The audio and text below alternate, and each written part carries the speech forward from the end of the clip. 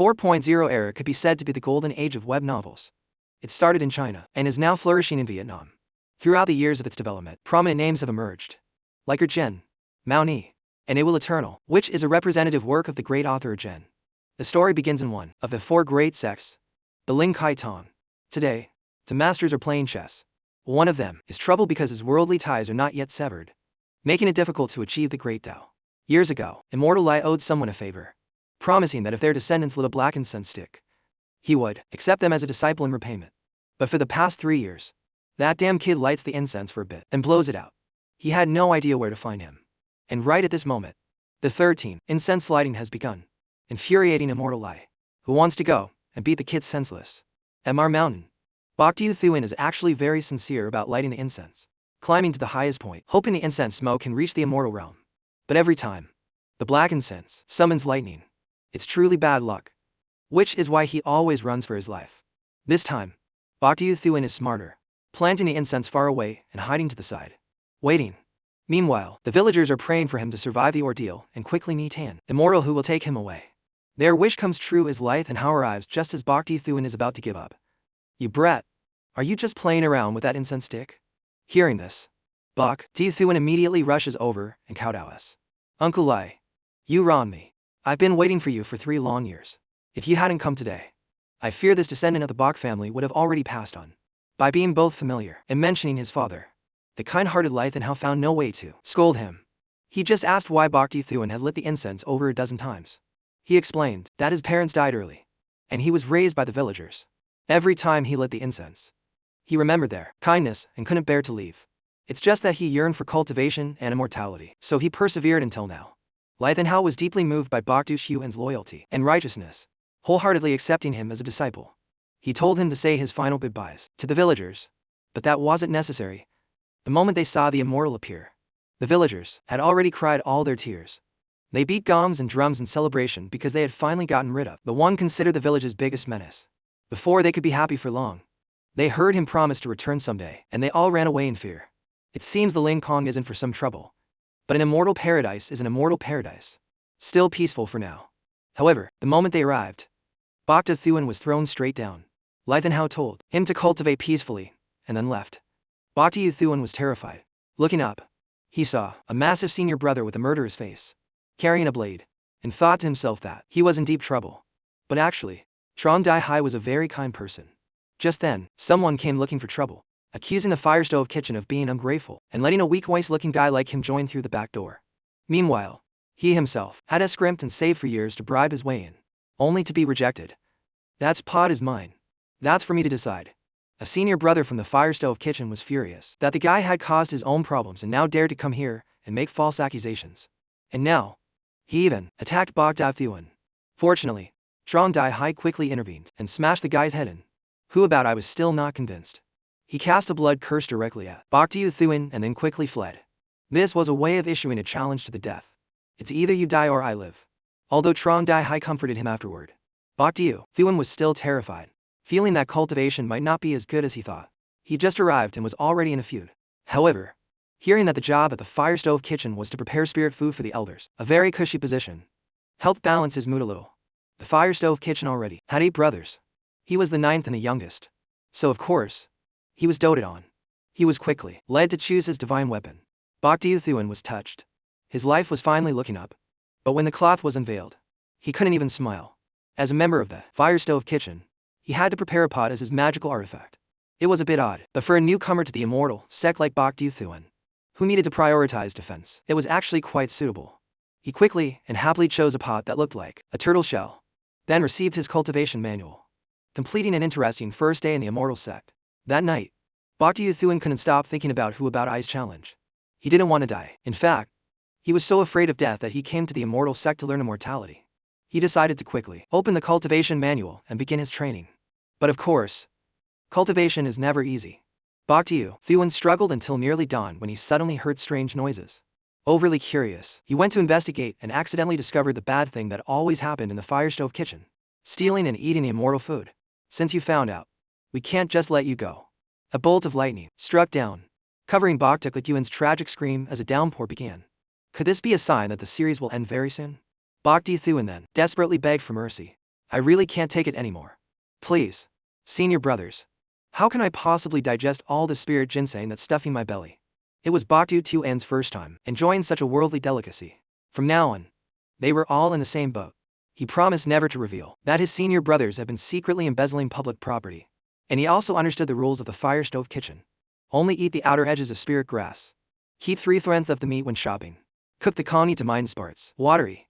And only drink half a cup of fine wine, ensuring they would never be exposed. Baekdu Thuan not only absorbed this principle but also suggested switching to really thick rice bowls. Wouldn't that save a lot of rice? This opened the eyes of his fire stove kitchen senior brothers, realizing he wasn't as innocent as he seemed. I've misjudged you, junior brother. From now on, we're all family, and we'll help each other out. Thanks to the pile of spirit food, Baekdu Tuan's cultivation progressed naturally. On his very first day, he managed to gather spirit's energy, overjoyed at the prospect of soon entering the immortal realm. That's still a long way off. First, he has to learn how to cook spirit rice tea, to replenish as much spirit ki as possible. And he was surprised to see his turtle shell glowing, possessing an extraordinary effect. After just a few days, his cultivation level reached the first layer of ki condensation. He was also surprised when his senior brothers told him that spirit rice grains shouldn't glow like that. Before being refined, most items won't have any special properties. First, alchemy. Second, ibn blake. Second, artifact refinement. And third, spirit enhancement are the three common methods for increasing power in the cultivation world. Among them, spirit enhancement is the most formidable. Each successful enhancement leaves behind a unique mark on the item, and there's no limit to the number of times it can be done. It just increases the difficulty. The ultimate treasure of the Ling Ke Tong is a divine sword that has been spirit enhanced more than 10 times. Baekdu Thuan looked at the inscription on his rice grain and thought that this could very well be the legendary spirit enhancement, and that the turtle shell was a divine artifact that could help one succeed in spirit enhancement. During that time, who about I was still training day and night for the decisive battle. Although Baekdu Thuan was a coward, he knew that avoidance was not a good strategy. He tried hard to cultivate, but it was agonizing. However, his progress was still advancing rapidly. His senior brothers had grown used to hearing Baekdu Thuan's painful screams. Lately, just like the scream right now, he had enhanced his sword twice when the turtle shell suddenly had a strange reaction. Baekdu Thuan then felt something being sucked out of him. When he came to, he saw his hair had turned white and realized his lifespan had been drained. Crying in sorrow and anguish. For someone as afraid of death as him, what kind of blow was this? Brilliant his whole life, foolish in a single moment. He poured all his hatred into the root of all his problems. Who about I? He grabbed his sword and ran out, determined to risk it all. But who about I had been missing for days, which was truly heartbreaking. Where can I get my lifespan back? When his senior brother heard about this, he said that the fire stove kitchen had some savings. If they bought ingredients, they could trade for a spirit pill that could increase lifespan by 1 year. Upon hearing this, Baekdu Thuan's eyes immediately lit up with greed. The next morning, the members of the fire stove kitchen found out they'd been robbed. Baekdu Thuan is afraid of death, but he's not a petty person. Guys, right now, he's fully armored, looking to buy ingredients. The money was given to him by his senior brothers. Real cash, though a bit too little. Just then, Baekdu Thuan unexpectedly ran into Who About I, who mocked his cowardly appearance. You coward! You're trembling just from seeing me. Baekdu Thuan wasn't scared at all and quickly raised his sword. But then he unexpectedly saw his opponent had other people with him. He immediately turned tail and ran. You think you're tough? Just wait there. I'll get some people and come back to beat the crap out of you. Of course, Who About I wouldn't believe that. He quickly gave chase. He had been waiting for Baekdu Thuan to come out for a long time. How could he let this chance slip? He had even asked a senior brother from the supervisor's department to be the referee for their fair fight. The fire stove kitchen's senior brothers heard Baekdu Thuan scream and quickly rushed to the market to help. But they were all blocked by members of the supervisor's department. The two sides had a long-standing grudge and didn't mind taking this opportunity to kick them while they were down. The fight had begun. Who About I's flying sword shot forward. Baekdu Thuan had no choice but to fight back. The fire stove kitchen and the supervisor's department also started drawing their blades. Don't underestimate the fire stove kitchen just because they're chubby. They eat well and sleep well, making them incredibly strong, especially with their divine pot shields for defense. They were hard to overcome. But before a winner could be decided, someone rushed over to report that someone was about to die over there, at the place where Who About Thuan were fighting. Cooking utensils were scattered everywhere. This was Baekdu Thuan's stuff. His senior brothers feared the worst for him. But looking a bit closer, they were stunned with fear. Even the arrogant members of the supervisor's department were horrified. They saw Baekdu Thuan repeatedly beating Who About I without mercy. telling him that if he dared to cause trouble again, he would take his life. Bok Thuan turned and saw his senior brothers, saying he was almost beaten to death just now. Smiling harmlessly. You're such a good liar. You should change your name. The senior brothers silently passed this judgment. The supervisor's department blamed Hu about I for humiliating them. We were tricked. He's at key condensation level 3. After gasping out these last words, Hu about I fainted, leaving the fire stove kitchen feeling even warmer, knowing their junior brother had hidden depths. The bell rang, announcing the start of the outer sect promotion test. Their current positions were not yet official disciples. This was a chance to seize one of the 3 precious slots from the Ling K Tong. The fire stove kitchen lived a comfortable life and didn't really need these 3 slots. But for Bok Thuan, this was a great opportunity. He immediately shot a meaningful glance at his senior brothers, laying out a plan. The fire stove kitchen then locked its doors, refusing visitors, clearly plotting something dark. The day of the test arrived. Hu Yin Fe's younger sister, Hao Mui, appeared, assuming that a spot as an outstanding outer sect disciple was definitely hers. But the situation was that no one was paying attention to her. All eyes were on the chubby guys from the fire stove kitchen, who were making their first public appearance. Their menu was on par with the elders, enjoying life to the fullest. Why would they covet the empty title of an outer sect disciple? Bok Thuan leading the way seemed to say, I want the fame, and I want the fortune. You've all been mistaken. The trial quickly began. According to Bok Xuan's plan, if they secured the slots, they would have more money than they could spend. This was a battle of wits. First, the fire stove kitchen remained inactive, waiting for their opponents to exhaust their energy. Then, Bok Thuan charged forward, with two thick-skinned, fleshy senior brothers paving the way. They killed gods when they met gods, and slayed Buddhas when they met Buddhas. Unstoppable. Bok Thuan himself was no slouch either. The restrictive formations that others struggled to cross, he ran across as if it were flat ground. However, they weren't invincible. The disciplinary hall, despite being the referees, out of jealousy, unexpectedly attacked them, abusing their power for personal reasons, claiming the fire stove kitchen was cheating in the trial this time.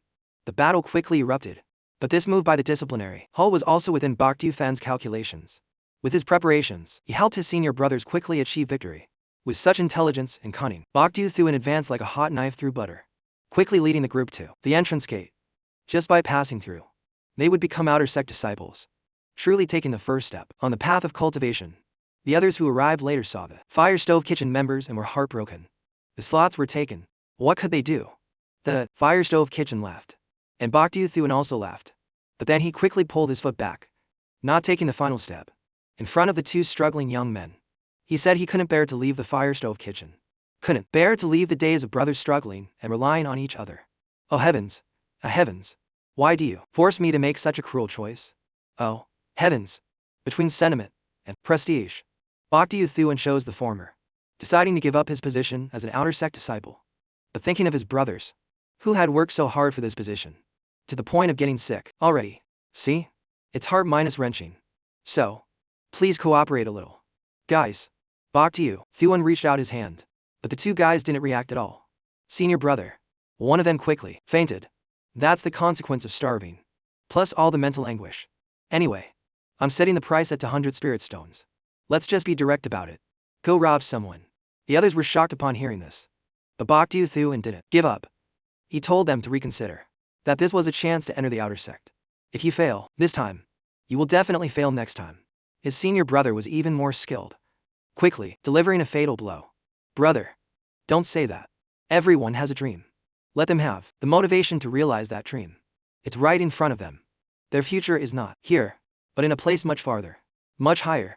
For a future like that, why would they haggle over a little loose change? They're probably laughing at us for being so worldly. To achieve the great Tao, we should cast aside such worldly possessions.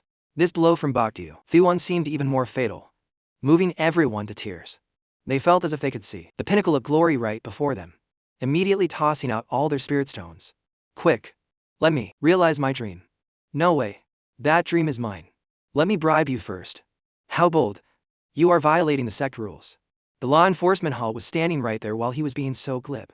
It seems Bok Thuan had gone too far, but he calmly asked what crime he had committed, immediately leaving the law enforcement youth speechless.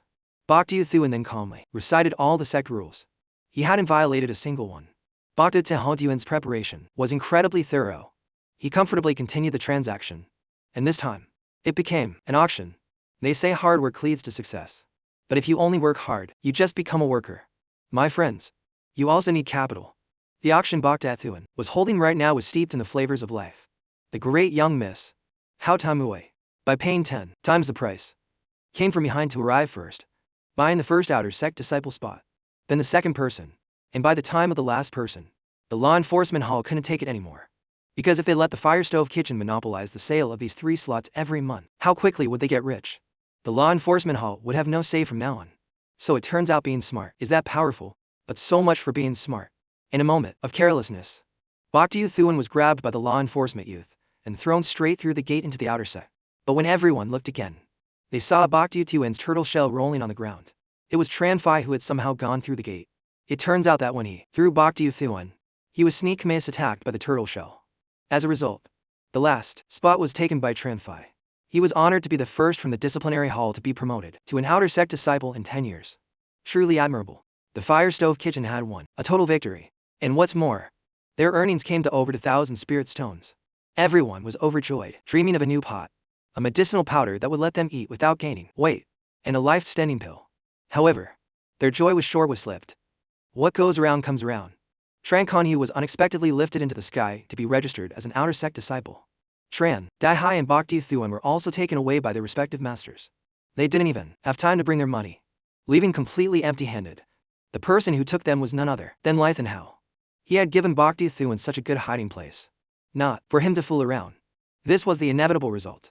After all, he just wanted him to become a proper person. Staying in the Fire Stove Kitchen forever was not a good future. In the outer sect, Bokta Thuan was also welcomed by the famous disciple Hu Yin Yu Fi and was assigned as an apothecary's apprentice. Because Huang Bin's son's cultivation was primarily focused on alchemy, this immediately made Bokta Thuan think of life-skeeting pills. And he was even determined to study hard so that one day he could create this medicine. He demonstrated his superior memory through this. And afterwards, his fellow disciples all relied on him to find the books they needed in the giant scripture pavilion.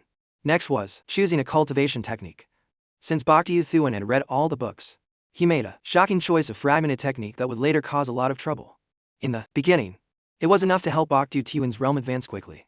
He was already skilled enough to start refining pills. But his personality was still as cowardly as ever. He ran right into Tran Phi in a secluded place, who immediately chased after Bokta Thuan, making him run for his life. Near that forest, an important competition was being held.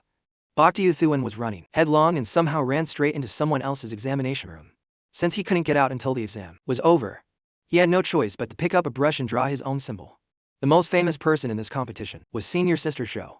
The goddess of Ling Kai Tong had already identified over 2,000 types of spirit grasses. After Bokta Thuan and Ru's symbol, the test began.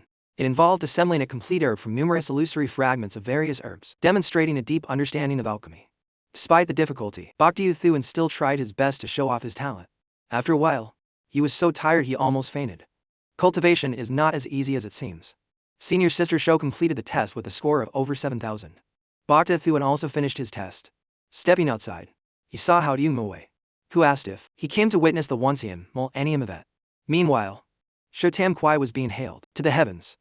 They said that as long as she lit up the stone tablets, this final alchemy test would make her successfully light up 10 stone tablets, achieving a miracle that no one in Ling Kai Tong had accomplished in 1,000 years.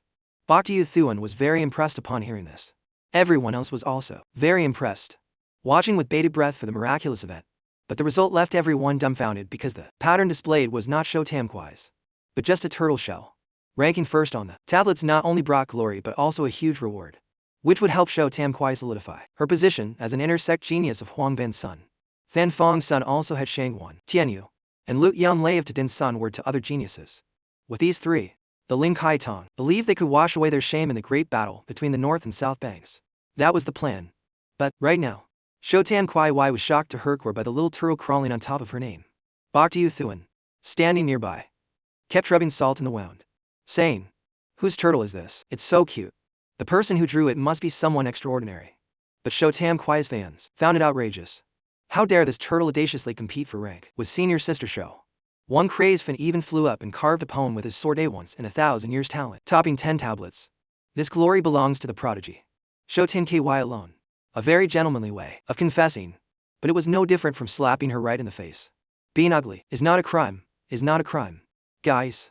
But in some cases, being ugly is a heinous crime. Shotam Kwai threw up in Kandayan's face and turned to leave. Simply because he had missed the most important part. Shotam Kwai was trying to take the test again. The number of spirit turbs she assembled reached 8,000. She thought she would win this time. But she was still crushed by the black turtle as before. Even 7 days later. She continuously challenged it. But the result was that she still couldn't surpass it. This caused a huge uproar in the outer sect of Lin Kai Tong about the origin of that mysterious black turtle. Boktu Thuan walked around listening to all sorts of rumors. Feeling extremely pleased. Intending to reveal the truth at some point to show off. But showing off would come with consequences. Kwaion Dai-jae was offering a reward for the capture of that black turtle. And anyone who stood up to defend the black turtle was brutally beaten without mercy. Quan Du Haiyan's love truly carried a terrifying power. With a rather violent streak. As a girl, Hao Timuoi didn't like this. So she immediately cursed him out. And he chased after her with a sword without any mercy. You brute. Afterwards, Hao Timuoi didn't hesitate to express her admiration for that black turtle in front of Bokti Thuan. To be that strong and not show off. He's definitely a handsome guy. Much better than some fairy. She really hoped he could claim all 10 stone tablets. Become the new prodigy. And receive the reward. Boktu Tishuan's eyes lit up with greed again as he began to formulate a plan in his head. However, escaping Kindai Jayan's pursuit was also a problem to consider. But there was one thing Boktu Thuan hadn't considered. The sex upper echelons were very annoyed by the appearance of the black turtle. Where did a disciple suddenly emerge who could defeat their prodigy? It could only be an outsider intentionally causing trouble. It was very likely for the treasure obtained after winning. They couldn't let this happen. The subsequent investigation by the higher Mineups caused a crisis throughout the Lincoln. In such a situation, the black turtle suddenly became the embodiment of justice. Fighting against the tyrannical rule. In just a few months, he had topped 9 tablets in a row. The law enforcement hall was helpless despite trying everything. But now, the final stone tablet would surely become their ambush spot. This didn't deter Bokti Thuan. But he feared he had already fallen into someone's trap. But who would have thought? The encircling forest that wouldn't even let Amatiki through was somehow bypassed. All 10 stone tablets were quickly lit up, to the dismay of the Lin Kuai Tong's upper echelons. Boktu Thuan successfully obtained the item. Not defeated yet. He had to exit from within. The entire law enforcement hall surrounded the final stone tablet, intending to beat up whoever appeared without asking questions. Boktu Thuan knew this too. First, he threw out his turtle shell to create a distraction. Quickly took advantage of the situation. And bolted. The law enforcement hall then gave chase. But, unexpectedly, Hao Timuoi, true to her word, along with the brothers of Hong Van's son, blocked their path to cover his escape. Shotam Kwai hasn't even said anything.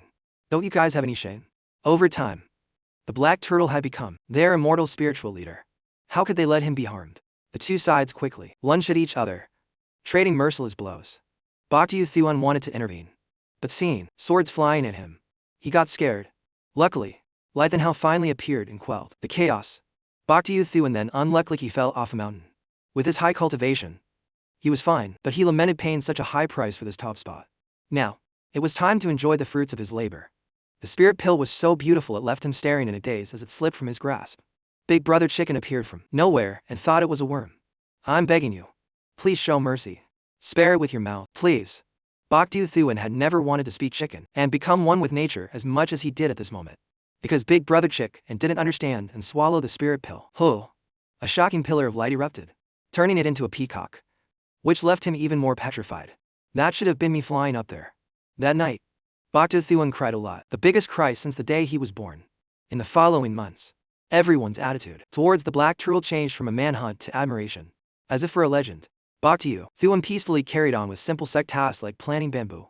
His cultivation level was already at the 4th layer of key condensation. But his undying live forever art remained stagnant. Until, one night, a strange change occurred. He made his first breakthrough in cultivation. But, the next morning, Boktu Thuan was incredibly hungry.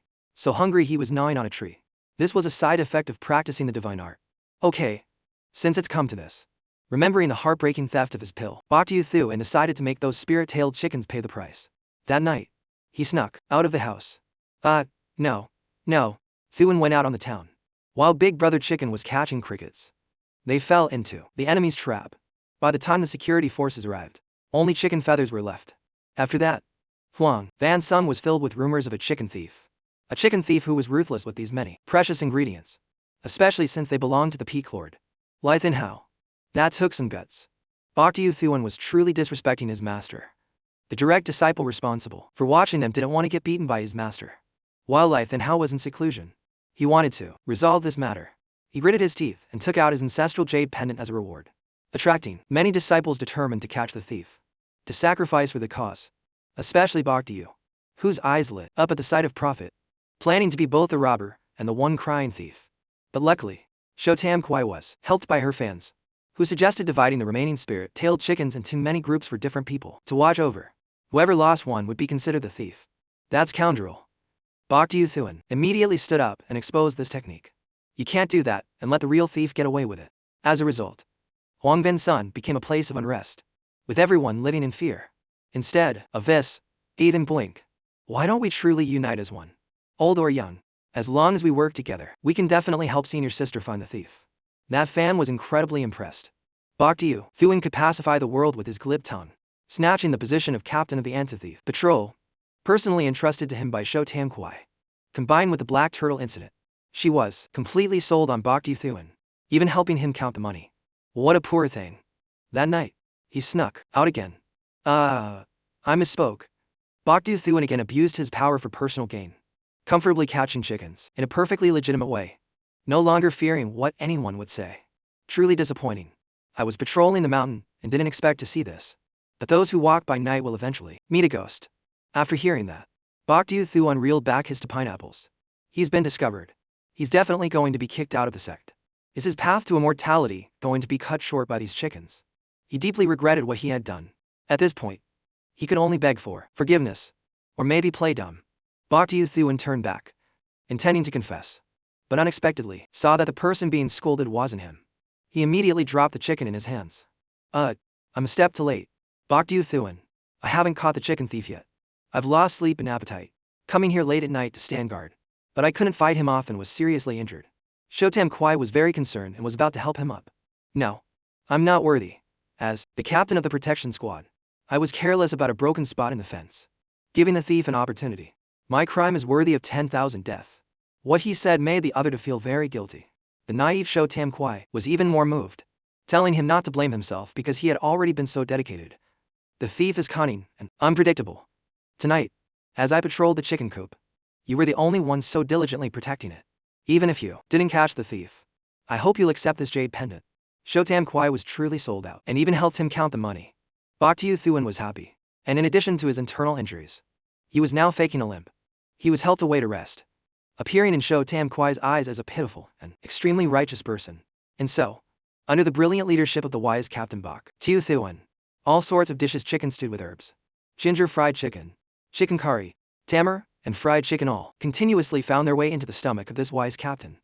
He even used the chicken bones to plant trees and complete his sect mission, truly eating the meat without spitting out the bones, a most ruthless revenge. How joyous was this matter? Bhakti Thuan quickly shared his accomplishments with his old brothers from the Firestove kitchen, being completely corrupt and luring the whole group into crime. He extended his demonic claws to the other two peaks, to Din's son and Van's son, enthusiastically creating trouble, and also creating a legend so scary that even kids would cry in fear hearing it. His power, thanks to an ample food supply, grew stronger by the day. But unexpectedly, today he was sneakio attacked. The opponent's concealment was so good that he was very difficult to detect, and he continuously attacked, making it very hard for Bhakti Thuan to dodge. But luckily, his flesh was now like iron and bronze. I didn't expect you to have reached this level. You truly are talented. Lithan Hao's appearance made Bhakti Thuan overjoyed. He quickly cried and crawled over to complain. These past few years without you, my life has been so hard. Hard? You wouldn't be this fat if it was hard. Bhakti Thuan felt a pang of guilt and said that he hadn't eaten chicken in a very long time. I'll knock all your teeth out right now. Lithan Hao didn't come for no reason. He quickly channeled his power, and chicken bones rose from the ground, demanding his life. Bhakti Thuan's subsequent scream soared high. The wicked must face retribution. He was thrown by Lithan Hao into a desolate mountain region full of poisonous creatures and fierce beasts, with just one simple request: lose some weight. Son. And here, it was indeed very easy to lose weight. He was chased around by snakes and also got very muscular from flexing. After days and days of this, Bhakti Thuan's figure became very slender. But he was terrified and begged for his life. How can I believe that a chicken thief would be genuinely repentant? Stop your act, you still look like the same old devil. Despite exposing Bhakti Thuan's tricks, Lithan Hao knew his crime was minor and not worth dying for. He gave him a chance to reform by participating in the outer sect competition. If he made it into the top 5, he would be forgiven. Bhakti Thuan was afraid of death and didn't want to. but he had to go whether he wanted to or not. He then, spirit enhanced his sword 3 times. With the cultivation at the 5th layer of ki condensation, he began practicing lifting the heavy as if it were light, and lifting the light as if it were heavy, which means using weakness to defeat strength and strength to defeat weakness. In my opinion, it's completely magical. If you train to that level, you're pretty much invincible. The training process was very arduous, and who knows if it will even be effective. The day of the competition arrived quickly. The standouts this time were Feng Yu and Fairy Du Ling Fei, who smelled very nice. One of the 4 great beauties of the Ling Che Tong. She had only reached the 5th layer of ki condensation. The chances for Bok Du Thuan were very high. He wasn't good at anything, except for one thing, being very afraid of death. In this world of cultivation, that's truly a high level of enlightenment. This dragon among men tried to skip the competition but couldn't. He was magically thrown down from the sky by Lithan Hao. There were 12 participants in this competition, and lots were drawn to decide the match order. Right from the first matches, the sword fights were incredibly fierce, making Bok Du Thuan very anxious. Luckily, he had prepared a lot of protective talismans and put on a few in advance to feel less scared. Feng Yu did not disappoint, taking down his opponent with a single sword strike. Du Ling Fei was the same, using her powerful techniques to create an illusion that confused her opponent, easily winning. When it was Bok Du Thuan's match, he customarily needed to use the restroom. But how could he escape? He could only go on stage and hug his turtle shell. Brother, you look incredibly handsome. When we fight later, remember to go easy. This is a rule of the martial world. Please don't forget it. Bok Du Thuan's talkativeness made Lithan Hao very embarrassed. He told him to fight with all his strength. The other disciple understood and quickly attacked, even using a treacherous move, a smokescreen, with his sword coming from another direction to strike and send the turtle shell of Bok Du Thuan flying. But surprisingly, Bok Du Thuan was still alive and well. The other disciple, however, was lying flat on his back, foaming at the mouth. It turned out that when the sword hit the turtle shell, it not only knocked it away but also ricocheted right into his face, making him the unluckiest guy on earth as he lost. But winning like this left the audience feeling it was completely unconvincing. They booed in protest. Even the judge said, "What kind of fighting style is hitting people with a pot?" He requested that Bok Du Thuan discard all his props. The result was a full set of kitchen utensils, making the judge look at Lithan Hao's face and chuckle.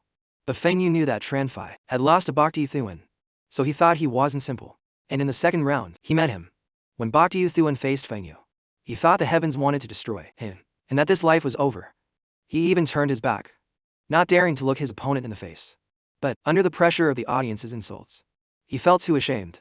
So he clasped his hands behind his back and stomped his feet, pretending to be a master.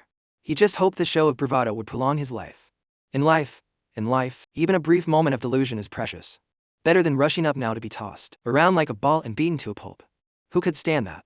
Bok Du Thuan's foot tapped faster and faster, which made Feng Yu realize he was just pretending. He immediately rushed forward, but his supersonic sword strike missed completely. His opponent even vanished right before his eyes without him noticing. Feng Yu looked back in horror to find Bok Du Thuan hugging his leg, begging for forgiveness. "Senior brother Feng, although you have a goat beard, not everyone can have a beard like that. With such wonderful beauty, could you let me make the first move? My beard is none of your business, but your face is too thick. Get away from me." Feng Yam's cold and ruthless attitude was heavily criticized by the audience. He's a new disciple, and he's crying and begging like that. How can you be so petty? This gave Bok Du Thuan a chance to act. He pranced and twirled, and after a long time, he stood still as a statue. Life is precious. Even a single second must be preserved, even if standing like this makes his limbs go numb. Bok Du Thuan was actually very tenacious.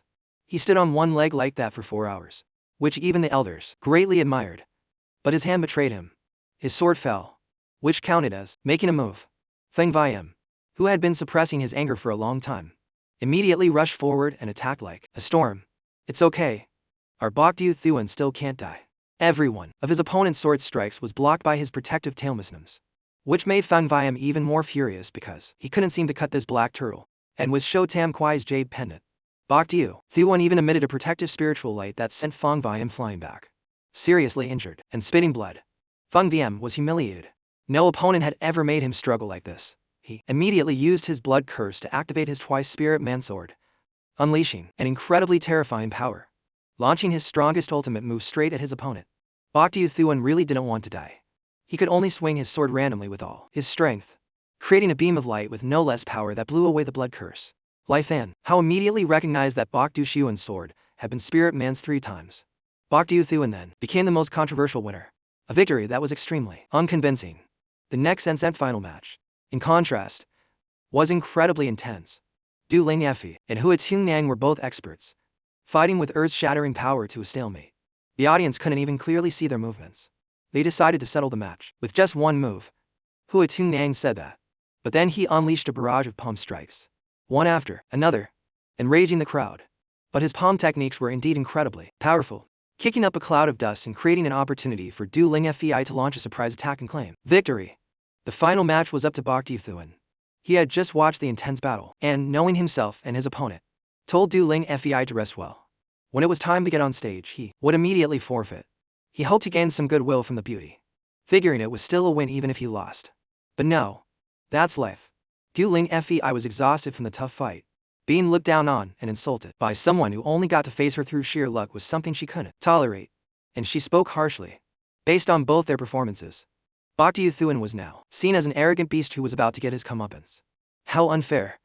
Du Lingfei was brimming with heroic spirit and declared that if he dared to forfeit, she would kill him without mercy. The match quickly began. She announced she would defeat Bok Thuan in just one move, and a very beautiful move at that. Indeed, that sword strike shook the very space around them. Bok Thuan was in big trouble. His eyes widened. He'd been hit. Bok Thuan's last words were that he greatly regretted cultivating. If he hadn't been so greedy for life, he might have lived a few years longer. Goodbye, Mom and Dad. But when the outsiders came closer to check, he wasn't dead, because his inner padding was too thick. On the contrary, Du Lingfei fainted from excessive energy consumption. Bok Thuan won.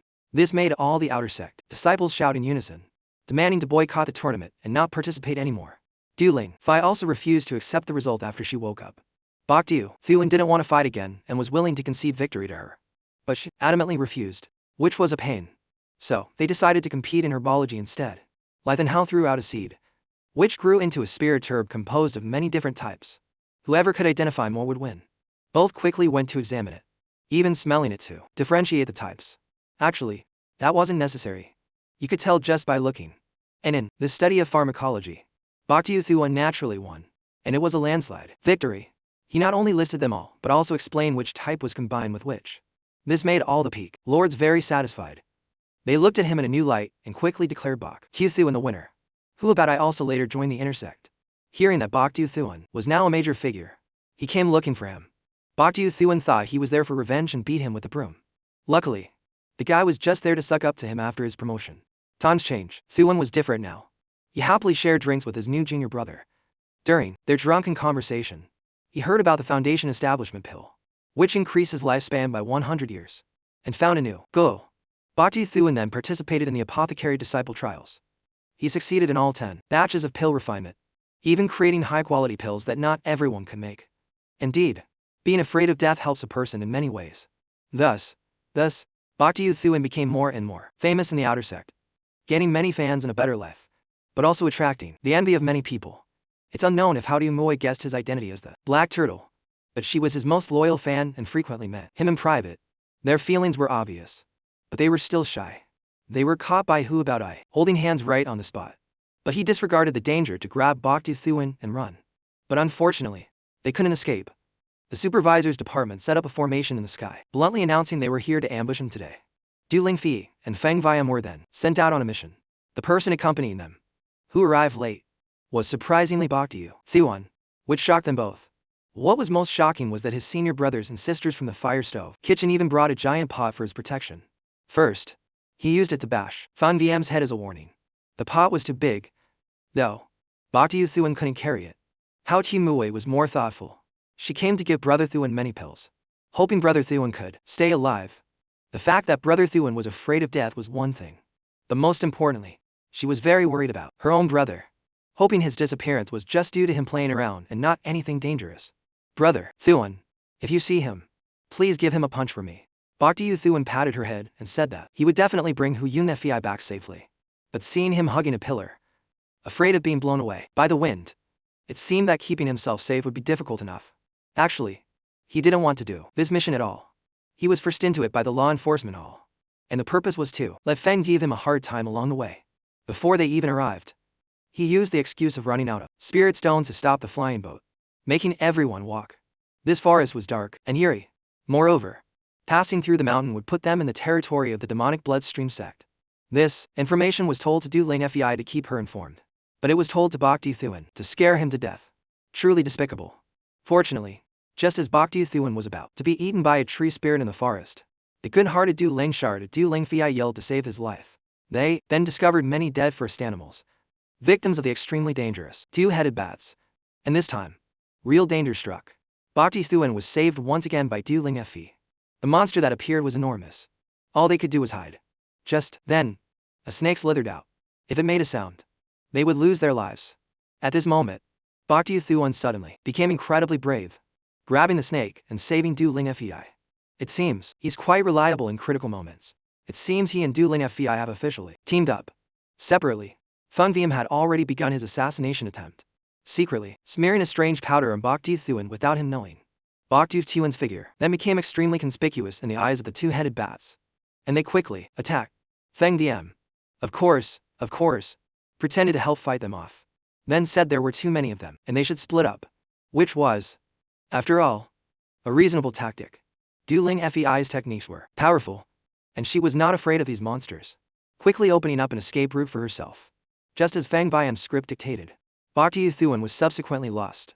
Du Fei Yan, feeling a sense of camaraderie, decided she had to bring him back, even if it was just his corpse. But actually, she didn't do anything. She burned smoke signals all night. But Bok Thuan still hadn't returned. Bok Thuan is dead. Big brother Feng. How are we going to explain this to the elders? Du Ling Fei was actually genuinely worried about Bok Thuan, remembering his image.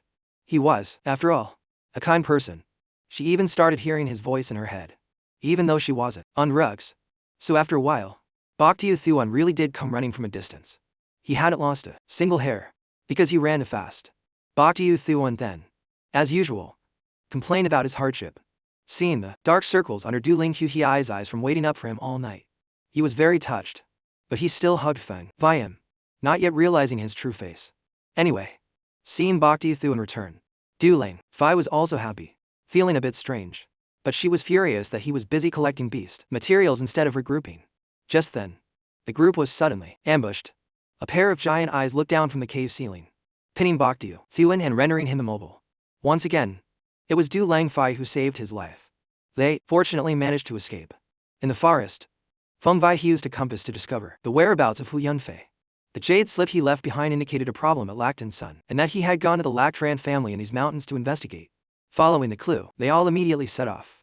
Unexpectedly, the Lactran family residence was now incredibly strange, with a gloomy and eerie atmosphere that was terrifying to behold. In fact, the moment Bok Thuan saw a servant step out, he was scared out of his wits and tried to run away. Just as there is immortal cultivation, there is also demonic cultivation. The cowardly Bok Thuan was truly hopeless, quickly pulling out and plastering protective talismans all over himself before daring to follow his companions inside. Along the way, they saw many bizarre things, including a large tree with spirit fruits the color of blood.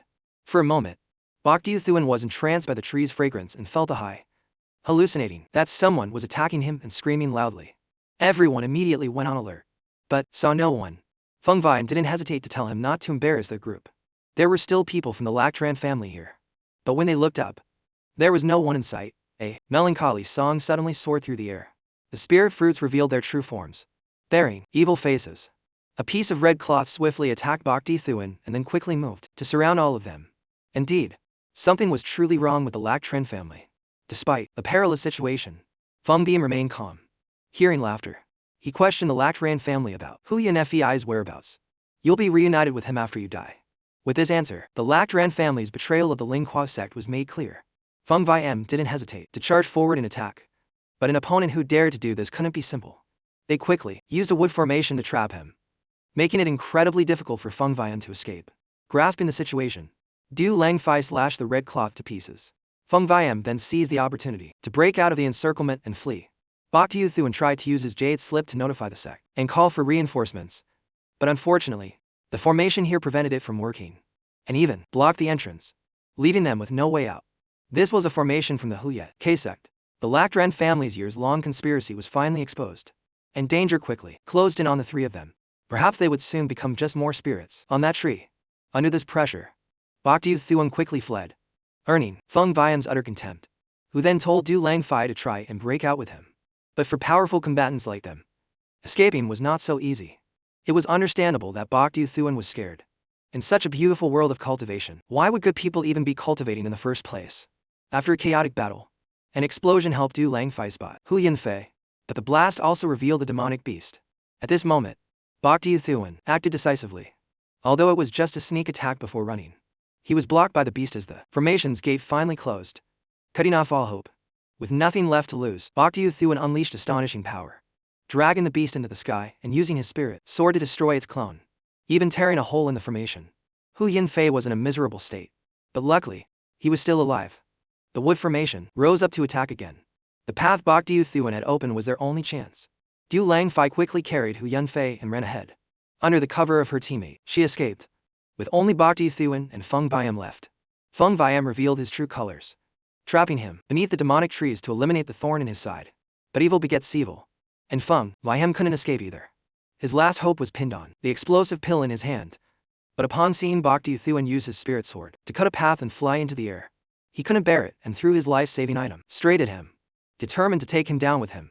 Blinded by the jealousy from his earlier defeat, the heaven-shaking explosion carried Feng Viam's laughter to the afterlife, but also conveniently propelled Bok Thuan straight out of the formation.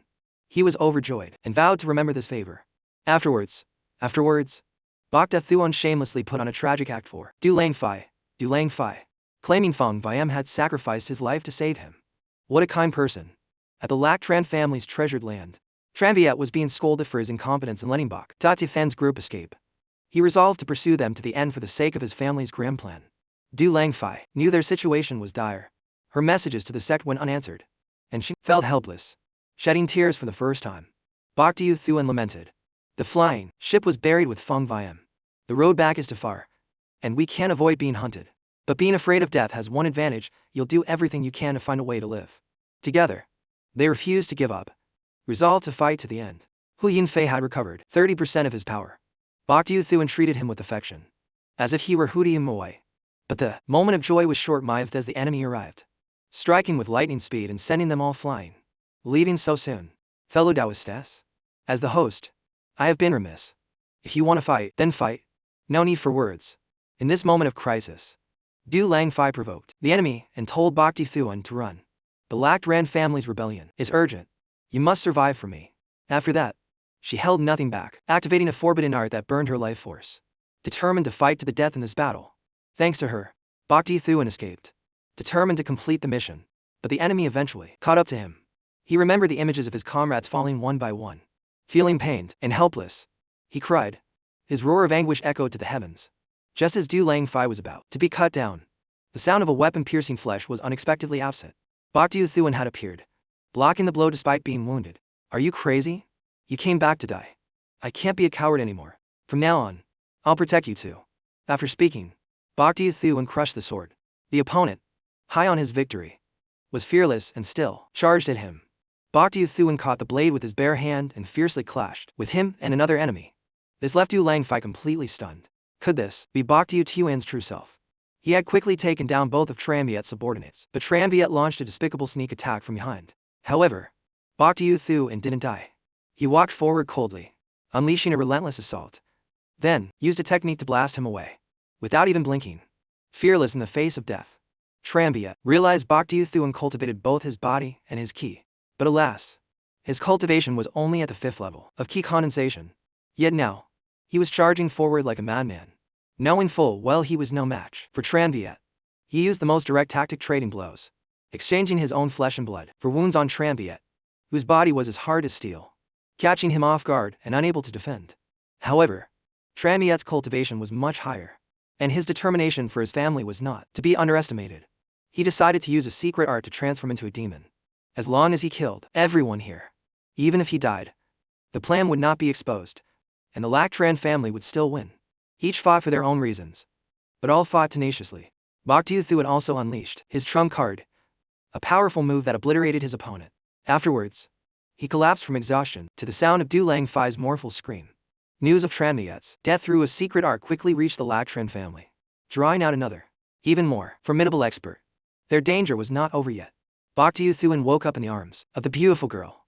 Instead of enjoying it, he saw the knife stuck in his body and screamed in fear, crying pathetically. Truly shameful. After the weapon was removed, he shamelessly demanded to go back to sleep, only to get a slap that nearly twisted his face off. Although his senior brother Hu Yinfei now saw him in a new light, Bok Thuan still acted harmless and gentle. When, suddenly, another attack came. True to his word, he leapt out to block the arrow for Du Lang Fai, blood gushing everywhere. The Lac Tran family had sent a lot of people this time. Their young master, Tran Hang, identified from the blood on the arrow that his opponent cultivated both body and ki, and was just as formidable as a Qian Jiaoyi from the Ling Ke sect. He was thrilled at the prospect of drinking his enemy's blood. Bok Thuan's group had about 3 days to escape back to the sect's territory. During that time, Tran Han was confident in toying with his prey. But to use such methods against a Tian Jiaoyi, he had already accepted defeat in his heart. How will Bok Thuan fight this battle? Will he win and bring glory to the sect? Or will he be defeated and die, vanishing from the world forever? The answer awaits in the next part. Back with Bok Thuan and his companions, the Lac Tran family was no stranger to Du Lang Fai and Hu Yinfei. They learned of a young master named Tran Hang, whose cultivation was at the 9th level of Qi condensation. Bok Thuan was only at the 5th level. He couldn't possibly fight him. Du Lang Fai desperately begged Bok Thuan to leave her behind and go first, as the mission was paramount. But to him, the grand righteousness of the sect was too distant. His comrades were severely injured and near death. That was what made him risk his life. Du Lang Fai, having no other choice, held a sword to her own neck, using suicide to force Bok Thuan to leave. It was also the last way she could think of to ensure his survival. The two who stayed behind resolved to fight to the death, buying as much time for Bok Thuan as they could. How could he not know this?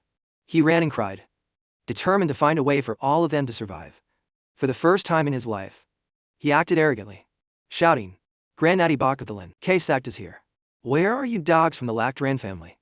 Get out here and die." The Lac Tran family members hiding nearby quickly rushed out. How could Du Lang Fai and Hu Yinfei not understand that Bok Thuan was using his own method, trading one life for two? Tears streamed down their faces. Tran Hang was cunning and knew exactly what Bok Thuan was trying to do. But since he was provoked, he decided to kill him first. As for the others, after a few days, the heavily injured would be fish in a barrel, easy to deal with later. However, with his undying live forever art, Bok Thuan's body was as tough as iron. He hoped that, while surrounded, he could hold out for 8 hours to decide whether his two comrades could escape. But planning was one thing. His stamina was starting to fail him. Even in danger, he still tried to kill the enemy, embodying the spirit of running when possible and fighting when necessary. But he remained completely surrounded and was finally hit by an arrow. But it was this injury that allowed him to pinpoint his opponent's location and finish him off with his sword.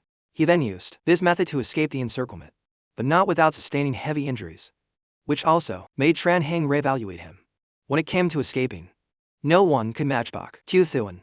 Combined with his provocations, he successfully led his pursuers on a wild goose chase, causing them to fall into disarray.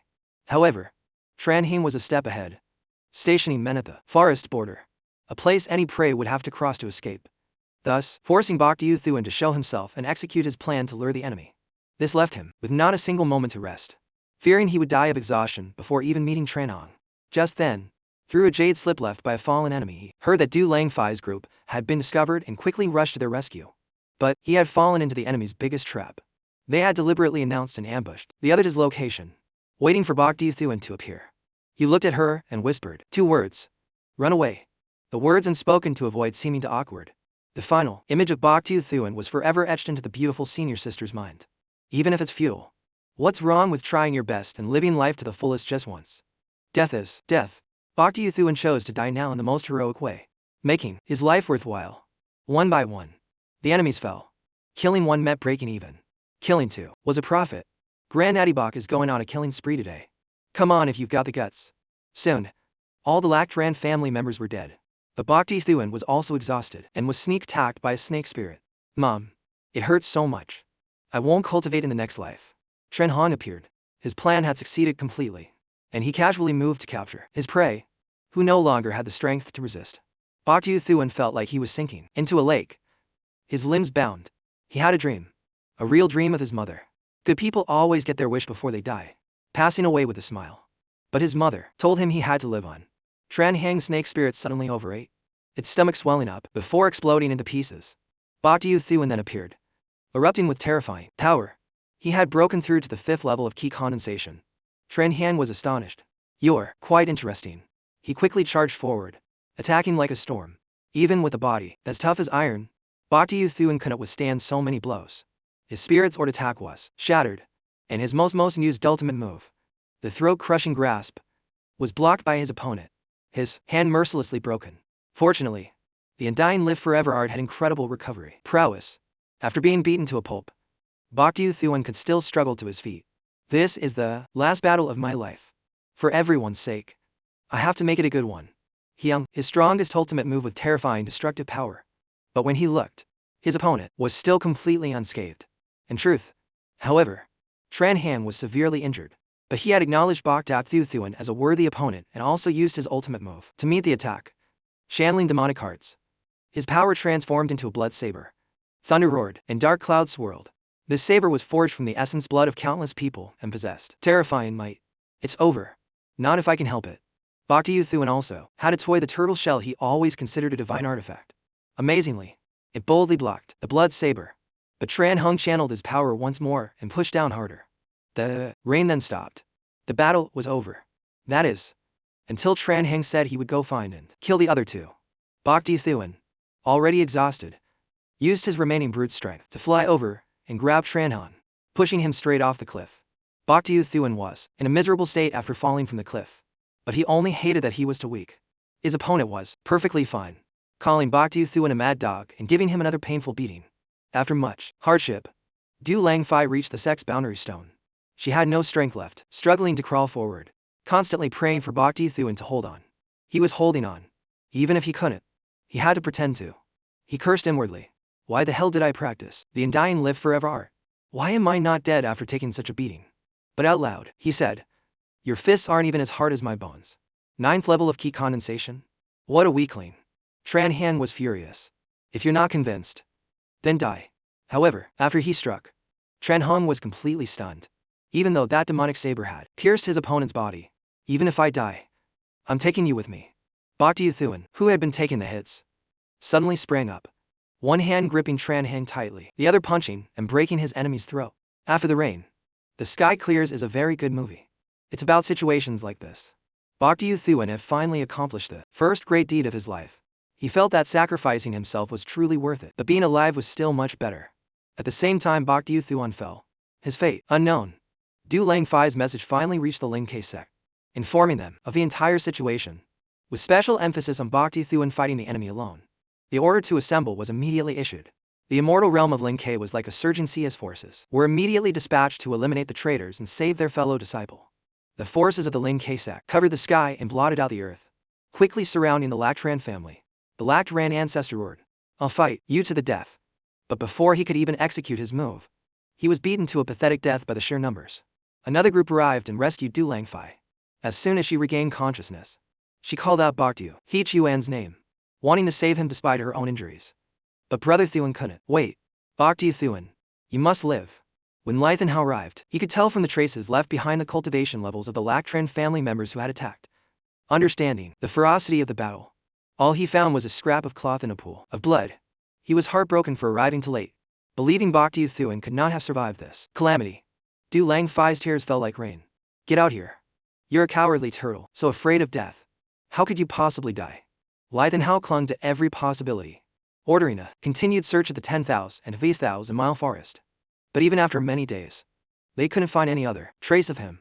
The sect mourned deeply. Bak Thuan's heroic deeds had saved the Lin K sect from a devastating sneak attack. With the Huye K sect secretly plotting, the threat of annihilation was very real. His righteous sacrifice for the sect moved everyone, and a memorial was held for him in the grandest hall. Everyone cried in mourning. Huti Moi even betrayed her brother, beating him for not bringing her brother Thuan back. He was honored as the 10th glory disciple in the sect's 10,000-year history. But what use was it now that he was dead? He was nothing more than dust. But Bak Thuan wasn't dead. He was shamelessly proclaiming himself the savior of the sect, which, from afar, was actually true. He woke up to find his body completely unharmed. Seeing the corpse beside him, he thought he had become a spirit in the underworld and screamed in fear upon seeing the Demon King. The Tombkeeper quickly absorbed the corpse in a gruesome scene, but took pity on Bak Thuan, told him that he wasn't dead. Bak Thuan's mind raced, and he flew over to hug the man's thigh, thanking him for saving his life, but then quickly tried to leave, worried about his two comrades. However, the cave entrance was blocked by a barrier. The tomb keeper explained that if not for his and iron live forever art, which absorbed the life force of his surroundings, at the moment of his death, he would be nothing but a soulless corpse now. So what was there to worry about? He gave Baekdu Thuan a recovery pill and said he would return in 15 days. The mysterious man's intentions were unclear. Hearing this, Baekdu Thuan grew even more anxious for Du Langfei and Hu Yunfei and desperately tried to break the barrier. A moment later, his hands ached and he stopped, becoming more worried for his own life. That guy was too terrifying. He was probably planning to fatten him up before eating him. He used his turtle shell to spirit enhance the pill, hoping to use it for a breakthrough and increase his strength. But unexpectedly, the pill's medicinal power was incredibly immense, causing Baekdu Thuan to endure pain akin to dying and being reborn. The next morning, the danger had passed. With his amazing endurance, he had unexpectedly broken through to levels of the undying, live forever art. The explosion had also blasted open another cave wall, which annoyed Baekdu Thuan, as it turned out there was another way to escape. What was even more annoying was that the tomb keeper had anticipated this and was already waiting. Are you afraid I let you? These words left Baekdu Thuan utterly convinced. Thank you, Senior, for helping me break through. This was also the tomb keeper's test for the 15 days. Seeing that Baekdu Thuan had passed it in just 2 days made him even more pleased. He gave him the second volume of the Undying Live Forever art, a technique sought by the world. The first volume of this divine art could be found in any sect, but it was so difficult to cultivate that it was considered trash. However, with the complete set, one could unlock the true secret to immortality. As the tomb keeper left, he also told Baekdu Thuan that Du Langfei and Hu Yunfei had returned safely to the sect. Although Baekdu Thuan had guessed as much, hearing it confirmed still made him overjoyed, and he shouted with delight.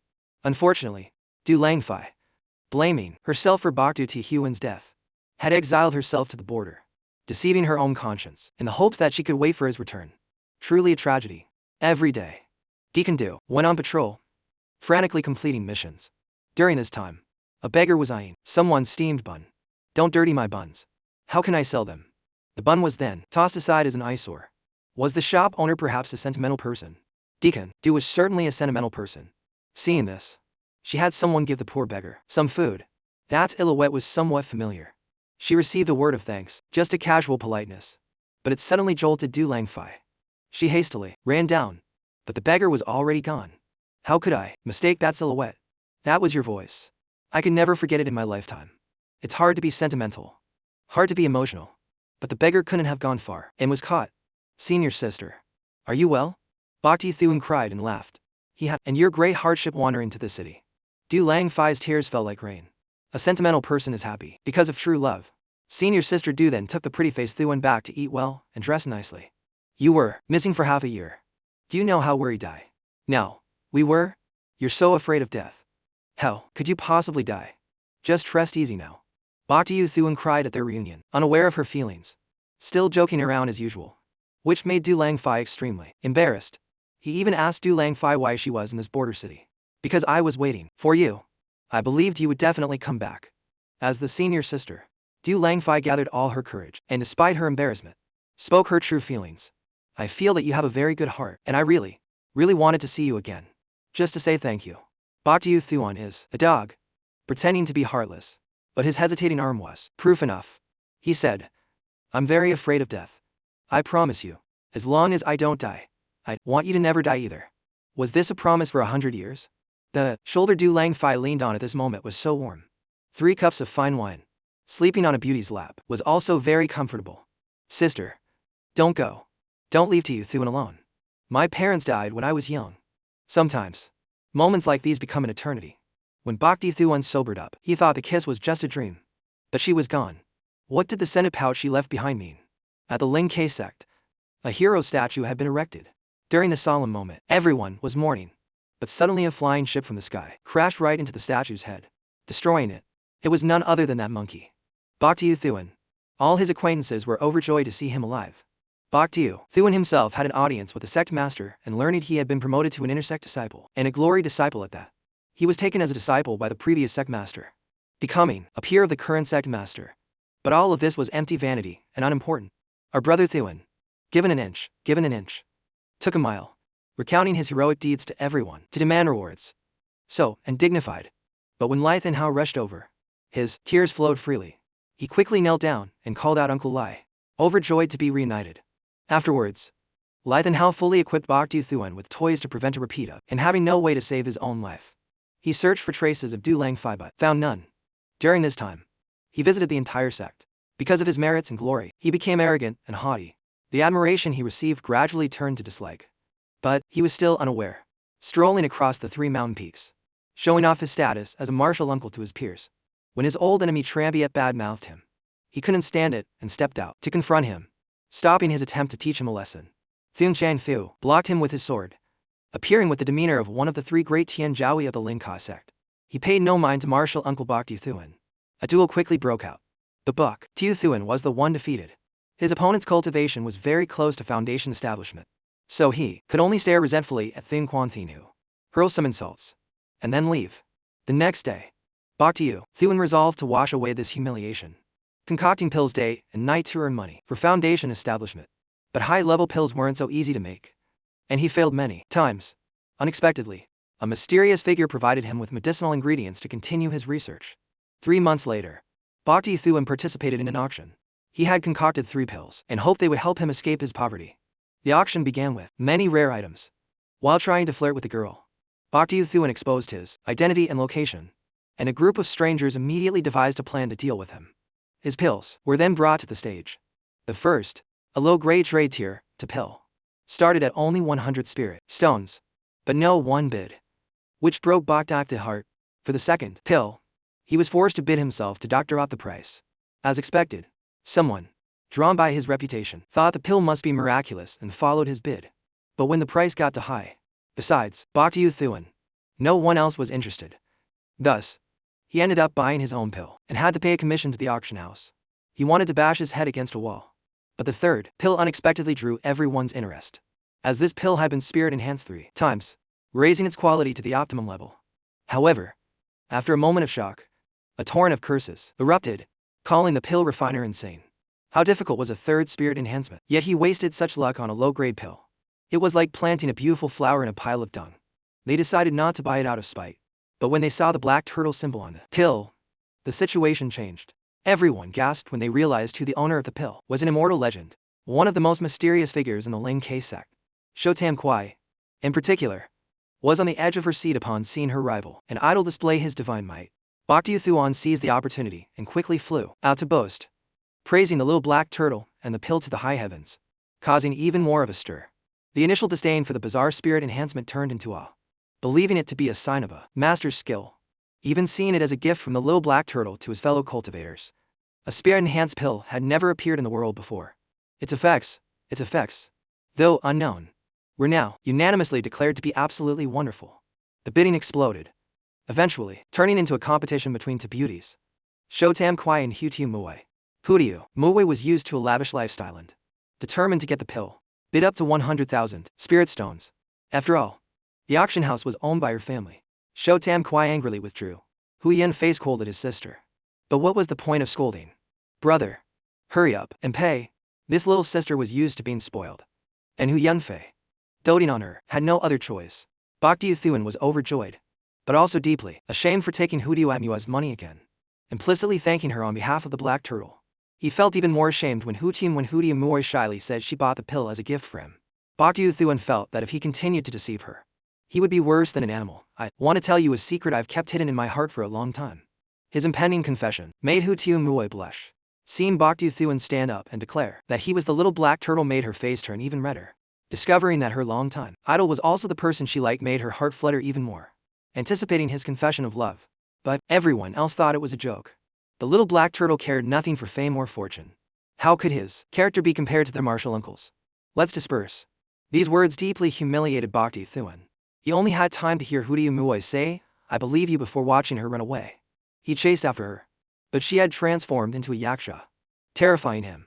The yaksha said he had accepted her betrothal gift, the yang medicinal ingredients, and today she had come to forcefully take him back to her family. The group of brides wasn't just one person, but came from many prominent families, all fighting over him. How could you do such a shameless thing to an innocent young man? Hu Mui returned to save her beloved, but she was powerless. They were after him for his status as a glory disciple, tearing him apart, wanting to be with him forever.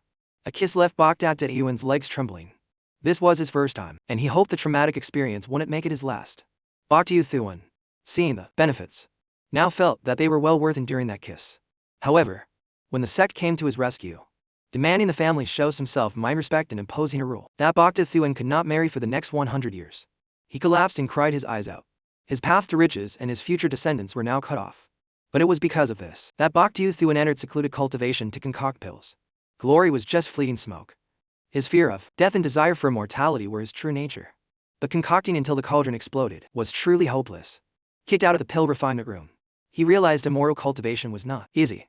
But back home, Bokta Thuan managed to concoct a foundation establishment pill. Though its quality seemed questionable, he carelessly dropped it, and a rabbit swallowed it. The rabbit then dropped dead, which made Bokta Thuan very sad. He even set up a gravestone for it. But he also felt this pill was unstable and continued to test it on other first animals. As time passed, the number of gravestones he erected grew. He felt incredibly guilty for killing so many. But one day, those graves exploded, and all the animals he had killed rose from the dead. Bokta Thuan then discovered that his pills could summon lightning. And only after absorbing this lightning would the pill take form. It was very strange. He then started manically using lightning to concoct pills. But he knew this matter was serious and tried to keep it a secret. However, that rabbit that could now speak would probably spill the beans soon enough. A crest-tailed rooster that ate his pill also transformed, wreaking havoc on its fellow creatures. The news was soon exposed. Pill concoction is a righteous practice and usually not an issue. But causing acid rain to destroy everything everywhere was truly unbearable. Many people joined forces, wanting to deal with him. An elder also stepped in, destroying Bokta Thuan's house and questioning him about his bird going crazy because of the pills. It was already crazy. That's why it ate the pill. Bokta Thuan only thought this and didn't dare say it. But that elder, using his position for personal revenge, claimed that Bokta Thuan's path of pill concoction was demonic, which led to such terrifying incidents, and wanted to eliminate him. Fortunately, Lythanhao arrived at that moment. Bokta Thuan immediately burst into tears and recounted his grievances. Their bond naturally led Lythanhao to defend him, arguing that any path is still a path. Besides, Bokta Thuan's pill thou was strange, but becoming an apothecary was still a contribution to the sect. However, the spirit rabbit suddenly appeared, repeatedly mimicking the words it had heard while running around the Ling K sect recently. It mentioned the elder's shameful secrets, and also the ambiguous feelings that the cold Lythanhao had long hidden for his junior sister.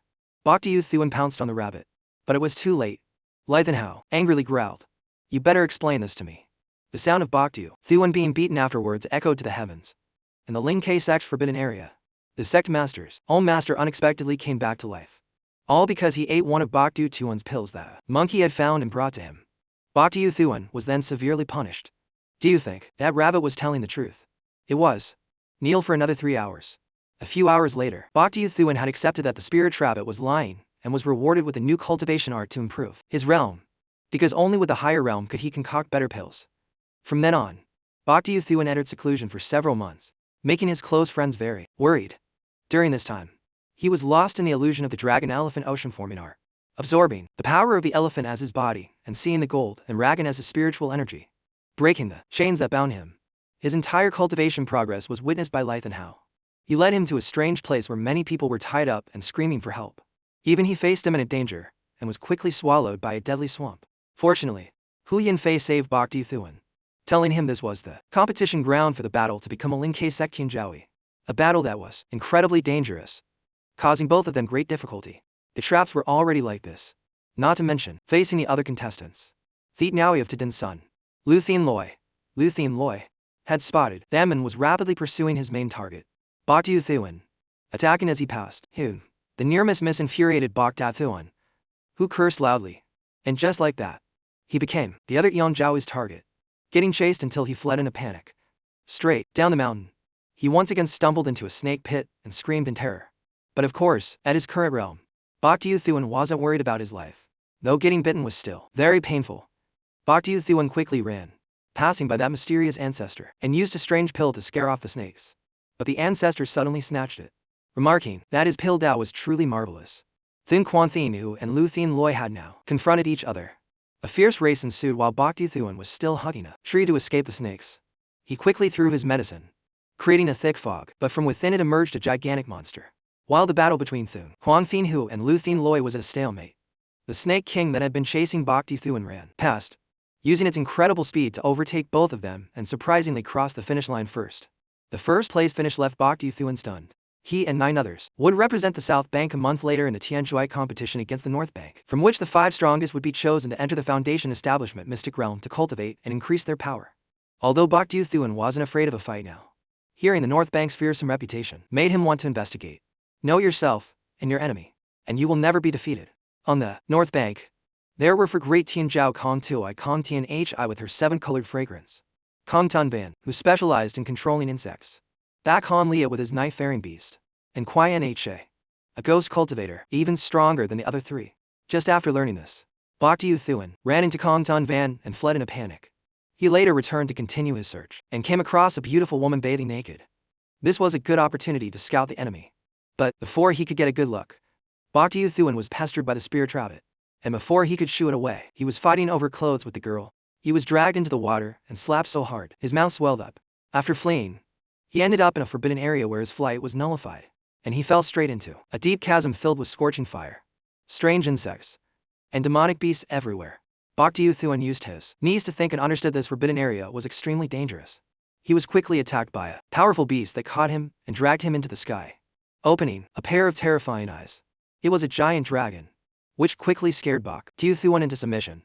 He offered all his possessions, hoping to live, but all of it was an eyesore to the dragon, except for his strange pills, which it took and absorbed. Bok Thuan immediately seized the opportunity, saying he could concoct something 100 times more potent in exchange for his life, which caught the dragon's attention. I need a dragon tendon as an ingredient. This insolent remark immediately angered the dragon, turning its attention into killing intent as it grabbed him, intending to eat him alive. Fortunately, Bok Thuan lowered his price in the end, only asking for dragon's blood. The transaction was a success. The finished pill emitted a pillar of light that shot into the sky. The huge pill was quickly absorbed by the dragon. It returned to its majestic, powerful form, erupting with terrifying strength. The dragon then coiled around Bok Thuan and carved an image of itself on the wall. The entire mural of sacred beasts lit up, transporting Bok Thuan into a strange space. He woke up to find himself on the South Bank. The Niao competition was the next day. The following day, the great battle began. The Tianzhaoi from both banks appeared one after another. Qian He was the most prominent, arriving with his own misty special effects to make an entrance. The arena was quickly set up. From the South Bank, Quan Thien challenged anyone present, which greatly angered the North Bank, who quickly sent someone to the stage to fight. Meanwhile, Bok Thuan was still trying to prepare his life-saving items before riding his sword over. I bet this guy will make an even bigger entrance than Qian He. Quan Thien, who had already fought his 6th match, single-mindedly crushing the arrogance of the other side before stepping down. The second person on stage was Lu Thian, who directly challenged Qian He, the representative of the North Bank's experts. He quickly unleashed astonishing lightning. Since ancient times, lightning has always vanquished evil. Therefore, Lu Thian would be a formidable opponent for Qian He. But before he could strike his enemy, the lightning hit Bok Thuan, who was flying over, causing him to fall and make his own entrance. Always has to make a show. This one, Bok Thuan stepped aside, and the battle quickly began, becoming intense from the very start. Although Thian I's lightning vanquished evil, Qian He's power was too great. Thian fought until the heavens and earth shook, without a clear winner, setting off terrifying explosions. Qian He temporarily gained the upper hand and immediately used his trump card. Dark, ghostly ki billowed up, covering the entire arena, transforming into ghostly figures that attacked his opponent. But Lu Thian was not afraid and charged forward to break through. Unexpectedly, this was just a stalling tactic for Qian He's parade of 100 ghosts to take effect. A monstrous hand struck down, leaving Lu Thian with no way to defend. Fortunately, the South Bank's presiding elder intervened to save his life. But this elder had to use two moves to break that ghostly hand. The night parade of 100 ghosts is a top-tier art of the Ling Ke sect, matched only by the Water Swamp Kingdom. But no one has been able to master it for thousands of years. Just as Bok Thuan was dazed, Bak Han Lia issued a challenge, claiming he was the strongest on the South Bank. Bok Thuan knows everything except humility. Flattered, he said he'd give his opponent a chance to admit defeat and give up. Bak Han Lia scoffed at this and summoned his northern underworld beast, which spat in Bok Thuan's face, making the entire audience burst out laughing. The northern underworld beast then charged, chasing Bok Thuan all over the place, completely humiliating the South Bank. Only Hu Muay shouted, "Run faster, Brother Thuan." It seemed she was having a great time, with no regard for shame. The northern underworld beast finally caught up, shattering Bok Thuan's pile of protective tail mushrooms. But before it could get to him, Brother Thuan threw out a pill, This type of refined pill was no longer lethal, but amorous, leaving the entire audience dumbfounded in shock. After eating it, the northern underworld beast looked at Bok Thuan as if he were its parent. He then teased it with another pill. Be good and you'll get a reward. This made Bak Han Lia feel like he was dreaming. He quickly used a summoning art to call back his spirit beast and ordered it to attack again, but that guy had already figured out the trick. He had a whole pile of those pills and used them to lure the beast again. Him or me? Who do you choose? The spirit beast was helplessly torn between them. A truly pitiful sight. A moment later, it was exhausted. The pills then surrounded Bak Han Lia and were suddenly detonated by Bok Thuan. After the smoke cleared, Bak Han Lia had become incredibly appetizing and was pounced on by his own spirit beast. Bok Thuan thus won a most shameless victory. Cries of protest erupted from all over, which to him was like applause. Just then, the sky-rending cries of birds were heard. Something had startled them. The dragon in the deep chasm opened its eyes. The dragons were terrified. Everyone in the Lin K sect, some of the presiding elders were furious. But one came to ask Bok Thuan if he was the one who made that pill, which could affect the divine dragon. After he confirmed it was true, the elder's attitude changed 180 degrees. The competition was halted due to a grave sect matter. That same elder then begged Bok Thuan to hand over the pill formula. As a glory disciple and a junior brother to the elders, Bok Thuan smoothly recited the ingredients. But when he got to the last one, he forgot, wanting to extort them in a very methodical and polite way. It was infuriating, but since this was a serious matter, the elder immediately took out a treasure and gifted it to him.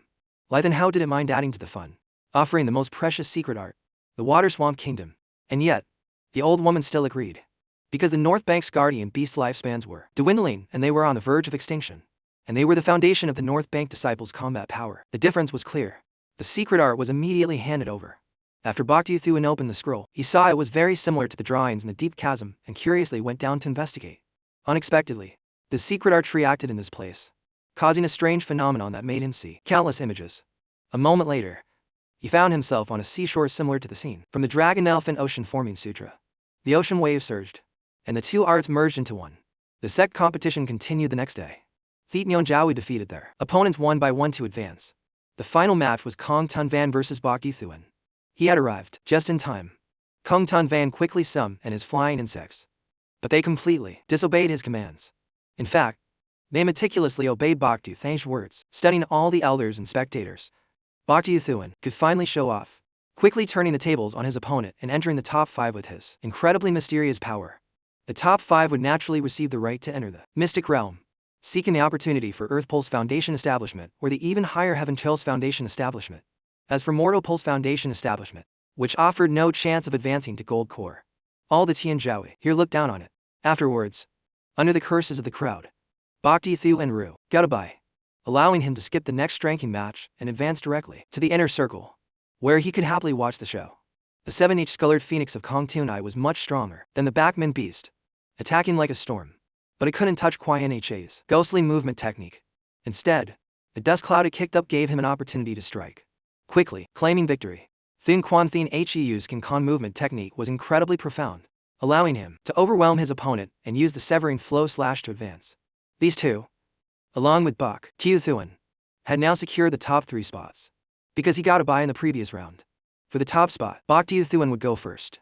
He thought he faced Kwai Nha, but unexpectedly, his opponent was Thin Quan Thin who. The South Bank seemed to have bad luck, and Bok Thuan had it even worse, as all the spectators from the South Bank were cheering for his opponent. And even if he were fighting a pig, they would still do the same. Bok Thuan's reputation lately was truly rotten to the core. To salvage a bit of his dignity, he decided to act magnanimous. After all, as a martial uncle, he intended to conceive for the greater good. But he had only spoken half a sentence when Thin Quan Thin who attacked to shut him up. I can slap you myself. This statement was incredibly arrogant, clearly showing the spirit of a prodigy. But what goes around comes around. Before Bok Thuan even made a move, the tide had already turned. The entire South Bank crowd was moved by his righteous spirit. As for Thin Quan's attitude and his sneak attack, he was truly worse than a beast. All sorts of curses calling him a despicable and vile person rang in his ears, making him even more furious as he raised his sword to strike. But his powerful sword strike was nothing more than an itch to Bok Thuan. Thin Quan Thin who then sank deeper into his foolishness, declaring he would teach the treacherous and cunning Bok Thuan a lesson on behalf of his parents, who had been tricked by his schemes. Refusing to admit one's mistake isn't necessarily wrong in human nature. But the issue of cursing someone's parents is absolutely wrong, especially when you don't even know if their parents are still alive. This was a grave insult to Bok Thuan, who had been an orphan since childhood.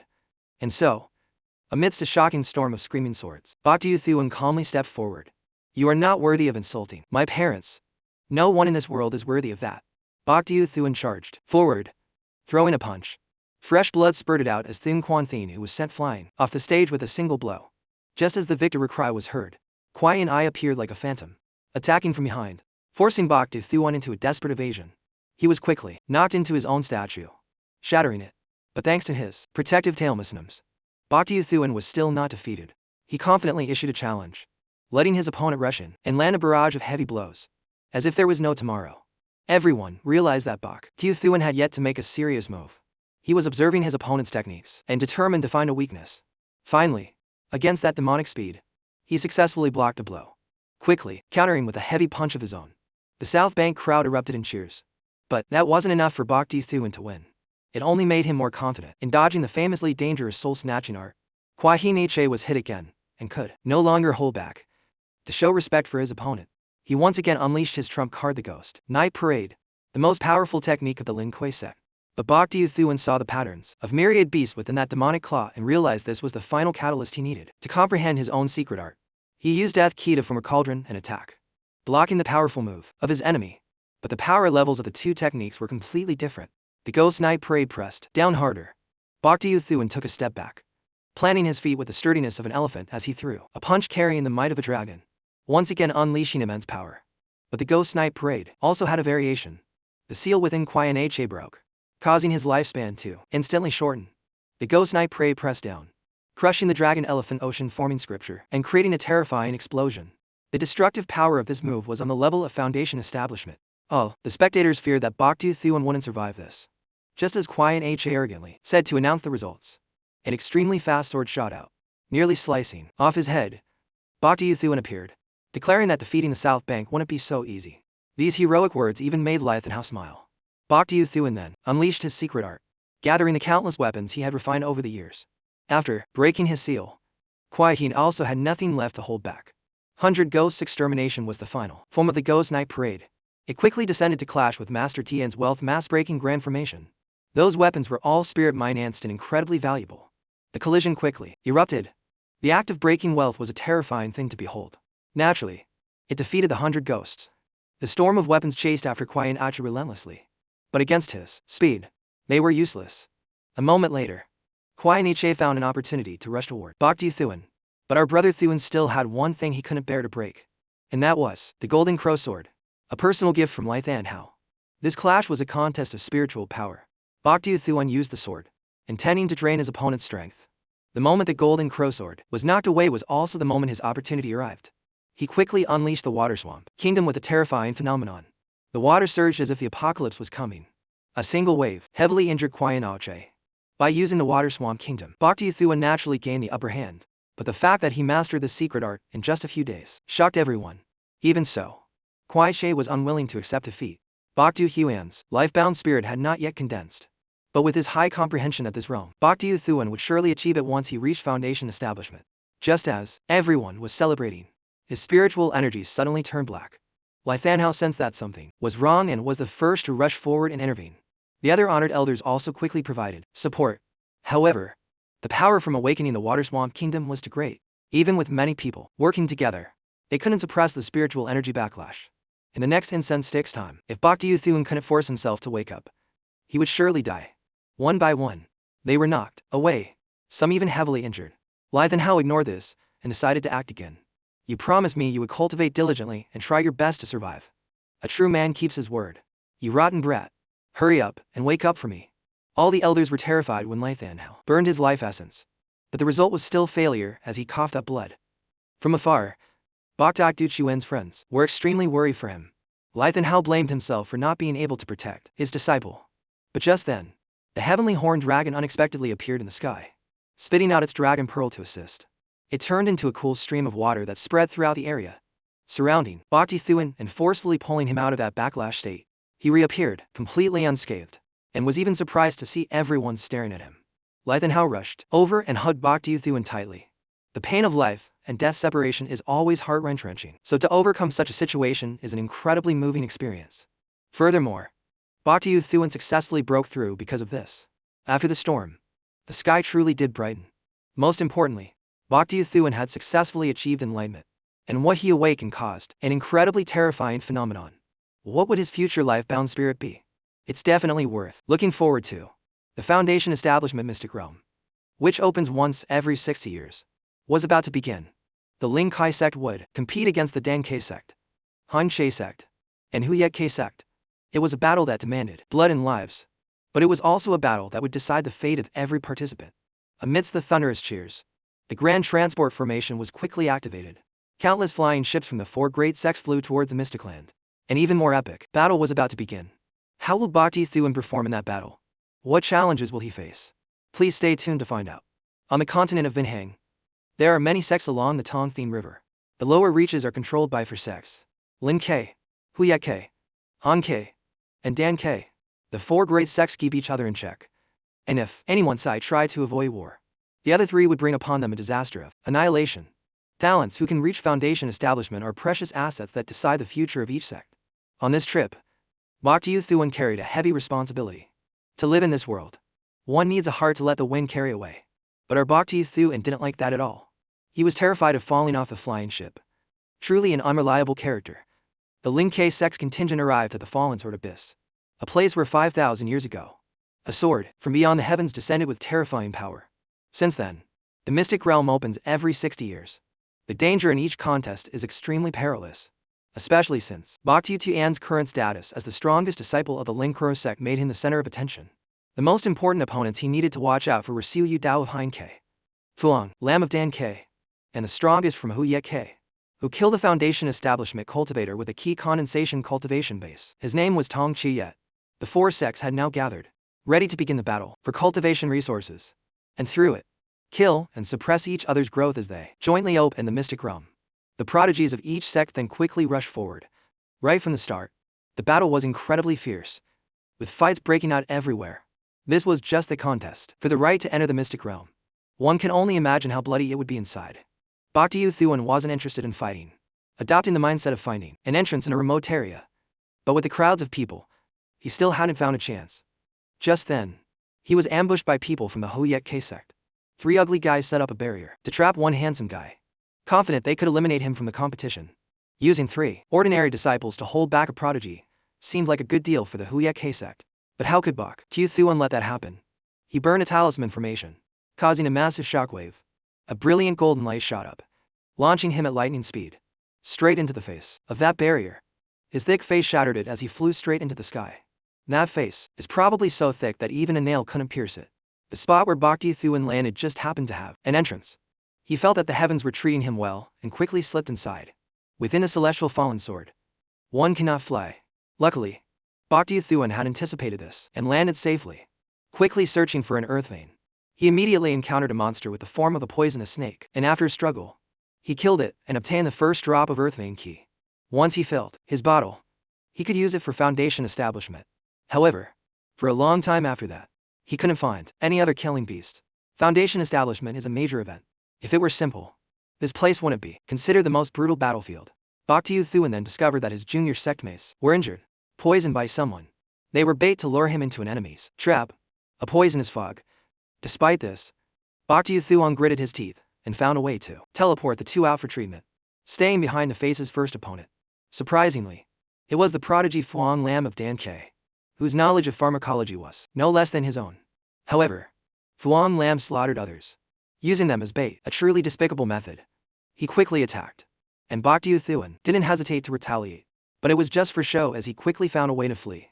Although dispelling the poison was simple, he couldn't conveniently fight an expert like Fuang Lam. While afflicted, Bok Tae-Thuan then coincidentally met Kung Teni Nechai and saw her being chased by a pack of killing beasts. He decided to lend a hand so they could share the spoils. With an additional ally, Fuang Lam decided to retreat. Bok Tae-Thuan grinned with joy as he saw his earth vein key increase. After talking, he learned that there was something strange about Kong Ten Shray's body, while others couldn't find any. The killing beasts in the Mystic Realm continuously sought her out. This made Bok Tae-Thuan stick to her like glue, wanting a piece of the action, even if it meant being called a pervert. Their movements had been noticed by an extremely mysterious figure. who didn't seem to be a disciple of any sect. This trip to the mystic realm was not going to be simple. The conflict between the disciples of the four sects was already complicated enough. Thien Quan Thien, who had actually teamed up with Qian Ajie, and the two became the fastest beast hunting pair. Some also used this cooperative method to form large teams, using their numbers to rob others of their earthling key. Truly despicable tactics. Meanwhile, Bokdu Thuan, Bichu Thuan, while investigating the cause of the killing beasts, proactively sought out Kongtin and Niai. But before they could find any answers, they were suddenly ambushed. The mystic lightning lock quickly enveloped them. It was the robbery gang of Lei Shan from the Hein K sect. As the two sides were in a standoff, arguing, they heard a strange sound, followed by a cold mist that began to surround them. The mystic lightning lock was quickly extinguished. Behind Lei Shan, a sandstorm with a terrifying demonic face appeared, sweeping and to swallow everyone. This was the work of that mysterious girl. The strange weather also caused quicksand, which sucked Bokdu Tuan's group into a mysterious cave. The two of them were the mysterious girl's targets. The killing spirit is the most terrifying existence in the mystic realm. Lythan Hao had once warned Bokdu Thuan to run for his life if he ever saw one. It is the ancient spirit of the celestial fallen sword. After thousands of years, it lost its sanity and turned into a monster, obsessed with absorbing the life force of the living. After exchanging information, Bokdu Thuan and Kongtin I went deeper into the cave to investigate and were quickly attacked by an unknown monster. Despite a difficult evasion, Bokdu Thuan still had an egg laid on his head. He immediately crushed it before it could hatch. Kongtin Nainin screamed and quickly launched a kick that nearly dislocated Bokdu Thuan's jaw. That egg could move and continued to stick to him, making Bokdu Thuan a target for Kongtin I's personal revenge. As she beat him mercilessly, Bokdu Thuan was furious but couldn't say a word. In the end, after so many hits, they both gradually realized the egg was harmless. Bokdu Thuan began to dream of a beautiful spirit beast, forming a father-son bond with the egg, giving it a name, drawing a face on it, and even wanting to incubate it. Kongtin I called Bokdu Thuan childish for not thinking of a way to escape in the situation and instead fooling around. But of course, he already had a plan in his head and quickly began to execute it. However, just when she thought Bokdu Thuan had a brilliant plan, he took out a cauldron and started concocting pills in this situation, and even made the cauldron explode. In that moment of danger, Bok could only use his own body to protect Kong Tiu, conveniently copying a feel and getting slapped so hard he was driven into the ground. It's unclear if it was due to the explosion, but the cave began to crack all over. Rocks quickly fell, but sure enough, after the storm came the calm, allowing them to find an exit. Bokdu Thuan climbed up to the hole and saw an incredibly strange space, with lush, beautiful green vegetation, unlike the barren desert before. This farce was the central area of the mystic realm, where a great number of killing beasts gathered, which had also attracted disciples from all four sects. They saw all the killing beasts in a chaotic mob, running together in one direction. It turned out they were heading towards Bokdu Thuan and Kongtin I. This caused their collection of ki to increase rapidly. Kongtin Nichai, who never liked Bokdu Thuan, left to begin her foundation establishment as soon as her bottle was full, leaving him alone. But he wasn't afraid at all, exterminating waves of surrounding killing beasts. His Dao bottle filled up quickly, but before Bokdu Thuan could celebrate, the bottle was snatched by Fuan Lim. Then, Siyu Dao and Tong Chu Yet also appeared to fight for it.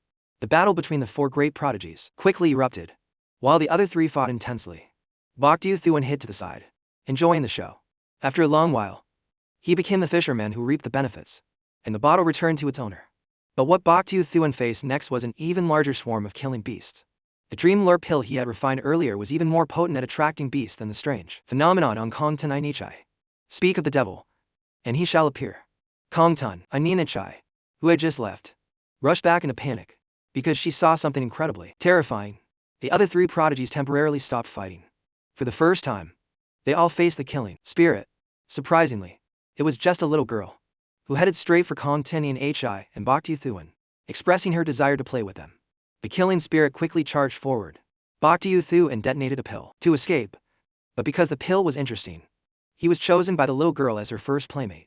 After that, wherever Bokdu Thuan went, he could hear the call of this killing spirit, and seeing it suddenly appear right next to him, he would run away in terror. But at this very moment, Lei Shan jumped out, his eyes white, controlled by the little girl's threads. Bokdu Thuan could either play with the child or be turned into mincemeat. Well, playing is more fun. Folks, let's play hide manis and leak. You hide, I'll seek. If I find you, you can't follow me anymore. Bokdu Thuan's mind raced, immediately setting up the most advantageous game for himself. But that little girl had lived for thousands of years and wasn't a fool. Sure, let's play, but you're the one who has to hide. If you get caught, you'll become a puppet. Before he could even count to 3 after the rules were set, Bok Thuin had already fled. But, somehow, he was quickly found by the killing spirit. When he tried to leave again, she caught him and threw him straight into a tree, freezing him solid on the spot. The killing spirit then advanced, not giving up on her intention to turn Bok Thuin into her puppet. She quickly stepped forward, Bok Thuin's sum and all the strength he had since birth, causing the block of ice to crack. His will to fight was astonishing. Believing the killing spirit was unbeatable, he immediately shattered the ice. A powerful attack descended, creating a deafening explosion. But the killing spirit was unharmed and seemed to be having fun. Bok Thuin pulled out another pill and threw it, successfully escaping and making the killing spirit's game even more meaningful. He then fled frantically, but of course, he knew he couldn't hide for long. Just then, he ran into Hua Yu-sun, who wanted to rob him of his Dao bottle. If you want it, take it. Bok Thuin quickly threw the item. Hua Yu-sun caught it. Just as the killing spirit arrived, his attack passed straight through the little girl's body. The killing spirit before them was an extremely difficult type to deal with, a killing spirit that had gained consciousness. Thanks to Bok Thuin's pill, her form was now even clearer, almost like a real person. She quickly lunged to attack, but Hua Yu-sun surprisingly acted righteously and took the blow. A halo of slaughter erupted, powerfully scaring the killing spirit away. The jade piece Hua Yu-sun carried unexpectedly displayed a miraculous effect. Faced with a threat to his life, the once obedient Bok Thuin turned into a robber. This ancient jade could save his life. But Hua Yu-sun on the other side was not so easily bullied, quickly attacking with the gourd. Luckily, it didn't suck people in but only created an explosion. Bok Thuin managed to block it with his divine crane shield. However, Hua Yu-sun still had many more toys. All of them horrifying items that could either poison you to death or scare you to death. Bok Thuin's treasures included several chests of protective talismans, proving his level of wealth breaking was even greater than the other guys. But his opponent already knew this. Intelligence on the prodigies of each sect was gathered by all sides. No matter, Bok Thuin still had a magic treasure he had long kept hidden, a kitchen cleaver. This knife had chopped countless fine ingredients on the cutting board, absorbing their spiritual energy for hundreds of years until it became a spirit. A prized treasure of the former fire stove kitchen. The two suddenly turned into a pair of nouveau rich, competing to show off their wealth. It was only then that the terrifying extent of Bok Thuin's hidden wealth was revealed. He even had a pile of thrice spirit mine's enhanced weapons. Hua Yu-sun was sincerely impressed and offered up the ancient jade in exchange for a spirit enhanced sword, which seemed like a good deal. The killing spirit then appeared. Bok Thuin raised the ancient jade, but the resulting explosion was aimed straight at him. It turned out this thing needed to pieces to work. It repelled the killing spirit again, helping Bok Thuin realize that Hua Yu-sun was a dog who almost got him killed. But Bok Thuin himself had played a trick on that sword. Birds of a feather flocked together. This time, Hua Yu-sun was truly defeated and fled in a cloud of dust. Bok Thuin then found a place for foundation establishment, but suddenly, his earth vein key was nowhere to be found. Looking into his storage bag, he discovered it had been absorbed by that egg. Bok Thuin immediately took action to punish his son, roasting it over a fire, hoping it would behave. What a beast! But the egg was very resilient. It swallowed the red flames and spat them back at Bok Thuin. After a 300-round battle, the fierce tiger couldn't even eat its own cub. He was exhausted and worn out. Bok Thuin could only kneel before the egg. Son, how could you have the heart to sever your father's path to foundation establishment? The egg found this act very interesting and was quite happy, unleashing a power that enveloped Bok Thuin. He thought he would be the first to reach foundation establishment. But no. Tong Xiao, yet, also made a move at the same time. One red and one yellow, as if symbolizing justice and evil. They began to break through their limits. Kuai He had been fighting Fuang, Lam and Siyu Dao, competing for the mountain with the most concentrated earth vein key. Suddenly, he saw the phenomenon. Others in the mystic realm also watched in alarm as the two strongest experts underwent foundation establishment. They competed against each other for the earth vein key. Tong Xiaogua, struggling quite a bit, while Bok Thuin was smug, breaking through while laughing as if it were as easy as eating and drinking. But when he saw his earth vein key being sucked away, he was startled back to reality and became much more serious. One by one, Huayan Haoche, Siyu Dao, and Fuang Lam also made their moves. The 5 great experts competed against each other. The Ling Kai sect had 2 of them, making Bok Thuin and Kuai He the pride of all their sect mates. But something happened to Bok Thuin. He was suddenly bound by chains that descended from the sky, unable to continue circulating his power. The Earth Vein key was therefore quickly stolen by others. The egg unexpectedly made a move. It found its way to Tongkaya, yet Saria. He thought he had easily won against Bokdu Thuan this time. But the egg's appearance caused a strange change. Bokdu Thuan was trying to break the chains. Exhausted to the point of fainting, the egg returned, quickly flew up, and sprayed out all the Earth Vein Kwa Thang Thate that Tong Fang Yu Yen had stolen from him, causing Bokdu Thuan to regain consciousness. He erupted with astonishing power, shattering the chains. The foundation establishment process began again. And this time, he returned even stronger than before. Bokdu Thuan unleashed the Water Swamp Kingdom, frantically absorbing Earth Vein Ki from the ground to replenish himself. For others, each additional layer strengthened them. But this phenomenon spread far and wide, raising Bokdak Tuan's absorption ability to a new level. It enveloped the vortexes of the other four, forming a dense, height-layered cloud pillar. Once his foundation establishment was successful, he would possess peerless power. This could not be allowed to happen. The forces of the Huye K, Dan K, and Hein K sects, following their leader's orders, joined forces and charged forward, determined to kill Bokdu Thuan, not allowing him to break through and become a future threat. They quickly surrounded his mountain peak. The roars of battle echoed everywhere. But, as they got closer, they fell into traps Bokdu Thuan had set and were forced to halt in peril. This poisonous smoke made anyone who inhaled it become filled with lust. Not just for women, but even men started pouncing on each other, demanding intimacy. After passing through the traps and spells, the formation of the three sects that encountered a shield made from the thousands of protective tail Muslims that Bokdu Thuan had previously shown off. They had to break through it to pass.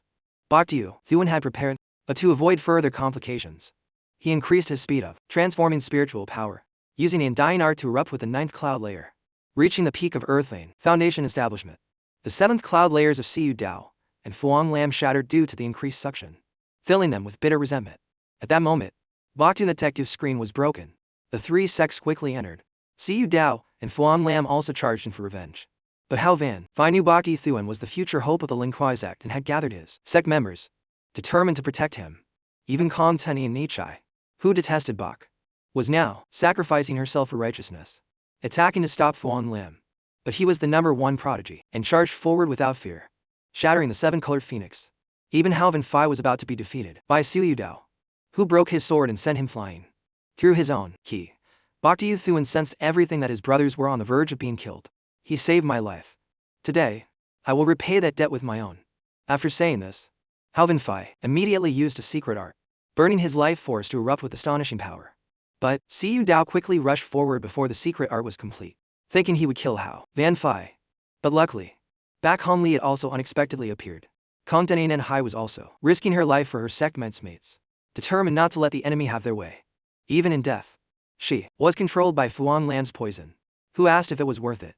100 years ago, Lo Kukta broke through to the peak of Earth Vein Foundation establishment, but was corrupted by the evil intent of the 9th cloud layer and went mad. He slaughtered everyone. Bokdu Thuan will be the same. Now, I believe in him. I believe in him too. Hearing Hao Van Phi's words, Bak Han Liet stood up again and charged forward, risking his life, determined to protect the future hope of the sect. Kongtun Ainin Hi had been thrown into a deep abyss. With the poison in her system, it was unlikely she would survive. Bak Han Liet and Hao Van Phi were gravely injured. Tears welled up in Bokdu Thuan's eyes, becoming the driving force to push his divine art even further. But Fuang Lam managed to strike in time. The attack hit Bokdu Thuan's shield and was deflected, but he didn't hesitate to attack again. And this time, it hit its mark. However, his spiritual power was unexpectedly absorbed by Bokdu Thuan, who then converted it into an explosion that sent Fuang Lam flying elsewhere. Bokdu Thuan opened his crimson eyes. The sky also changed to a gruesome, deathly color, shocking everyone. And just like that, Bokdu Thuan successfully broke through. He quickly appeared, erupting with astonishing power. Siyu Dao ordered his men forward. The battle had now become a life-death struggle. Bokdu Thuan also charged forward, quickly unleashing palm strikes that obliterated group after group of enemies. Flying swords that came at him were deflected. Bokdu Thuan controlled them with skill, sending the flying swords back to kill their owners, then quickly closed in to eliminate any who were lucky enough to survive. Like a ghost, slaughtering in all directions. I'm afraid of death, and I don't want others to die either. I don't want to fight and kill. But you stopped my foundation establishment and harmed my sect mentees, so I have no choice but to act. Siyu Dao, worthy of his prodigy title, still bravely fought an enemy a realm above him. But all his attacks were futile. In contrast, A single palm strike from Bhakti Thuan nearly knocked his soul from his body, leaving him gravely injured. Siu Dao frantically unleashed all his power, determined to fight to the death. Bhakti Thuan no longer held back, flying forward and punching straight through his enemy's chest.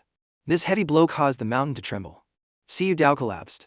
Bhakti Thuan was victorious, but the casualties for the Lin Ke sect were too great. Even though he hadn't lost his mind, he still decided to become the second Vokuk too. The red clouds in the sky suddenly turned blue. Bhakti Thuan went to check on Ao Van Phi, whose condition was critical. Bhakti Thuan immediately used his divine art to heal him. Needing Er's Van Koi, he decided to forcibly help Ao Van Phi break through to Foundation establishment. If successful, it would also save his life. But at this moment, Tong Kuai yet tried to form a ninth cloud layer, absorbing all the surrounding earth vein ki. With old and new grudges, Bhakti Thuan resolved to act, to crush the ringleader of the three sects and avenge all his brothers. He quickly unleashed the power of his foundation establishment, attacking. A deafening explosion shattered the 9 cloud layers Tong Q yet had built, stopping his breakthrough process. The Earth's vein ki then quickly flowed towards Ao Van Phi, giving him a chance to break through. But Tong Qiu yet hadn't given up hope and secretly tried to activate his compass. However, Bhakti Thuan was still watching this opponent and quickly moved to stop him.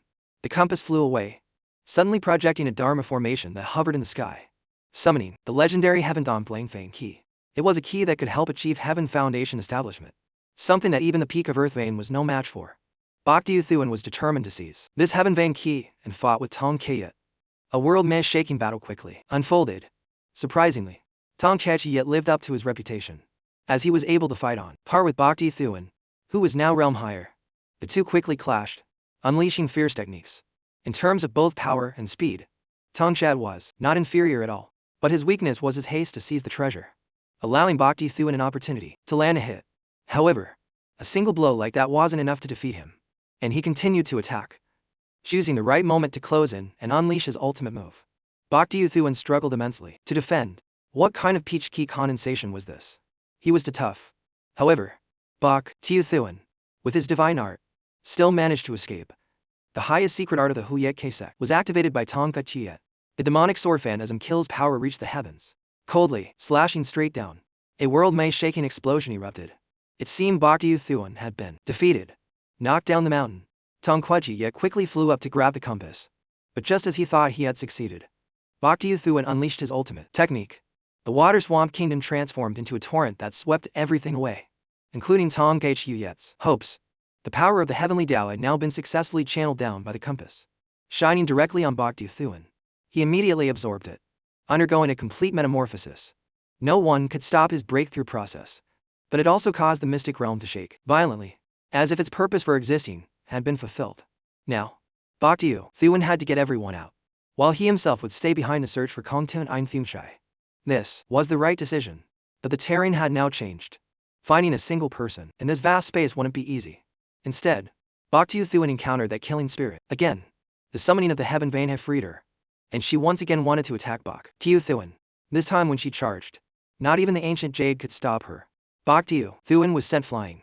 The killing spirit then gathered killing intent, determined to take his life. But the egg unexpectedly shot out and saved Bhakti Thuan's life. However, that's all it could do, and it quickly carried him away. The killing spirit, left behind, felt extremely intrigued by this egg. She knew it was no ordinary object. The next encounter with Bhakti Thuan and Kongtun Aishai's body would surely be very interesting. Outside the mystic realm, a series of explosions occurred. The celestial fallen sword was destroyed, sending a rain of fire shooting out everywhere. Lythan Hao quickly formed hand seals to erect a protective barrier. But, against the terrifying destructive force, he was still heavily injured, while also realizing that it was the remnant of the Heaven Davendaking. The disciples inside the mystic realm quickly flew out.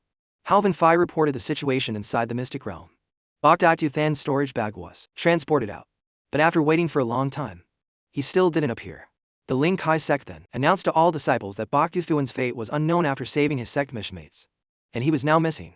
An order was given for everyone to search for him. If found, they must protect and bring him back to Lin Kuei, even if it cost them their lives. That ancestor's son stated that Heaven Foundation establishment was no joke. Bhakti Thuan was the future hope of the Lin K sect, so the other 3 sects would surely hunt him down. Sect leader Han Tong, whose fate was defied and changed by ancestor's son, lived for 10,000 years with the will to bring Lin K to the middle reaches, or even the upper reaches of the Tongthien River. Re-establishing the glorious era of the Han Mon Lindao. It seems the Ling K sect has a very complex past. Boktu Yu Thuan woke up in a very unfamiliar place. It was the Lac Tran Mountain Manor. His son, the egg, looked like a stone goat, completely drained after the teleportation. This forced Boktu Yu Thuan to use his power to heal it. His actions immediately alerted his pursuers, not only causing danger but also nearly killing his own son, turning it into a bearded old man that couldn't even be put into a storage bag. Boktu Yu Thuan then returned to Dong Lam City. But unexpectedly, right within his own sect's territory, he was ambushed by people from the three sects. He quickly released a smokescreen and fled. He didn't want to fight in a densely populated area, but luring the enemies away might just be falling into their trap. Sure enough, according to the leader of the pursuit, he had entered the territory of a Huyet K sect prodigy. The young master, Huyet Mai, was currently pointing a sword straight at Boktu Yu Thuan's face. I don't want to fight a girl. Not because I can't win. Boktu Yu Thuan quickly ran away, but was pursued relentlessly. Annoyed, he slapped the young lady so hard her jaw was nearly dislocated, sending her flying into a patch of carnivorous flowers he had seen earlier, which tied her up completely. Now if you don't stop chasing me, I'll have my way with you right here. Huyet Mai was terrified and could only curse Boktu Yu Thuan as a beast and swear poisonous oath. He then returned to his old mountain cave to find shelter. The familiar scene brought back memories of the time he spent with Du Langfei. But now the scenery remained, but the person was gone. Lingering on the past only brought more heartache. But as he slept, suddenly the figure of a woman appeared. Boktu Yu Thuan sensed it and woke with the start. He chased after her, unable to believe it was really Du Langfei, the one he had dreamed of. But as he shed a tear and rushed to embrace her, she knocked him unconscious. I know you've been looking for me, but leading was something I had to do. I didn't even dare to meet you. The only thing Du Langfei could do was secretly protect Boktu Yu Thuan, shielding him from the pursuit of countless enemies. But now that she had been discovered, she had to stop. Forget me. Thank you for giving me those warm moments. Thank you for showing me the taste of love. I am no longer alone. When Boktu Yu Thuan woke up, he saw Lai Thanao and immediately asked about Du Langfei. He replied that her situation was not simple. Boktu Yu Thuan, after hearing Lai Thanao explain the issue, locked himself in his room and didn't come out. He said Du Langfei had tampered with the Ling Kuai's X mountain sealing talisman. If Han Tong had discovered it, the consequences would have been dire. Boktu Tuan's friends were extremely worried about him, but their calls suddenly fell silent. Han Tong then appeared, telling Boktu Thuan that the world they lived in did not naturally produce spiritual energy. All the spiritual energy they cultivated originated from the Tongthien River, which has 4 main branches: east, west, south, and north, 16 middle-reach tributaries, 60 for low-reach streams, and even more smaller branches. All immortal cultivation sects were built thanks to the Tongthien River. The 4 great ancient sects of the upper reaches control all the sects belonging to their branches. The Lin, Huyet, Hein, and Dan sects where Boktu Thuan lived belonged to the middle reach Kong Havin, and further up in the upper reaches was the Ting Kong Dao Kuktong. A few years ago, the Kong Havin was annihilated, so its vacant position is now being contested by the lower huge sects. That's why the Lac Ran family betrayed them, and Du Langfei's betrayal was likely for the same reason. Boktu Yu Thuan refused to accept these words. But this wasn't what Han Tong wanted to say. What he wanted to talk about was the reason all sects try to move up to the upper reaches. Besides the abundant spiritual energy, it's because in the middle of the Tongthien Sea, there is an island that is a path to the heavens, where cultivators like them can attain eternity. This top secret information was told to Boktu Yu Thuan because he was now the hope of the sect. Han Tong quickly summoned and a jade slip containing the Han Mon's strongest secret medicinal art in Ling Kai and passed it to him, so he could be determined to walk the path of eternity. Han Tong also asked about the egg, making Boktu Thuan feel like he was being scammed, trading a shoddy jade slip for his egg. What an ungrateful bastard. Han Tong actually just wanted to remind him that the egg could hatch a king beast, which was incredibly powerful. But for it to hatch, it needed to absorb the spiritual energy of other spirit beasts, injuring them in the process. This was not an easy task. Sometime later, rumors of a thief spread on the south bank. This thief was kidnapping spirit beasts and returning them to their owners a few days later with their bodies withered. The upper echelon said nothing, suggesting the culprit's status was extremely high. It wasn't hard to guess it was Boktu Thuan, because his record on the south bank was far from clean. The angry crowd immediately tried to publicize this to bring Boktu Thuan to justice. But he found out and charged them with the crime of slandering an official, sentencing them to hard labor. Hearing about the situation made Boktu Thuan feel extremely regretful. If this continued, it would not end well. He went to find the divine dragon, asking him to gather all the spirit beasts of the north bank at once. And so, the old scene repeated itself. The owners of the spirit beasts wept as they watched them leave their homes. The spirit beasts then lined up one by one for the egg to absorb from. It was exhausting. Yet the night roaming beast even offered itself 3 times, hoping the egg would hatch a female. Truly a case of dying for a girl. Although all the spirit beasts' actions were ordered by the divine dragon and mostly voluntary, seeing their beloved pets as limp as wet noodles like this, who could bear it? The elders quickly went to find Boktu Thuan to hold him accountable. He hastily handed the spirit beast egg to Trong Dai Hai and went out to meet them. Inside, the fatty misunderstood and started to spirit mind hence the egg. This was supposed to be the final step to incubate it, but entrusting it to Trong Dai Hai risked failure. Outside, Boktu Thuan had successfully convinced the elders that his egg was a king beast. They said if it was confirmed to be true, they would temporarily drop the matter. Who knew that before they could even go inside, the refinement furnace had already exploded. The egg flew into the sky, seemingly about to hatch. After glowing for a while, it fell into Boktu Thuan's hands, and the shell cracked. It had successfully hatched. Spirit refiners had a strict rule not to look at what they had refined, but hearing that the egg had hatched a tiny creature, how could Trong Dai Hai contain himself? Unfortunately, as soon as he stepped forward, the king beast was suddenly enveloped in black qi, its breathing becoming faint. The spirit refinement had failed. Boktu Thuan refused to accept it and immediately rushed into the room, performing spirit refinement on the king beast again. Its heaven-fit shaking cries echoed through the sky. And so, Boktu Thuan tried day after day. The king beast still showed no signs of waking up. He poured his heart out, saying that father still wanted to take his son to conquer the cultivation world. Father used to not know what death was, nor did I fear it, until my parents passed away. I never wanted to be separated from my loved ones again. As if hearing these words, the king beast reacted. A brilliant golden light immediately shot up into the sky. The king beast completely broke out of its shell. It looked at Boktu Thuan as if seeing its real father. He named it Thiet Dan. Trong Dai Hai was delighted to see the king beast and was also extremely regretful. But Boktu Thuan said it was he who had successfully performed the spirit refinement in time. He himself only used his power to eliminate the killing key from the mystic realm. Trong Dai Hai had performed a great service this time. Since getting the spirit beast, Boktu Thuan became even more showy. But the girls loved it, and there were also many who scared the father and son due out of their wits. The object of their admiration turned out to be that tiny spirit beast. It even had an attraction for Bak Han Li, its night-roaming beast, frequently sticking its tongue out, causing its master to get slapped silly.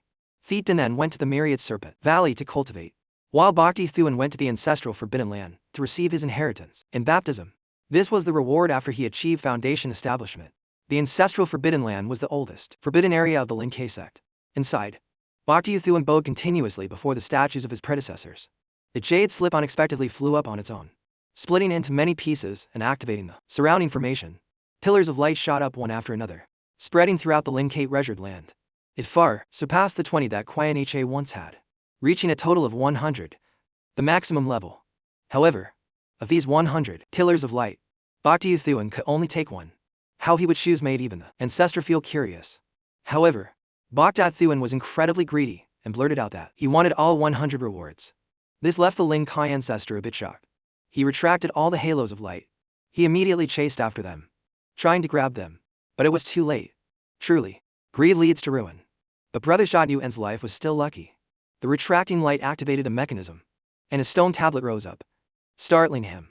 He opened his mouth and said, "That's too flashy." The Lin Ke ancestor, Lin Thien, was truly not to be trifled with. He quickly made the stone tablet retract again, making Boktu Thuan beg so desperately his tongue nearly broke before it stopped. However, the reward that appeared for him was a book with no words. Boktu Thuan was speechless. He could only blame himself for being too much of a smart mouth. However, he refused to give up. Before leaving, Lai Than Hao had given him a drop of water from the Tong Thien River. At this moment, he immediately took it out to use. That drop of water quickly flew over, making the book reveal itself. All the tailmysnims were absorbed by the drop of water, which then returned to Boktu Thuan's body, causing a dramatic change. Outside, a brilliant golden pillar of light also shot up. This was a legacy that had been buried for thousands of years and had never appeared. A cultivation art called the Tong Thien River Water Art. Boktu Thuan then diligently cultivated it. After mastering it, he was able to condense a Taoist divine ability called the Tong Thien Dharmai, which could perceive all things and know everything clearly. Stepping out of the Forbidden Land, he was at the bank of the Tong Thien River. Thanks to his new divine ability, he suddenly heard a voice from his storage pouch, cursing him for ruining its future and getting himself killed, calling him a beast. He quickly checked all his items and discovered that the mask was actually hiding someone. But no matter how he called, it wouldn't come out, forcing Boktu Thuan to get rough. What came out was not a beauty, but turned out to be a fat guy, who quickly knelt and hugged Bai Tian's thigh, begging for forgiveness and even offering his body in return, only to be immediately beaten senseless. But Tian, still nauseated, decided to kill him, forcing the man to spill everything he knew to save his life. The most important secret was about something eternal buried in the Hu Ye Ke Tong.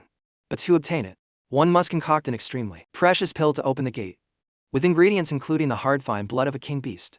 But how could this possibly deter Bai Tian? He quickly took the fat guy in, making him cry his eyes out. He also took the mysterious mass that hadn't dissolved even after falling into the Thong River, a Mahayana grade item of a level so high that Bai Tian had never even heard of it. He then refined a Dharma treasure that formed into a pair of wings, allowing for extremely high flight speed. But unfortunately, it wasn't stable, and he often crash-landed headfirst. To his misery, Kong Tutinai had returned. As soon as she reached the sect gate, Bai Tian kissed her and squeezed her thigh, but strangely, she showed no anger at all. When Tai Dan saw Kong Tutinai, it was very frightened, showing clear hostility, sensing that she was extremely dangerous. Kong Tun Naisha was then led away by Kong Tun Van. Tai Dan told Bai Tian to stay away from her, and even that he should run away. But unfortunately, he didn't see anything strange about her for the time being. Bai Tian then diligently practiced his techniques by the bank of the Thong River, training until his body swelled up like a fat pig, then shrank back to being as bony as someone who had starved for days. It seemed Bai Tian's and Ayin Var technique was not easy to practice. The problem was that the spiritual energy of the Thong River was too violent. Tai Dan suggested that Bai Tian use a level 4 key replenishing pill, as its gentle spiritual energy might be able to help him. Unfortunately, when he took out the Hanmon pharmacopoeia, Bai Tian couldn't understand a single word. He then went mad, bringing his cauldron to the ancestral hall of the sex patriarchs to concoct, saying that without the pharmacopoeia, he would pray for the blessings of his predecessors, determined to succeed in refining the pill even if it killed him. This caused strange phenomena everywhere, making people panic. This was truly an act of heaven-defying audacity, causing Bak Han Liet and Thum Quan Thien Hu to immediately rush over to suppress him. But how could they succeed? They were immediately stripped naked, and only when the sect master appeared did Bai Tian kneel down and sincerely apologize.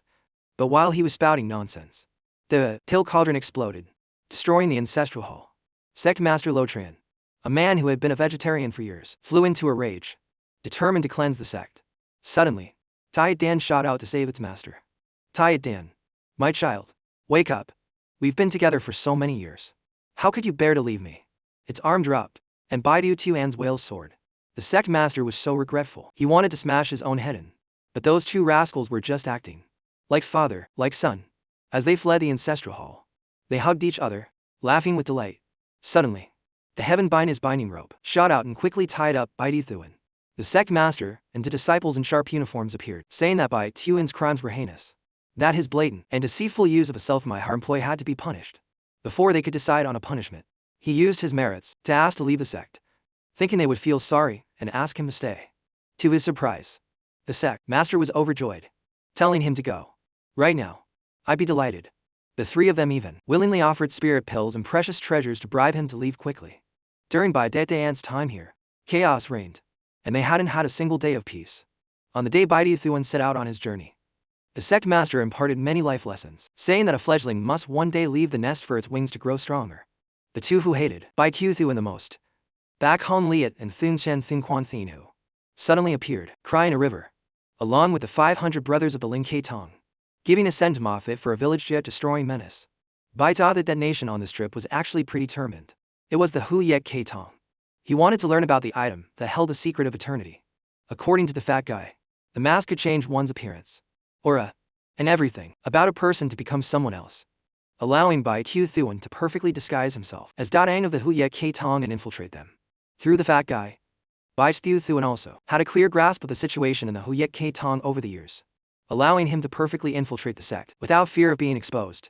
Even the Hu Ye Ke Tong's Grand Protective Array later checked and confirmed his identity. In addition, Bai Tian had discovered that the blood key of the Grand Array was closely related to his and Ayin Var technique. The Hu Ye Ke Tong was a sect that prioritized martial strength, where disciples bullied the weak and kowed to their superiors while trampling on their juniors. It was truly much worse than the Ling Ke Tong. Here, Bai Tian learned that his reputation was quite famous. He was known as a god of slaughter from the previous mystic realm, and everyone hated him. So much so that the fact that Aang's identity had returned alive from Bai Tian's hands led to questioning, with people assuming he had made a secret deal to be spared. Immediately spun a tail, saying that at the time, he could have crawled away to escape. But he was dragged back by Bai's Hu Thuan and subjected to immense humiliation with brute force. Tang was filled with hatred, swearing to the heavens and earth to get revenge for his fellow disciples, and to avenge his own. But the story was fake. But the tears streaming down Ang's face were real, which moved Huidiu's son, because men of the Huyet Kong never cried, unless they weren't men with the story Ang had just told. If Huidiu's son said otherwise, he'd be no better than an animal. Moreover, Ang quickly whispered in his ear that he would hand over a lot of spirit stones to pass the gate, which quickly swayed Huidiu's son. Ang was moved, thinking that the Huyet K Tong was very suitable for a scoundrel like him. But before he could enter the inner sect, Huyet Mai's fragrance at Dan Chair arrived. She was the young mistress who would one day control a mountain, a position of extremely high status. Just then, blood clouds gathered, and Tong Cha Huyet appeared, a rival competing with Huyet Mai for the position of Bloodmaster. The two immediately began to argue upon meeting. When his failure against Baidu Thuan was brought up, Tong Cha Huyet instantly moved to kill the gossiping maid, but Huyet Mai was no pushover either. She drew her sword and lunged, dodging Tong Cha Huyet's attack to close in and clash with him. The two fought, shaking the heavens and earth. But the end. They both sheathed their swords simultaneously. Tong Ka Huyet, having lost, was humiliated by Huyet Mai, and before he could retort, he saw Ang still standing there, while everyone else had been knocked flat by the pressure of their duel. They were all stunned, wondering why a disciple who hadn't even reached foundation establishment was so strong. Ang immediately thought of a way to escape, but that gate would surely not let him pass. He'd then be surrounded by enemies and die before he could even gasp. Ang immediately put on an act, clutching his chest, staggering forward step by step, biting his tongue until blood flowed, and moaned that he felt so cold, his vision arcaning. The power of the earlier battle, which he had endured by sheer will, was now taking its toll, and he couldn't bear it any longer. Finally, he spat blood and collapsed, swaying as he fell. His fellow disciples on the ground said that Datan had only survived against Bai Q Thuan thanks to a secret treasure. That was why his internal injuries were only now manifesting. However, the two prodigies grew wary upon hearing Bai Tiu An's name. I know Bai Tiu An's strength well. You could not have survived under his hand. Just as Tong Cha Huyet was about to expose Ang and ask what secrets he held, a scream suddenly pierced the air. Let go of big brother Ang. Ang was overjoyed that his savior had arrived. But when he turned around and saw a gorilla, he knew he was just going from one misfortune to another. The gorilla then hugged Ang tightly, nearly suffocating him. His companions backed away in fear, and Ang was terrified as she carried him off, running back to her cave dwelling. Things were already this unstable just after entering the Huyet K Tong. What would Ang's future hold? Please grab your popcorn and wait for the next part. Back to A Will Eternal. Ang later escaped from the gorilla, but he was still terrified, more so than the fat guy who didn't just have one girlfriend. There's only so much a man can take. While running, Ang accidentally entered a forbidden area. The activated restriction immediately told him the situation was bad, and he barely managed to escape the pursuit of the guards. The rules of Huyet K Tong's forbidden area were strict. One had to be above foundation establishment to enter. Not to mention, to get that treasure, he had to enter the Bloodmaster's Hall. Ang's first goal was to feign a mortal path foundation establishment to meet the first condition of entering the forbidden area.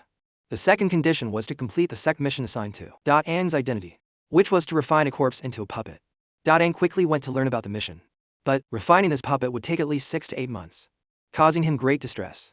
Suddenly, he heard from Hui Tiusan that there was a shortcut using a 9 nether pill to stimulate it, which could even create a high-level, unmelting my bone puppet in just 10 days. Although this pill was extremely difficult to concoct, it was Ang's specialty. He wasn't afraid and even hoped the phenomena he caused would wreak havoc on the sect. No one would manage him here. Ang then went to the secret blood chamber to refine the puppet. But upon seeing the puppet he needed to refine, he was scared, witless. When his arm touched the blood, his undying technique suddenly reacted, as if it could absorb the essence from within. The undying technique cultivates longevity with blood, so of course, it would react. This trip to the Huyet K Tong might very well help Ang achieve a breakthrough, making him very happy. First, he would set up the pill cauldron. The needed would definitely be shortened after providing enough pills for that puppet. The deadline for submission was 3 months away, so Ang leisurely concocted pills. In his free time, he even took out the king beast's blood that he had begged and nearly went bankrupt to get from his son. His intention was to concoct the gate-opening pill, which was crucial for finding the eternal treasure. As days passed, his pill concoction yielded results. Luckily, although the pill was rare, the method was simple, and he succeeded. However, it only had a 50% chance of opening the secret gate. Ang wanted to increase this probability and wanted to spirit mance the pill for more times. He needed a 4-leaf clover. And the fat guy told him it could be found at the Myriad Blood Cliff. Just then, the blood pool unexpectedly began to boil and gradually changed color. The puppet within was about to awaken. The upper echelons of the corpse peak, one of the 5 peaks of Awakens, quickly received a report that the secret blood used for puppet refining had been depleted by 30%. This was unprecedented.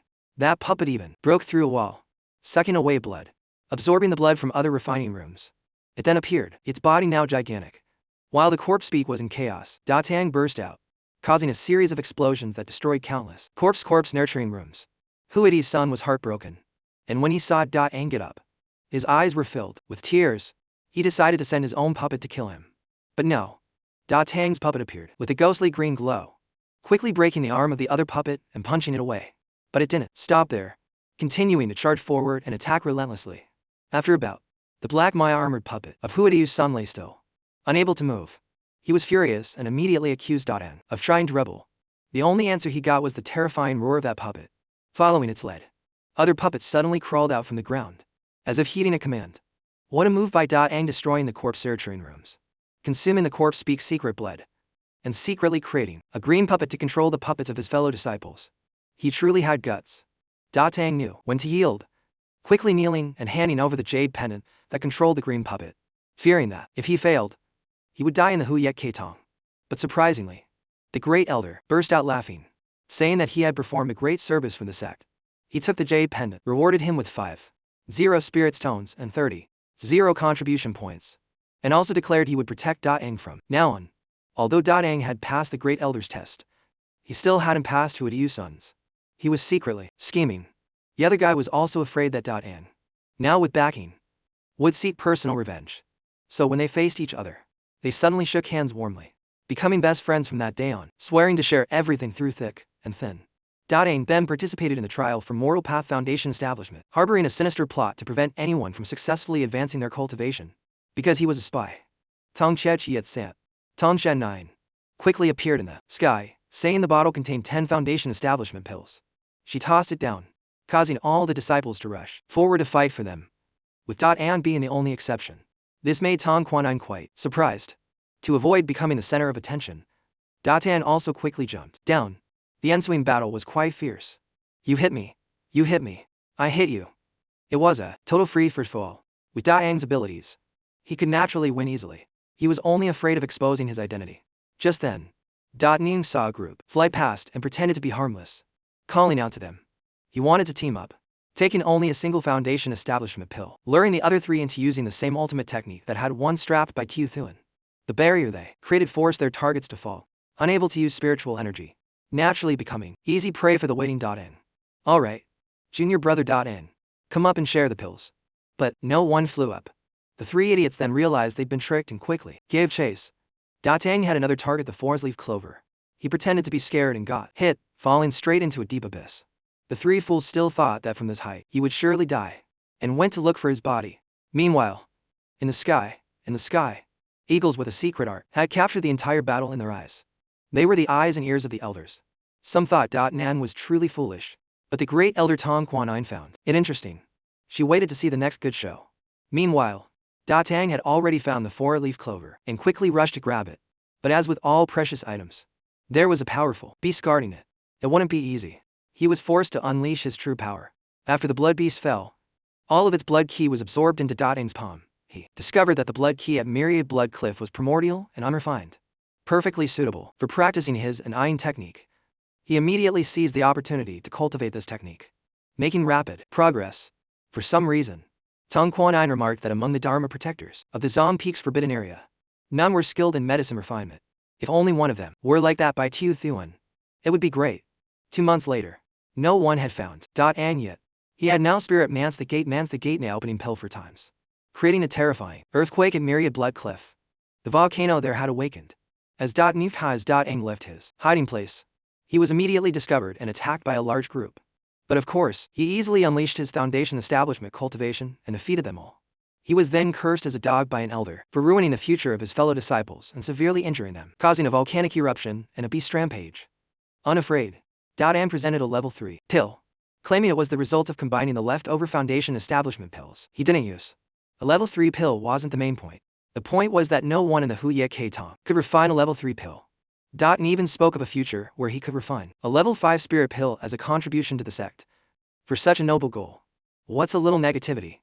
Another elder brought up Ing's past encounter with Baidu Thuan. Could it be that Baidu Thuan changed you, making you as ambitious as you are today? Although what Ing did was despicable, the people of Huye K Tong actually liked it, and they began to fight over recruiting him for their respective mountains, even starting to argue. After a while, they started fighting each other. A level 3 pill refiner was indeed incredibly attractive. Tang then used his smooth tongue, saying every mountain was good. Every mountain was great.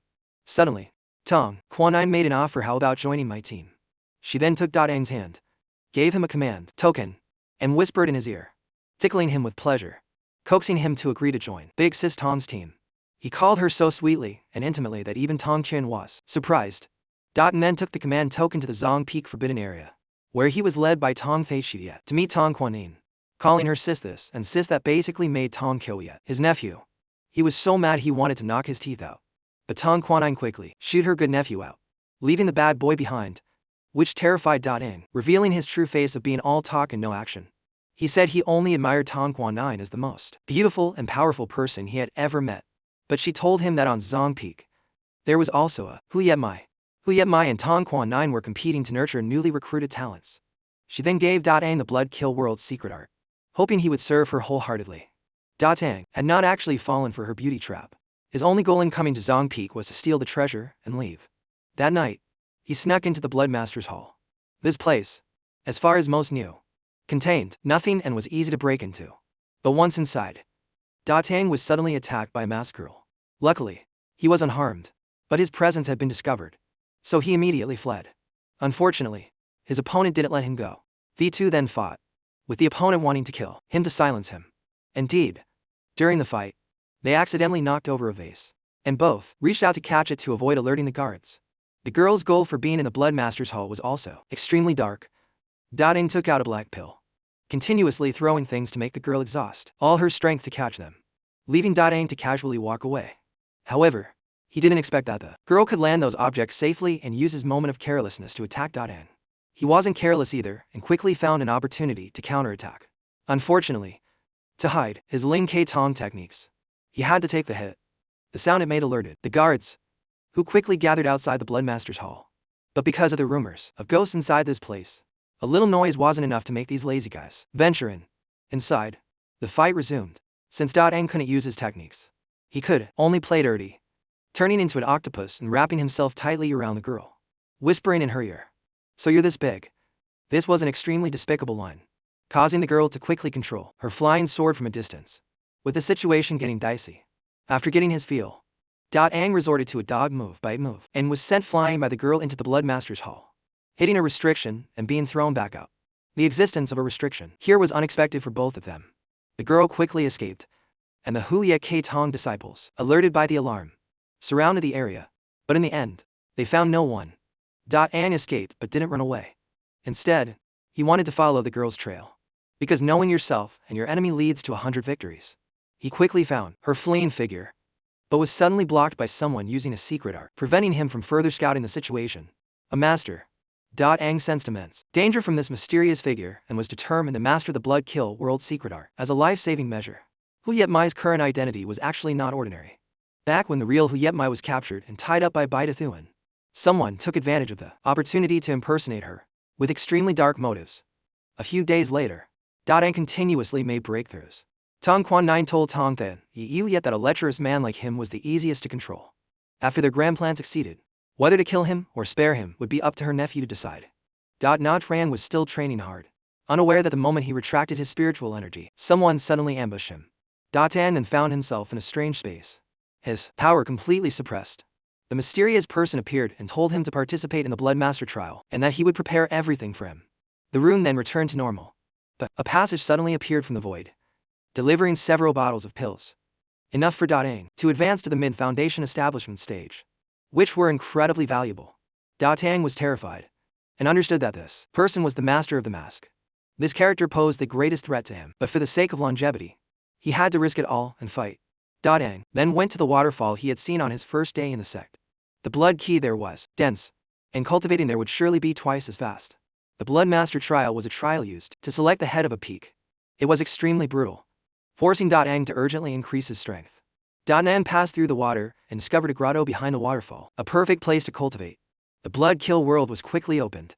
It consisted of 3 realms, and he had to at least reach the 2nd level, equivalent to Tong Fai Shi yet, to have a chance of surviving this trial. Outside the waterfall, besides the talking rabbit from before, there was someone quietly approaching. While the blood sword Ang was forging was extremely unstable, easily dissipating, making him curse the heavens. But instead of the heavens, a sword appeared. Tong Yet showed up to fight for the territory, as this place was originally his.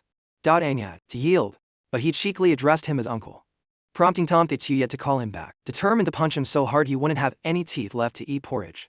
Faced with his opponent's strength, Ang could only counterattack, but his sword was no more than a short knife. Despite his best efforts, he was still continuously pushed back. Tong Yet cheerfully called Ang a waste, saying the sword in his hand was a disgrace to the sect. Ang was furious, and immediately rushed forward to attack. Seeing this, Tong Yet became even more delighted, and struck back. But the blood sword left his hand and was easily shattered by Ang, who then absorbed the blood key, helping him accumulate power to land a heavy blow on Tong Yet, even knocking his sword away. Enraged, Tong Yet quickly recalled his sword. "I have sword techniques too," he shouted, quickly striking. With the advantage of a longer weapon, he engaged in a fierce fight with Ang, and with his inherent advantage, he once again pushed his opponent back, gaining the upper hand. Tong Yet landed arrogantly while Ang was already injured. But his blood dripped down and unexpectedly resonated with the blood sword. Ang's and Ayin technique had a mysterious connection with the Hu Yet K Tong, which was why his blood, the undying blood, was perfectly suited for the blood kill world technique here. It quickly combined, both internally and externally. Just as Tong Yet lost patience and was about to deliver a killing blow, Ang roared, raising the now formed blood sword and powerfully slashing down to clash with his opponent, creating a massive shockwave. Tong Yet was utterly stunned by Ang's move, and even more stunned that he had broken through at this moment. But the consequence of combining the undying technique and the blood kill world was that Ang suffered a backlash from the blood key and fell into the blood pool below. Tong Yet left, and Ang sank, sinking all the way to the bottom. But surprisingly, he didn't die and instead caused a huge disturbance. Above, many people in the sect spontaneously lost their blood key, forming a blood vortex that flew straight to Ang to nourish him. Ang woke up overjoyed at this. His undying technique now had the ability to absorb, and would quickly help him master the 3rd level of the blood kill world. The Hu Yet K Tong then frantically searched for the blood key thief. Meanwhile, the fake Hu Yet Mai was also using a blood-sucking vase to secretly cultivate. Didn't know this cave belonged to her, and was also cultivating his undying technique when he discovered a strange, pure blood key. Without a second thought, he immediately absorbed it. That damn thief. Hu Yet Mai immediately attacked, pushing back the spiritual energy of that undying technique. But seeing someone in distress, Ang pressed even harder. The two fought, and in the end, the blood-sucking vase shattered. Hu Yet Mai wasn't injured, but she sensed that the golden stream of energy was unmistakably the aura of the Ayin technique.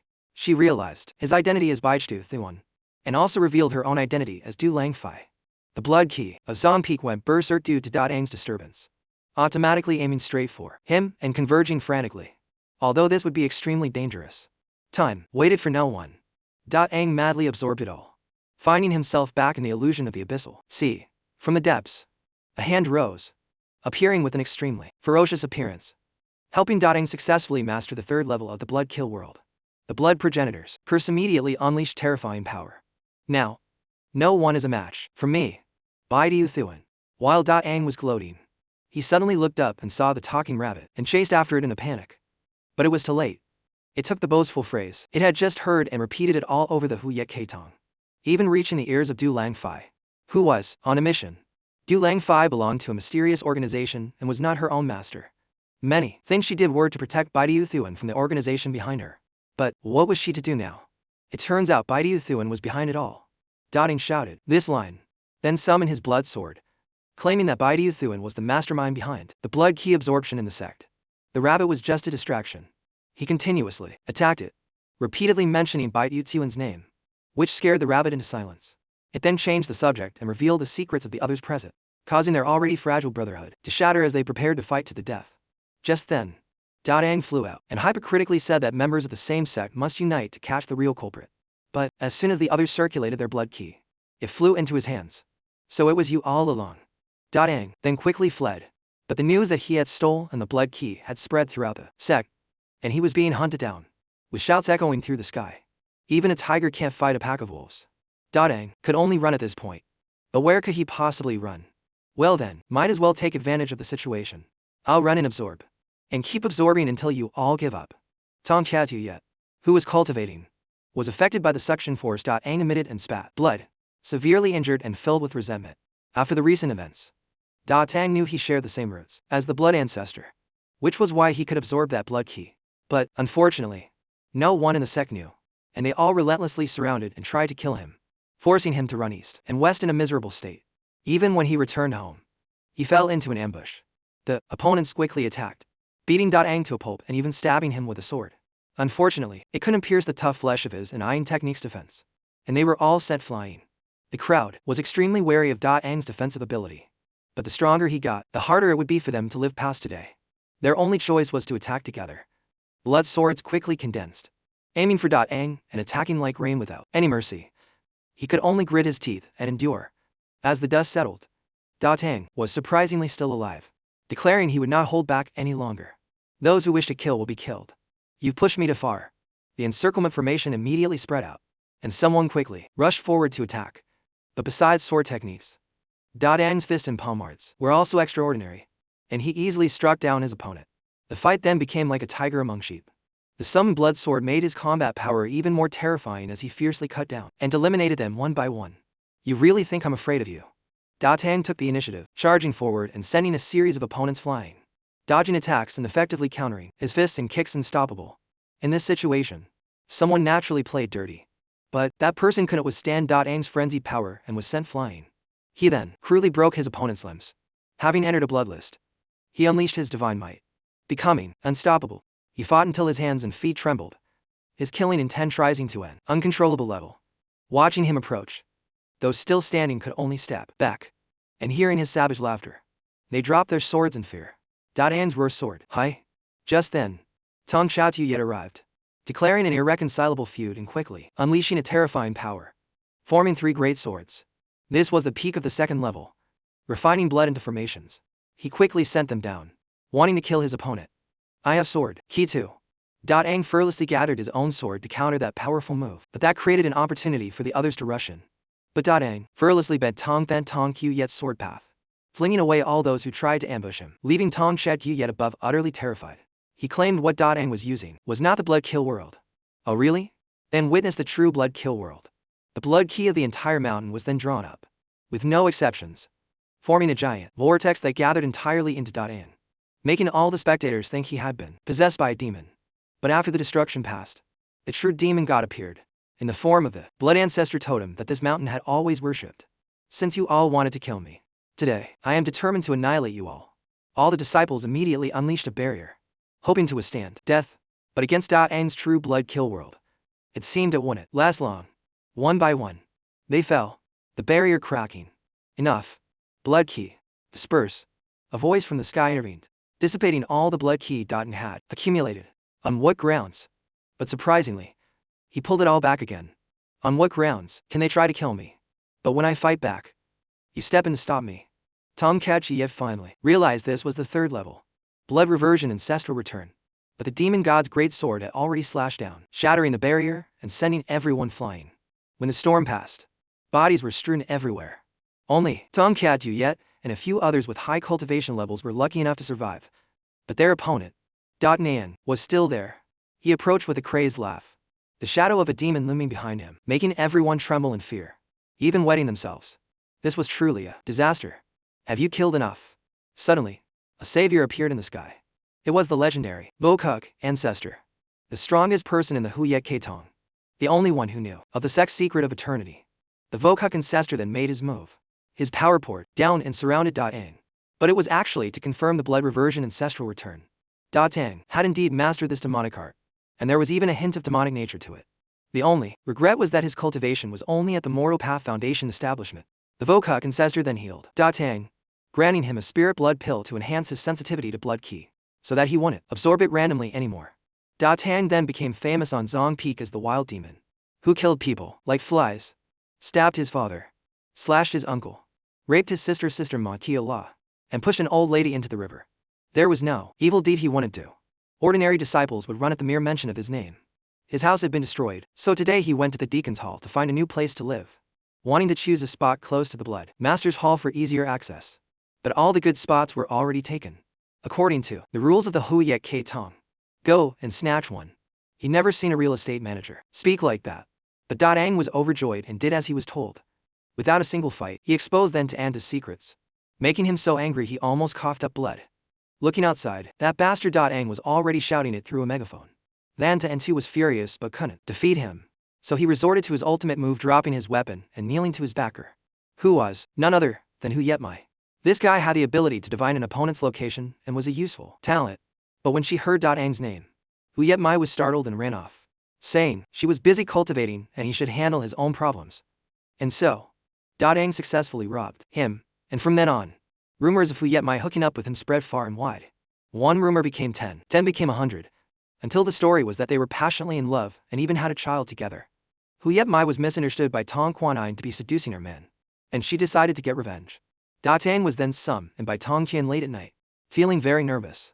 Sure enough, as soon as she appeared, she started touching him and whispering sweet nothings. Da Nian was terrified, not even daring to look at Tong Qian's face, knowing full well her plan was to lure him into being disrespectful and then punish him by forcing him to repay her with his body. Da Tang quickly put his acting skills to use. I have killed countless people in my life, but in my heart, there is only one ray of light, and that is you. Sis, pure and holy, beyond compare, making me want to protect you for a lifetime. But today, you are not yourself. I beg you, please abandon that seductive allure and bring back the Tong Qian my heart. Tong Qian Wan was deeply moved. She was from a generation of capable women, and no one had ever called her holy before. So she was quite touched. She revealed to Da Ang that in the war with the Ling K Tong, her Tong family belonged to the peace faction, while Hu Yetmai and the Vokuk ancestor, who was Vokuk to 100 years ago, belonged to the war faction, constantly fighting for control of the sect. Da Ang was then sent as an envoy to the Ling K Tong, with the purpose of scouting Bai Tu An's combat strength and finding a way to stop the war between the two sides. The war situation among the four sects was that Hein Qin Dan Kuai were fighting, and it was only a matter of time before one side won and expanded.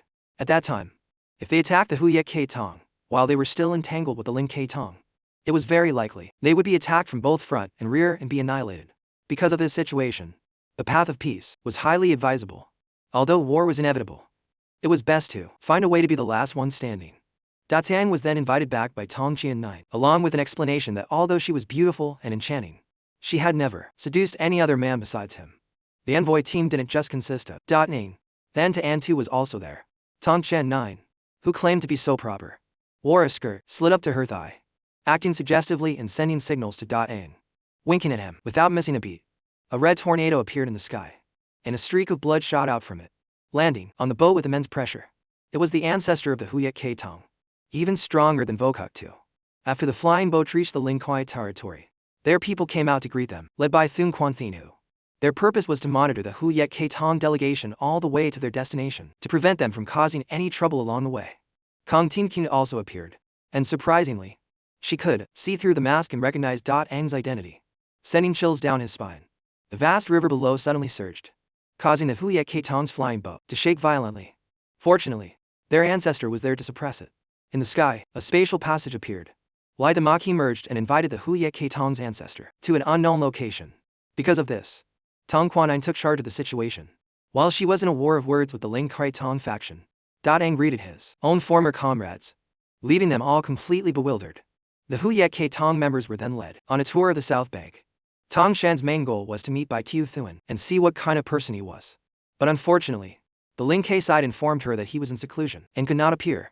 Upon reaching the North Bank, the Huyet K delegation's tour had to be cut short. For some reason, the spirit beasts all went on a rampage. Seizing the opportunity, the old presiding elder had no choice but to say some harsh words to send the guests away, rather than admit he couldn't control his own beast. Tong Qian didn't make things difficult and took her leave. But, as she turned back, she saw a strange phenomenon in the distance. A roar that shook the heavens and earth rang out.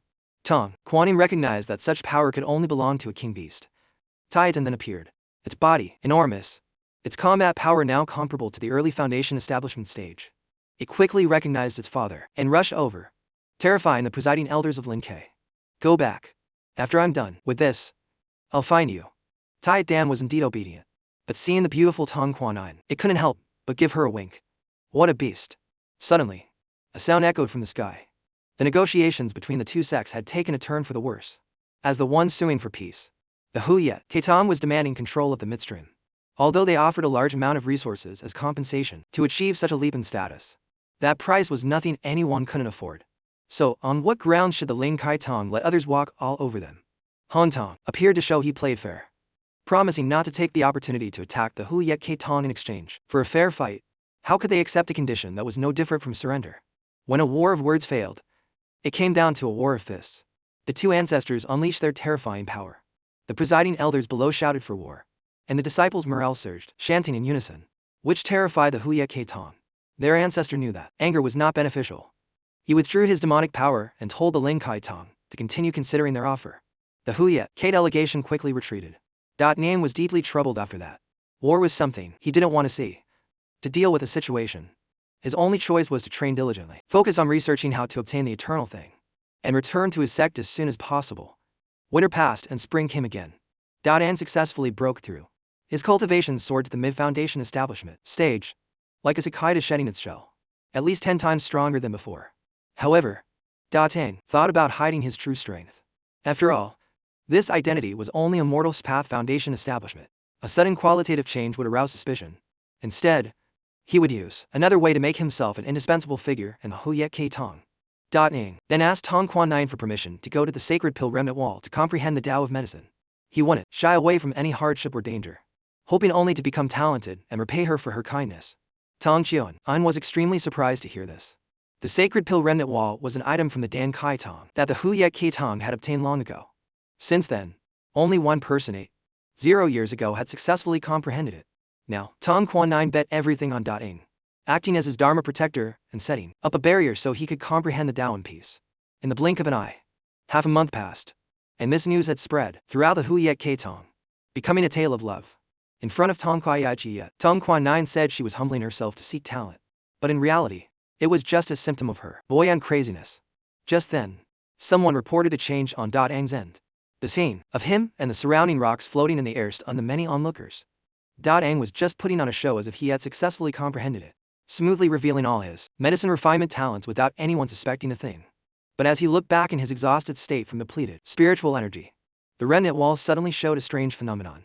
Unable to contain his curiosity, Ning reached out to touch it, and his soul was immediately sucked into the stone slab. He truly saw a human figure, a beautiful scene, a pill cauldron, and a reclusive master. He continuously demonstrated his medicine refinement skills. Ing watched, mesmerized, for several hours at a time, making the onlookers think he was just showing off. But no. Just then, the sacred pill remnant wall emitted a brilliant light. Tong Kuan-Yin came to look at Ing, and the more she looked, the more she liked him. He was still immersed in his comprehension, as if he had discovered a new horizon, the true principles of the art of pill refinement. In the end, he obtained a strange item. Outside, the pill wall erupted with a shocking phenomenon, a light shooting straight into the sky. This was something that hadn't happened in 8,000 years. The sect's upper echelons, hoping for a genius pill master in the Huyet Keitong's future, ordered Tong Kuan-Yin to protect Ing with all her might so he could comprehend. After understanding the entire and cake of using heaven and earth as the cauldron and all of creation as medicine, Ing emerged with white hair and was caught and healed by Tong Kuan-Yin. He said he had obtained the inheritance and had not failed her expectations. The remnant wall's inheritance helped Ing understand the first page of the Han Mom Pharmacopoeia. His pill refinement skills soared, and the sect then handed over all the precious medicinal ingredients they had collected to him, hoping he would quickly practice pill refinement with them and master the precious inheritance. He had truly risen to the heavens in a single step. Ing then refined medicine, and thunder and lightning filled the sky. But his residence was completely quiet, making people think he was bluffing, and his big mouth got him in trouble. Then An was the first to be hit by an exploding cauldron, which shocked Tong Kuan-Yin. What kind of terrifying pill refinement was this? This had always been Ing's style. He either didn't refine, or when he did, all hell broke loose. The cauldron explosions continued to occur. He pushed the cauldrons outside, continuously bringing disaster to the disciples in the surrounding areas. It was as if he was refining them instead. One exploding cauldron after another flew out, hitting whomever they hit, causing chaos and fear everywhere. Da Dang knew he was causing trouble, and knew the Huliet K Tong brothers were really good for not coming to make trouble yet. So he was determined to refine one last time. But just like any man asking his wife to go out for one last drink, that refrain repeated endlessly, and destruction continued to rain down upon the Huliet K Tong. A spiritual terror enveloped everyone. They only wished they could go into battle with the Ling K Tong, preferring an honorable death to a shameful life. The disaster had even spread all the way to Tong Koyet's place, while Da Dang was certain that in just half an hour, this pill would be a success. A blood sword suddenly shot down from the sky. Tong Sha Chuyet had come to attack. Da Dang struggled to defend while also having to control the cauldron. You've harmed me many times. This time, I must kill you. The two quickly engaged in battle. Although Da Dang was stronger, what kind of concept was fighting while refining pills? It was extremely difficult. They traded blows, back and forth, evenly matched. This forced Tong Thay Chiyet to play dirty, wanting to destroy his opponent's work. The cauldron was about to explode and the pill would fail, which made Da Dang furious. He unleashed his power and sent it flying. He had always been this despicable, using this method to bomb countless people. But this time was different. Through the battle, Da Tang understood that the way to refine a level for pill was not to eliminate the violent stream of energy, but to continuously guide it and let it dissipate outwards. Thanks, Tong Kya Chuyet. When Tong Thay had heard this, he considered Da Tang even more shameless and was determined to kill him even if it cost him his life. But surprisingly, Tong Chan intervened to stop her nephew, protecting her man, and also to please the ancestor who was very fond of Da Dang. The next time he concocted pills, he was extremely confident. A fragrant rain fell from the sky, causing all sorts of bizarre illnesses for all the disciples of Zong Peak. It was a truly tragic sight. One can go without food, but how can you hold in your diarrhea? The entire Zong Peak was now like a plague pit, a truly terrible situation. But the pills had actually succeeded. The ancestor quickly appeared, confirming that all 5 pills were top grade level 4. He bestowed upon Da Ang the surname Tong, from now on to be called Tong Tan, a name not worth a penny that sounded unlucky as hell. However, the fact that he had finished concocting pills made all the disciples rejoice. It was a miracle. It was as if they had been reborn. The elders from the other 3 peaks then invited Yizang for a drink, and over cups of wine, they hinted at wanting him to refine their pills in the future. Yizang knew his value was at an all-time high, so he didn't agree right away. After getting drunk, he went back to see his leader. Song Junwan promised him great things, as long as he wasn't disloyal. She gave him a token from the main Song family line. Unexpectedly, getting the drunk, Yizang tripped and fell, putting the two of them in an awkward position. This doesn't count as betrayal, right? A line straight out of a cheesy romance novel. Just then, Song Q suddenly appeared out of nowhere, looking utterly heartbroken. Embarrassed, Song Junwan quickly walked away, saying that Yizang had dared to offend his superior and punish him by making him sweep and clean the sect. The other disciples who suffered because of him were delighted to see this. But just then, the elders from the other 3 peaks appeared again, saying they wanted to save their brother Yizang from her cruel clutches. They said Song Junwan was a venomous snake who had castrated all her admirers. Hearing this terrified Yizang. Love is a sea of suffering. Turning back is the only shore. With deep affection, the elders of the 3 peaks hoped Bai Shaikiang could come to their place to refine pills and escape Song Junwan's clutches. However, everyone wanted to be first, and a fight quickly broke up. It turned out the one who chose Rock won. With the order decided, the elders of the 3 peaks laid out their lavish promises. After this job, Yizang would surely be rich. But he warned them beforehand that his pill refinement would cause strange phenomena, so they better clean up quickly. Song Junwan appeared, telling the elders of the 3 peaks, "Don't even think about taking him away. If he doesn't agree, I'll use a honey trap." But the vision of being castrated was much scarier than any beauty. Yizang bolted, choosing his life over everything else. If you're going, then just go and don't come back. In the end, it's much better to hang out with guys than girls, because girls are nothing but trouble. Yizang was then favored by the corpse peak elder, who gave him the 6 corpse puppets along with a group of underlings and medicinal ingredients, hoping he would concoct the medicine soon. The reverse blood corpse spill would greatly increase the combat power of the 6 corpse puppets, allowing them to control all the other corpse puppets. Yizang had no choice but to research the refinement method himself and succeed, while also adding a hidden trick so he could control everything, preventing harm from coming to the spirit stream sect. With the Tao of Alchemy, he just learned it from the stone stele. It wasn't difficult at all. But a side effect of Yizang's pill refinement was that corpse speak became enveloped in a strange gas. Anyone who inhaled the black smoke became as if they were high, and began to hallucinate. Meanwhile, Song Junwan was furious. "Why don't you understand my intentions?" You've gained some fame, and now you're getting arrogant. I only punish you so that outsiders would underestimate you, and thus wouldn't think of causing you trouble. But you, unrepentant, conspired with outsiders to run away. I don't care about you anymore. Yi Zhang then successfully refined the mother-child pills, intending to give the corpse-speak elder the child pill. But when he went outside, everyone had gone crazy. Even the respectable elder had turned into a bird flying in the sky. He was just that high. Yi Zhang had no other choice but to use his slingshot. The corpse-speak elder fell, and upon sobering up, he became furious that his high was interrupted. Rushing forward to kill him, Song Zhenwan saw this, and before she could act, the bottle of pills held out by Yi Zhang stopped the corpse-speak elder. He obediently took the bottle, poured out the pill of his dreams, hoping for corpse-speak's rise from now on. But as long as the mother pill was in his hand, Yi Zhang was still in control. He then saw Song Zhenwan coming for him, and hurried back. Face to face, she gave him a fierce scolding. What did I do wrong? This attitude immediately enraged Song Zhenwan. She didn't even accept the pills and even attacked him, scolding Yi Zhang for getting arrogant over a little fame. How dare you trifle with me? Defy me, and now you're showing off. As the two were about to exchange blows, the pill bottle shattered, and the pill inside fell out. It was a type used exclusively by women, a spirit fragrance spill, which can make the user's body emit a captivating aroma. The ingredients for this pill are rare, and I don't have them. I, Yi Zhang, worked myself to the bone, just wanting to gather the ingredients to refine a pill to give to the girl I want to give it to the most. What girl wouldn't fall for a line like that? His cold attitude, followed by saying they should go their separate ways, only made Song Zhenwan feel even more remorseful. Yi Zhang then also refined pills for Xiaozhe Peak, while also taking the time to cultivate. He wanted to use the totems he saw on this mountain to research body refinement techniques, to sublime his and I and live forever technique. The pill furnace on Xiaozhe Peak was said to be Yu and Yi's applicable by the elder there. The scoundrel Yi Zhang, wanting to save time, recklessly used 100 times the normal amount of ingredients. The result was extremely unstable. He quickly fled for his life, planning to deal with the furnace later. He was now known as the Plague Fiend. Next, he went to Nameless Peak, causing the other disciples to flee, fearing for their lives due to his pill refinement. It was truly miserable. But those who walk in the night will eventually meet a ghost. The vicious elder of Nameless Peak was not a kind person. He took out the fiends under his control and spread them across Nameless Peak as a threat, forcing Yi Zhang to serve him diligently. Not only was Yi Zhang not afraid, he decided to take advantage of this opportunity to refine pills and do what he wanted. But for now, the evil he refined had failed. As he threw it away, he encountered a newborn fiend that craved the failed pill. It whined, begging for more. Yi Zhang wasn't stingy and even decided to take this little fiend under his wing.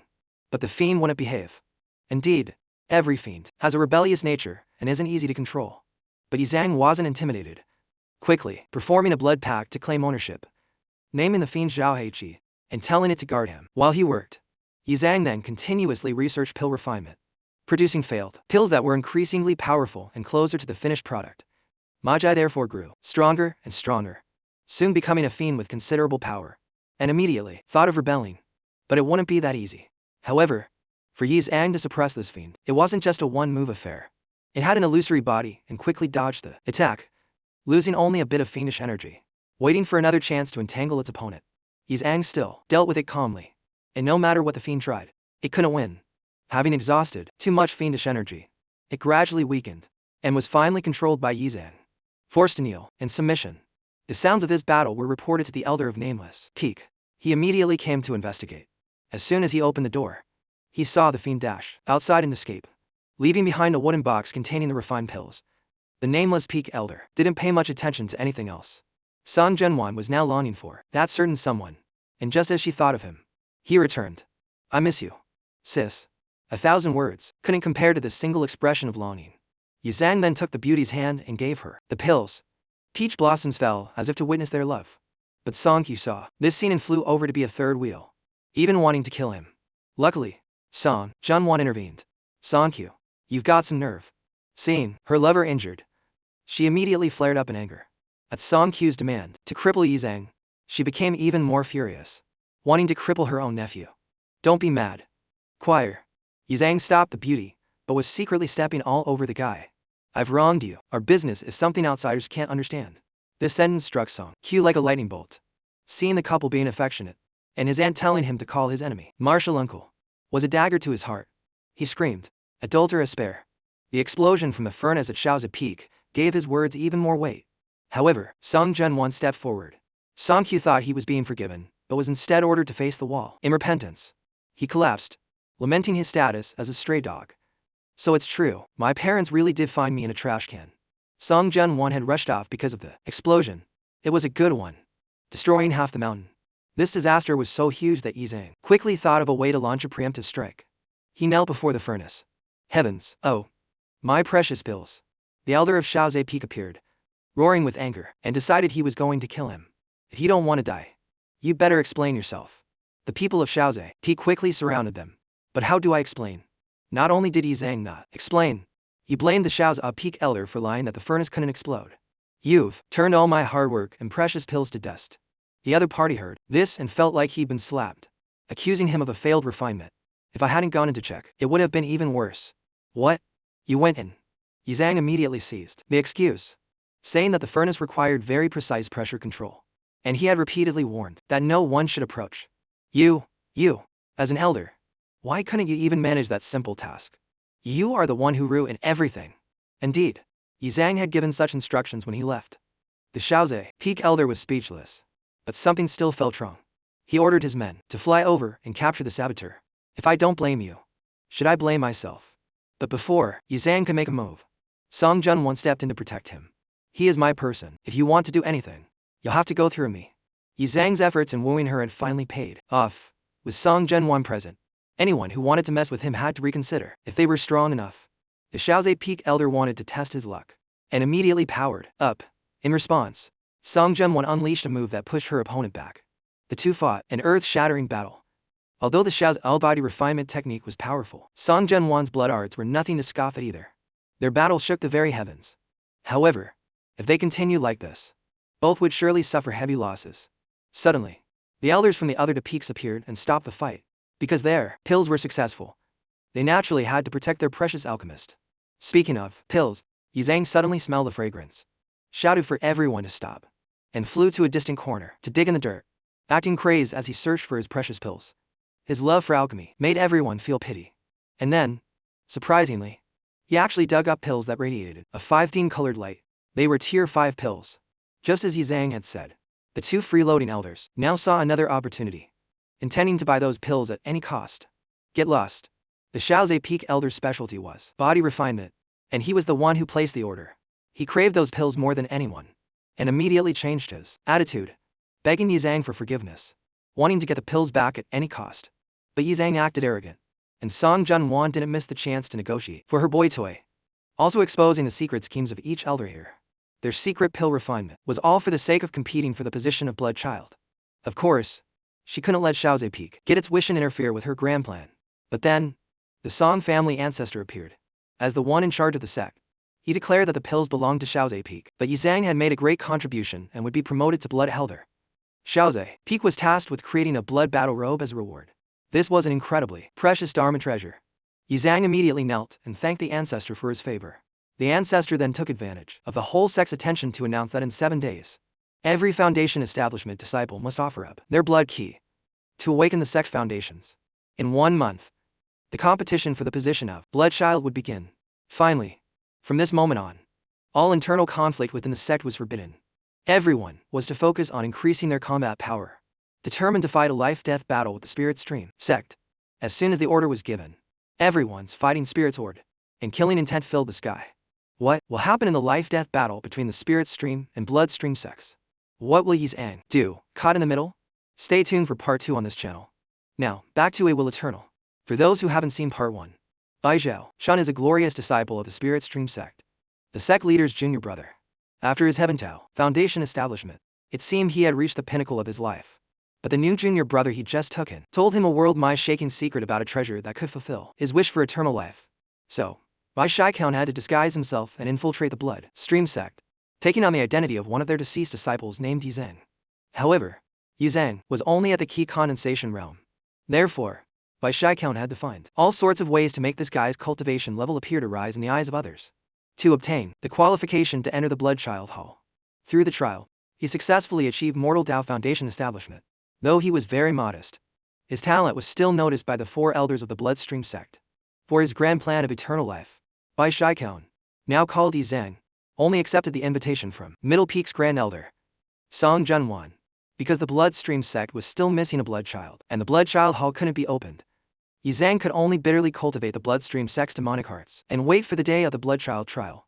As time went on, the scenario from the spirit stream sect repeated itself.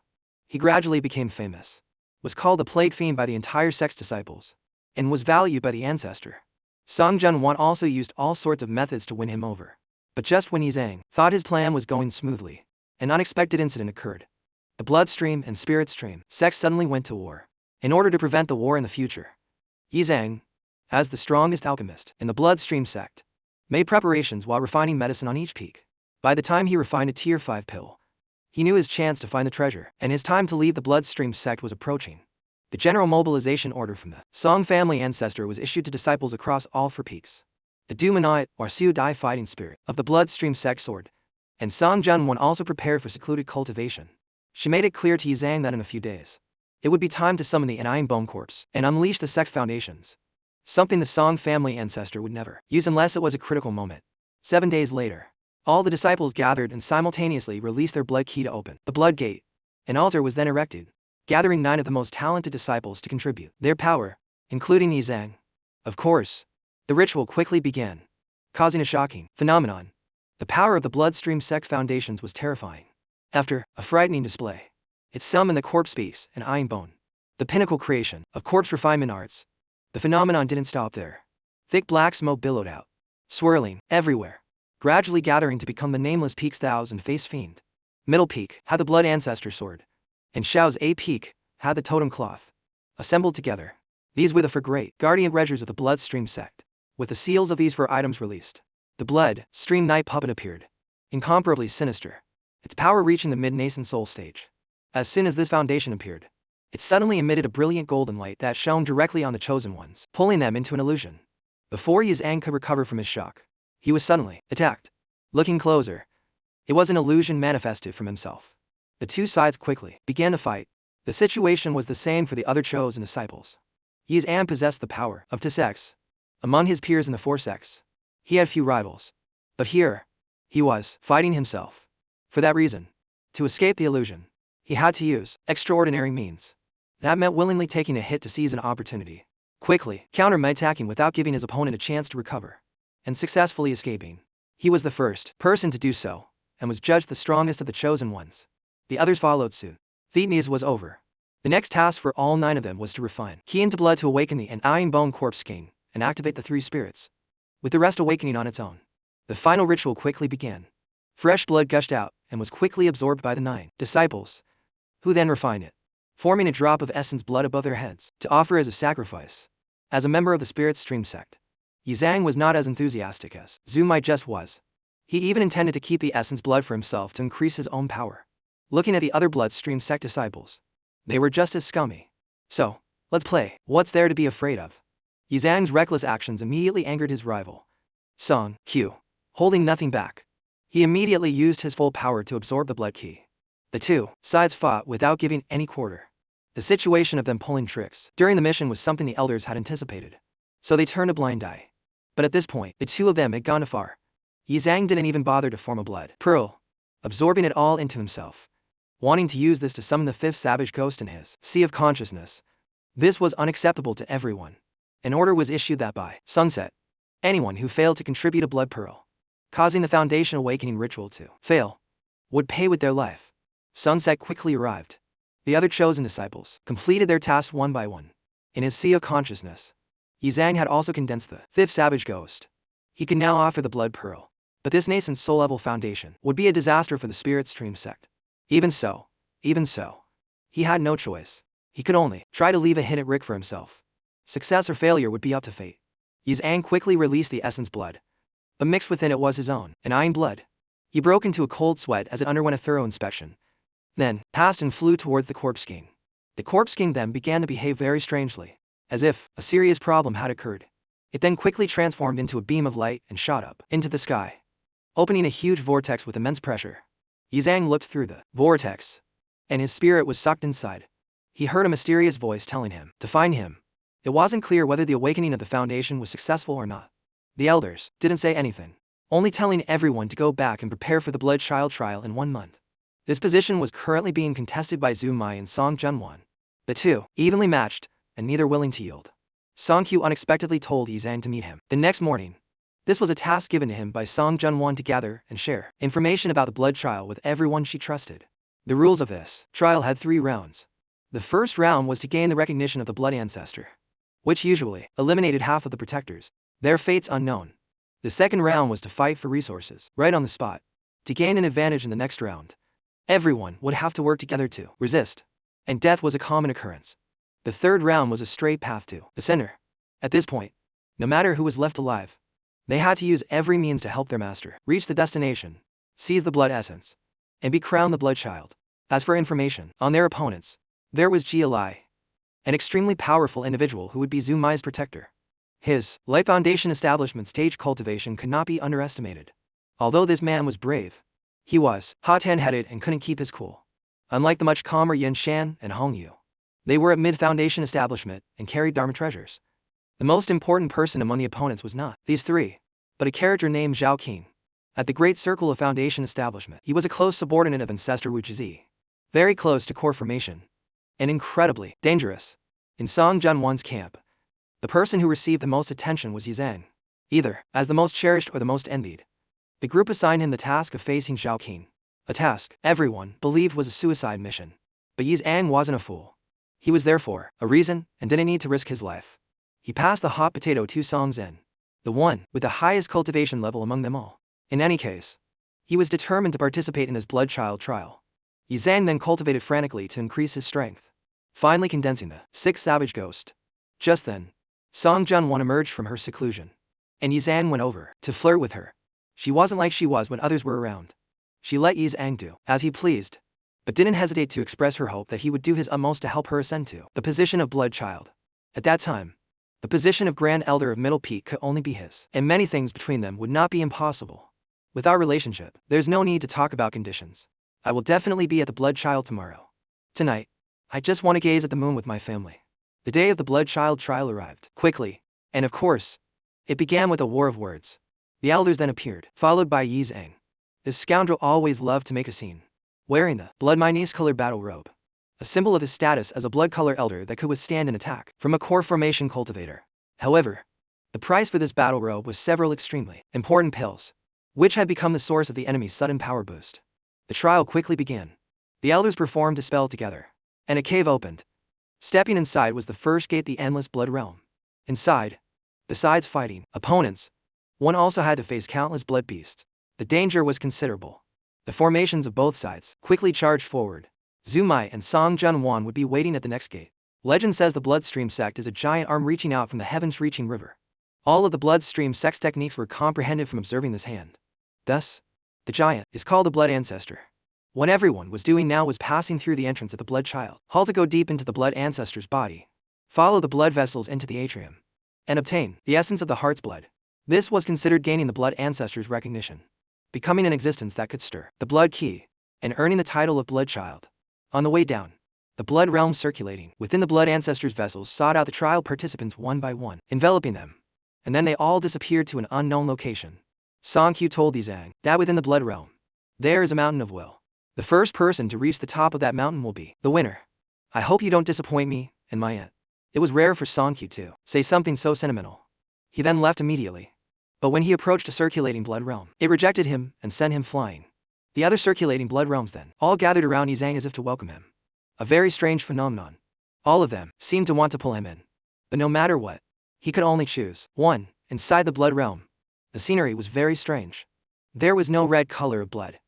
Using his heaven-reaching eye, Yi Zhang quickly saw the mountain of will in the distance. It seemed to be calling out to him. Zhu Mai's formation had gone ahead earlier, although the teleportation was random. Luckily, Xiao Ai was in a position very close to the target.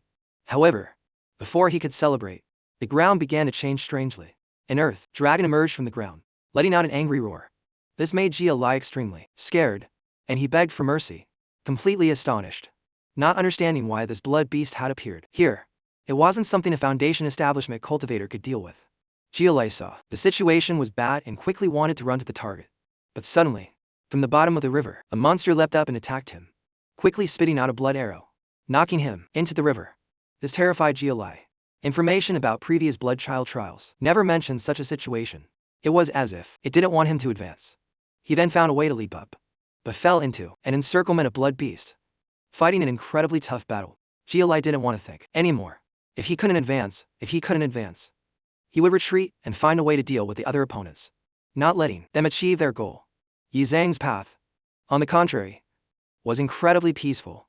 Everything seemed to welcome him. What was going on? Yi Zhang therefore advanced leisurely, but was suddenly attacked by a late Foundation establishment expert. He immediately cursed out loud, demanding the opponent show himself. But Jialai remained hidden, silently circling behind him to launch another surprise attack. Luckily, Yi Zhang was prepared. A despicable person like you deserves to be struck by lightning.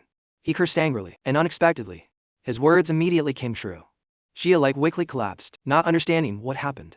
And even Yi Zhang didn't understand either, as his opponent continued to curse him. Lightning struck down again, making him unable to believe his eyes. I will definitely kill you.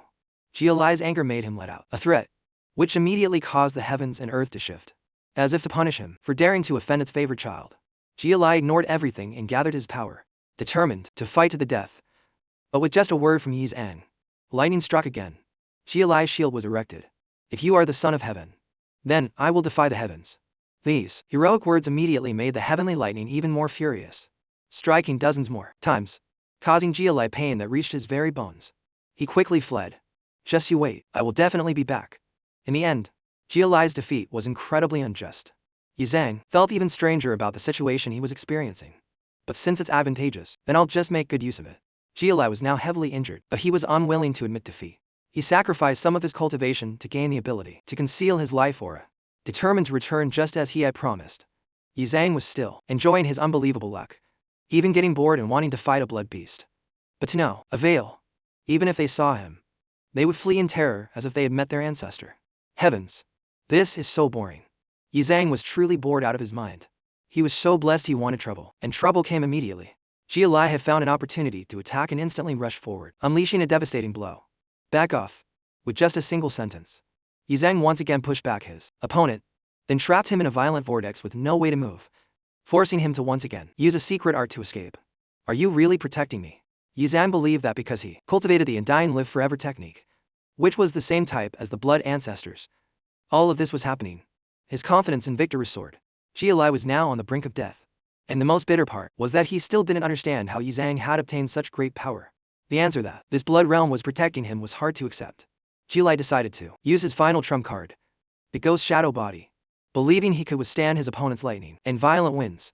Even if the heavens are helping you, I will defy them. With his power increased, Jialai once again spoke heroic words and quickly attacked for a third time with unparalleled strength. But once again, he was beaten until he had no teeth left.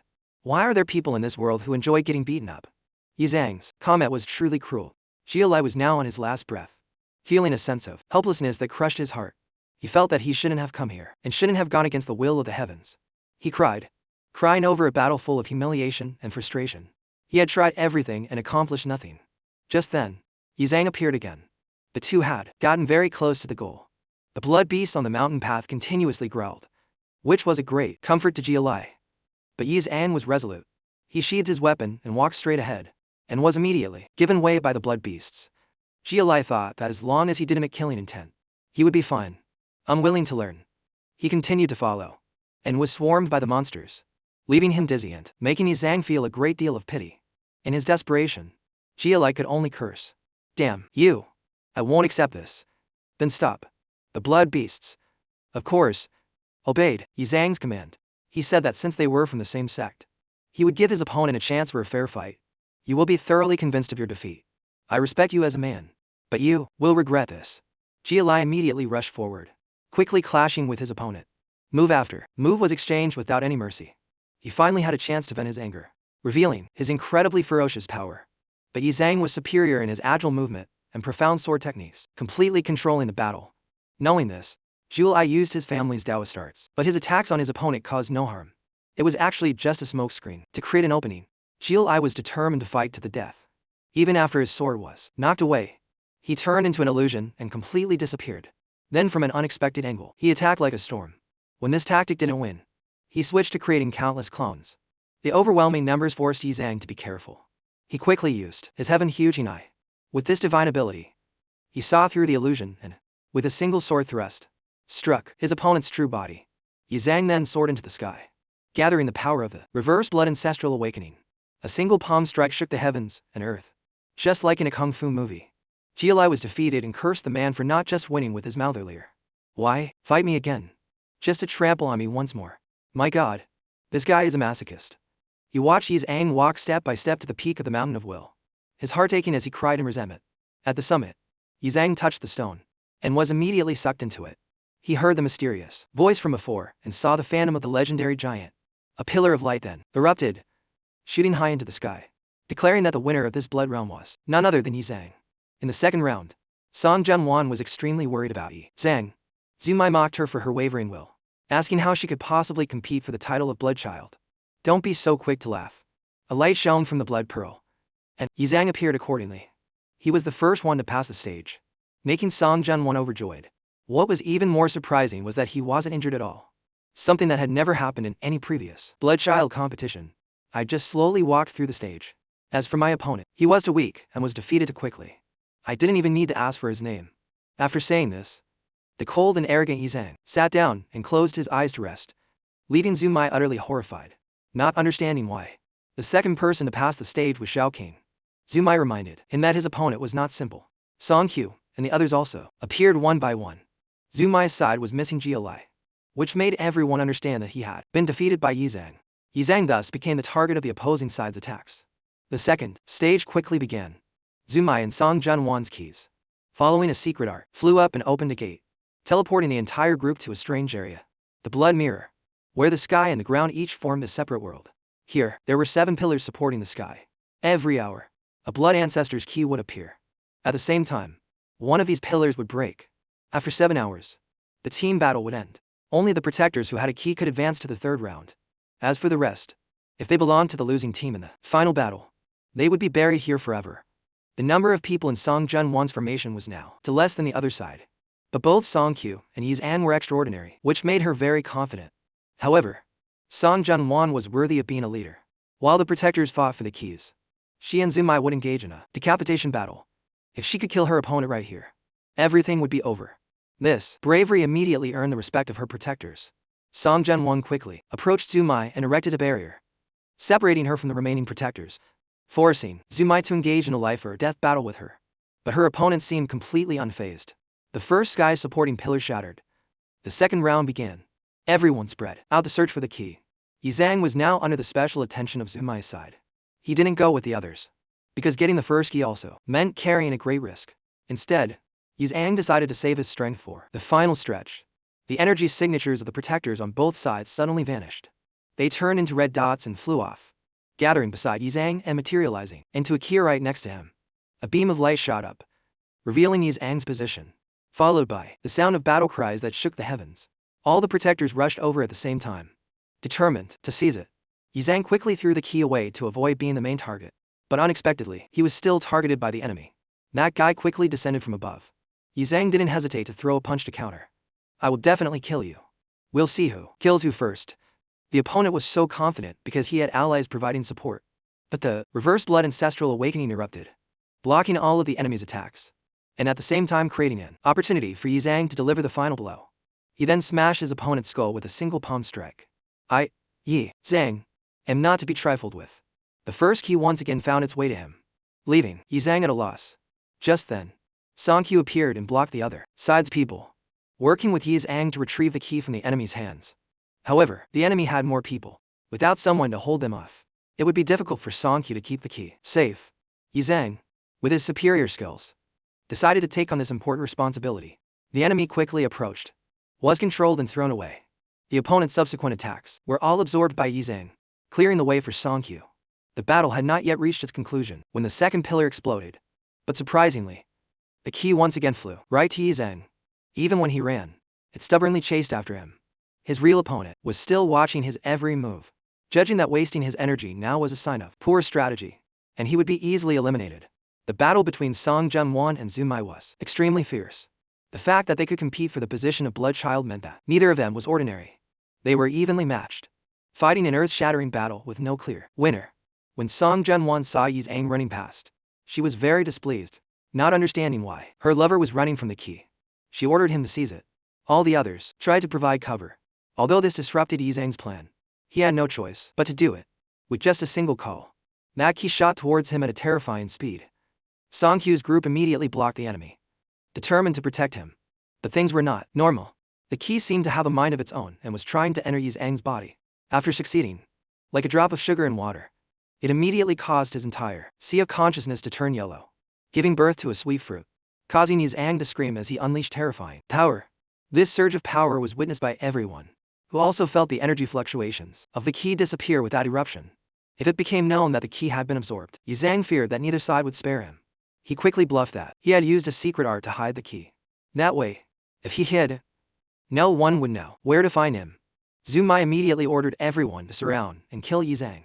Of course, the people on Song Junwan's side were no pushovers, and they quickly rushed forward to protect him so he could retreat safely. However, the enemy outnumbered them, so Yi Zhang still had to fight his hardest. Luckily, his abilities were strong, and he was able to hold his own against two opponents. But he inadvertently fell into the enemy's trap and was bound by a type of rope that prevented one from channeling their power. Fortunately, just as the sword that would end Yi Zhang's life was thrust forward, that enemy was cut down. Song Q quickly took action, slaying the two people who were binding Yi Zhang, freeing him. Everything I do is for my aunt. Song Q still couldn't stand the sight of Yi Zhang, but immediately, the two of them were surrounded again. They had no choice but to work together if they wanted to survive. The encirclement was quickly broken. The more and more enemies arrived, forcing the two of them to split up. They regrouped in a canyon, with the enemy in hot pursuit from above. Just as they thought they could hide for a while, the third pillar exploded, forcing them to come out and continue the fight. The terrain quickly cracked, splitting the two of them up. Since Yi Zhang could hide his aura, he told him to go ahead. He himself would stay behind and fight all the enemies to the death. His blood sword stabbed down, causing the ground to crack and bury many opponents. He took the opportunity to use the force to launch himself to the other side. But the process was not without danger. In the end, he almost died if Yi Zhang hadn't come to his aid in time. After this, a friendship seemed to have formed between the two. Yi Zhang's words became much more pleasant, but he still stubbornly said that he didn't want to save anyone, just repaying a favor.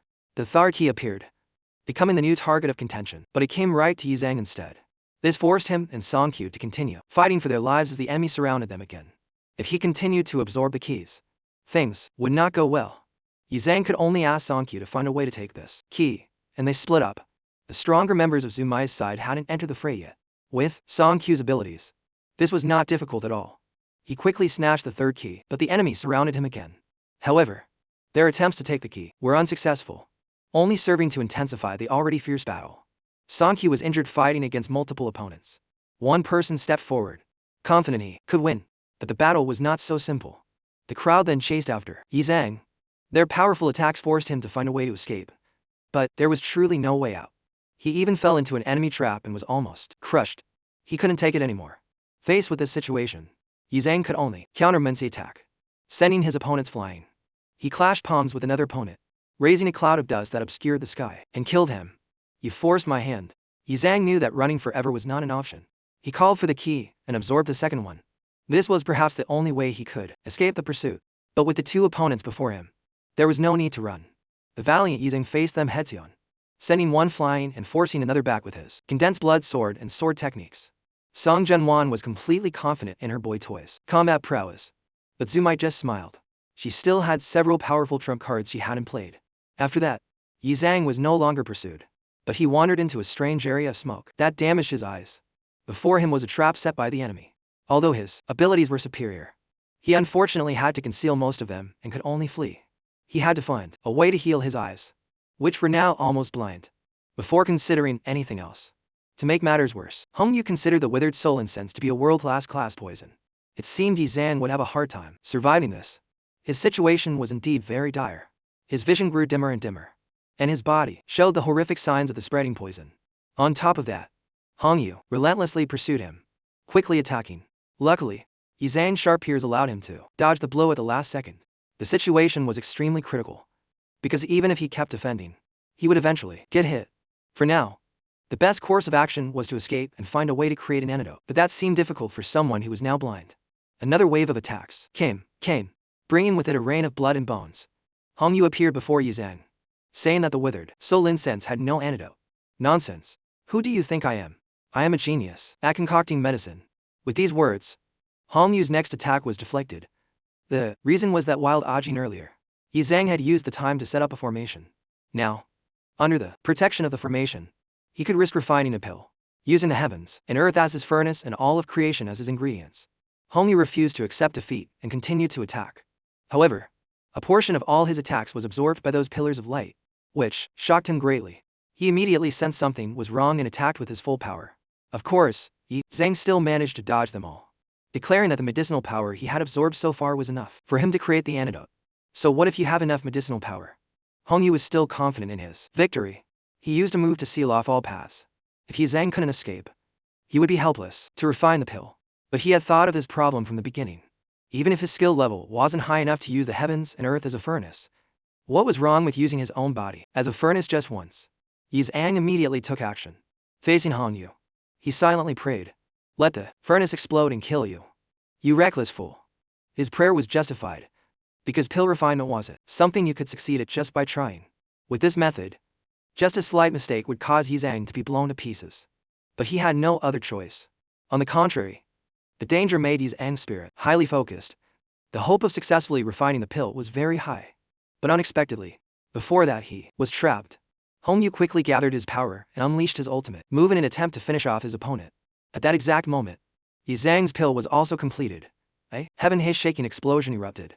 Looking through the smoke, the poison of the withered soul incense had been controlled. The previous move was deliberately used by Yi Zhang to provoke Hong Yu into attacking so he would have enough firepower to help complete his pill. Hong Yu was terrified. The phantom of Yi Zhang's savage ghost appeared and quickly attacked. But unexpectedly, those bloody threads were able to block it.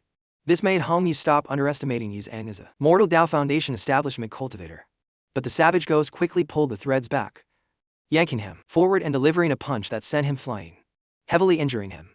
Hong Yu, however, was still an expert. He stubbornly leapt up to fight, using his agile movement and the array he had already set up to gradually counter-attack, burying the savage ghost under an incredibly powerful stone formation. Just then, the fourth Scamthat supporting pillar exploded.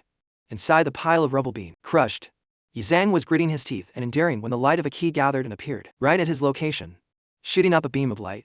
The people from both sides once again charged forward. Meanwhile, the fourth key entered Yi Zhang's body, causing the savage ghost's power to increase and erupt, shattering the stone formation that Hong Yu had worked so hard to set up. Yi Zhang wasted no more words and immediately attacked with a completely different level of power. Hong Yu fled. The blankness in Ang's eyes seemed to undergo a massive change.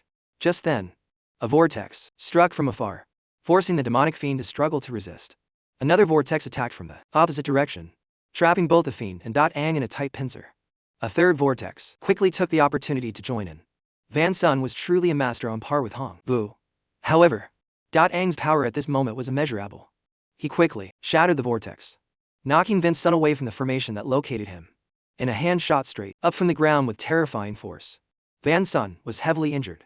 He couldn't believe he and Hong Vu had joined forces only to end up like this. Terrified, he immediately fled. Tong Thehuiet appeared, saying that holding too many keys could lead to disaster, and he asked Tang to let him share the burden.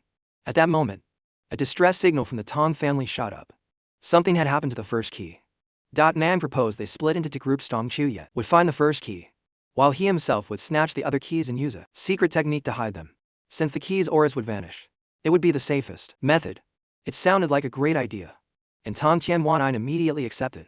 But then, Ang's greatest enemy appeared. It was none other than Tuthan. From the pressure his opponent was emitting, Ang could easily tell he was an extremely dangerous foe. Before his seventh demonic fiend finished crystallizing, he had no intention of fighting. But the next key quickly appeared right beside him. Tuthan attacked without hesitation. Ang used the energy shockwave from the key to nullify the blow, and then fled, which the man found incredibly amusing. Tang was still reeling from Tuthan's attack. As the saying goes, when you poke a dog and it chases you, even if you're as fat as a pig, you'll still run at godlike speed. And that was Ang right now. However, he was only at mid-foundation establishment, while Tuthan was at the fall score stage. If he unleashed his full power, catching up probably wouldn't be difficult. The sixth key had arrived. This was what Ang was waiting for, and he immediately absorbed it, because stealing once made him feel guilty. But after stealing so many times, Now had become numb to it. His callous conscience had been chewed up and carried off by a dog. Besides, he needed the key's power to break through and deal with Than. But absorbing too much blood key was also making Ang feel like he couldn't digest it all. A blood figure then appeared, pulling a blood-colored vortex that reached up to the heavens.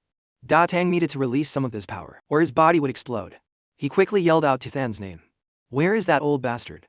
Come out and face your death." This was exactly what Than was waiting for. He gathered a dark purple blood sword, as if it were mixed with poison, and launched it forward. He was shocked that Ang could block the entire attack with his own flesh, completely unfazed aside from being unable to move forward. "That last sword was too small. I'll use a bigger one. This time, I'm determined to have a sword fight with you." Although Than's words were truly manly, Ang somehow still managed to block his attack, crushing the large sword and shattering the small one. Ning's blood figure had awakened, and he himself was determined to annihilate his opponent in a single blow. The two sides quickly clashed and were evenly matched. Following Ang's roar, the blood figure also roared in anger, unleashing a terrifying explosion. To everyone's surprise, Than was actually pushed back, unable to withstand the force. After venting his power, naturally returned to normal and beckoned Than to walk right into his trap. The man could no longer afford to be careless and immediately fled. This was a very practical way of respecting an opponent. He was scared, and Than had good reason to be scared, because another Tang family disciple had appeared in the area, Tong Chan. He wanted to act as Ang's protector to guard the key. But of course, it was also to get the key for himself. Ang took advantage of this person's presence to circulate his energy and heal. As it turned out, thanks to Tong Chan's appearance, he had successfully repelled a powerful enemy he wasn't sure he could beat. The battle on Tong Yet's side was incredibly fierce, but the guy was truly reckless and managed to retrieve the first key. The situation had completely tilted in favor of the weaker Tong family, leaving Yet in disbelief. Because she wasn't focused on the fight, she was quickly captured by Tong Quanine. Yet had to use a magic treasure to escape. She talked tough, but inside she was extremely worried. The final pillar exploded. The light gathered next to Ang, although he tried to let someone else have it. This time the key materialized right inside his body. What could he do? The key's energy lifted Ang high into the air, unleashing a terrifying power, which also made Tongchen understand what had been happening with the keys all along. He immediately attacked. "You bastard! How dare you deceive everyone!" His blood claws quickly aimed for Ang, intending to eliminate him without a shred of mercy. The key's aura vanished, letting Tong Yet know that Ang succeeded again. He assumed the Tong family's victory was certain, but unexpectedly, the key in his hand disobeyed his command and flew away. In Ang's battle, he was still trying to be lenient. However, his explanation that it wasn't his doing fell on deaf ears for Tong Chan. If this kept up, Ang would definitely be defeated. He could no longer sit still and wait for death. He immediately unleashed his own terrifying power. A blood figure that looked just like a demon lord appeared. Its might terrifying Tong Chan, but this also stimulated Tong Chan's will to fight even more. The Huyek Tong was merciless, but it was also a sect that utterly despised betrayal. The clash erupted in fire. With a single move, just one move, Tong Chan was struck and sent flying. Very fortunately, after the dust settled, he was still alive. Tong Chan cursed Ang, telling him he should just kill him to keep him quiet, or he'd expose his theft. But instead, Tang spared his life, only explaining one last time that he didn't want to absorb the keys. But just then, the first key flew over. Tong Chen immediately jumped up to grab it, shamelessly exposing how Ang was absorbing public assets for his own private power. But perhaps the warning came too late. The key once again slipped from Tong Chan's grasp and shot straight into Ang's head, erupting in a pillar of light that reached the sky. This stunned all the Tong family members. As for Ang himself, his final demonic fiend was about to take form. In exchange, however, those without a key after this round would face the risk of death. Ang explained that this wasn't what he wanted. But who would listen to him now? Even Tong Quanine was in utter turmoil. All of the Tong family protectors frantically hunted Ang, vowing to eliminate the night demon and eradicate the threat. However, his ability to escape was truly extraordinary. This was something he had honed through countless trials. But he had human strength, not superhuman. Pinned down by a pincer attack, Tang was finally cornered. Facing a rain of swords falling from the sky, he could only show his true ability, controlling all those swords for a lightning-fast counterattack. He escaped this time, but who knows if he could escape the next. Tang was incredibly tired, having been forced to fight continuously since the very beginning. Just then, the world trembled. With the seventh pillar gone, this world would completely collapse. It was also the end of everything. No one would spare Ang. The cause of their imminent danger had been found, and they quickly located him and attacked. This time, learning from their mistake, they acted covertly. A blood prison formation made it impossible for An to escape. An tried to explain, but Tong Kapu yet refused to listen. As the truth was laid bare before him, he quickly activated the formation to bind the criminal. Not wanting to die an unjust death, Tang resorted to begging. After all our years of brotherhood, how could you do this? Who's your brother? Tong Kaichi yet was furious and about to strike, but Tong Qian immediately stopped him. She had fallen under his spell. The usually obedient Tong Kaichi yet defied his aunt for the first time, determined to eliminate the most dangerous threat on behalf of the sect and the Tong family. The power of the Tong family protectors quickly gathered, creating an incredible pressure that forced Ang to his knees. Unable to resist, this was the most powerful secret art the Tong family could deploy. The blood dragon received their essence blood and immediately lunged to attack. At that very moment, Hu Yetmai shot out to prevent Tong Kuan from interfering. You all want to kill me? Then I'll borrow your essence blood to condense my 10th demonic fiend. It wasn't clear if Ang could find a path to survival in this desperate situation. But now, Tong Qian, distracted by her worry for him, had been struck down by Hu Yetmai. To die for a man is a bitter death. Hu Yetmai taunted her. But Tong Kuan didn't listen. She broke the barrier, deciding to bet everything on one last gamble. Ang's demonic fiend was still struggling against that dragon. He was growing more and more exhausted. The blood dragon quickly launched its final attack. Just when it seemed to be over, its fangs were unexpectedly stopped by the demonic fiend. Nang struggled to resist. So exhausted he coughed up blood. Meanwhile, Tong Chia yet, with the support of the other protectors, increased the formation's pressure, determined to kill him. But just then, Tang had absorbed enough blood ki.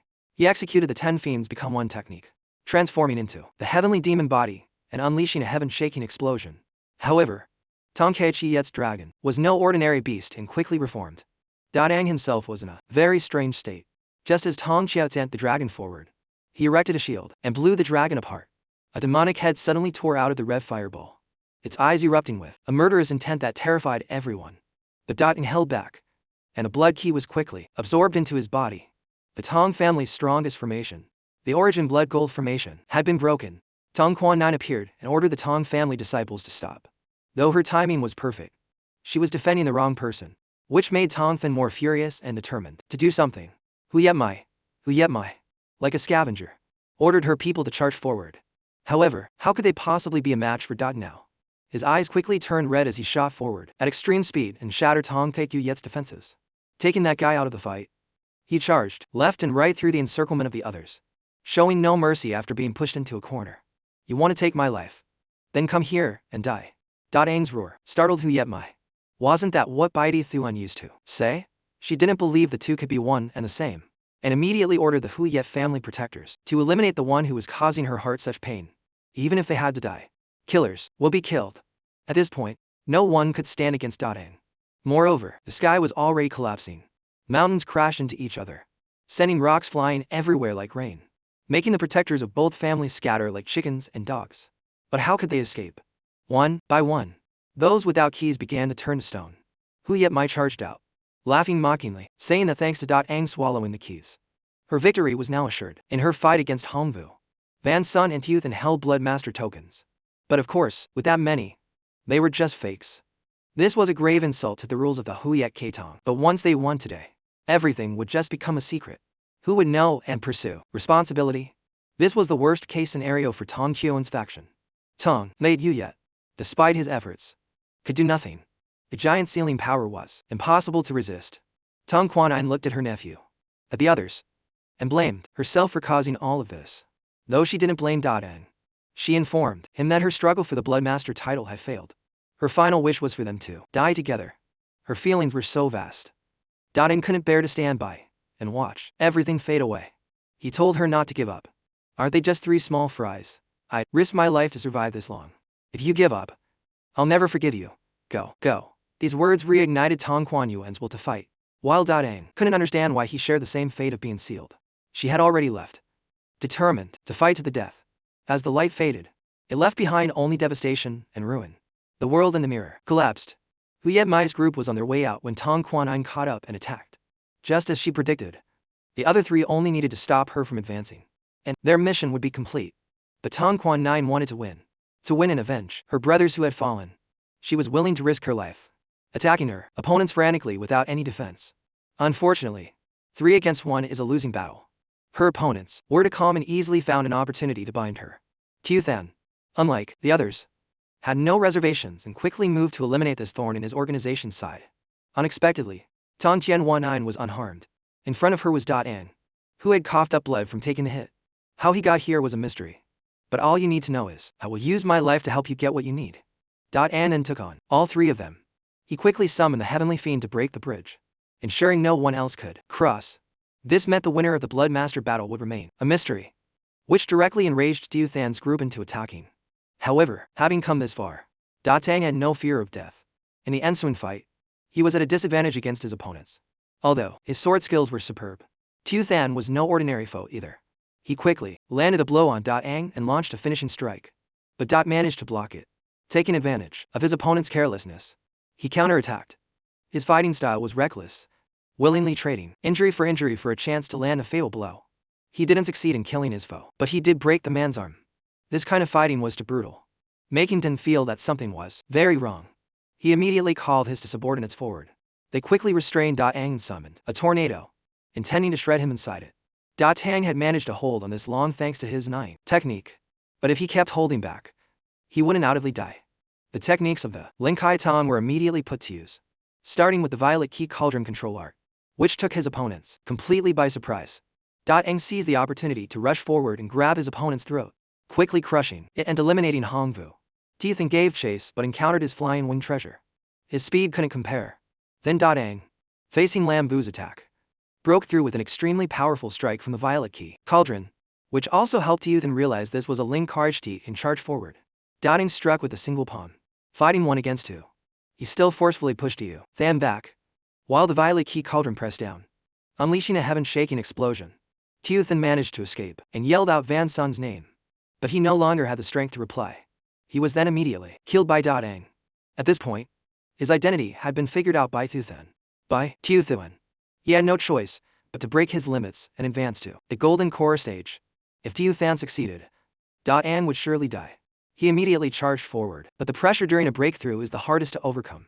Even so, Ang combined the techniques of both sects, attacking with the blood sword followed by gold and Ragan in a powerful assault. Unfortunately, the blessing of heaven and earth during a breakthrough once again blocked this attack. So what if you're a Golden Core? I'll kill you all the same. By Tiu Thu and then used the ultimate legacy of the Lin Kong, activating the Heaven Span Arma. He saw the Golden Core and charged straight for it with terrifying speed, successfully striking his opponent and ruthlessly ripping the Golden Core out. For a core formation cultivator to lose their Golden Core is like a living person without a soul. His source of life was gone, causing Tiu Than to quickly burst into flames. Moments later, when he fell to the ground, he had almost become a dried corpse, his only regret being how Ang could have appeared in this place. Although I was originally a disciple of Lin Kai, in terms of bloodline ancestry, you bastards can't even begin to compare. The blood ancestor then called Ang's son, saying that he could stay in his body and search for the eternal truth that he desired. So, will Ang listen to his words?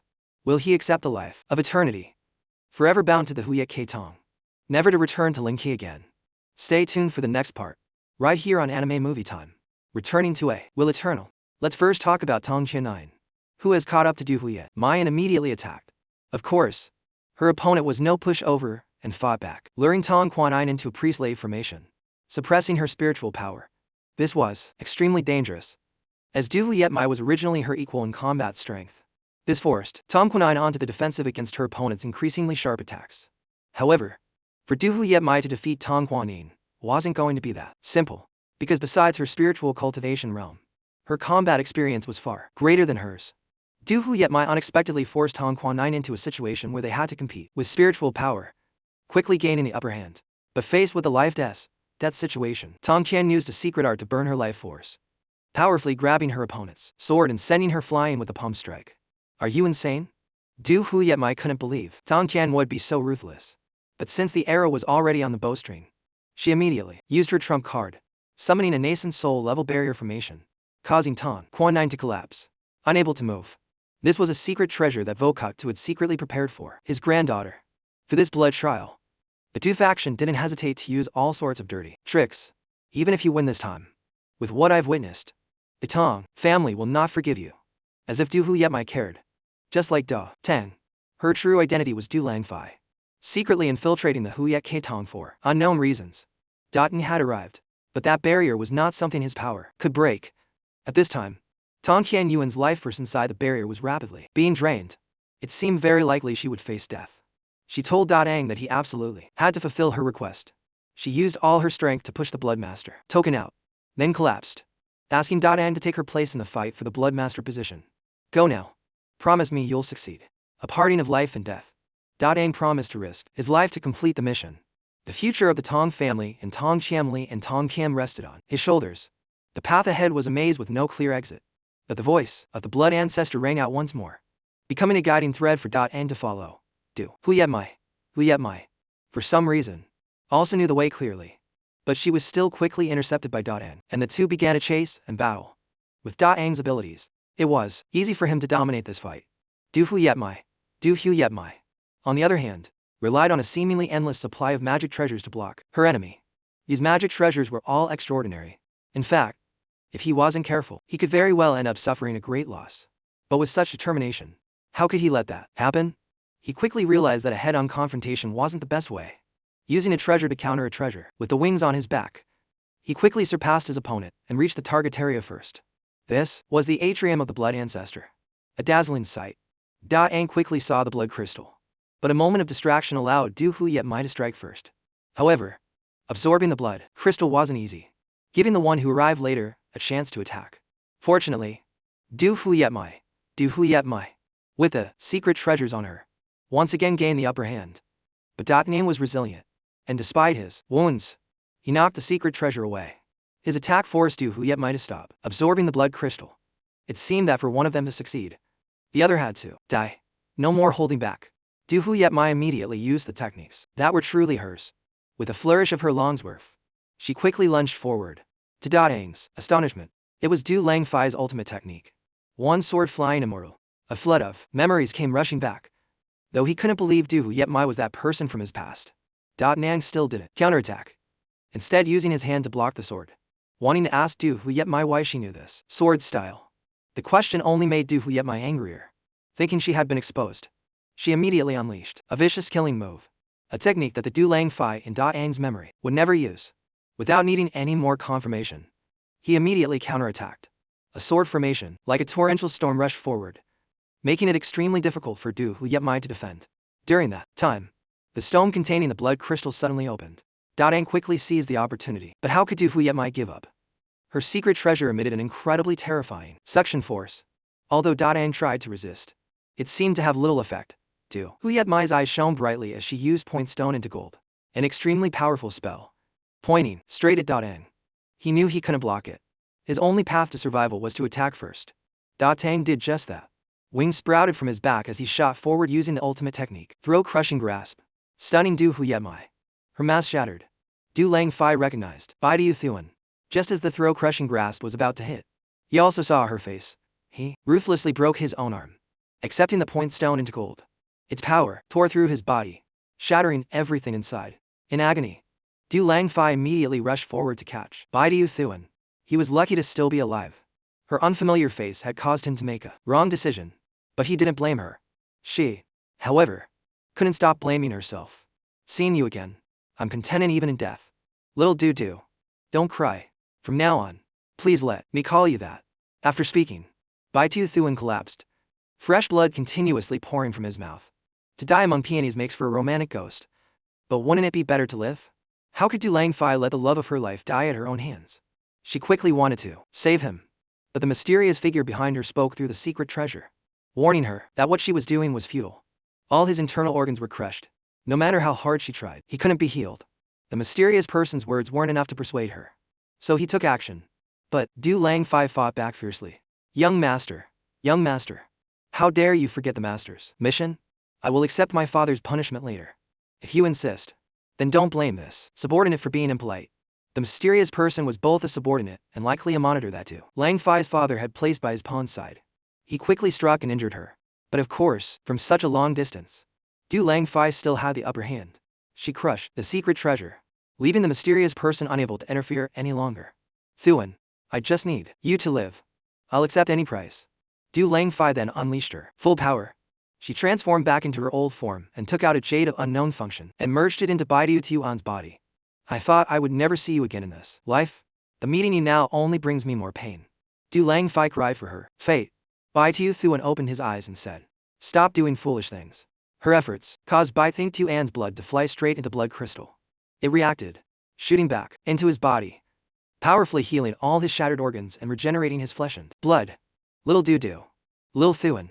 After the storm, the sky cleared. They called each other's names and flew towards one another, their hands about to grasp, never to let go again. But fate is cruel. The blood ancestor then called out, and Baidu Thuan knew he couldn't resist. Little Dudu, please wait for me. You must wait for me. A parting of life and death remained a parting of life and death. Du Lang Fai's determination to pursue love wavered in this one moment, becoming a resolve to cut off this bitter romance she no longer wanted to experience. By being near him, she would only bring him suffering. Love brings pain. Love brings memories. Memories are painful. Forgetting is liberation. Du Lang Fai once again returned to the appearance of Du Huyemai. From now on, it seemed her true identity would be buried forever and ever. Meanwhile, Bai Shu Thuan was struggling to break free, wanting to quickly reunite with his little Dudu. But the blood ancestor showed his son the images. He had long wished to see images of him fulfilling his dying wish, saving him and all the others who were buried in the world of the mirror. Outside the Huyet Ketong, the disciple's blood keen controllably was sucked away. The terrifying phenomenon scared everyone. The blood master chosen this generation was far stronger than any other. Tong Kao Yet was the first to be ejected, unable to believe he was still alive. But when questioned by the Tong ancestor, he had to admit that their side had failed. Tong Qian Quan then came out and confirmed that what he said was true. While the Vokuk ancestor was celebrating his victory, Du Huyet Mai was suddenly also teleported out, which shocked everyone.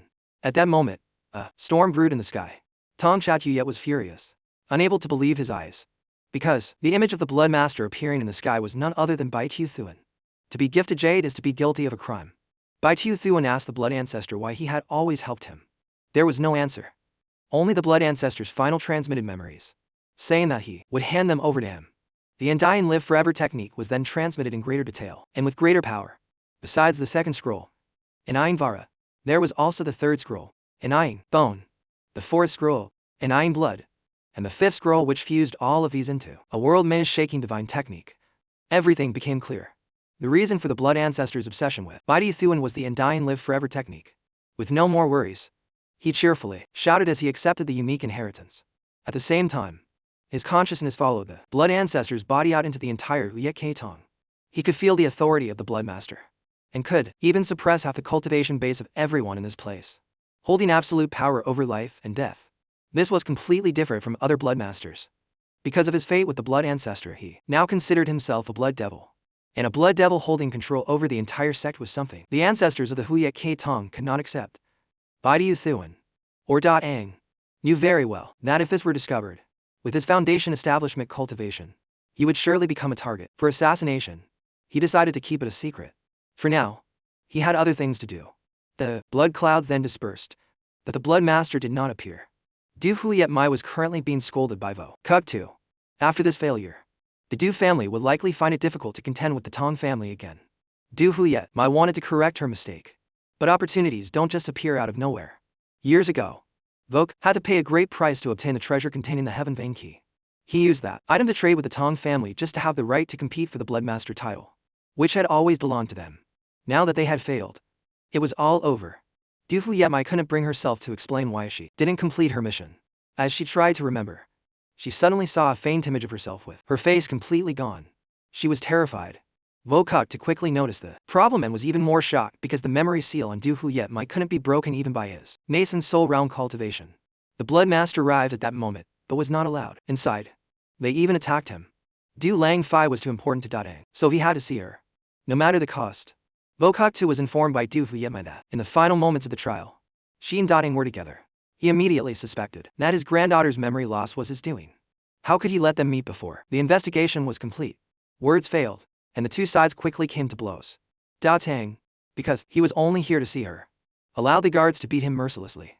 Vo Kuk too said that even as the blood master, he couldn't just do whatever he wanted. This was his house, and he was the master. His daughter's romantic affairs were also his to manage. You don't understand. My feelings for her have nothing to do with your Tong and Du families. This was interpreted by Vo Kuk to mean that love between a couple is a sacred thing.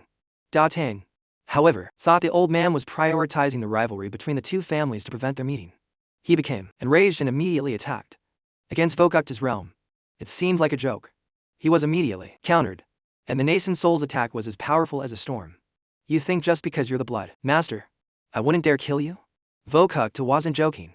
As an ancestor, no matter what Da Tang's status was, since he dared to barge into his private residence, he could easily make up a reason to put him to death.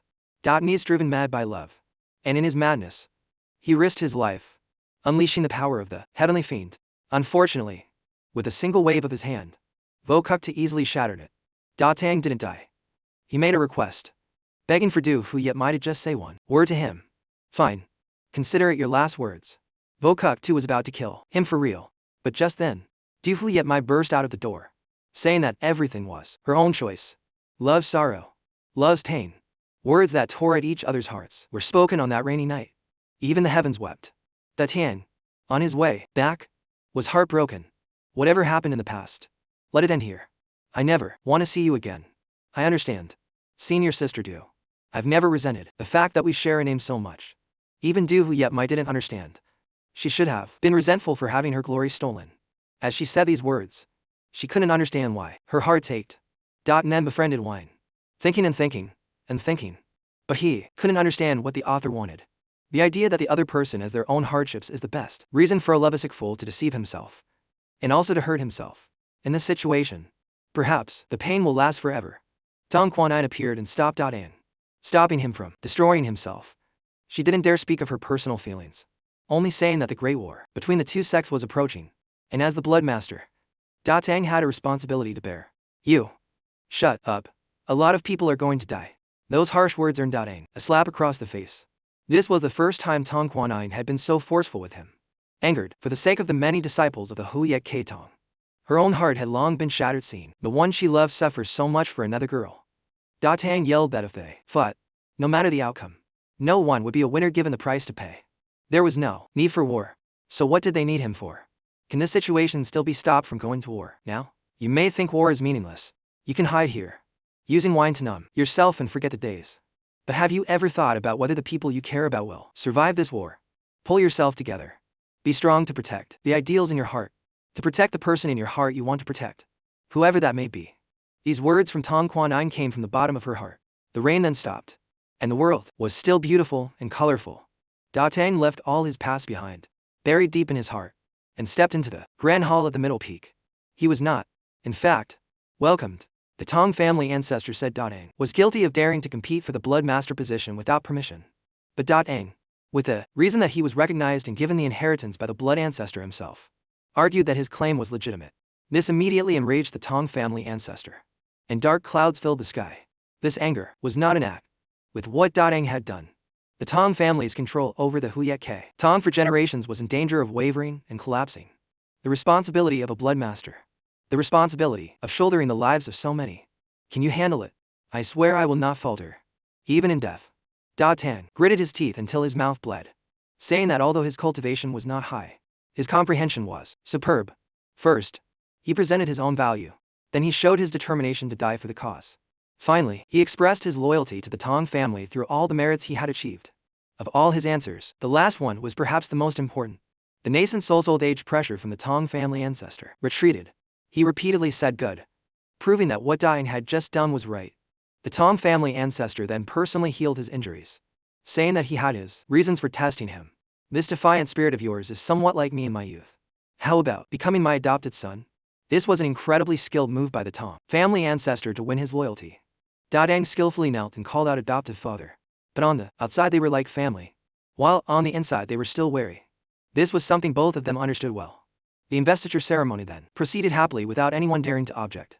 Da Tang smoothly went up to the stage to receive the Blood Master token, but was immediately and unexpectedly challenged by Tong Quyet, who stepped forward to ask for guidance. In a sect like the Huyet Ketong, the Blood Master's abilities must be recognized by all his peers. The unavoidable battle began with a lightning-fast attack from Tong Quyet.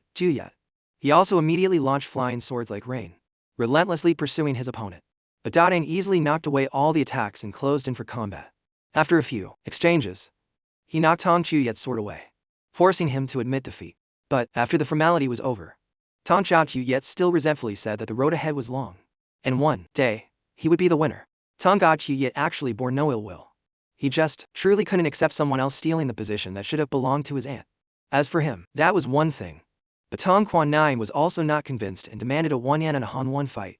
For the first move, An was very chivalrous and held back. Tong Chen, however, relentlessly pressed on, forcing the unfaithful one to draw his sword. Tang knew that not fighting back would be disrespectful to her. He quickly engaged her with his divine sword skills and knocked the beauty down. He also quickly rushed forward to catch her, acting very gently. This time, I concede. A hero with a beauty immediately caused the disciples below to roar with applause.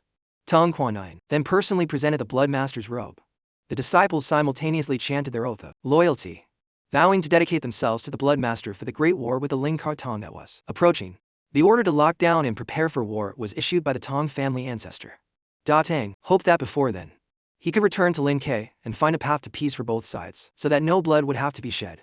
He didn't have many people to protect in the Huyet Ke Tong. Tong Tian was one of them. But when he faced her now, he was met with a cold response.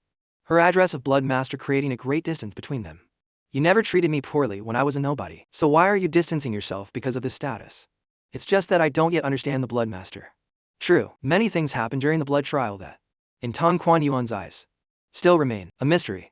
She didn't say it out loud, nor did she ask, which in itself was a sign of true affection. Tang couldn't tell her everything either. But he took her hand. This is the hand that allowed me to get where I am today. That trusted and protected me. That during my darkest hour, helped me understand what was most important. This feeling I will certainly never forget. Tang unexpectedly offered her the Blood Master token, essentially passing on the position he had just acquired to Tong Qian. Of course, how could she accept?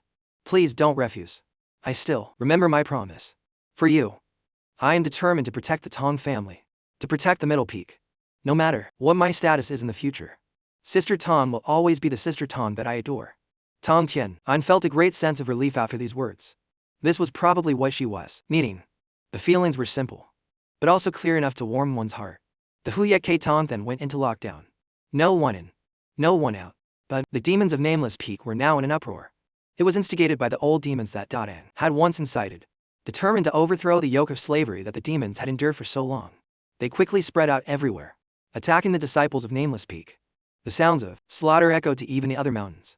That night, Tang, as the Blood Master, was able to enter the Blood Master Hall to search for the Eternal Thing. He quickly discovered the secret chamber that concealed it. Stepping inside, he used the gate mail that had been Spiritmon enhanced for times. Sure enough, he opened the door. The passage seemed to lead straight down to the underworld. He walked and walked but still couldn't see the end, if not for the gate moose opening pill guiding the way. Tang would have thought he had fallen under a spell. But just then, disaster struck. The stairs in front of him suddenly shattered completely, as a vortex carrying the stench of blood blew upwards. The path ahead was gone. Through his heaven-span armor Tang saw countless hands reaching up from below the bridge to attack. He quickly fled, but the blood hands still relentlessly pursued him. They were made of countless vengeful souls, endless no matter how many he cut down. And they finally managed to grab Tang.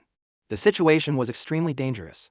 Unexpectedly, Tang discovered that the gate means opening pill could repel these blood hands. He immediately used his suction power to pull it to him, successfully using that strange pill to escape the encirclement. The ground and the steps suddenly emitted light, flying into the distance to connect with another band of light. Tang finally realized this was an endless, closed minute loop path from beginning to end.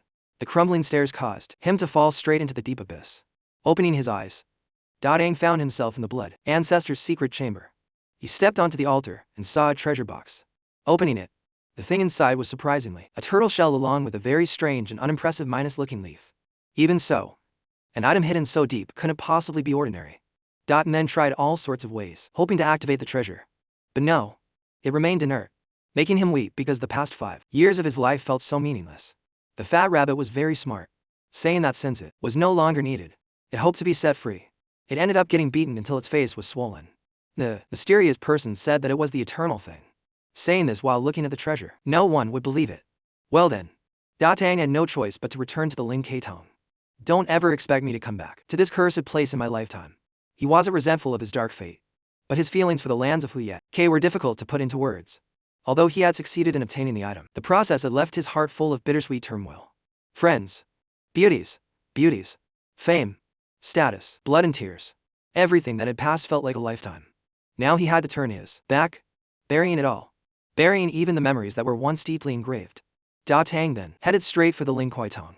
With his current status within the Huye territory, no one dared to give him trouble. But unexpectedly, at this moment, someone broke that precedent. With the war between the two sides approaching, the border area was inevitably tense. From their techniques, Da Tang recognized that the people before him were very similar to the Wochen clan. But the Da Tang of today was different. He couldn't be bothered with such trivial attacks. He quickly rode his flying sword into the sky, raising another blood sword high and unleashing an extremely powerful strike down below, shattering the plant demon. A mysterious purple key found its way into his storage bag and entered the turtle shell. The elder and the others recognized from the blood sword that Dot master. They begged for forgiveness for mistakenly attacking him. Dotting strangely asked for the full story. It turned out that the plant demon at the Wochen clan was obtained from these very people. While he wanted to learn more about how Ancestor Xian Yan had allowed the Wochen clan to rebel, Dotting suddenly noticed movement from the turtle shell and quickly left. He was very surprised that the mist emitted from the plant demon could affect the turtle shell. Looking inside, he saw a starry sky. Unexpectedly, a turtle head then grew out, looking as limp as a piece of cat poop. But it quickly transmitted a stream of spirit ki into Dotang, causing his spirit seed to crystallize. Dotang immediately seized the opportunity to cultivate. The next day, the results were as if he had been in seclusion for a whole month. The effect of the eternal thing was now known. It was truly a rare joy. At the Ling Kai Tong, they were very worried about Baidiu Thuan because he had been missing for too long. The sect leader even became a vegetarian and chanted sutras, praying to the gods for his beloved junior brother to get through this ordeal safely. At that moment, his positioning jade slip lit up. Baidiu Thuan had arrived at the gates of Ling Kai. He was practicing which kind of greeting would be the coolest after 5 years. First, of course, he returned to his original form. Handsome beyond compare. His face looked exactly like Dotang's. The artists who drew this were so lazy. The positioning jade slip then cracked, making the Ling Kai sect leader sense an ominous sign. And sure enough, the green mountains, blue waters, immortal cranes, and spirit beasts, the beautiful scenery of Ling Che, he was terrified upon seeing Baidiu Thuan. Everything in this place held a trace of Baidiu Thuan, which made him very happy as he strolled around, forgetting the sadness of the past and looking toward the future, returning to being the handsome Thuan who caused destruction all day, sparing neither the young nor the old. What a bastard! Baidiu Thuan then stood before his own statue and shouted, "I'm back." His voice was something people couldn't forget, and it immediately caused extreme panic and fear. They thought the heavens had no eyes. The demon who pushed old ladies into the river had returned. The streets instantly became deserted, without a single soul in sight. But of course, Baidiu Thuan also had his fans, who quickly surrounded him, kissing him all over. His #1 fan, Hu Mui, quickly appeared to rescue her idol, scolding him for always wanting to be the center of attention. Hu Mui turned her head, and Baidiu Thuan realized that she had grown up. He had grown up too. But the feelings from the past were still exactly the same. Big bro, you're not leaving again, are you? The two then shouted happily. Although Hu Mui was older, she still liked for brother Thuan to tell her old stories. Baidiu Thuan's habit of boasting was the same as ever, a complete contrast to the calm and cool Dotang who inspired trust. Sometimes, meeting people from the past isn't necessarily a good thing. My friends. While he was bragging up a storm, Baidiu Thuan heard the sect summons. He didn't even have time to see his son and hear its pitiful woof woof. It turns out our beast king is a dog. When the sect leader met Baidiu Thuan, like any other elder, despite his worry, he still scolded him for hiding his aura. Do you have any idea how many people were worried about you? Baidiu Thuan quickly offered tea to apologize. It seemed that when meeting elders, his demeanor had changed from before, being so polite. Perhaps he was no longer a young punk. But make no mistake, upon hearing the mission the sect gave him was to kill Dotang, Baidiu Thuan started bragging big again. He praised his opponent to the heavens, calling him a chosen one of heaven, a rival rarely seen in 1,000 years, but said that even if he had to risk his life, he was determined to repay the sect. What have you been drinking these past few years? Baidiu Thuan wasn't on anything. He was just putting on a show to get a little what's going on. Baidiu Thuan hadn't lost his mind. He was just putting on an act to gain an advantage. Anyway, leeching off the sect's resources and then stirring up trouble to make people hate him was his old pastime, and he was just trying to get better at it. Of course, the reward for the mission to kill the strongest blood child of the Huye sect couldn't be anything ordinary. It was the chance to enter the ancestral inheritance grounds to seek enlightenment for a gold core breakthrough. This place was the very foundation that the Ling Kuai sect had preserved for ages. Lithan Hao, Boktak Du Yuan's master, was currently here. As they spoke, the sky suddenly produced a strange phenomenon, filled with lightning. The time had come for Lythanhow's gold court revelation. He would either break through or his cultivation would crumble, turning him into a cripple. This was a critical moment, but a brilliant golden light shot up. Lythanhow had successfully broken through. The entire sect rejoiced at this event. His joy was compounded by the immediate reunion with his beloved disciple, who, though now grown, was still as childish as ever. The war between the two sects had now reached a boiling point. The first group of Lin Kai disciples had already gone to the front lines. Meanwhile, the Han Kai sect had subjugated half of the Dan Kuai sect's disciples and were besieging their last mountain entrance. Once they won, the resources they obtained would certainly cause the Han Kai sect's power to skyrocket. Bhakti threw and didn't want to fight at all. But Lythanhow himself said this was an unavoidable trend. He then took him to the hidden peak, the ninth mountain that could only be seen with a special eye technique. Only those who inherited the Lin Kai tradition were qualified to see it. They met Lythanhow's master, true person the Demosi, who immediately reprimanded Bhakti Thuan for coming to a place he shouldn't be. Bhakti Thuan's fearful plea for forgiveness greatly pleased the Demosi, because it was extremely rare for a foundation establishment cultivator to be able to speak while withstanding his spiritual pressure. This was his chance to latch onto someone powerful. To Bhakti Thuan, this encounter was an opportunity of a different flavor, and he quickly offered up the pills he had painstakingly refined. In truth, this gesture was a bit redundant, as Lythanhow had already wanted his master to teach his mischievous disciple. Anyway, Thutmose quickly rewarded him with a wood and plant art, a technique that was his exclusive secret art. The shameless Bhakti Thuan cleverly hinted for more, so he was given a protective jade pendant as well. That's all I've got. But that heaven-defying Bhakti Thuan had offered his grandmaster his self-made dream mystic pills, a type of pill 10 times more potent than ecstasy, although its price in the modern world might be more than gold. For an immortal like Thutmose to be tripping out was a great dishonor. Lythanhow had to plead extensively before Thutmose agreed to try it, saying it was fine, which shocked his earnest disciple. He warned Bhakti Thuan that this could not happen again. Afterward, Bhakti Thuan was forced into seclusion by Lythanhow to train and stay out of trouble. After all, while the reunion was happy, it had been happy enough. The wood formation for core formation was indeed not easy to deal with, causing Bhakti Thuan much hardship. He finally managed to retrieve the spirit stone and focused on comprehending it to increase his combat power. With the war looming, increasing one's combat power was absolutely essential. Therefore, Bhakti Thuan didn't hesitate to drain his little turtle dry, using its aura to cultivate. Truly a cruel act against animals. Another animal he treated poorly was the Beast King. After waiting for its father for so long, it finally came looking for him, attacking him with its divine face lick. Thutdan's cultivation was now nearly on par with Bhakti Thuan's. Every day, he ate food given by others, soaked in herbal baths, and lived in luxury, receiving direct teachings from the old dragon in the abyss. It would be strange if he didn't level up under the ancestors' guidance. The second deployment of the Lin Kai sect erupted at this moment, interrupting the joyful reunion of the father and son duo. The impending battle was crucial for both the blood and spirit sects. Bhakti Thuan actually just wanted peace, but anything he wanted to do required him to raise his cultivation level.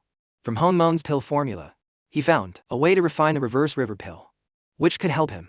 He immediately grabbed water from the Thong Thien River with his bare hands.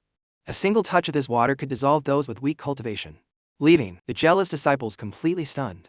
But afterward, while refining the pill, his body swelled up like a fat old man, and then he exploded.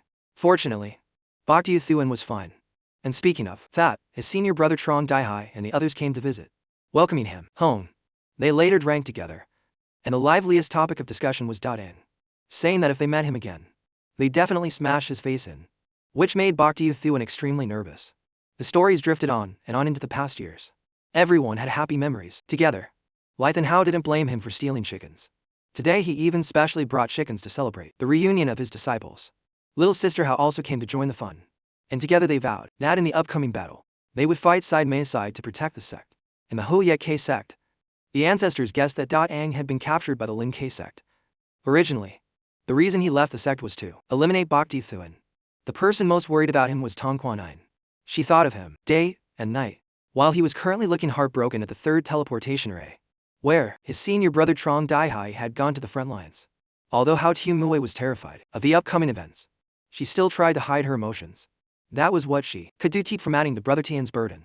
Everyone cared for him. Everyone was mindful of his feelings. So he became even more determined to use any means necessary to protect them all, resolving to stop this war, even if it meant becoming an enemy of both sides. On the fourth deployment, Bhakti Thuan also took part. His presence made those he had fought alongside before very happy. No matter how much of a troublemaker he was, Arthuan was very reliable when it came to important matters. Worthy of being a teammate you could trust your back to. They then appeared at the border region. Howdy Imue was protected by Bhakti Thuan, and he also encouraged everyone. After my several pill refining sessions, you all have been thoroughly tempered, in both physical and mental strength, so be confident in our victory. The story of the past made all the disciples laugh joyfully, and the heavy pressure quickly vanished. Moreover, Howdy Imue then said that they should work together. Even with low cultivation, they should try to contribute to protect their home, the Ling Kuai sect. Everyone responded enthusiastically. However, within the ranks, there were still those who were jealous of Bhakti Thuan, namely his old rival Thin Quan Thinhu, and no one else. The Ling K sect leader then appeared, announcing everyone's mission. Both Thin Quan Thinhu and Shotam Kor received important tasks. But Bhakti Thuan's responsibility was still the greatest, which made that guy feel utterly humiliated. Thi Dam was left behind by Bhakti Thuan to protect Howdy Imue, giving her more confidence to lead everyone who remained.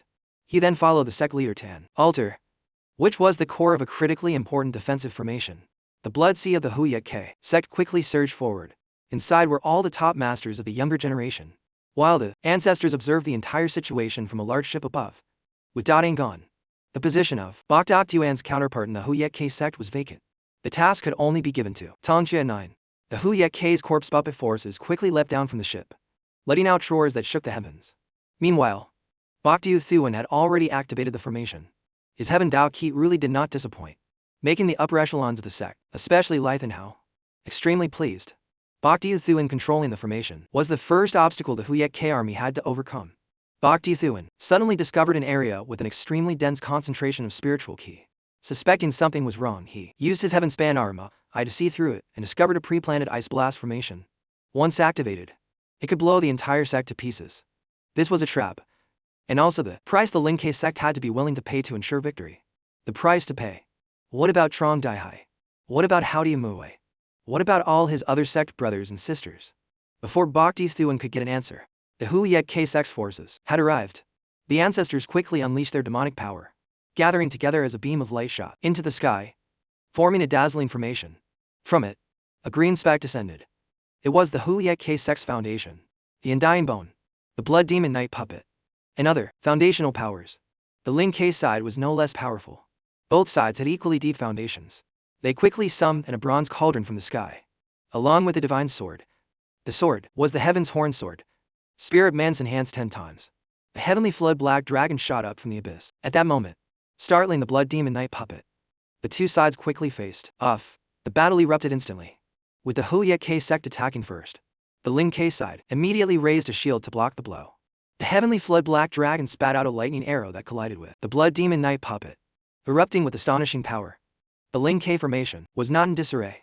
A giant stone golem emerged, using entire mountains as weapons to attack the enemy's flying ship, easily breaking through their entire defensive line and sending people tumbling. The demonic beings from the Huyet K side were immediately dispatched, and at the same time, the corpse puppets also made their move. These demonic beings were born as if they were the nemesis of the stone golems, causing them to fall and struggle to get back up. Lin Kai disciples immediately attacked to stop the army of shadows, filling the sky with flying swords. But their speed was incredible, and they immediately used their own blood, wanting to defile Ling K's defensive formation. How could the Ling K upper echelons let this happen? They immediately launched a rain of attacks. Although the demonic beings tried their best, they still fell layer by layer. In the end, they resorted to self-sacrifice to create an extremely powerful giant blood sword, striking straight down at the formation. The shockwave of the terrifying impact spreading everywhere. I must hold this formation.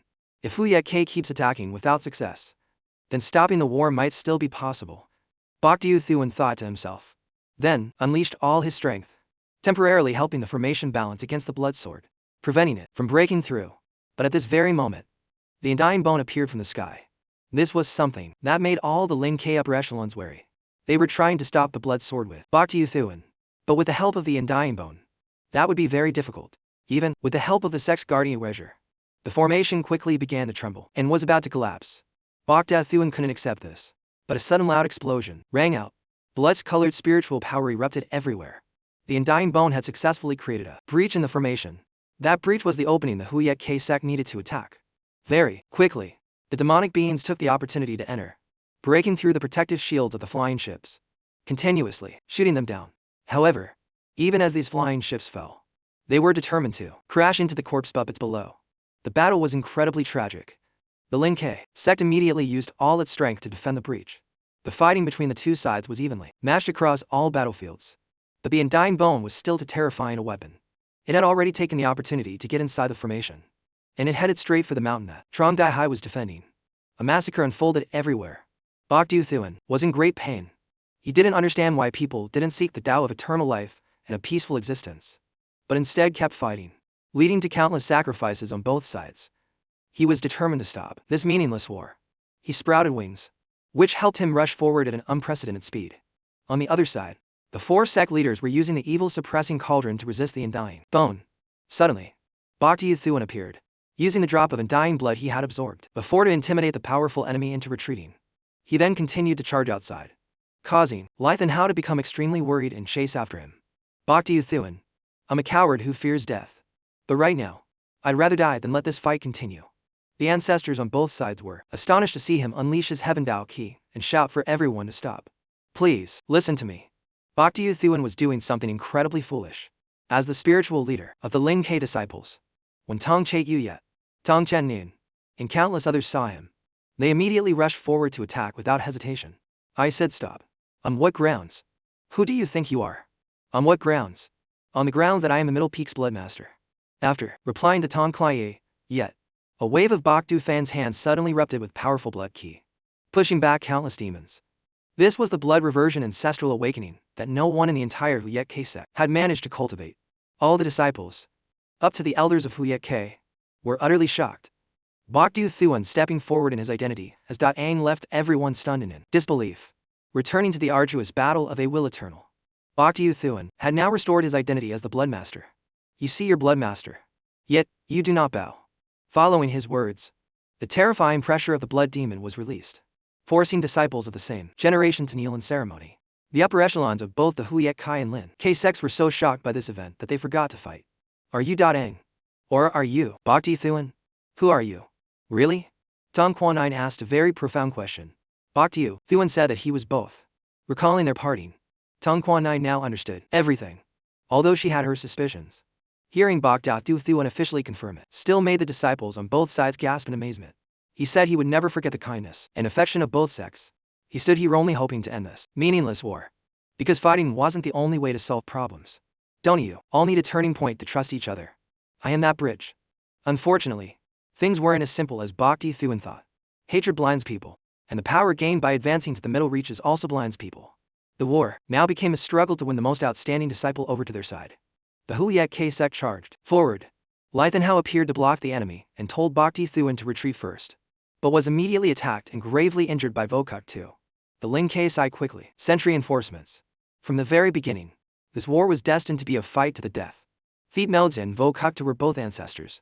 Now, because of Bok Du Thuan, they were forced to act early. The other ancestors could no longer just stand by and watch. The order to bring Thuan back to the mountain was given by Theet. He would then personally exorcise the Huyet Ke sect's bewitching demonic arts. It seemed Bok Du Thuan's move was a mistake. The Lin Kai disciples charged forward. As the battle between the ancestors grew more intense, Huyet Ke also decided to fight to the death. The conflict escalated to its peak. Bok Du Thuan had to act as well, trying to stop the duels.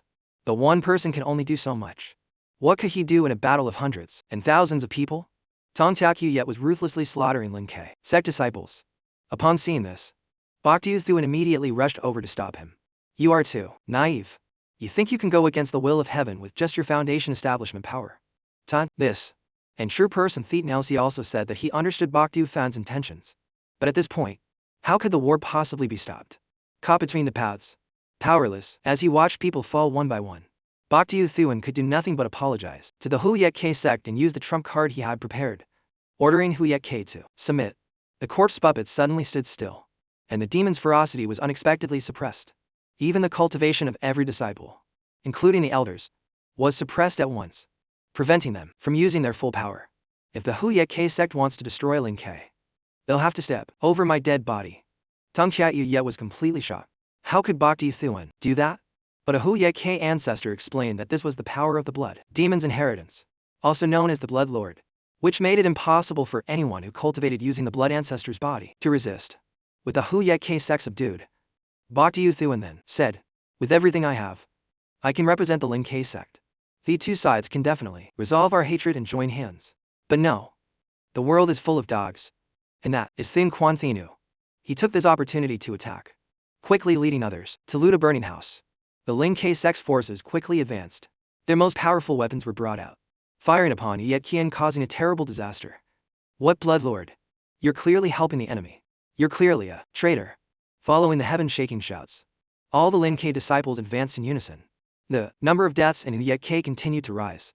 Although Bhakti Yu Thuan tried to stop it, he couldn't.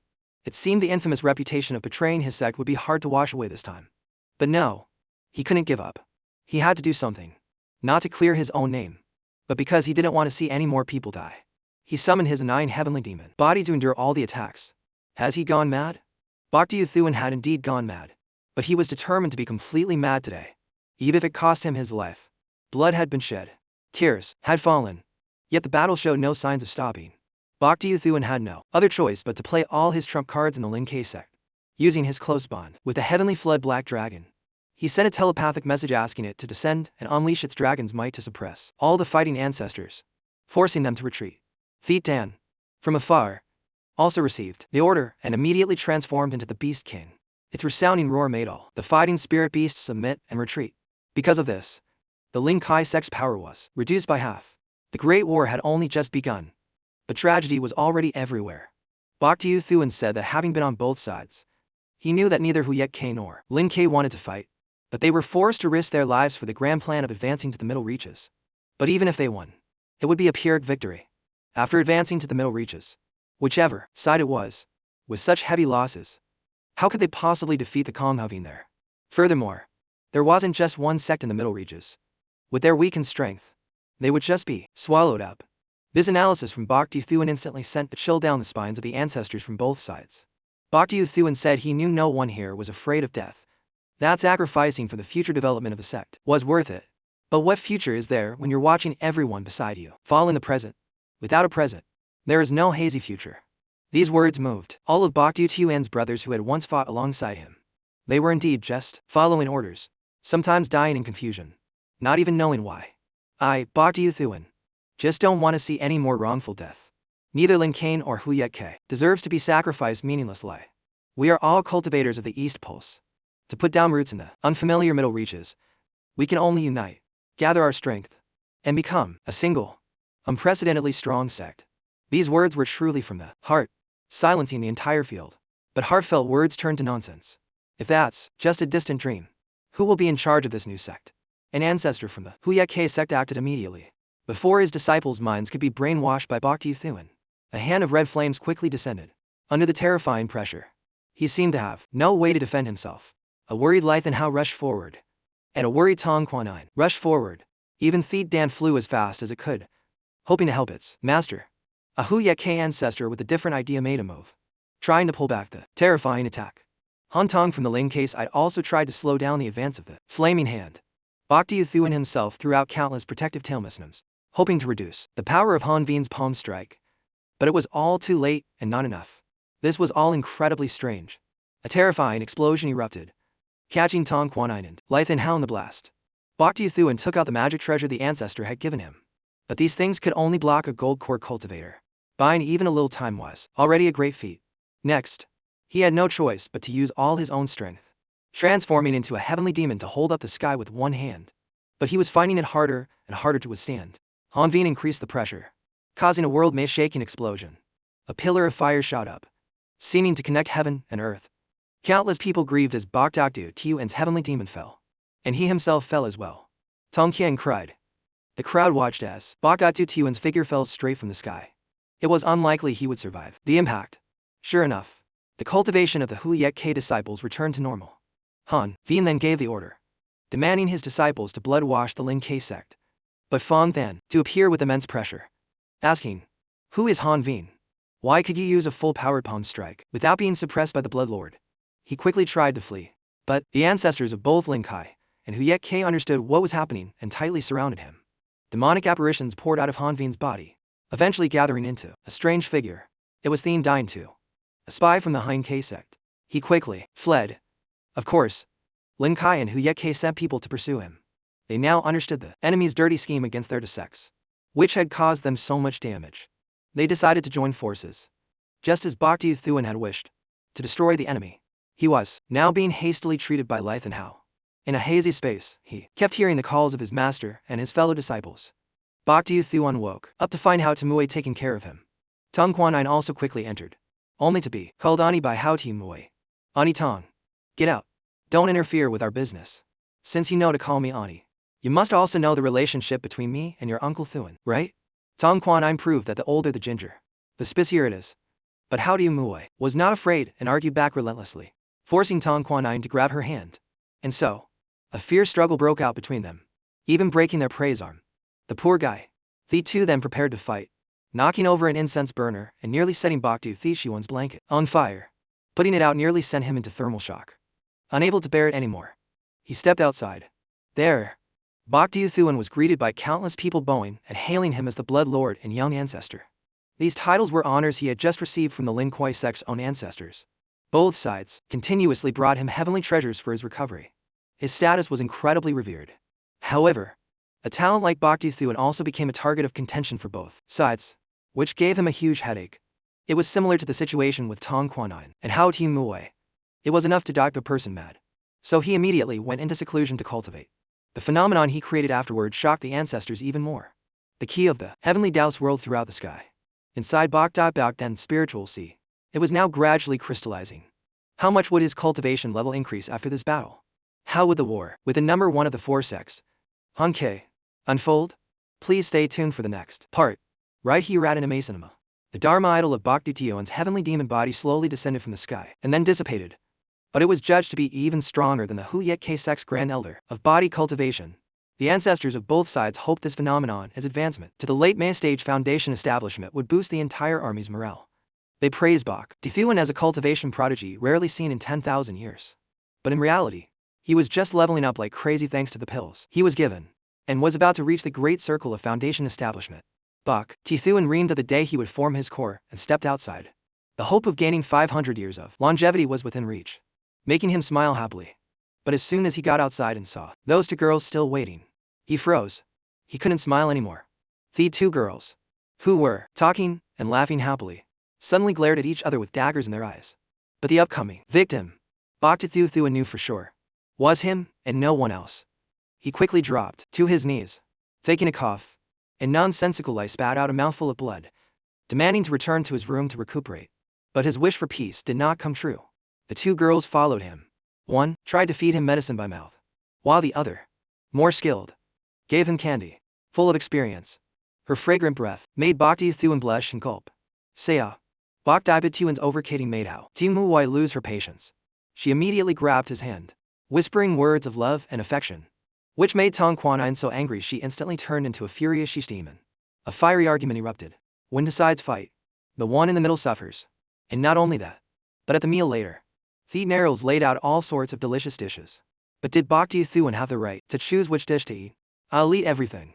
But which one first? After arguing back and forth for a while, Boktu Thuan's arm was broken, and he woke up with a start. It turned out to be just a dream. Thank goodness. But he couldn't stay here any longer. Run. Where do you think you're running? Tom Kien, how do you? Mu really did bring food.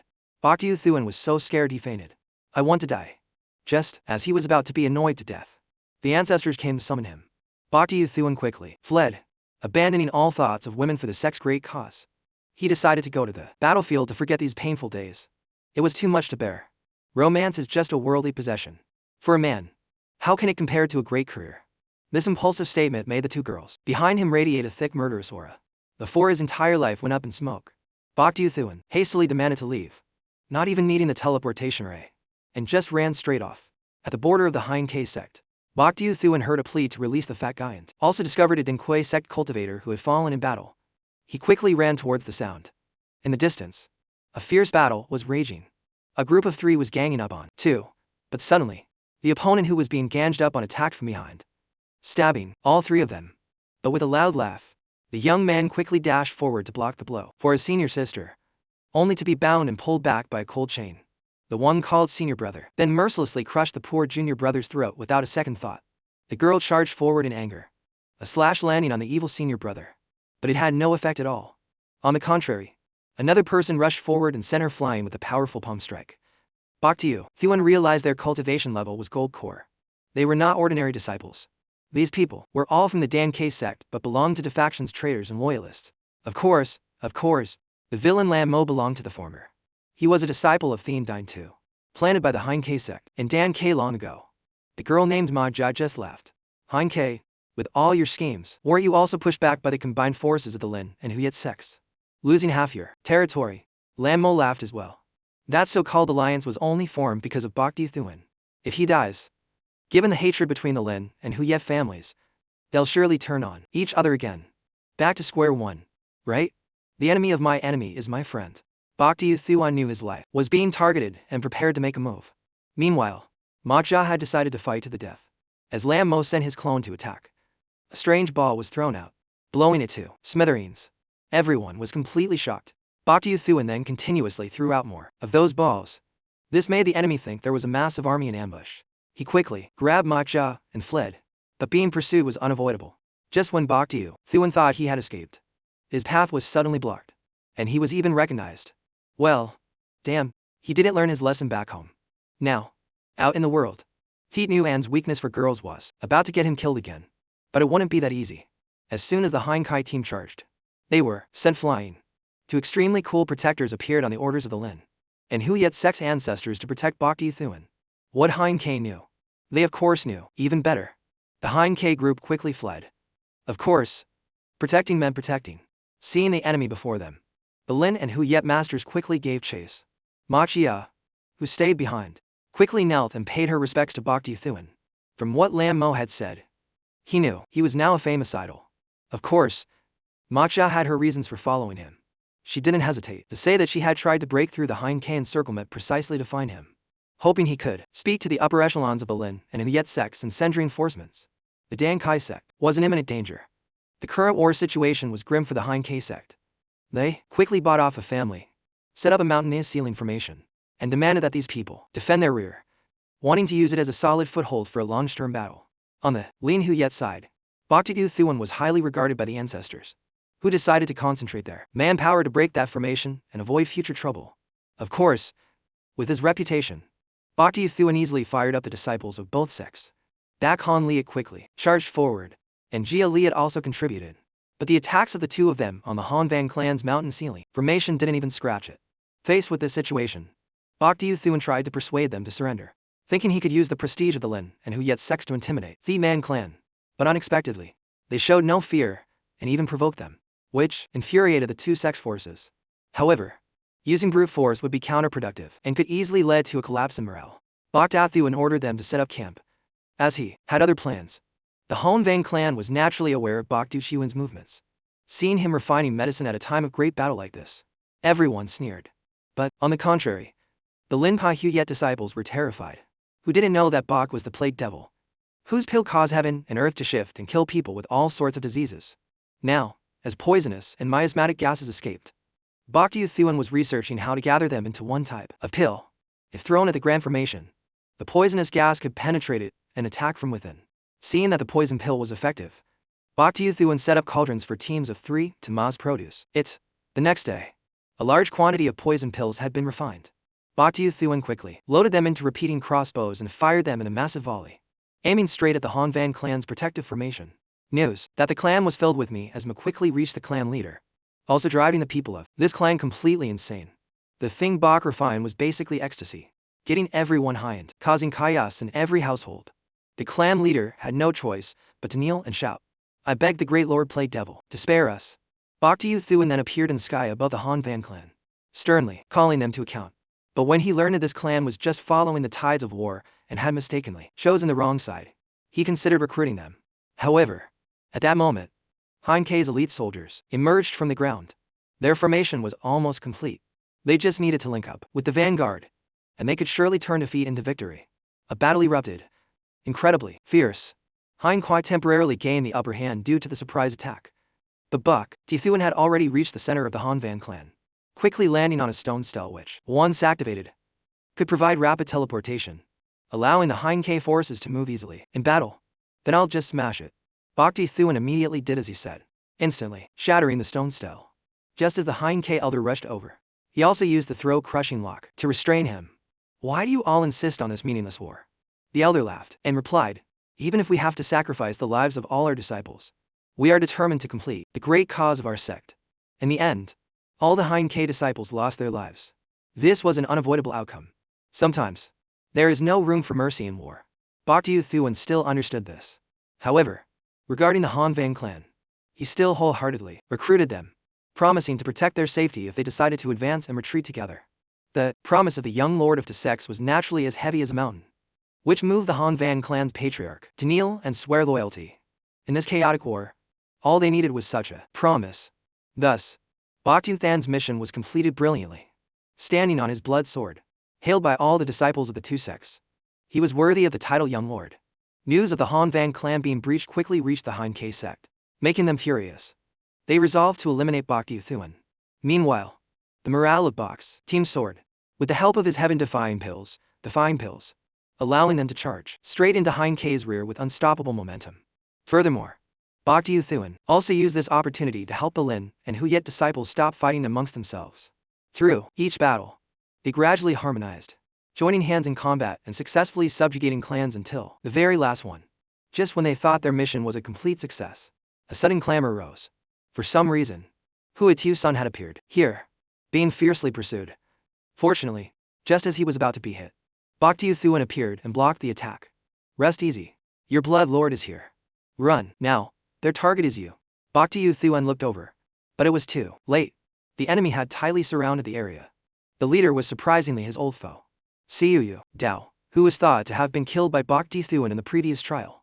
Now he's back, hopefully stronger than ever, because there are a lot of them, my friends.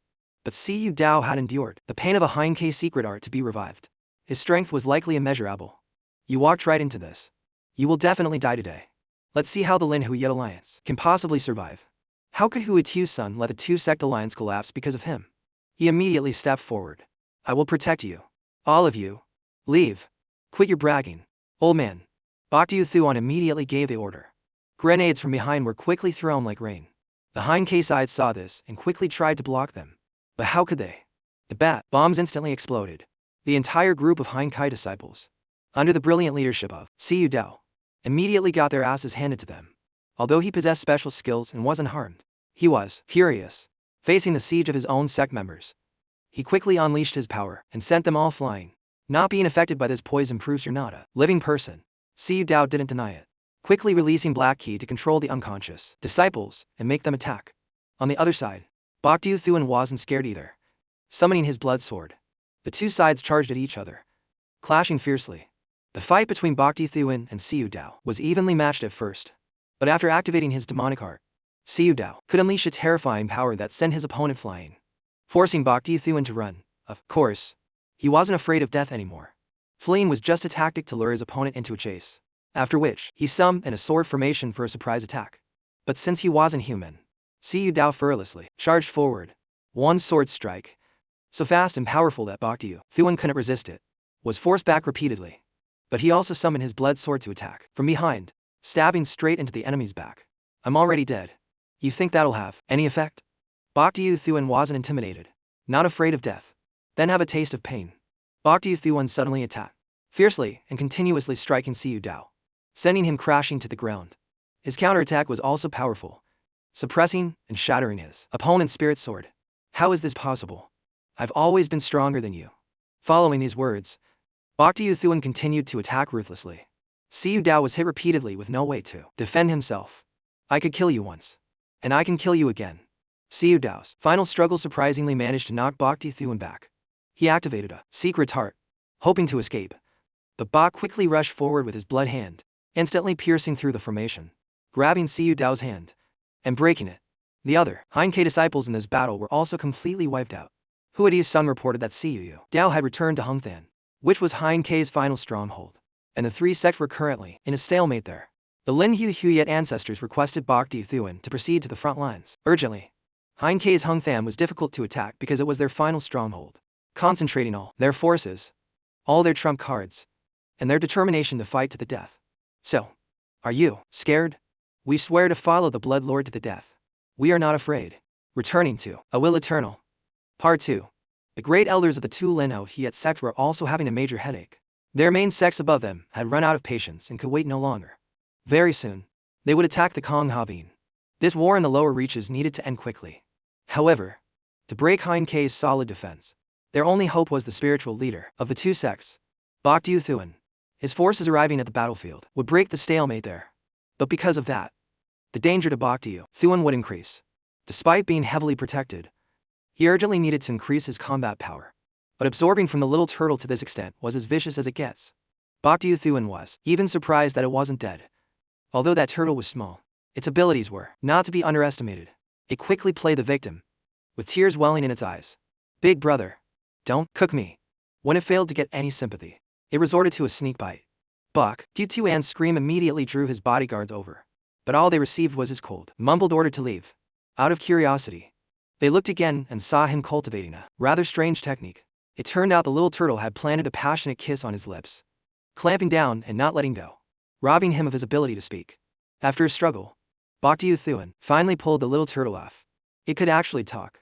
Facing Bokdu Thuan, who looked like he just came from a cosmetic surgery clinic, it cursed him out continuously, saying it had woken up a long time ago, but was constantly tormented by him for cultivation, which led to this situation. The spiritual key inside the turtle had been accumulated over tens of thousands of years. Now, it was completely drained. Who wouldn't be angry? However, even without spiritual key, the turtle had honed its cursing skills over tens of thousands of years to an incredible level. Its non-stop insults nearly gave Bokdu Thuan an aneurysm. He had no choice but to get serious, intending to make turtle soup out of the talkative creature. But after fighting for a while and wrecking his house, he still couldn't do anything to the naughty turtle. Bokdu Thuan was truly exhausted and finally decided to play for real, throwing the little turtle straight into the pill furnace. But after refining it from night to morning, while the turtle had indeed gone quiet, the nearby Thong Thien River suddenly became turbulent. From the water's surface, Bokdu Thuan had to face an immense pressure. It was an ancient beast that could drain a person's spiritual power with just a glance. Bokdu Thuan tried to stop the enemy, telling the others to flee. In this grim situation, the little turtle suddenly stepped out boldly. It had escaped the pill furnace and was now directly provoking the beast before it. That beast, of course, was not intimidated. The turtle then surprisingly showed no skill at all and quickly dived into Bokdu Thuan's bag of holding to escape. Although Bok said he didn't know it, he had now become the target of the beast's attack. The beast's power was immense. The formation of Lin Kok Huyet disciples was trying to resist the terrifying pressure of the water. But the water of the Thong Thien River was corrosive. Seeing his comrades in imminent danger, Bokdu Thuan had to stop and provide support. He quickly made a move, blocking the fierce current, and said he would lead the rushing water away. He would reunite with his fellow disciples later. This move by Bokdu Thuan kept the Lin Huyet disciples safe, but he himself, by taking the brunt of the attack, faced a fatal risk. That beast now shot up and blocked his path. Even a small drop of the Thong Thien River water was as effective as acid. Bokdu Thuan was trapped on all sides and was forced to act, knocking the fierce wave away and managing to escape in time. However, that beast was already waiting. It now shot up, its wide mouth aiming straight for Bokdu Thuan and snapping shut. In another development at the Hung Than battlefield, the fight was raging fiercely. Lai Than Hao suddenly sensed something was very wrong. Bokdu Thuan was inside the beast's body, enduring its digestion, and desperately activating all the techniques on his body. Suddenly, all 7 layers of his spiritual sea completely crystallized. His other techniques also progressed. He found a blessing in disguise. Bokdu Thuan then went on a wild rampage, causing the beast so much pain that it was forced to spit him out. The timely breakthrough had saved his life. In fact, he was now boldly challenging the giant beast. The situation at the Hung Than battlefield was currently very tragic. Although the Lin Huyet disciples had achieved an unprecedented friendship, there were still continuous, heartbreaking deaths. Some self-mind detonated to kill enemies, while others were killed by the enemy. Even though Bokdu Tian's divine arts could heal injuries, how could saving one person save everyone? He watched as his fellow disciples fell one after another, dying with their eyes open. The forces of the Tu Lin and Huyet sects were superior to Hein K's, but such heavy casualties were truly puzzling. Bokdu Thuan rallied the spirits of everyone under his command, determined to use all his strength to end this meaningless war. They quickly charged forward in unison, showing no mercy. The arrival of their new reinforcements made those already on the battlefield cheer with joy. Bok Du-thuan's strength was now much different than before. He quickly chose the toughest opponent and attacked fiercely, winning with relative ease. But looking at the overall battle here, he couldn't be optimistic. Foundation establishment cultivators were bound by a restriction and couldn't fly, while Gold Core combat power was being blocked. Min-hair. The two sides couldn't support each other. Bok Du-thuan quickly ordered Jia Liat to be responsible for destroying the enemy's restrictions. Back Han Liat and Dan would provide flexible support across the battlefield, while Bok Du-thuan himself connected with Dan. With his encouragement, this Beast King led the beast on the battlefield to unleash their full power. Under Bok Du-thuan's leadership, all the people of the Lin Huyet sects were determined to join forces and carve out a bloody path. Information about Bok Du-thuan and his forces reached Hein K's leaders, causing them to panic. News of his actions quickly reached the higher mobs of the Hein K sect. They were extremely worried, and one of the ancestors decided to personally intervene. He ordered a formation to be set up, using the bodies of captured Dan Kai disciples as the material. Lam Mo's despicable betrayal filled his former Dan Kai sect mates with rage. But to him, this was the glory of someone who knows how to adapt to the times. As the formation activated, it immediately struck fear into the hearts of the Lin Huyet twin sect leaders. The human flesh-spirit formation was a technique that violated all principles of humanity, unacceptable to both the righteous and demonic paths. But Thien Dine, too, was willing to do anything for victory. The power of the human flesh-spirit formation gradually radiated in all directions. The members of the Lin Huyet twin sects naturally tried their best to stop this process. But unfortunately, the formation still rapidly transformed the Hein K sect's forces, vastly increasing their power. The Lin Huyet twin sects immediately issued an order to retreat. Seizing the opportunity, Thien Dine intended to sweep the battlefield. Their puppets, which were at the Foundation establishment level, now possessed the combat power of the Golden Core realm. Shou Tam KY had no other choice but to set up a unity formation, intending to place herself at its core to absorb all the enemy's attacks, creating an opportunity for her sectmates to escape. Fortunately, just as the puppet was about to strike, a blood sword forcefully blocked its path. Bok Du-thuan appeared, landing a devastating blow on the Hein K's black puppet. But it still hadn't lost its fighting capabilities and immediately charged forward with its sword. Bok Du-thuan bravely rushed forward, but unfortunately, his cultivation realm was not yet at Golden Core, and under the pressure from the enemy, he quickly coughed up blood. However, Shou Tam Kuai's group hurried to cast support spells, even though they didn't have much spiritual power left. But facing a common enemy alongside a fellow sect member, how could Shou Tam Kuai retreat? This, in turn, fueled Bok Du-thuan's will to fight even more. He quickly absorbed the formation's power and launched a fierce attack, but he also understood that the battle couldn't be prolonged. He asked Shou Tam Kuai to, instead of defending, channel all their power into the next offensive strike. Their combined strength landed a devastating blow right in the black puppet's face, knocking it down. But the black puppet didn't die. Instead, it grabbed Bok Du-thuan and used a spell to bind his hands, while simultaneously launching a giant sword, intending to annihilate Shou Tam Kuai's group. Bok Du-thuan was horrified and quickly dispelled the unity formation, managing to dash forward and intercept the giant sword's path, saving Shou Tam Kuai from a clear defeat. But his action was exactly what the enemy wanted. No longer protected by the formation, Thien Dine activated the human flesh formation, sending a devastating blow from the sky straight at Bok Du-thuan. Although he tried to resist, his strength was rapidly fading, leaving him with no other choice but to unleash his trump card. His body transformed with a golden glow, erupting with astonishing power. This was the might of the heavenly Dao Qi, raising Bok Du-thuan's combat strength to the level of a mid-stage Golden Core expert. This left the black puppet in complete disbelief, and it immediately launched an attack. But Bok Du-thuan simply parried it. Even though the Hein K sect's black puppet was a world-renowned ultimate weapon in Bok Du-thuan's eyes at this moment, it seemed pathetically weak. It took one heady blow after another, its head was seized, and then ripped apart by one of Bok Du-thuan's attacks. Although Bok Du-thuan doesn't enjoy slaughter against those who use human lives to create puppets, he would absolutely show no mercy, leaving no enemy a chance to survive. It was only after his great battle with the Badeshi beast that Bok Du-thuan obtained his current abilities. Fortunately, he arrived just in time to assist his sectmates. But the task of breaching Hung Fan was not that simple. It was protected by a screen, high walls, and a deep moat. To break through, they needed the perfect opportunity. Bok Du-thuan suddenly noticed a very strange thundercloud.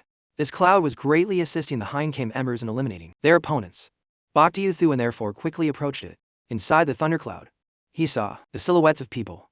He immediately used his heaven-reaching Dharma and saw countless people controlling the thundercloud formation.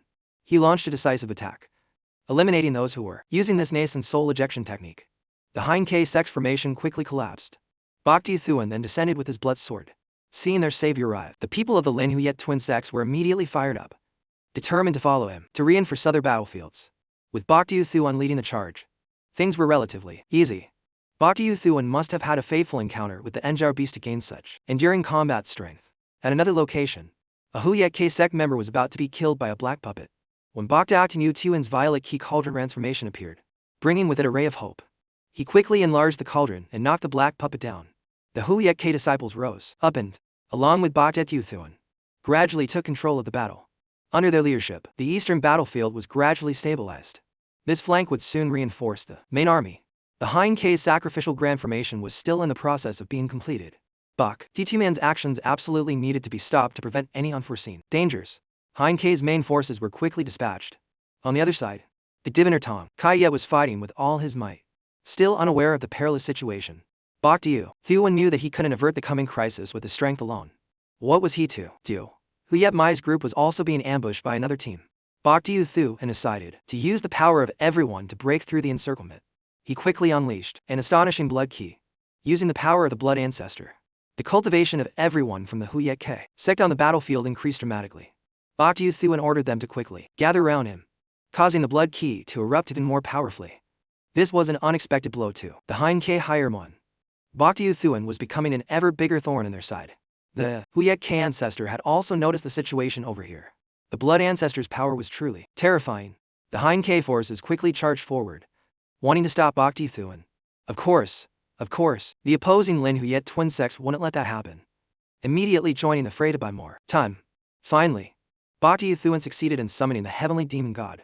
Wielding a blood sword, he was determined to carve a bloody path, heading straight for the area where his side's life signatures were the weakest. With Baekdu Thuan taking care of reinforcements in the rear, the others could focus on assisting the siege. The direction Baekdu Thuan headed was where Huyet Mai was in danger. Naturally, seeing the beauty get struck, Baekdu Thuan became even more frenzied. He quickly unleashed all his power and rushed over. But would he make it in time? Huyet Mai, proud all her life, refused to accept help. She quickly began to burn her life force, wanting to end the battle herself and drag her enemies down with her. But she had more than one opponent. They scattered her attacks and found an opportunity to land a fatal blow on Huyet Mai. Fortunately, Baekdu Thuan arrived just in time, calling out to her as Tiu Du Du. This name immediately made Du Langfei's eyes well up with tears. Her consciousness within Huyet Mai's body awake and once more. But their love up to this point had been nothing but bittersweet. Huyet Mai fainted. Baekdu Thuan was furious and decided to annihilate his opponents in revenge. The heavenly demon god raised its blood sword and unleashed a powerful attack straight downward. A terrifying explosion erupted, wiping out the ambushers. Some were even dissected by the sword key despite being teleported away. Baekdu Thuan took this opportunity to break the Hein K's grand defensive formation with the meager strength of a foundation establishment cultivator. Would he succeed? The answer is yes, because the defensive formation on the eastern outer wall was not nearly as strong as the one on the main front. Thiendine to immediately ordered the sword formation to change its target. Although it was currently dealing with the frontal assault if the eastern wall was breached, the entire Lin Huyet army's morale would soar because of Baekdu Thuan. If he wasn't killed, the true strength of these two sects would be unleashed. This target needed to be prioritized. The Lin Huyet ancestors discovered Hein K's actions and decided to send reinforcements. Meanwhile, Huyet Mai was severely poisoned and urgently needed to find a place to heal. Along the way, Baekdu Thuan was ambushed by the enemy again. Worried for Huyet Mai, he fell into a disadvantageous situation. However, Baekdu Mai's strength was still not to be underestimated. Even though the enemy's formation was numerous and charging at him, he was still determined to fight to the death. Baekdu Thuan told Huyet Mai to treat her own wounds while he charged straight into the enemy's ranks. This was the best way to protect her. But under the encirclement, he was gradually put on the back foot and quickly took a hit. Huyet Mai couldn't understand why Baekdu Thuan was risking his life for her as he was pinned down by the enemy. At that very moment, the sword formation activated. This was the sword formation forged from the countless lives of the Dan Kai disciples. Knowing this, Baekdu Thuan became even more frenzied. He had the heavenly demon god attack ferociously, knocking a Hein K black puppet into the air to block the entire attack. The heaven-shaking explosion also left Baekdu Thuan heavily injured. The image of him charging into battle was both familiar and strange to Huyet Mai. There was a time long ago when he had also protected her. Just like now, the Lin Huyet twin sect's ancestors issued an order for a full-scale mobilization. The misguided decision of Thiendine had caused the Hein K army to fall, leaving them no choice but to enter the city and play their final trump card. Baekdu Thuan's fight was still incredibly fierce. He was slowly falling before his enemies. No matter how great one's power, it eventually runs out. Hu Yetmai had remembered. But it wasn't her memory. How she wished she was truly the person Bokti Thuan wanted to save. Tearfully, Hu Yetmai told Bokti Thuan to run, but who is Bokti Thuan? He's a big shot pill master. At this moment, he frantically popped pills, determined that even with his last breath, he wouldn't let anyone touch his do, and quickly unleashed a terrifying power. A single throat-crushing grasp shot straight toward an opponent, sending him flying and blowing him up in mid-air. Once again winning by a hair's breadth. But the other black puppets were still there. For Bok, however, sacrificing himself for his beloved until his last breath was also a beautiful death. Fortunately, at that moment, his reinforcements arrived. It turns out that sacrificing yourself for the one you love is even more beautiful when you don't actually have to die. The Lin Huyet disciples were now burning with fighting spirit, which was ignited by the fiery passion that Bokti Thuan inspired in them. At the urging of everyone, Bokti Thuan immediately ordered a counterattack. Their only remaining opponent now was Lan Mo, who had been given full authority over the defense of the eastern outskirts. Bokti Thu had demanded the enemy's surrender. They were completely surrounded, and defeat was inevitable. Suddenly, at this moment, an extremely powerful firestorm erupted from within, annihilating everyone. The one who had just attacked his own sectmates was Lan Mo, and no one else. The entire Lin Huyet army immediately charged forward, only to meet the resistance of the black puppets. The red flames once again targeted Bokti Thuan, and soon, Lan Mo appeared, shattering the violet key cauldron transformation with his long accumulated power. Launching attacks like rain, Bokti Thuan countered with a wood technique. Vines unexpectedly shot up from the ground, binding Lan Mo tightly. He immediately charged with his blood sword, not realizing that being restrained was just a deceptive trick by his opponent. The black puppet broke free from the restraints and quickly countered. Besides being stabbed by an ice AWL, Bokti Thuan also received a powerful punch, sending him flying into the distance. He seemed heavily injured. After this exchange, he realized his opponent's cultivation was on par with his, but he had the upper hand with his domineering presence and bizarre techniques. In this battle, Bokti Thuan couldn't hold back. He took out a drop of water from the heaven-reaching river. In response, his opponent unleashed the sun and moon koi glory technique to fight back. The drop of heaven-reaching river water combined with Bokti Thuan's and iron bloodline, forming a long saber of incredible power. A single slash pierced through his opponent's sun and moon koi glory, and the aftershock of the impact reached all the way outside, making the Lin Huyet twin sects extremely worried. Inside, the battle continued. Lan Mo was still unharmed, and the two clashed once more. Their strength equally matched. But in a contest of speed, Bokti Thuan gained the upper hand. The black puppet Tarmer significantly restricted Lan Mo's movements. He was hit with a preemptive strike, and while he was struggling to resist, he was struck by Bokti Thuan's poison pills. But how could Lan Mo, wearing his black puppet armor, be afraid of poison? However, his attack had to stop before it could even reach Bokti Thuan. Lan Mo sensed that something was wrong with his condition. He felt a burning sensation all over his body, was losing control. Bokti Thuan's earlier slash was not just to break the sun and moon koi glory. It was also meant to create a crack in the battle armor, allowing the poison to now seep in. Lan Mo had no choice but to shed his armor and try to escape. Naturally, Bokti Thuan immediately gave chase. Unexpectedly, his opponent activated a sword formation, and all the sword keys struck down on Bokti Thuan, but none of the attacks managed to harm him at all. Bokti Thuan quickly summoned a demonic puppet of immense power, which crushed all the sword key and proceeded to shatter the sword formation that the Hein-K sect had painstakingly erected. The Underworld Emperor puppet didn't stop there. It aimed a blow straight at Lan Mo, instantly piercing his chest and ripping out his heart. The Underworld Emperor's next move ended the battle completely, and the body of the Dan Kai disciple was finally freed. Bokti Thuan appeared, announcing to everyone that Hung Than's defenses had been broken. And now, they met this battle together. The disciples of the Lin Huyet twin sects roared in response. All of the Lin Huyet forces near Hung Than then launched a massive assault. The Lin K ancestor fired a signal flare, announcing that the outskirts of Hung Than had been captured. But the time for a full counteroffensive had not yet come, because the Hein-K sect had yet to deploy their foundational forces. The situation was still at a stalemate. Bokti Thuan was currently leading the charge, slaying enemies. Alongside him was the Iron Egg King Beast, defending his rear. The other spirit beasts under its command were also a huge help. Suddenly, the ground shook violently. From deep within the Hein-K sect, the Hein-K sacred spirit was being awakened. Lightning flashed and tail mists filled the sky, forming a giant net that descended upon the entire battlefield. The ground cracked, making Bokti Thuan realize something was wrong. But his warning came too late. From the ground, a giant iron horn shot out, striking straight at Bokti Thuan. This was the foundation that the Hein-K sect had hidden. forcing the Lin Hu Yet ancestors to act quickly if they wanted Bok Thuan to survive. He was struggling to escape his pursuer as one massive explosion after another erupted. Bok Thuan tried to fight back, but how could he be a match for that giant monster? He was hit again, spitting out fresh blood. Fortunately, as he fell from the sky, Iron Egg caught him. However, danger still surrounded Bok Thuan. Iron Egg, despite being a king beast, was struggling to protect its master. Its only choice was to fight frenzy-like against the monster, unleashing its full power to shatter one of the iron horns. But that was just one of the enemy's countless sharp points of attack.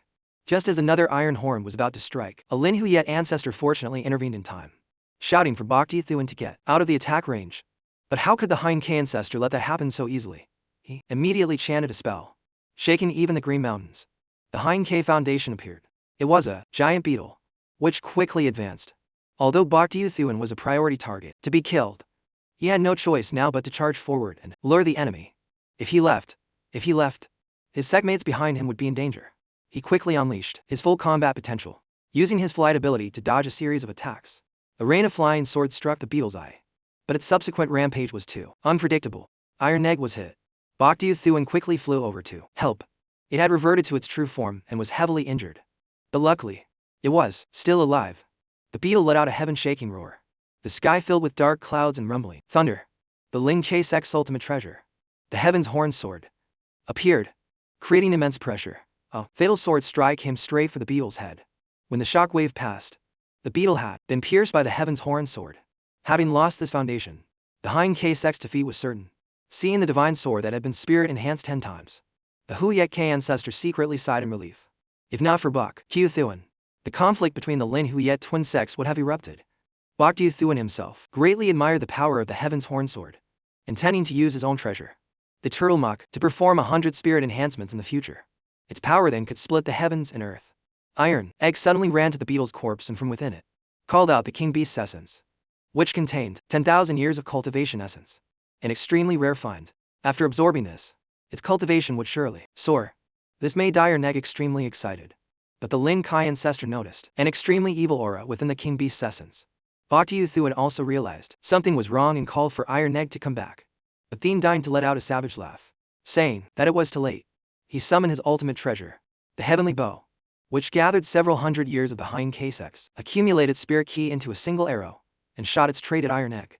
Bok Thuan instantly rushed forward to intervene. The heavenly demon god confronted the powerful arrowhead tone. The Lin Hu Yet twin sect ancestors could no longer stand by. Bok Thuan was struggling to hold on, shouting for Iron Egg to run. But only after the heavenly demon god was shattered did he realize he had fallen into a trap. The target Thien deigned wanted to kill was Bok Thuan. The arrow changed direction and shot straight into the King Beast's essence, triggering it to create a heaven-shaking explosion that sent even the two approaching ancestors flying. Thien deigned to let out a loud laugh, while Bok Thuan's comrades were all stunned. With the power of that last explosion, it was unlikely he could have survived.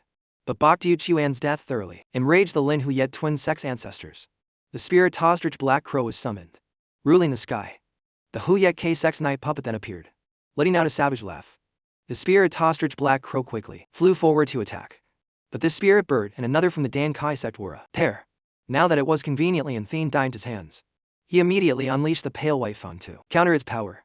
Furthermore, with Bok Thuan dead, the morale of the entire Lin Hu Yet army plummeted. The Hein K-Sex moment for a decisive battle had arrived. Ancestor Xich Hung quickly called upon the fragrant heaven-honored one. Many people were now desperately searching for Bok Thuan. Even Tom K. Chi Yet, who hated him, was no exception. And there was his master, Lai Than. How? He searched the ruins of Luke Tong Dong but found nothing. Just as he was despairing, a turtle shell image appeared, protected inside. Bok Thuan was giving Iron Egg a good scolding. This turtle shell was truly a divine great artifact. It had saved both father and son. Seeing Bok Thuan, his sect brothers were overjoyed. And immediately, Thuan challenged Thien deigned to directly controlling the Hu Yet K night puppet to cause tremors everywhere. In this situation, even if Hein K won, their foundation would be reduced to rubble. This forced Xich Han to quickly call for the Thien Tun Taoist to awaken. With immense power, he summoned and lightning that filled the sky, striking the Hu Yet K night puppet and piercing straight through its body. A foundation with the power of a heaven-human realm expert was far stronger than the foundations of other sects. No wonder the Hein K sect was so confident. Fortunately, the Hu Yet K night puppet had been assisted by an ancestor, allowing it to withstand the surprise attack. Now, It shot into the sky with the Thien Tun Taoist. A world-shaking battle erupted. Immediately after, the Great War had reached a crucial stage. The strength of the sect foundations was relatively equal. Next, it would all come down to the performance of the various sect members. Boktu Thuan once again roared for battle. The Lin Huyet disciples' forces were much stronger than Hein K's, but their inner city's grand defensive formation had been retracted for a final stand, making it very difficult to breach. Hein K disciples hidden inside continuously launched counterattacks. Boktu Thuan called for the establishment of the Lin K formation and also performed a demonic blood blessing on the Huyet Kai disciples. Both sides combined their full power, determined to break the opponent's grand formation. The battle between the two spirit birds had also reached a critical point. Boktu Thuan led his sect mates in a direct assault on the Hein K formation. The combined power of the Lin Huyet twin sects was terrifying, concentrating on Boktu Thuan's body, creating an unstoppable force. The two spirit birds, under the control of their respective ancestors, finally had a victor. The spirit ostrich Black Crow, controlled by its true master, tore apart the Hein K's pale white fang, then immediately flew to assist in the Huyet K Knight puppets battle. Thien Dine too was being cornered by two other ancestors. Seeing the dire situation, he immediately fled, hoping to retreat into the inner city and find an opportunity. But his spirit body was quickly locked in place. For the crimes Thien Dine had committed against the two sects, he was swiftly punished. A devastating blow pierced through him, sending him crashing to the ground below, unlikely to survive. Boktu Thuan, after shattering the defensive formation, entered Hein Kuai and called for surrender. Ancestor Xich Han was filled with regret. He thought he would destroy the three sects and ascend to the middle reaches, but never expected the situation to become one of self-destruction. All because of Boktu Thuan. Regret was probably too late now. But there were still some who, in this situation, refused to submit. Hein K's foundation had not yet lost. They still clung to a miraculous victory. This forced Boktu Thuan to act, determined to destroy the sacrificial altar that was summoning the Thien Tun Taoist, destroying Hein K's final support and ending the war. However, the blood sword he launched met with fierce resistance. The center of Hein K still had another protective screen. Suddenly, the strongest and most mysterious ancestor of Lin K took action. With a loud shout, his Rui Jinu Bangru to a gigantic size and smashed down, shattering the final protective barrier. The Hein K ancestor was astonished, but even more shocked when a parrot man-biting rabbit appeared out of nowhere, lunging forward and severing the summoning artifact with a single slash. The explosion sent out a spreading shockwave, which instantly made the Thien Tun Taoist spirit body disappear. Ancestor Xich Han completely collapsed. Thiet means thousand thous, and Han, legacy of Hein K was destroyed at his hands. All because of his insatiable greed. Boktu Thuan once again called for surrender. The disciples of the Lin Huyet twin sects roared in unison. The Hein K disciples, willing to die rather than surrender, wanted to fight to the end for their dignity. It was something everyone wanted. But Xich Han would rather accept defeat in hopes of preserving a sliver of Hein K's lineage. The Lin Huyet twin sect's ancestors also promised not to continue the slaughter if he surrendered. Having received the answer he desired, the Hein K ancestor accepted, bowing his head and kneeling, ending a pointless war. The entire Lin Huyet army had finally won. A victory that honored the blood master and young ancestor of the two sects. Even so, Boktu Thuan was not happy. The war had left behind too many losses. Too many people had fallen. Would those who remained be able to hold on to righteousness in their hearts? The deaths of the victims of the spirit offering formation were tragic. Their brothers and sisters couldn't bear to see their tragic state and truly wanted to turn on the remaining Hein K sect disciples. Boktu Thuan appeared to stop this, saying that the war was over and everyone should stop. But did you see what that inhumane formation did? They all deserve to die. The Hein K disciple immediately kowtowed, begging for his life. In truth, the spirit offering formation was erected by ancestor Thien Dine. With tears streaming down his face, he was terrified and hoped Boktu Thuan would spare his life. If the people who died tragically today were young ancestor Bok's relatives, could you still maintain your sense of justice? After hearing these words, Boktu Thuan was stunned, but his Tao heart was firm, and his sense of greater justice was not lost. He told everyone that with the four sects having a chance to merge, he would not allow anyone to ruin this. Thien Dine too, who performed the spirit offering, would be duly punished. The Hein K disciples who surrendered would not be killed, but they must atone for their sins with meritorious deeds. This answer, along with Boktu Thuan's status, temporarily calmed the indignation of the disciples of the three sects. But of course, he needed to follow through on his promise. He quickly sent people to search for traces of Thien Dine too, who had disappeared from the battlefield, to make him pay for everything. Life is full of worries. Boktu Thuan then returned to find Huyet Mai, hoping that the Tiu Du in his heart would not refuse to see him. But the person he met was the real Huyet Mai. Her attitude was extremely distant, saying that she wasn't the person in his heart. Please have some self-respect. Young master. Why won't you understand? I don't care what your identity is. I just know you're the one who went through life and death with me in Lactran and studied with me in Dong Lam. The feelings between us are real. But those feelings are not mine. Bokta Yuthuan was stunned and bewildered. What could be more bitter than the person you love being seemingly so close, yet as far as the horizon? This fact tormented his mind, leaving him confused and uncertain. My name is Du Hu Yetmai. From beginning to end, Hu Yetmai's secret words were not heard clearly, but she told him to give up. Taking off her mask and stunning Bokta Yuthuan. Was it really a mistake? Vokuktu appeared and closed the chapter on this story. But Hu Yetmai's gaze then became sorrowful. Was it pain for her own love? Or pity for that foolish man's feelings?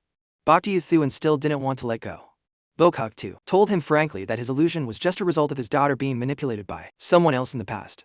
If possible, I hope the Blood Master can tell me who that person is. How could Bokta Yuthuan possibly say? Even if he could, he truly didn't know who Du Langfei was. Even whether her name was real was a mystery to him. And what was she planning to do? What was his role? Were their feelings for each other genuine or false? Du Langfei's goal was not to incite a war between the four sects. It could be bigger, and more sinister. And the responsibility of investigating this matter lies with the Blood Master. I understand. I know. But I'm tired. I need some time. It's unknown whether Du Langfei's organization is related to the disappearance of Thien Dine from the battlefield. Surely, without help from others, it would have been difficult for him to escape. For now, the ancestors needed to quickly proceed with the merger of the four sects and prepare for the decisive battle to advance to the middle reaches. As things stood, the arrow was already on the bowstring and couldn't be stopped. But uniting these scattered sects was not simple. They needed a representative, whom the disciples of the four sects would all submit to. The Blood Master of Huyet K, the young ancestor of Lin K, the one who saved Dan K in their time of crisis, who suppressed all heroes and had a life-saving grace that made Hein K not dare to have other thoughts, was none other than Bokta Yuthuan. The matter of advancing to the middle reaches had to be done. Because if not, merging the four sects would be meaningless. Even the countless deaths in the previous battle would be meaningless. Bokta Yuthuan guessed this and feared he would have to be the vanguard. The moment he stepped into the conference hall, he staggered and fell, faking it by saying he felt nauseous, dizzy, and his body was weak. Due to over-aggression in the previous battle, he was now heavily injured. But if the ancestors needed his help, even knowing that going meant death, he was determined to be like a moth to a flame. What a pity. And here we were, planning to make you the young ancestor of the four sects. The ancestors had a headache dealing with this guy, but the older the ginger, the spicier it is. They revealed their intention to merge, and that the young ancestor would receive many benefits after this. He'd even have a supreme status, sitting pretty and living a life of luxury without needing to fight anymore. Bokta Yuthuan faked it again, happily saying that although his body was broken, how could he refuse the heavy responsibility the sect entrusted to him? Even if he died, he must die a heroic death, befitting a true cultivator. The problem is, you look so pathetic. We're thinking of letting someone else go. After some back and forth, Bokta Yuthuan swore on his life that he couldn't let his fellow sect members make sacrifices and take on this responsibility. He was bound by duty, and would go through a mountain of blades or a sea of fire regardless. If that's the case, young ancestor, then for that battle. As you wish, you shall be on the front lines. Hearing this, Bokta Yuthuan cursed inwardly. He had been played by the old geezers. But in his heart, he understood that if it wasn't him, no one else could bear this heavy responsibility. He truly couldn't let his sectmates die for him. This was not an act. The ancestors also knew this guy's cowardly nature very well. But the more it was so, the more valuable his sacrifice became. They bestowed upon the young ancestor a supreme honor, giving the new sect its name. The Gisi Ha Tan was then established, its name speaking of their collective determination. They activated the formation to request a decisive battle with the Kong Havin, a mandatory requirement to take a glorious step into the middle reaches. The grand sect merger ceremony of the Gisi Ha Tan was held, inviting all the sects from the lower reaches. Their intention to ascend to the middle reaches was no secret. However, everyone knew this would not be easy. Some sects even intended to wait for them to be defeated by the Kong Havin, then return when the Gisi Ha Tan was weakened, giving them a chance to kick them while they were down. Bokta Yuthuan understood this well, and during the ceremony, he wanted to have someone investigate the movements of all parties. Unfortunately, trouble started before the time came. The disciples of Hein Kai and Dan Kai started fighting while welcoming guests. Old hatreds even made the Dan Kai disciples refuse to recognize the young ancestors' status. Fortunately, Ma Jia, their leader, suppressed their anger. But the matter didn't end there. This was a joke, and also something that made the lower reaches ancestors gloat. That night, a group dressed in black moved secretly in the darkness. Fortunately, Ma Xia stopped them again, using the greater good to persuade the Dan Kai disciples to forget their hatred. But the greater good was distant, while the blood feud was right before their eyes. That disciple, whose own sister had died tragically, was determined to charge forward, even if Ma Xia stood in his way. The sword he thrust out was filled with tears. However, no matter how hard he tried, he was no match for Ma Xia. Why are you stopping me? Do you know that every night when I lie down, I see them? They come back to me, dying in agony. Ma Xia blocked the sword with her bare hands. She said it didn't matter how the Dan Kai disciples died. What mattered was what they died for. It was so that the Dan Kai lineage could continue, and the actions of the disciple before her were destroying that. If you still want to do this, kill me first. That disciple finally understood what Ma Xia was trying to convey and fell to his knees, crying his eyes out. The consequence for breaking sect rules was one of two things: expulsion or punishment. Their willingness to accept punishment afterward was truly a blessing for the sect. Ma Xia's timely appearance today was because Bhakti Thuan had warned her beforehand. But she, like the other Dan Kai disciples, was very confused. Does young ancestor Bach think the Dan and Hein sects can get along? It was difficult, but with the strength of both sects depleted after the last battle, resisting the forces of the lower reaches would be impossible without merging. So why not join hands and advance to the middle reaches to gain more resources and a stable path of development? But will the two winning sects, Lin and Hu Yet, treat us as equals? Or will the future of Dan Kai just be a stepping stone? As long as I, Bhakti Thuan, am alive, that will absolutely not happen, because he was the one who had contributed the most to saving Dan Kai. Although Ma Xia was pessimistic about the future, she was willing to believe his words. The ceremony proceeded afterward without any more obstacles. All of them resolved to defeat the Konghavin and advance to the middle reaches. Bhakti Thuan was asked if he was willing to share Wei Al and Woe with the sect. He recalled the many times he had gone through life and death with his sect. Wasn't that the clearest proof of the faith in his heart? He was willing to bear the responsibility of the young ancestor and led the disciples of the Kisich Hatan to fight to the death. Suddenly, while the ceremony was underway, a solar eclipse appeared and spiritual energy radiated across heaven and earth. A holy edict from the starry sky Dao sect descended from the sky. It was an approval of the Kisich Hatan's request for battle, giving them 1 month to advance to the middle reaches, annihilate the Kongfin, and seize their position. The four sects then returned to their respective territories. With 1 month, they needed to prepare many things for the upcoming battle. Bhakti Thuan was even specially teleported back first to the forbidden land of Chengdao's Sun, deep at the bottom of the heaven-reaching river, where the Lin Kai sect spared no resources to set up a grand protective formation, guarding the peaceful sleep of a venerable one. Bhakti Thuan was given a pill that could connect with the divine sense of this venerable one. From under the water, a jade coffin vibrated and rose to the surface. Inside, according to Han Tong, was the true spirit of the ancient upstream sect of the northern branch of the heaven-reaching river, the former master of the Han Mon sect. The Han Mon pharmaceutical manual that Bhakti Thuan inherited was the legacy of this ancient sect. Under the effect of the Ki Siach Ha pill, the world changed. Spirit flowers and plants quickly took shape, and the medicinal power within it sent Bhakti Thuan into a dreamlike state. He met the true spirit, who designated him as the one to shoulder Lin Kai's future, and passed on to Bhakti Thuan a story that the sect had long kept hidden. Han Mon was once the leading sect of the northern branch of the heaven-reaching river, glorious and powerful, but its 10,000 and 10,000 legacy collapsed after a single cataclysmic event. Bhakti Thuan's tears flowed as if he could feel the hatred of the ancestors. Since then, for tens of thousands of years, the people of Han Mon always carried the wish of revival, becoming the Lin Kai sect that took root in the eastern branch of the lower reaches. The Gisaj Hapil was the legacy of Han Mon, a hope entrusted to a disciple who could become the hope of the predecessors, now placed in Bhakti Thuan's hands. He had studied at Lin Kai since he was young, so naturally, his heart was with Lin Kai. He accepted the responsibility, hoping to refine the Hapil and awaken the true spirit to serve the sect. The current Giza Hapil could awaken the venerable one in the coffin for 10 breaths. With one more pill, the Cheat Much Ha Tong's chances of winning the upcoming battle would be even higher. Bhakti Thuan was determined to try. This had to be done in the forest of Stules, the place where Bhakti Thuan, with his little black turtle symbol, had conquered all 10 stone Stules. Now, the little black turtle once again made an appearance, greatly surprising the sect's disciples. This was a legendary figure, in their eyes, no less than Bhakti Thuan. Refining the Gisiapil required no herbs, but it required combining the water of the heaven river with one's own spiritual power. An extremely dangerous process. It required Bhakti Thuan to risk his own life. He was fortunate to have divine skills and was not afraid. But unfortunately, he discovered the amount of spiritual power needed was 100,000 times his own. Even if he reached the nascent soul realm, He would need the combined spiritual power of 1,000 people. He had no way out, hoping that breathing the fresh air would help him think of something. Outside the stele, the little black turtle's fans were waiting for their idol to appear. Simbok, Tiu Thuan. They were also stunned. But in fact, combining the supernatural images of the two was a perfect fit. Lai Hao had long known this guy's identity. He was just afraid his talent would lead to arrogance, causing him to ruin his own future. But now, he was at ease with a more mature Bhakti Thuan. That mature Bhakti Thuan was currently boasting to the masses, looking up at the sky and lamenting how peerless he was. Some habits die hard.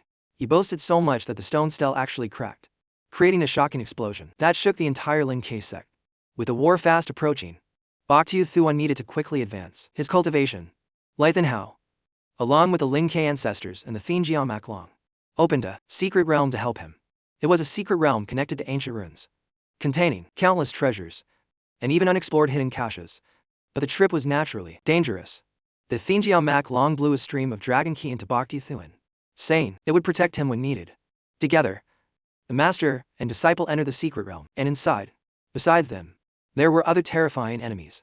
The secret realm was a vast world. As soon as Bhakti Thuan arrived, he was attacked by a ferocious beast, a two-headed vermilion bird. Although he immediately attacked, it had no effect on it. On the contrary, a single roar from it sent him flying back. Face quickly ensued, and Bhakti Thuan's bag was snatched. Inside was the Rogwish turtle, still dazed and unaware of what was happening. The sky was the domain of birds. Bhakti Thuan quickly descended to the forest below, but the vermilion bird pursued him relentlessly, swooping down after him. Unfortunately, when it searched for Bhakti Thuan, he had already managed to hide against a golden core beast. He currently had no way to defend himself. The ground where he stood suddenly cracked, and the tremor made even the vermilion bird fly away in fright. A giant monster appeared, quickly swallowing the vermilion bird. The sheer force of its appearance was enough to send Bhakti Thuan flying, and then he was pursued by the monster, forcing him to flee for his life. Along the way, he saw the illusion of the Thinjiao Maklong and cried for help. He had just entered the secret realm, and the situation was already extremely critical. Unfortunately, the bitch Dia beast was too strong for the illusion to fight. After it left, Bhakti Thuan was swallowed by the bitch Dia beast. But the Thinjiao Maklong said it would quickly call the ancestors for help. In fact, before entering the secret realm, Bhakti Thuan had received a teleportation jade slip from the sect. But unfortunately, inside the bitch Dia beast's stomach, it was useless. It was truly one misfortune after another. Although the Rogwish turtle smelled something inside the toad's stomach, its corrosive digestive fluids were already being secreted, intending to digest Bhakti Thuan, forcing him to flee immediately. The process was extremely dangerous. Just as the Rogwish turtle found what it was looking for, Bhakti Thuan was swept away by the digestive fluids. At that moment, the Rogwish turtle came and said it would show him a way to survive. It truly was a rogue. It then led Bhakti Thuan to a wall separating them from that thing and told him to break it. Bhakti Thuan quickly dove down and acted fast. But under the raging current, it wasn't easy. He could only use all his strength to strike. The wall shattered, and a powerful suction force pulled Bhakti Thuan inside. He discovered an altar that used the spiritual key of the bitch Dia beast to nourish a magic treasure. It was a brilliant method. The Rogwish turtle seemed to be very familiar with this kind of technique, and quickly guided Bhakti Thuan to channel his spiritual energy into a key, activating the altar and revealing the illusion of a blacksmith, who explained that the unfinished magic treasure could reach the heaven grade, and was named the Eternal Night Umbrella. Using it could directly absorb the life force of the bitch Dia beast, enhancing one's own cultivation. This, of course, made Bhakti Thuan very happy. However, the Rogwish turtle suddenly stopped him, saying that a treasure of this level must have a restriction on it. It then went forward to inspect it first, absorbing some kind of energy from the Eternal Night Umbrella, then pretending to examine the treasure very carefully with a look of fascination. Bhakti Thuan, of course, couldn't believe this turtle. It seemed he had been led by the nose, and the Rogwish turtle had probably just gained some benefit. What are you thinking? That magic treasure is for you. Just then, the cave wall cracked, and digestive fluids flooded in again. The digestive fluids of the bitch Dia beast poured in. Perhaps it had sensed them. Bhakti Thuan quickly used the Eternal Night Umbrella. Unleashing its power, he quickly stabbed it straight into the ground. Its power immediately spread, and the bitch Dia beast instantly shuddered, roaring in pain. What the illusion said was indeed true, and with the life force he absorbed, Bhakti Thuan could completely level up his Undying Codex, cultivating the Undying Asura Codex. Bhakti Thuan then used the Eternal Night Umbrella to escape the bitch Dia beast's body. Facing the ferocious beast whose power was now severely weakened, he was extremely confident. It's time for you to pay for your crimes, you toad. Meanwhile, The ancestors were rushing to save Baekdu Thuan. He was still fighting the Bichdia beast, easily gaining the upper hand. But of course, the ferocious beast didn't just passively defend itself and quickly attacked with its claws. Baekdu Thuan used a technique to strike out, pinning the Bichdia beast's arm down. The Eternal Night Umbrella was a top-tier magic weapon that displayed astonishing combat power. The beast stung was pinned by Baekdu Thuan, leaving it unable to move. The ancestors arrived just in time and were shocked to see Baekdu Thuan take down a king beast. However, he honestly said that an ancient had left behind a secret formation that restrained and reduced the Bichdia beast's cultivation, and he offered it up. You are devoted to the sect, and your cultivation has reached the great circle of foundation establishment. On the upcoming journey upriver, you must do your best to protect yourself. The Great War to advance to the Middle Reaches was about to happen, and the pressure on the entire Gisa Haton was immense. The entire Lin K sect then relocated. The Huyet K sect had also prepared to move to a new location. Baekdu Thuan and the ancestors then went to the Huyet K sect. He was reunited with Tong Xianan, and the two reminisced about old memories from when he was still here. They had been through so much together. To Baekdu Thuan, the Huyet K sect was also a home. Not much different from Lin K. But now, they were about to move. The entire sect would merge into the blood ancestor's body, then advance to the Middle Reaches.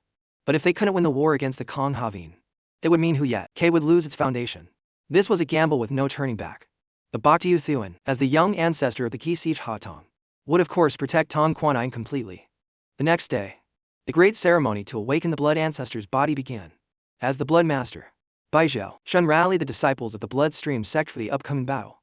To awaken it, the blood ancestor's body needed its 108 major occupants, 70 to apertures, and 36 meridians to be manned by elite disciples. The remaining 3 souls and 7 spirits were divided among the nascent soul patriarchs and Bai Zhao Shun to handle. Once the assignments were made, he quickly entered the giant's body, his will connecting with the patriarchs and the elite disciples. The awakening of the blood ancestor's body shook the heavens and the earth. The bloodstream sect's decisive action to destroy their own mountain gate to go upstream left the spirit stream sect utterly astonished. In this operation, Bai Shaikan played the most crucial role. Soon, the giant strained and rose to its feet, a shocking scene that caught the eye of a mysterious figure. Meanwhile, the empty river court, having offended the upper sect, was being punished. Patriarch Kong Ha and the other elders joined forces to resist. But this battle was bound to cause them significant losses. Their strength would surely be diminished when facing the river's defiant sect. However, the empty river court still had its affiliated clans, which was a supportive force that the river Shifine sect could not ignore. Although with the dense spiritual energy in the Middle Reaches, the sect's disciples had recently been advancing their cultivation realms one after another. Song Zhenwan and Bai Shaikan were among them, both reaching a level where they could form their cores. But the core formation lightning tribulation was incredibly perilous, and it was hard to say how one could overcome it. As the river-defying sect advanced, the Middle Reaches began to absorb the power of the old foundation. The Meng and Zhu clans agreed to join them. After meeting, Bai Shaikan presented intelligence on the empty river court, revealing that this sect used darts focused on plants and space, which they used to establish a foothold in the Middle Reaches, with their foundation at the evil banyan tree, making it easy to defend and hard to attack. However, the upper sect's earlier punishment had caused the loss of their only Heaven-Man realm patriarch, and the evil tree had also lost its life root. With this critical intelligence, the river-defying sect could be confident about the upcoming battle. Furthermore, with 2 clans leading the way, other clans would surely follow in their footsteps to offer support. Song Zhenwan and Mo Zhao were then sent to the empty river court's territory to investigate. The outer area was a forest, filled with a stench of blood. Deeper inside, there were countless bodies entangled in vines, clearly a man-mouse-eating forest. Song Zhenwan and Mo Zhao suddenly heard a noise. They drew their weapons to attack but were surprised to see Bai Shaikan. They were shocked that he was there without a token to conceal his presence. But before they could ask why, he pulled them into hiding. Soon, 2 disciples from the empty river court appeared. One of them attacked and captured the thousand-faced forefather, whose cultivation had been sealed. It turned out the old man had escaped from Zhongcheng to the empty river court. It was no surprise the river's defiant sect couldn't find a trace of him. But judging by how he was treated, it was clear the sect had crippled his cultivation. Because he failed in his mission to disrupt the 4-sect merger plan, he now faced a grim punishment. The entire essence of his body and soul was drained away, channeled into a formation to nourish the evil tree. The 2 empty river disciples also revealed that their sect had already set up a plan to deal with the river-defying sect, centered around the clans that had just joined them. They needed to report back to the sect. However, just as Bai Shaikan's group of 3 made a move, they were simultaneously attacked. Shen Dong quickly shot a wooden thorn straight at Mo Zhao, forcing her to dodge with great difficulty. Song Zhenwan, right behind, immediately launched a blood blade in attack, and Bai Shaikan also joined the fray. The three of them ganged up on Chen Dong, managing to fight her to a standstill. But they were in enemy territory and couldn't stay long. They immediately looked for a chance to escape. Chen Dong pursued them closely, unleashing her full power. And indeed, the forester rain provided excellent support for a disciple of the empty river court. Faced with the situation, Bai Shaikan had no choice but to unleash his ultimate move, which was, of course, blocked by Chen Dong. But the pill, combined with his spiritual power, exploded, trapping her in a cloud of smoke. Immediately after, a strange and passionate scene unfolded. Chen Dong vaguely heard Li to say, "I love you." This romantic hallucination left Bai Shaikan's group completely dumbfounded. When Chen Dong came to her senses, she found herself intimately embracing a corpse. Horrifying her beyond words. "You bastards from the river-defying sect. I will not spare you." The opportunity for a showdown came very quickly. The river-defying sect forces, fully informed, then advanced on the mountain gate of the empty river court to declare war. Of course, the enemy was already aware and immediately activated their formation, signaling the start of the battle. The river-defying sect directed a defensive barrier. The empty river court quickly sent out its warriors, and the river-defying sect deployed its own formation. Those at core formation and above would hold back the enemy's main force in the central airspace. The Foundation establishment forces of the Spirit and Profound Stream sects would attack from the two flanks. The empty banyan, evil tree, having been fed human sacrifices, had regained some of its divine power. They needed to quickly strike deep inside to completely eliminate that obstacle. After that, without the threat of the evil tree, they could launch an alt and capture the empty river court's mountain gate in one fell swoop. But these calculations were, of course, not easy to execute. Inside the empty river, their patriarch was controlling the evil banyan tree. A wooden thorn, guided by him, shot straight towards the river-defying sect's Dharma worship. But halfway there, the blood ancestor unexpectedly rose from the sea, its arm grabbing the wooden thorn and stopping it. Such a profound foundation left the people of the empty river court utterly astonished. It was in no way inferior to the evil banyan tree. Under the control of Bai Shaikan at its core, it was determined to punch a hole in the empty river court's formation. The blood ancestor stood up, its massive body carrying the might of 1,000 armies, and snapped the wooden thorn. But that alone was not enough to harm the foundation of the evil banyan tree. The patriarch inside quickly mobilized another vine, wrapping it around the blood ancestor's arm.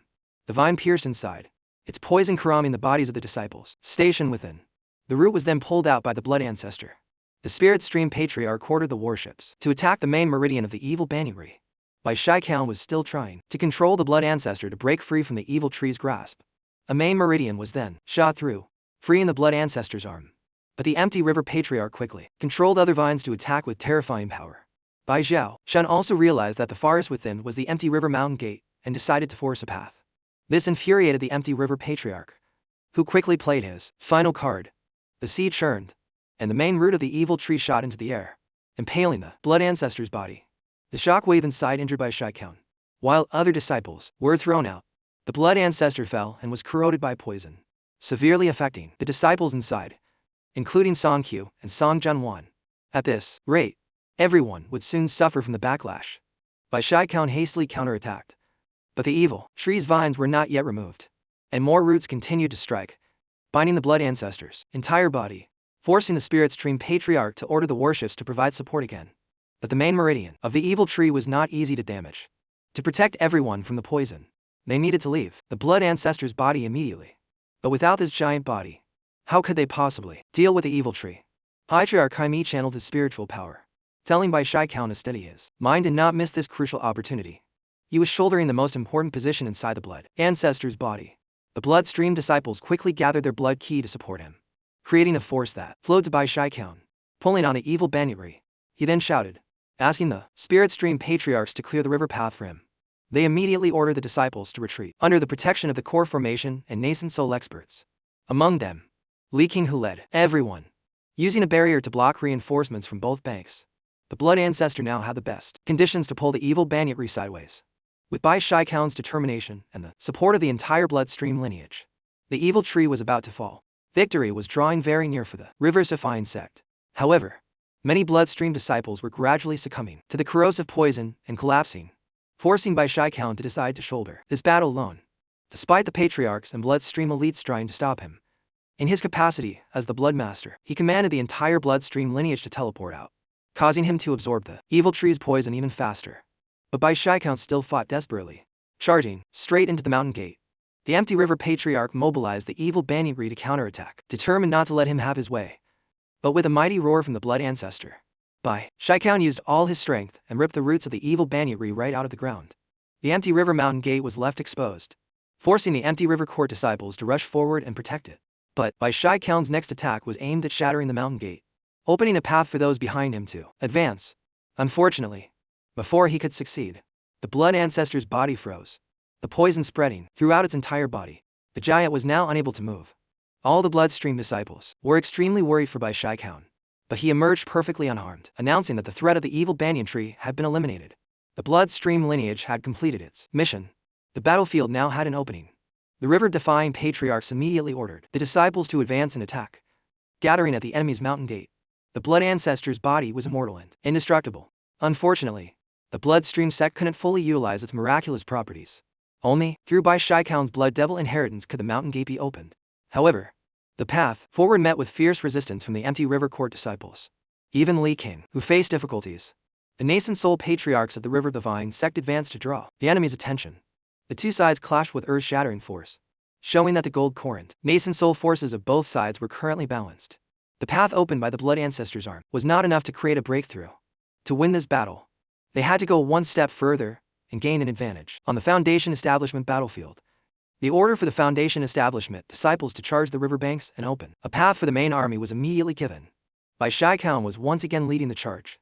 Meanwhile, Song Q coordinated with him to attack from two directions. On Patriarch Han's orders, they were to be blocked by the twin formation. The formation's eyes were on both banks of the river, corresponding to each other, causing every plant and blade of grass to resonate, becoming a dangerous and immense obstacle for the advancing River Hifine army. Hongju presented a treasure, asking Bai Shaikan and Song Q to destroy these formation eyes at all costs. And this was also an opportunity for them to settle their score, as was their habit. Currently, Bai Zhao Shun had advanced deep into enemy territory, but he suddenly told his sectmates to stop. His comrades halted. The corpse cocoons before them emitted a foul and dangerous smell, different from before, when Bai Shaikan and Song Jun once scouted the Empty River area previously. The twin formation probably wasn't active. Now, those cocoons were in danger of coming to life, so they needed to be extremely careful. However, as they moved deeper, the cocoons had already taken the initiative to attack them. The sonic wave startled everyone, but the surprise attack was quickly and easily repelled by Bai Shaikan. However, he immediately ordered the entire team to flee. Sure enough, zombies swarmed out of the forest in pursuit. As the two sides clashed, people began to fall. In this situation, they could very well be trapped here. But Bai Shaikan was still confident he could control the situation. However, that was with his combat strength. He was almost bitten, but luckily someone from another team arrived just in time to save her. The reinforcements improved the situation. Bai Zhao Shun, having planned ahead, took the opportunity to charge forward. Halfway there, he received news that Shuzhen he was in danger and quickly returned. He was suddenly ambushed and told his comrades to spread out and be wary of all directions. They had fallen into the infamous spatial arts of the Empty River Court. The squad sent to kill Bai Shaikan was personally ordered by the Great Elder and commanded by Chen Dong. Although Bai Shaikan alone could command the Blood Ancestor, he was still just one person. You won't survive this. The web of death has already been woven. Sure enough, Bai Shaikan's team was under a ferocious assault. Fortunately, they were all carefully selected elites. However, no matter how formidable they were, the enemies pouring out of the forest only grew in number, as if they would never end. Suddenly, something strange happened. A corner of the sky lit up with a red fire and a terrifying pressure, drawing the eyes of all the River-Defying Sect's Foundation Establishment disciples in the forest. This was proof that the two formation eyes had fully connected, raising the danger for the River-Defying Sect's team to its highest level. In this situation, Bai Honlai's group told Bai Shaikan to rush to the formation eye first and find a way to disable it. They would stay behind to hold off the enemy. Of course, without Bai Shaikan, everyone had to unleash their full power, even risking their lives. The Great Elder of the Empty River Court somehow had a complete grasp of the situation in the corpse forest. At this moment, he mobilized all the Foundation Establishment forces of the sect. Although weaker than the combined force sects of the River-Defying Sect, they focused their power to deliver a fatal blow to the vanguard. Bai Shaikan, with the help of the corpse forest, all the River-Defying elites were in a very disadvantageous position. Bai Shaikan also recognized the situation and understood he needed to finish breaking the formation before it was too late. But suddenly, Chen Dong, who had been waiting for him, now blocked his path and quickly attacked. She was a gold core cultivator, so, of course, she posed a great danger to Bai Shaikan. Fortunately, those vines were blocked by the appearance of a spirit beast. An elder from the Spirit Stream sect had been secretly protecting Bai Shaikan for a long time and now saved him from peril in the nick of time. Although the realm he revealed was only Foundation establishment, his next move easily stopped Chen Dong. Even Little Phoenix's flames pushed her back and injured her. The bird immediately became the target of Chen Dong's furious attacks. But of course, Little Phoenix was not easy to hit. The Spirit Stream Elder even assisted from a distance, attacking and cutting down the roots summoned by Chen Dong, forcing her to divide her attention. Without the support of the Spirit Stream Elder, Little Phoenix was quickly trapped by Chen Dong. But its powerful flames soon broke the cage, freeing it. Chen Dong knew her opponent was extremely difficult to deal with and intended to flee to chase after Bai Shaikan. Of course, the Spirit Stream Elder couldn't let that happen. Just as she used her spatial art, Little Phoenix used its power to seal the area. Soon, Chen Dong appeared, and after clashing with Jushi, the difference in their strength was clear. Jushi coughed up blood, but when Chen Dong tried to leave again, he stopped her with his life-bound formation. How long do you think you can hold me? Just a moment is enough. It turned out Jushi wasn't fighting recklessly, and at that instant, Little Phoenix blocked Chen Dong's path, and red flames shot out with shocking power. Thanks to Elder Jushi, Bai Shaikan reached the formation. Songkyu, unopposed, also approached his target. The two communicated telepathically and acted together. Using the magic treasure Honju, gave them to shatter the central stone of the formation. The evil aura of the twin formation quickly receded. With it, the complete collapse of this grand formation caused the great elder of the empty river court's control over the corpse forest to fail. He also suffered a backlash and coughed up blood. Outside, the patriarchs of the river defying sect were overjoyed to see the twin formation broken, especially since Jushi played a key role in this action. But he was quickly pierced through the chest by his opponent. Chen Dong, with her overwhelming combat power, had finally succeeded in killing her prey, although Little Phoenix immediately rushed to his rescue. None of its attacks could harm her. She allowed Chen Dong to escape, then went to Jushi. Little Phoenix let out a wretched, heartbroken cry, and finally erupted in red flames, wanting to cremate its master. Unexpectedly, this was the moment Chen Dong had been waiting for. She returned to ambush it, a single strike piercing through Little Phoenix's body.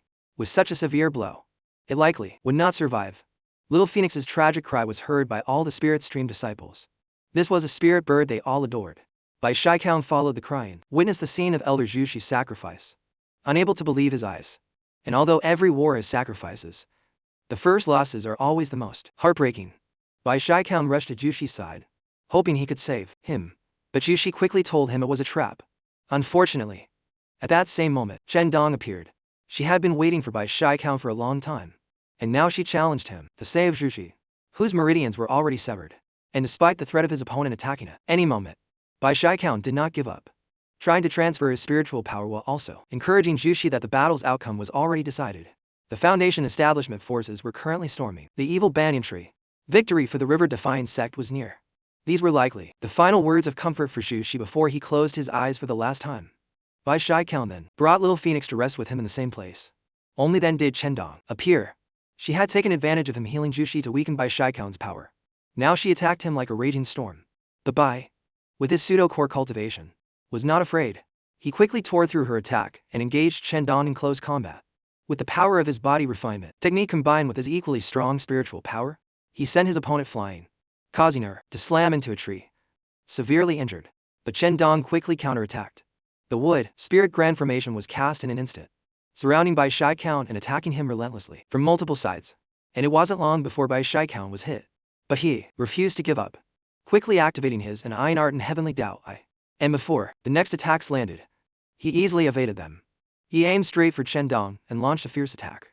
The throat-crushing grasp caught her, and he threw her out of the wood spirit grand formation. Despite being injured, Chen Dong quickly retaliated. Don't think you can defeat me just because you cultivate both body and magic. In response to Chen Dong's words, Bai Shaikan immediately used the grass and trees, all our soldiers' art to counter her attack. This was also a wood helmet technique. Chen Dong was shocked that Bai Shaikan could borrow the power of the evil banyan tree just like she could, and his power was even greater. It was all thanks to his heavenly Dao. The exchange ended, and Chen Dong was once again crushed. She was utterly shocked, unable to understand how Bai Shaikan could borrow the power of the tree of the empty river court.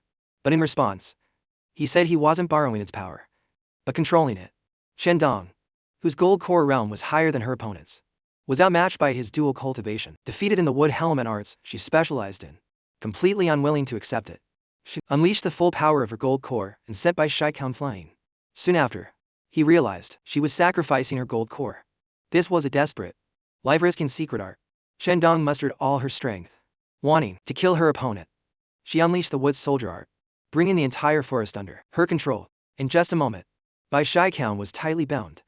A secret art of no return? A secret art that could raise the power of a gold core to the nascent soul level was no small matter. Chen Dong gathered her strength and launched an extremely powerful attack, determined to annihilate Bai Shaikan. But he did not die. After the ultimate move passed, he was revealed to be surrounded by a water sphere. Bai Shaikan gathered his power and roared, and waves of water surged forth, washing away the woodwind formation Chen Dong had set up. He had also used his own secret art. A giant pillar of water immediately slammed into Chen Dong, sending her soaring into the sky. Immediately after it exploded, injuring her severely.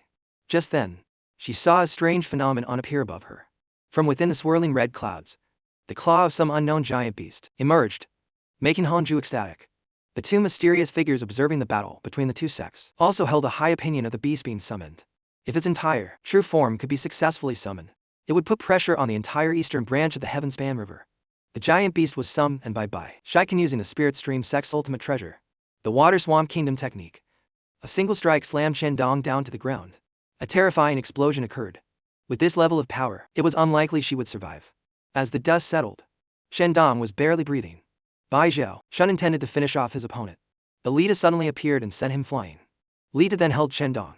Realizing his junior sister could no longer be saved, her meridians were severed, her bones shattered. He sent Chen Dong on her final journey, then immediately turned towards Bai Shaikan to exact his revenge. The combat power of a gold core expert was too much for Bai at this moment to handle. He was easily sent flying and severely injured. Lita still didn't stop, wanting to hunt him down and kill him for good. Summoning his black dragon in response, Bai Shaikan summoned and his Asura body to fight back. To Li Tu, this was just a joke. He quickly controlled the black dragon to attack the Asura body, tightly coiling around the demon god. In an instant, the victor was decided. Unwilling to be outmatched, Bai Shaikan immediately used the Eternal Night Umbrella to attack. But the Eternal Night Umbrella consumed a huge amount of spiritual power in a moment. It was knocked away by Li Tu. The black dragon aimed straight for Bai Shaikan, lunging forward and landing a devastating blow. Li Tu then noticed Bai Shaikan activating his Iron art. His body refinement technique was just a distraction. Meanwhile, Bai had mobilized his blood sword for a surprise attack. When he was hit earlier, he had deliberately released his blood key, but these techniques were fundamentally unable to harm Li Tu. But Bai Zhao Shun didn't stop there, continuing to launch countless tail missiles at his opponent from all directions. Unfortunately, all of them were easily blocked by Li Tu, who then eliminated them all with a single blow. Suddenly, as the smoke and dust cleared, Bai Shaikan controlled his demon god Dharma body to attack, continuously striking at Li Tu. But all his moves were blocked. Bai Shaikan's arm was even broken, yet he stubbornly used his iron art to land a blow on his opponent. Unfortunately, right after that, Li Tu used the arm he was holding to spin Bai Shaikan around and slam him into the ground, creating a powerful impact. What followed was a relentless barrage of powerful blows, completely beating Bai Shaikan down, leaving him no way to fight back. Is this the combat power of a true gold core realm cultivator? Bai Shaikan clearly felt the class difference between Chen Dong and Li Tu. His opponent was also extremely surprised by his desperate fighting style, and his turtle shell walk that had withstood the series of killing blows just now. An opponent like Bai Shaikan needed to be eliminated decisively. At this very moment, Li Qing, who arrived with reinforcements, Li Tu was not afraid, using wood muid element arts to block them. He calculated that in 10 breaths, it would be enough to kill Bai Shaikan. But how could Bai Shaikan just give up and die? He controlled the Eternal Night Umbrella to fly forward. But of course, no matter how powerful the treasure, it was difficult to bridge the gap in cultivation realms between the two. However, Bai Shaikan had no intention of injuring his opponent. Instead, he activated the Eternal Night Umbrella's ability to absorb life force. The surprise move caught Li Tu off guard, and he tasted defeat. Stumbling back, Bai Shaikan controlled the Eternal Night Umbrella, which radiated an oppressive aura. However, with his superior realm, Li Tu was still confident he could defeat his enemy. Bai Shaikan was also aware that this much life force was not enough for him to win. He needed to bet his life on this battle, and a foundation establishment wasn't enough. He decided, right in the middle of the battle, to form his core. What an audacious act this was. Li Tu's spell was suddenly deflected. The descending heavenly Dao Qi made him completely immune to all attacks. From afar, Li Qing, who saw the core formation phenomenon with the heavenly Dao Qi and immediately knew it was Bai Shaikan, Legend has it that a true gold core can only be formed with this heavenly Tao key, built upon a heavenly Tao foundation establishment. However, because of this, the 9 levels of the lightning tribulation were even harder to overcome. Using 6 levels would be worthy of the talent by Shai Count as shown. But this was in the middle of a great war. A critical moment. What would he decide to do? Lita thought that even if it was a heavenly Tao core formation, a sect from the lower reaches wouldn't amount to anything. He planned to kill Bai Shai Count again after the lightning tribulation ended, while his cultivation was still unstable. But suddenly, the thunder roared, and the 9 lightning tribulations, urged on by Bai, merged into one. It was unbelievable that he could have such a desperate resolve. Meanwhile, the disciples of the River's Defiance sect continued to attack the empty river mountain gate, not neglecting their duties. Those who knew him, like Songqiu, worried that Bai Shai Count was overexerting himself. Shang Wanyan, he was the same as ever. As a sword spirit, he couldn't believe Bai Shai Count was getting further and further ahead of him and wanted to witness his tribulation firsthand. The people of the empty river court, of course, could not let a genius of their opponent rise to prominence. There was still another way to affect someone undergoing a heavenly Tao key tribulation. The great elder immediately ordered the core formation experts to lock down the left bank and quickly clear the foundation establishment battlefield. A chaotic battle quickly erupted, with the result surprisingly leaning to one side. The nascent soul patriarchs of the River Defiance section realized the situation and immediately went to support Bai Shai Count. The disciples on the left bank also immediately rushed to the core formation site. Lita was overjoyed by this. Obviously, the core formation of the River Defiance sect's junior ancestor was a major event for the sect, and sect personnel would be dispatched to help immediately. The Great Elder's earlier move to set up an ambush would make it easy to kill those who came, using stillness to counter motion. The River Defiance sect personnel, unaware of this, would be slaughtered layer by layer. The first victim would probably be Shang Wanyanyu. But luckily, his comrades rescued him just before he fell. Are you charging into battle alone like this, to throw your life away? Throw my life away. How many people will die today because he is forming his core? The truth of the cruel and bloody cultivation world is that for one person to stand at the pinnacle of glory, they must step on countless lives, or they will be quickly snuffed out. In the cradle, Bai Shai Count couldn't stop his core formation and watched as his comrades fell one by one, including Li Ping, who still saw him as an idol and often sat listening to his boasting without ever getting bored. At this moment, with tears streaming down his face, he was preparing to accept his death. His only wish was that the junior ancestor could achieve perfect core formation, believing that Bai Shai Count could then protect even more comrades. A worthy sacrifice. A worthy sacrifice. I will torture you in front of your junior ancestor, so he can deeply feel how worthy it is. Bai Shai Count could not accept it. His arm tried to reach out, but it collided with the heavenly Tao key, only getting injured. He helplessly watched as Li Ping was choked by Li Tu, his eyes turning blood red as he spoke his last words. Junior ancestor, you must succeed. Whether Bai Shai Count would succeed was unknown, but he couldn't bear to see his comrades slaughtered like this anymore. He let out a deafening roar, and the lightning tribulations whirled getically. The lightning that could temper gold core could also pose a mortal danger to him. All around, where Bai Shai Count was forming his core, a strange phenomenon occurred. The vengeful ghost baby, a pillar of the empty river court, appeared with terrifying power, sending countless disciples flying, forcing the River Defiance sect to also bring out the pillar of the Bloodstream sect, the Bloodstream Knight puppet. The clash between the two was extremely fierce. The battle had reached its climax. Meanwhile, Bai Shai Count, trying to overcome his tribulation too hastily, had exhausted his strength and failed right after passing the 6th lightning bolt. Collapsing, his gold core remained in the sky, but the tribulation clouds retracting was a sign that his core formation could not be perfectly completed. However, contrary to the ridicule of the upper sect expert, Bai Shai Count once again forced himself to his feet, determined to overcome the final 3 bolts of lightning. Even if his flesh was torn and his bones shattered, the 7th bolt of lightning struck. He braced himself to endure it, all for the sake of his determination to kill Li Tu and avenge his comrades. Bai Shai Count dared to do this because he was using his body, cultivated with the undying art, to face the lightning tribulation. However, no matter how strong his body refinement technique was, he was soon exhausted. Taking heavy, small steps, Lita sneered at Bai Shai Count's suicidal method of undergoing tribulation, thinking he would soon be swallowed by the heavenly lightning. And very soon, the 9th bolt of lightning descended. Success or failure would be decided at this moment, and whether he succeeded or failed, Patriarch Hongju would definitely protect Bai Shai Count's life. But as he approached the tribulation cloud, he suddenly saw a host of ghosts pass by and immediately cast a spell to attack them. A golden winged bird chased after those vengeful souls, blocking the pillar of the empty river court, the netherworld lantern. While Hongju was delayed, Bai Shai Count collapsed after the 9th bolt of lightning. His sea of magic was depleted, like a lamp about to run out of oil. Li Tu quickly moved in for the final blow. But, surprisingly, the protective energy field around Bai Shai Count had not yet disappeared. His life force, now just a fragile thread, finally managed to endure the baptism of the heavenly lightning, connecting with the gold core in the sky. The process of core condensation immediately began, forming the legendary heavenly Tao gold core. Li Tu knew his opportunity was lost. A heavenly Tao gold core would naturally crush opponents of the same realm. Continuing to fight would not be wise. So, before Bai Shai Count could consolidate his cultivation, he needed to quickly teleport back to his sect. But Shang Guanyan arrived just in time. His skills were not ordinary. He gathered a sword formation and attacked Li Tu directly. Still, due to the difference in realms, it was easily blocked by the man.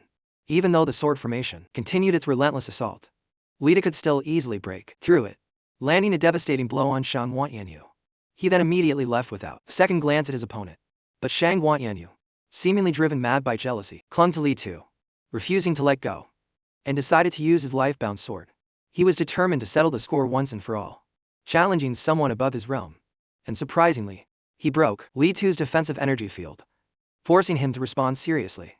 Shang Guanyanyu's recklessness was illogical and absurd.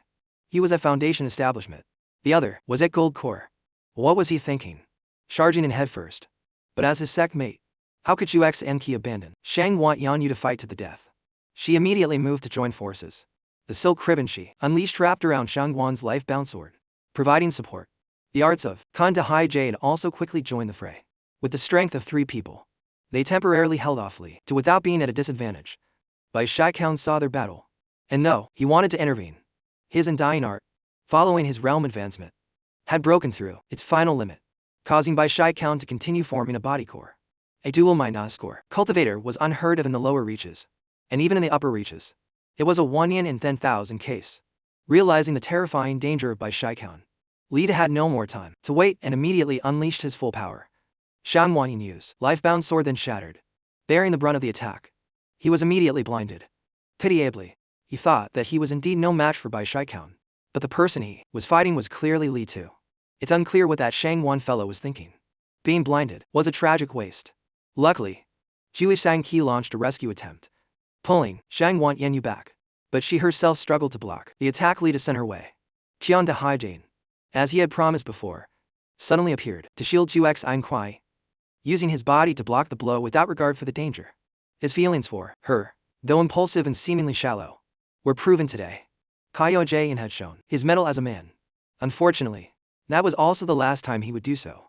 In return, Zhu Shangqi still couldn't escape her fate, and was hit next. Li Tu had taken down all 3 opponents in one go. Bai Shai Count could not bear it any longer and immediately roared. His dual cores had successfully formed. Li Tu sensed extreme danger and immediately fled. The heavenly Tao Qi receded. Bai Shai Count saw the tragic scene of Shang Guanyanyu fumbling in the darkness, searching for Zhu Xenqi. He had competed with Bai Shai Count his whole life, and a moment of foolishness cost his sect mate her life. What a pity. This core formation of Bai Shai Count's had cost many lives. The bodies of river-defying sect disciples lay scattered, causing his anger to surge to the heavens. He roared Li Tu's name. In just a short moment, he was in hot pursuit. Despite facing fierce resistance from numerous empty river court disciples, Bai Shai Count's combat power was now at its peak. He carved a path forward like splitting bamboo, unstoppable, and quickly found an opportunity to close in on Li Tu and give him a taste of his own medicine. At this point, the prodigy of the empty river court was no longer strong enough to resist Bai Shai Count. He was hit repeatedly, unable to fight back. But after all, Li Tu had advanced to Gold Core long ago, and didn't believe that an opponent who had just succeeded in forming his core could defeat him. He quickly summoned his black dragon, but unfortunately, his last bit of strength was still crushed by Bai Shai Count, who continued his assault on Li Tu. Bai used the most ordinary punches and kicks, deliberately punishing the cruel villain before him, making him experience the suffering the river's defying disciples had endured. The fight soon concluded. Bai Shai Count achieved an absolute victory. But facing death, Li Tu refused to accept defeat and used his secret art, burning his gold core to risk his life against Bai Shai Count one last time. But how could Bai Shai Count let things drag on? He quickly rushed forward, striking Li Tu's body with a hidden force. The gold core inside cracked, and a series of follow-up blows made it impossible for him to endure. His core shattered, and he died, atoning for his sins. Bai Shai Count's breath was racked. He had finally avenged Qian Dahakui and Zhu Xenqi, but his tears still fell. There was no joy. The battle before him was not about good or evil, not about right or wrong. It was a fight for the future of their sects for many years to come. But this war had caused too many losses. Too many tragedies. It needed to end as quickly as possible. Bai Shikan then, as the Blood Master, roared, commanding all Bloodstream personnel that he would use the Blood Ancestors' power to support them and enhance their combat strength. This was a secret art only available to those who received the Blood Ancestors' inheritance. This, of course, did not escape the notice of the Empty River Court disciples, making Bai Shikan the target of countless people who surrounded and attacked him. But at this moment, he was determined to fight the fiercest battle. A winner mythics takes Xiao fight. Meanwhile, the battle between the Golden Might Winged Bird and the Netherworld Lantern was still raging fiercely. The clash between the vengeful Ghost Baby and the Bloodstream Night Puppet had reached its most intense point. The sonic waves of the Empty River Pillar were ineffective against the Bloodstream Night Puppet. Instead, it found an opportunity to bind and shatter it. The battle had now entered its third phase, storming the Mountain Gate. The strength of the river-defying sect quite surprised the upper sect's envoy. It was also because their sect master had previously destroyed 70% of the Empty River's combat power with a single palm, which caused the current overwhelming situation. The Empty River sect master had no choice but to call upon his final pillar. Inside their mountain gate, the large trees quickly underwent a strange transformation. Countless horrifying insects emerged from the tree trunks, swarming down to attack the river-defying disciples present. Forcing Bai Shikan to urgently call for his comrades to flee quickly, the insects appeared in dense swarms, covering the entire space like black clouds rolling in all directions. Anyone caught in their encirclement had to fight back with great difficulty. The patriarchs present all took action, and Bai Shikan himself contributed, hoping to control the situation and shield his comrades behind him. But he too was soon attacked by the insect tide. These were death worms, assessed as a horde of beasts that had reached the Heaven Den realm. This pillar of the Empty River Court was intended to annihilate all the gold core cultivators of the River Suthash defiant sect. Even the patriarchs were injured while fighting them. The situation was a stalemate. This could be a fatal threat to the entire battle's outcome. Honju offered the river-defying pill, pleading for the true spirit ancestor to act and destroy the death worms. The river-defying pill dotted the stone dragon's eye, which immediately erupted with a divine aura. The true spirit ancestor inside the coffin quickly awakened, and the phenomenon shook the entire space. The true spirit of the spirit's Stream Sect's Gold Gate appeared before the upper sect's envoy as a deviant, leaving her utterly shocked by this unbelievable event. So what is a deviant? The death worms were not afraid, sensing a great enemy and quickly swarming to surround the true spirit. But the Cold Gate ancestor immediately erected a seamless defensive barrier. Then, with just a point of a finger and a single chant, a terrifying explosion erupted, annihilating all the death worms in a single blow. The power of a deviant was indeed not beyond the upper sect youth's expectations. The legend has it that deviants are all calamities. Both those who possess them and those who come into contact with them suffer tragic consequences. She then decided to test her theory. Reaching out towards battlefield of the two sects struggle, the evil banyan tree, at the point of the upper sect envoy's finger, began to tremble strangely. Honju quickly ordered all disciples to retreat to the warships. Immediately after, the evil tree suddenly came back to life. But it did not target the river-defying sect. Instead, it attacked the Empty River Court disciples nearby. A very strange occurrence. The Empty River sect master, now only a spirit body, understood that the upper sect envoy wanted to sacrifice all his disciples' lives to fully activate the evil tree's power, using it to probe the deviant. But the true spirits ignored the evil tree's strange behavior and sought out Bai Shikan, granting him a strand of its own blood key, telling him to use this to perfectly combine his dual body. Bai Shikan was then placed inside the blood ancestor's body. As the heir to this giant body, he quickly reacted. A life-my force bond immediately materialized and bound Bai Shikan tightly. That strand of blood key from the true spirit then took effect. Bai Shikan was the true spirit's gamble for the upcoming battle. She herself quickly dissipated. A single river-hind pill could only summon the true spirit for 10 breaths, while the danger of the evil banyan tree was imminent. This time, revived with the absorbed blood key, it was much stronger than before, forcing the 4 patriarchs of the 4 sects to join forces in a desperate battle, ready to sacrifice their lives. Bai Shikan sensed that the battle outside was extremely grim and was determined to quickly fuse his 2 cores into one, summoning his and Ayin Vara body for support. Outside, the 4 patriarchs were joining forces to resist the attacks of the evil banyan tree, determined to prove their Tao with death. Meanwhile, Bai Shikan's 2 cores were already showing signs of fusion. In the midst of the patriarchs' battle, the heavens and earth suddenly trembled. The entire river-defying sect rejoiced as the blood ancestor had returned. The corrosive poison on its body was gradually replaced by the undying golden body art. The power of his dual cores blocked and pushed back the evil banyan tree. Bai Zhao Shan was determined to once again display the divine might of the blood ancestor. His next attack sent the evil banyan tree flying, completely defeating it. Such a spectacular turn of events in the battle made the envoy from the upper sect very excited. She intended to push the tension even higher. But the empty river sect master said it was no longer necessary. He officially gave up. And through a medium, ordered the evil banyan tree to henceforth submit to the river-defying sect and remain forever loyal. As his voice echoed through space, points of light from all over gathered in the sky, converging into a symbolic token that could control the evil banyan tree. The river-defying patriarchs asked by Shai Khan to decide whether to accept this artifact.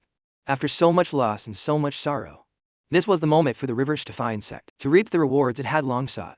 Accepting the evil banyan tree also comforted the spirit of the empty river sect master. His spirit body then faded, and the upper sect envoy also departed.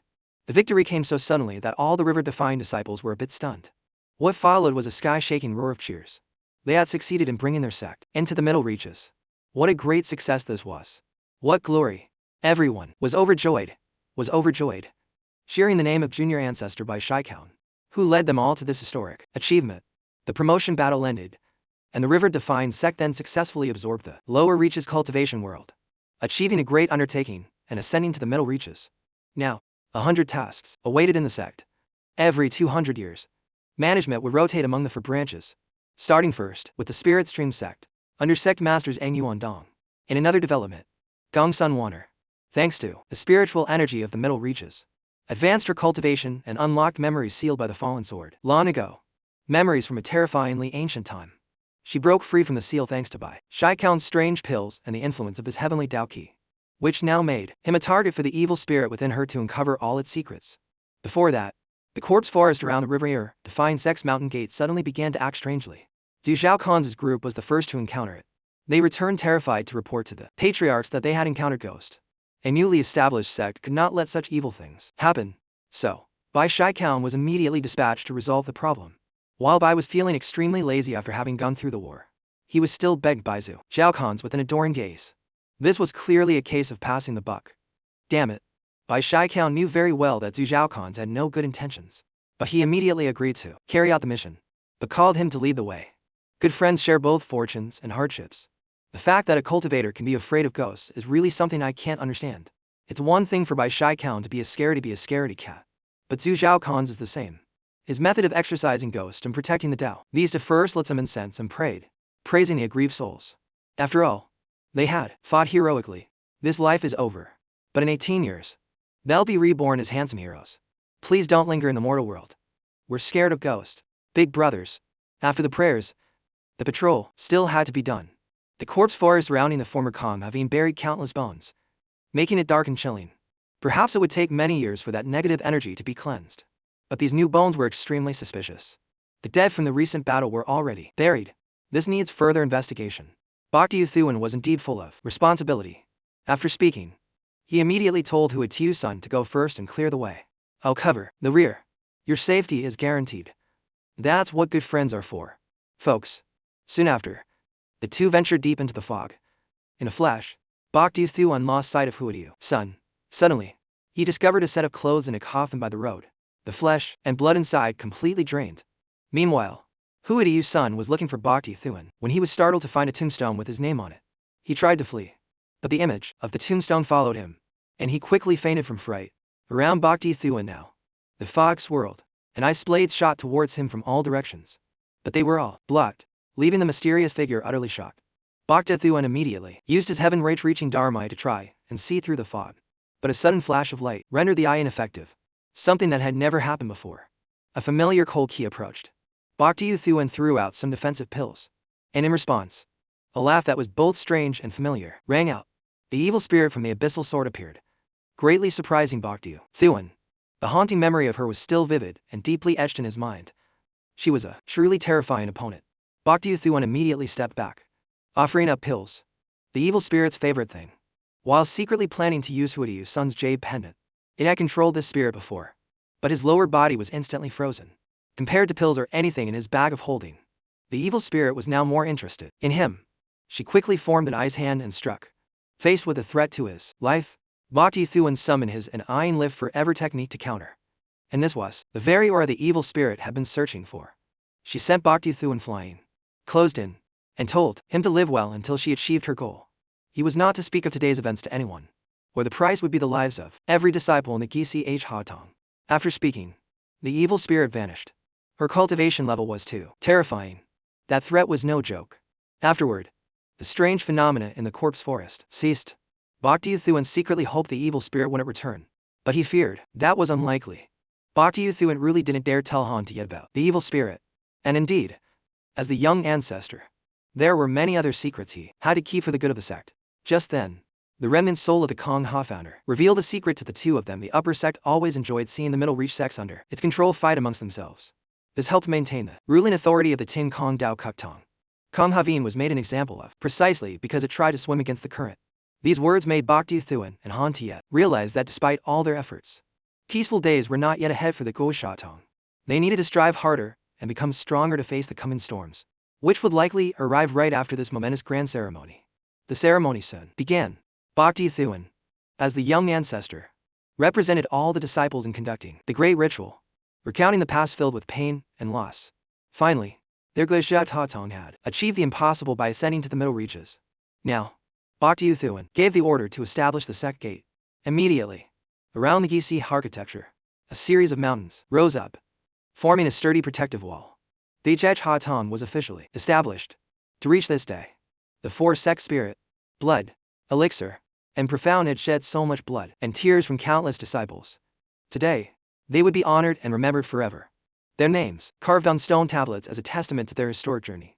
We vow not to forget our heroes, and we vow not to betray their sacrifices. Ancestor Han Tiet then discussed the current situation with Boktu Thuan. The middle reaches had other sects in Ha, Kuk Ha, and Dao Ha. Because Kong Havin was once the largest sect in the middle reaches, its resources were all inherited by Kisa Ha, which would surely breed resentment. And within each of those three sects was a heaven-human realm expert, forcing the Kisi Ha ancestors to enter seclusion. During that time, Boktu Thuan would hold the highest position, tasked with overseeing all sect matters. This was a heavy burden. After some thought, Boktu Thuan gave up his personal freedom and accepted. Han Tiet then passed on to him three great treasures. At the nascent soul level, the 9 provinces cauldron, the ancient demon scale, and the reverse dragon horn, 1 for attack, 1 for defense, and 1 for teleportation, which could raise his combat power to a new level. Here, Boktu Thuan also met Han Tiet's master, and was utterly shocked, still clearly remembering the divine might of this ancestor in the form of Sun Wukong. Han Tom was supposed to be dead, but his soul had coincidentally entered the body of an 8-1 of Boktu Thuan's pills and gained sentience. Such a great opportunity was truly rare in the world. Han Tong therefore gifted him the secret art of the Frigid School, the will-forming incantation. After absorbing it, Boktu Thuan felt a strange resonance with the foundational martial art of the Linke sect. The newly established Middle Reach sect was under the observation of the upper sect's envoy. At the same time, the secret legacy realm of the Middle Reaches was cleared to be opened, promising to stir up a great storm. With this heavy responsibility on his shoulders, Boktu Thuan began to cultivate the will-forming incantation. He used the water of the heavens-reaching river, dividing it into the types will and cold, using the frigid art to condense the cold and using the cold to nurture the will. A single thought could freeze everything in all directions. Combined with the explosive power of his undying tendons, it could spread for 100 miles. If he mastered it, he would likely have no match in his realm. Suddenly, an alarm sounded. The Gisi Ha Tong had intruders. They were people from the 3 sects ancestor Han Tiet had mentioned. He and the other ancestors who were in seclusion all appeared, looking at the forces of the 3 sects descending. They were all elite disciples, led by grand elders at the nascent soul cultivation level. It was a lineup that couldn't be underestimated, showing they didn't hold the Gisi Ha Tong in high regard, but they were here on official business. In the grand hall, the Gisi Ha ancestors were surprised that the other 3 sects would bring them the opportunity to enter the secret realm together. It was a legacy secret realm that opened only once every 60 years, containing countless precious spiritual herbs and treasures, the most special being a legacy from the upper sect. Disciples from the 4 sects would enter, and based on the number of sidles they collected, would determine the division of resources in the middle reaches for their respective sects. A pie falling from the sky turned out to have a needle in it. Ancestor Han Tiet angrily told the representatives of the 3 sects that the resources of the middle reaches had been divided once before, so the Gisi Ha Tong would simply inherit the portion of Kong Ha Vin. Ridiculous. Kong Ha is Kong Ha. Gisi Ha is Gisi Ha. You exhausted all your strength to defeat a sect that only had 30% of its power left. What right do you have to negotiate terms with us? Indeed, compared to Kong Ha Vin at its peak, Waizhi Tong was somewhat weaker. Even the disciples guarding the Grand Hall were defeated by the disciples of the 3 sects in an attempt to break their spirit. The hot-blooded and impulsive Tong Chao yet, of course, couldn't let that happen. He immediately charged forward with his blood sword to fight the opponent. The iron AWL of the other guy was no small matter, as they were both at the Great Circle of Foundation establishment. His fight with Tong Kohayu yet was a stalemate. In terms of both spiritual power and hand-to-hand combat, the two were evenly matched. The battle was incredibly intense, with the arena extending out into the forest. After a few more exchanges, because his opponent's weapon was so versatile, Tong Kachi yet was wounded and defeated, suffering the mockery of his rival. Seeing their arrogance, Ma Jia couldn't take it and drew his saber. Stepping forward, inside the Grand Hall, Han Tiet said he couldn't accept the three sects' demands. He was immediately attacked by the Grand Elder of Delha, although he was unwilling to show weakness. After a brief exchange, the difference in strength was clear. It seemed if Gisi Ha Tong didn't accept this trial, even if they stayed in the middle reaches, they wouldn't be able to get the benefits they were due. Meanwhile, just as the opponent was about to strike, Ma Jia, Boktu Thuan suddenly appeared and sent him flying. He truly lived up to his title as young ancestor of Gisi Kwa, striking at just the right moment. The heroic suddenness of mine is gun core formation experts need Kakana Foundation establishment disciple? What kind of logic is that? There is no logic. I'd even hit a key condensation disciple. So what are you yelling about? Boktu Tuan's shamelessness infuriated the members of the three sects. A core formation expert intended to punish him, but Boktu Thuan immediately threw his familiar hidden weapon. You want to play dirty? It's better than me fighting three of you alone. That would just be stupid. Boktu Thuan's secret ecstasy pills quickly took effect, causing the disciples of the three sects to get high and lose their minds. Completely dazed, even someone as tough as Tran Bin Sun, after struggling for a moment, started crying for his mommy and daddy. I miss you guys. The disciples of Gisi Hadong saw this and burst out laughing, but their laughter was cut short when the Grand Elder of Dao Ha appeared. He locked eyes with Boktu Thuan and invited him to participate in the upcoming Legacy Secret Realm trial. This was mandatory, as Boktu Thuan later learned that the Secret Realm only allowed core formation disciples under 60 years old to participate. Talents like that were common in the middle reaches, but in the lower reaches, only he met the condition. Wouldn't that be like a tiger among a flock of sheep? Besides, it was still unclear who was the sheep and who was the wolf. Boktu Thuan immediately tried to flee, telling the ancestors that he had been hiding something earth-shattering. When he joined the sect years ago, he was actually 40 years old. His baby face was just because he aged unevenly. I, Boktu Thuan, am willing to sacrifice myself. But if this secret gets out, won't the sect be punished? Therefore, though I deeply regret missing out on the Secret Realm's treasures, I will give up this chance, even though my heart aches. Do you have any idea what you're saying? If every disciple was like you, how could the Gisi Ha Tong ever prosper? The ancestors were all furious at Boktu Shan's shamelessness. Only sect master Tran Vien Dong, who knew this guy all too well from their Lin K days, told him to leave, saying he would shoulder everything himself. But on the way, Boktu Thuan overheard him saying that if they didn't participate, Gisi Ha would surely be trampled by the other three middle reach sects. Collapse was only a matter of time. But brother Bok is so pure and innocent. How could I let him be harmed? I'd rather the whole sect be annihilated than let anything happen to him. This is something that would move the heavens themselves. Hearing these sugary words, Boktu Thuan felt a cringe so deep it reached his soul. He panicked and begged to go. As he turned back, he saw the old geezer's expressions and knew he'd fallen into their trap. He threatened to announce this to the entire sect. The older the ginger, the spicier it is. In terms of shamelessness, Bok had never been able to beat the ancestors. But in agreeing to participate in the trial with its myriad dangers, Boktu Thuan had truly shouldered the hopes and future of the entire Gisi Atong. A general mobilization was then ordered. People from the four divisions, based on their strengths, continuously brought him countless cultivation resources, entrusting him with their hopes that the young ancestor would fight on their behalf as well. Boktu Thuan then began to train hard to improve his strength, practicing the third volume of the Undying Live for technique, the Undying Tendons. Condensing all the tendons in his body was no easy task, but even succeeding partially would significantly increase his combat power. Meanwhile, Trong Daihai was deep in the forest searching for materials, intending to forge a protective magic treasure for Boktu Thuan before his departure. During his search, he unexpectedly found the corpses of many ferocious beasts, their spiritual energy completely drained. A resounding roar then echoed out. Trong Daihai went to investigate and saw the ferocious beasts fighting intensely. One of them was Thi Dan, who was currently at a disadvantage. Trong Daihai immediately intended to intervene, but Thi Dan glanced over and stopped him. It seemed defeating that opponent was very important to him, so he charged forward again. Unfortunately, Thi Dan's body was much smaller than the Beast King, but in return, Thi Dan possessed a powerful offensive art. The red flames he unleashed erupted, scorching the entire forest. Thi Dan's next attack completely defeated the Beast King. The opponent's demonic energy was quickly absorbed by Thiet Dan, who then let out a resounding roar, so powerful it reached Bok Do-Tuan's spiritual senses, causing him to immediately fly off to investigate. He quickly arrived at that forest and saw the tribulation cloud swirling. He met Trong Dai-Hai, who told him Thiet Dan had absorbed all the spiritual energy from the surrounding beasts to forcibly attempt core formation. Bok Do-Tuan was furious, telling Trong Dai-Hai to go back and call for reinforcements immediately, while he himself approached, wanting to stop Thiet Dan, but unfortunately, he was blocked by him, who didn't want Bok to interfere. Are you crazy? A king's beast score formation is many times more dangerous. You're not prepared. This is a life-or-death situation. But Thiet Dan had a reason for his recklessness. He had witnessed his master's determination to protect the sect, and because of that determination, he saw Bok train painstakingly day and night.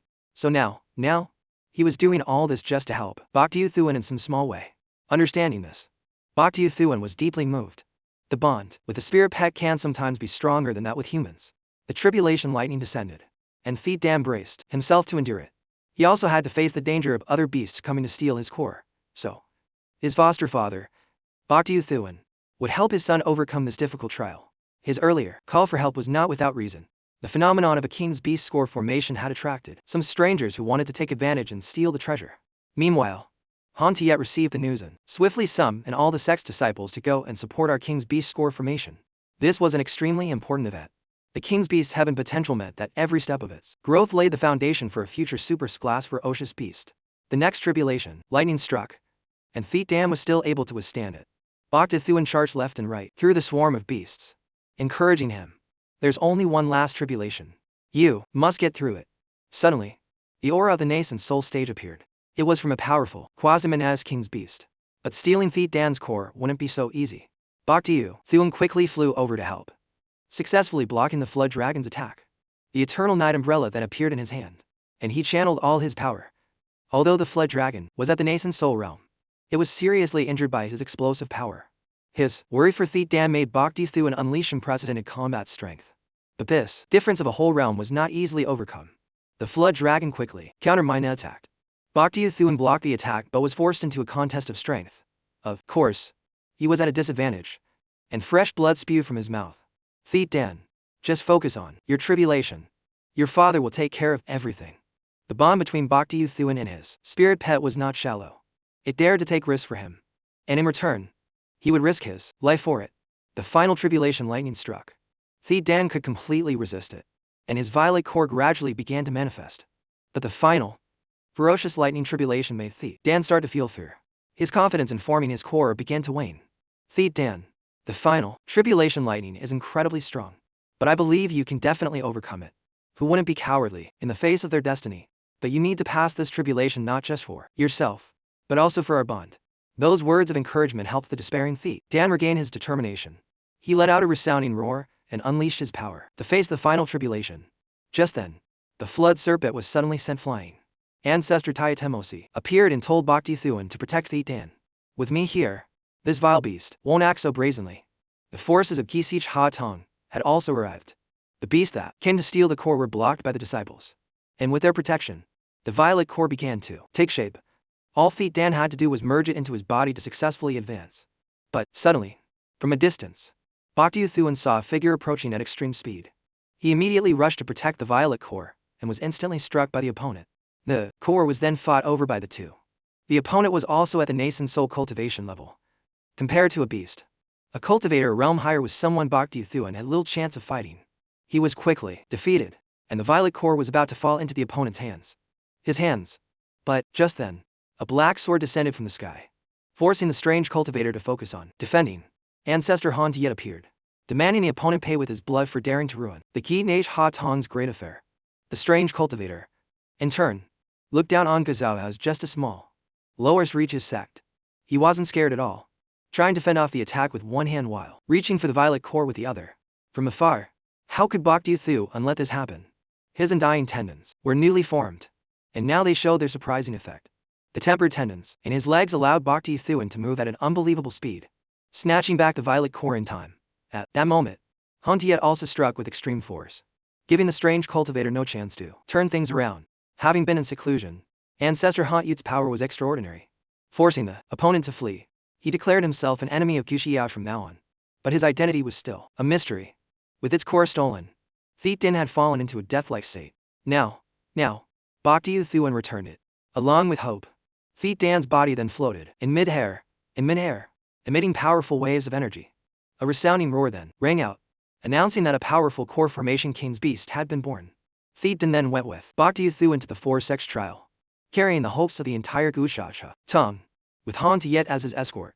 He told him that besides deciding the resources each sect would possess, the legacy from the upper sect could also cause bloody conflict, so he must be extremely careful. The Tin and Kuk sects were already at the entrance to the secret realm. When Boktu Thuan arrived alone, they mocked him. Both the Tin and Kuk sects had over 10 participants each. Even though Boktu Thuan had Thiet Din's help, he still seemed too alone. But he just ignored their criticism, silently assessing that the two sects before him had allied with each other. If he could exploit this, well, it could actually create an advantage. The Dao Havin then arrived. As the strongest sect among the four, they quickly announced the start of the trial. He, Han Tiet, and the other elders from the Tin and Kuk sects joined forces to activate the stone formation. It quickly descended into the desert below, and soon the entrance to the secret realm would open. Boktu Thuan, all by himself, told Thiet Din to stick close to him. For this trip, Han Tiet had reminded him that the most important thing wasn't achieving a great result, but rather, staying alive was how he could preserve Bikisi Ha Tong's hope for the future. Although the first rule of this trial was that participants could not kill each other in an empty secret realm, who could guarantee that rule would be perfectly followed? The first round of the trial would be a test of speed. Whoever crossed the desert before them would activate the second gate. The faster one was, the more advantageous it would be for collecting titles. The 1,000-mile distance could be covered in a flash. The disciples of the various sects immediately charged forward, but as soon as they neared the desert, they were forced to land due to a flight-restricting formation. It seems this round was a test of physical strength. This legacy secret realm was just this and nothing more. That assessment was quite reasonable. But the person who just said it was too careless. A moment later, he was impaled by a spike that shot up from the ground. This type of spike trap appeared extremely quickly, with power equivalent to a strike from a Lathaich core formation cultivator. An ordinary trial participant would have no way of defending against it. Dao Havin quickly formed a formation, wanting to cross the desert slowly but surely. Tin and Kuk followed suit. Boktu Thuan, on the other hand, wasn't in a rush and stayed behind, having his own method.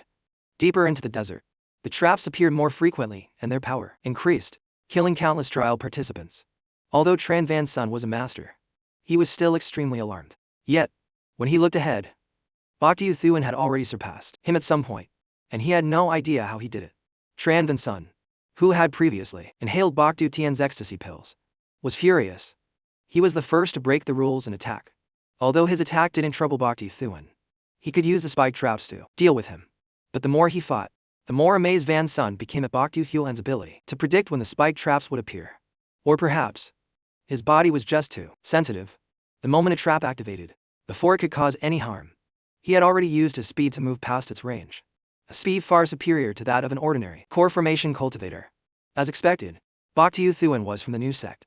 The old Tianchmer saw him doing so well and teamed up without a word to stop him, which only spurred Boktu Thuan on. But with attacks raining down from above and spike traps ambushing from below, the situation was extremely dangerous. In the end, Boktu Thuan was unexpectedly caught by vines in the desert, and in a flash, his entire body was restrained. Tran Van Sun had been waiting for just such a chance to kick him while he was down. His attack brought down a huge structure. Unfortunately, after the dust settled, he hadn't killed Boktu Thuan, but only made him angry enough to retaliate. His body being fixed in the air by the vines actually gave Bokhan advantage. He used the grass and with soldier's technique to launch a massive attack downwards, which also triggered the spike traps, increasing the damage over a wide area and putting the entire formation of the Tin and Kuk sects in danger. Unwilling to accept this, Tran Van Sun immediately attacked Boktu Thuan, but he easily blocked it. Within the core formation realm, Boktu Thuan's combat power was anything but ordinary. Looking into the distance of the besieged Dao Havin formation, Boktu Thuan came up with a plan to divert the disaster, immediately fleeing from Tran Van Sun's attack. With his speed, he had no fear of being caught, and he even caused that spell to hit the wrong target, turning Dao Havin and Tin Havin into opponents. Kuk Havin, being allied with Tin Ho, naturally got dragged in as well. They were thoroughly manipulated by Boktu Thuan. 3 women together make a market. 3 sects together made a mess, creating an opportunity for Boktu Thuan to get one step ahead. The mission to collect titles now seemed hopeful if he could just maintain his lead. The second gate opened upon his arrival, causing a terrifying phenomenon. This event made the disciples of the three sects, who were busy fighting, stop and take notice. Immediately after, the first sigil appeared, flying away as fast as the wind.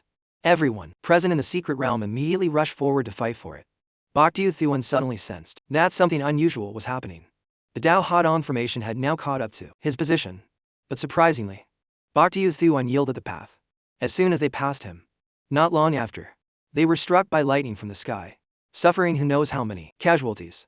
It turned out a killing formation was set up around the mountain where the sigil materialized. Right at the edge, bolts of heavenly lightning rained down from all directions, forcing the three sects to form defensive formations. Even so, every step was a struggle. This was due to their weak skills and inability to clap with one hand in the face of the encroaching danger. In contrast, Boktu Thuan was still moving about freely. Unfortunately, Tran Vin Sun was latched onto him and wouldn't let go, intentionally seeking him out, then focusing his attacks, forcing Boktu Thuan to pretend to be hit, buying time for a change in the situation. Soon, news spread that Dao Havin had reached the floating heaven domain. They truly lived up to their name as the strongest sect in the middle reaches, and although the floating heaven domain was constantly bombarded by meteor-like attacks, Daoha's formation quickly summoned a Dharma body to block everything, easily snatching the first sigil. This achievement was immediately displayed on the stone tablet outside. The leaders of the four sects were watching it to keep track of the battle. With Kong having gone, it wasn't surprising that Daoha had become the strongest. Tin and Kuk sects took the next positions. The Kisich, Hatong, on the other hand, was a laughingstock, likely unable to accomplish anything in this battle. Han Tiet felt extremely embarrassed by the taunts. Meanwhile, Dao Havin, having successfully taken the lead, pressed their advantage. The closer to the central mountain, the more sidel's there were, but the attacks they had to endure would also become stronger. For now, their Dharma body was still holding up majestically. Kuk Havin followed suit, summoning an incredibly ferocious ghost head. Tin Ha was not far behind. Only Boktu Thuan was alone and unable to create a Dharma body with such strong defensive power, watching helplessly as the advantage slipped from his grasp. However, the killing formation in the secret realm was incredibly fierce. Even with all their effort, Dao Havin could only advance to 1,000 meters, still far ahead of the Tin and Kuk sects, who were left behind to fight tooth and nail. During that time, Boktu Thuan had prepared a secret weapon, but it would only be effective at the most crucial moment. For now, he placed his hopes on the vast space, betting that some sidel's would slip past the grasp of the three sects. With that thought, Boktu Thuan immediately took the risk and dashed into the killing formation. Luckily, he immediately got close to a stray sigil. Unfortunately, it was snatched away by the Dharma body of Tin Havin. He was furious. Right after, a signal sounded, and four sidel's appeared at once. This time, Boktu Thuan was full of hope that he would get a share. He immediately activated his Iron tendons and charged forward. Alongside him, Thi Dan had transformed into his true form to absorb some of the killing formation's attacks. But just as he was about to reach the sigil, Boktu Thuan was sent flying again. The one who struck was still Van Sun from Tin Kuk. This guy was determined to get his revenge and wouldn't let Boktu Thuan get a single sigil. He arrogantly told him to either accept his fate, or if he tried to resist, he should be careful not to be killed by the killing formation at any moment. Under these circumstances, the sidel's collected by the sects kept increasing, while Gisi Ha remained steadfastly at its score of basically 0. And yet, the other three sects had the audacity to ask for more, challenging Han Tiet to a bet, claiming that the Kisich Hatong would at most collect only one sigil in the end. For the honor of the sect in the situation, Han Tiet could only accept the bet, placing all his hopes in Boktu Thuan's ability to shine. For him to do anything now, he needed to get past the obstructing Dharma body of the Tin Kuk sects. But, unfortunately, it was created by the combined strength of their entire teams. Easier said than done. Tran Vin Sun was deliberately targeting Boktu Thuan, even if it meant abandoning a closer target for a farther one. Thus, he had no choice but to risk his own life. Quickly leaving the area that was safe for his cultivation level, he charged straight for the central mountain. The three sects were so surprised that even if they wanted to stop him, it was too late. They watched as Boktu Thuan got further and further away, using his undying tendons without fear of danger. Like a fish in water, but Boktu Thuan's method was truly reckless. However, only this way could he turn the situation around. Just as a sigil was about to be taken by Dao Havin, he knocked it away, straight in the direction of Thiet Dan, who was waiting outside. The king's beast, having a telepathic link with Bok, acted immediately. Unfortunately, Tran Vin Sun had been watching their every move and intervened to stop it. And how could a core formation beast stand against the Dharma body he controlled? In a flash, it was tightly bound. Seeing the danger, Bok Thuan rushed back at top speed. He was well aware of Van Sun's viciousness. Sure enough, using the excuse that Thiet Dam was a beast and not a person, he intended to kill it, causing Bok Thuan's anger to erupt. He unleashed his power without holding back, sending two approaching Tin Kuk Vien disciples flying. But, next, he was suppressed and stopped by the Dharma body controlled by Tren Van Sun. Had Bok Thuan reached his limit, but even if he was at his limit, he couldn't powerlessly watch Thiet deny. He used his final trump card, exploding out of Tran Van Sun's control and successfully rescuing Thiet Dan. Immediately after Bok Thuan's killing in Tensword, he declared to the people of Tin Havin that, if they dared to touch his reverse scale for a few measly sidles, then from now on, they shouldn't even dream of getting another sigil, not even a fragment. After saying this, Bok Thuan didn't attack the Tin Havin members. Instead, he turned his back and left, heading straight for the central mountain. He didn't dodge the meteors falling on his path, but surprisingly, used the eternal night umbrella to meet them head-on, and was quickly engulfed in a sea of fire. Tran Van Sun saw this and burst out laughing, never expecting that when the red flames dissipated, Bok Thuan would rush out completely unscathed. The subsequent attacks from the killing formation also did nothing to him. Why did that guy suddenly become so tough?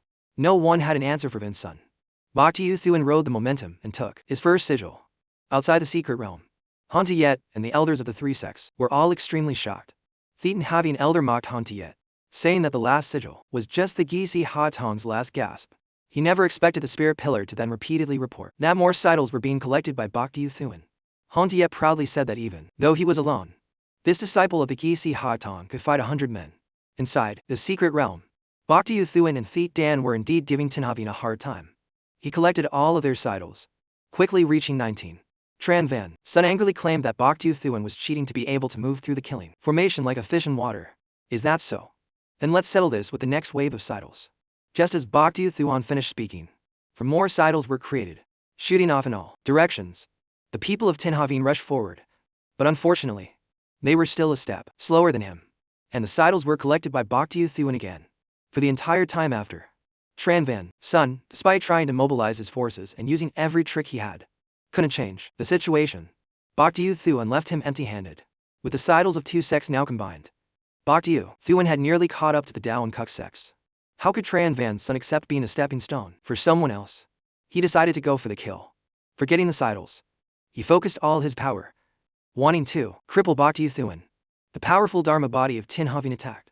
Bok Thuan tried to block, dodge, and counter Minot attack, but for the moment, he couldn't stand against a technique powered by many people and had to flee. But he cleverly headed straight for the ghost head of Kuk Havin. The subsequent attack from Tin Ha, with its view obstructed, struck the ghost head directly, enraging the leader of Kuk Havin. That was Bok Thuan. Don't you dare spit blood and slander me. The one who attacked was the Dharma body, you self-controlling. To MOC, of course, also believed this and cursed Tran Van Sun severely, but he argued that Bok Thuan was the one to watch out for. If they let him develop freely, sooner or later, even Kuk Havin wouldn't be able to compete. He suggested they cooperate to surround and attack him as old allies.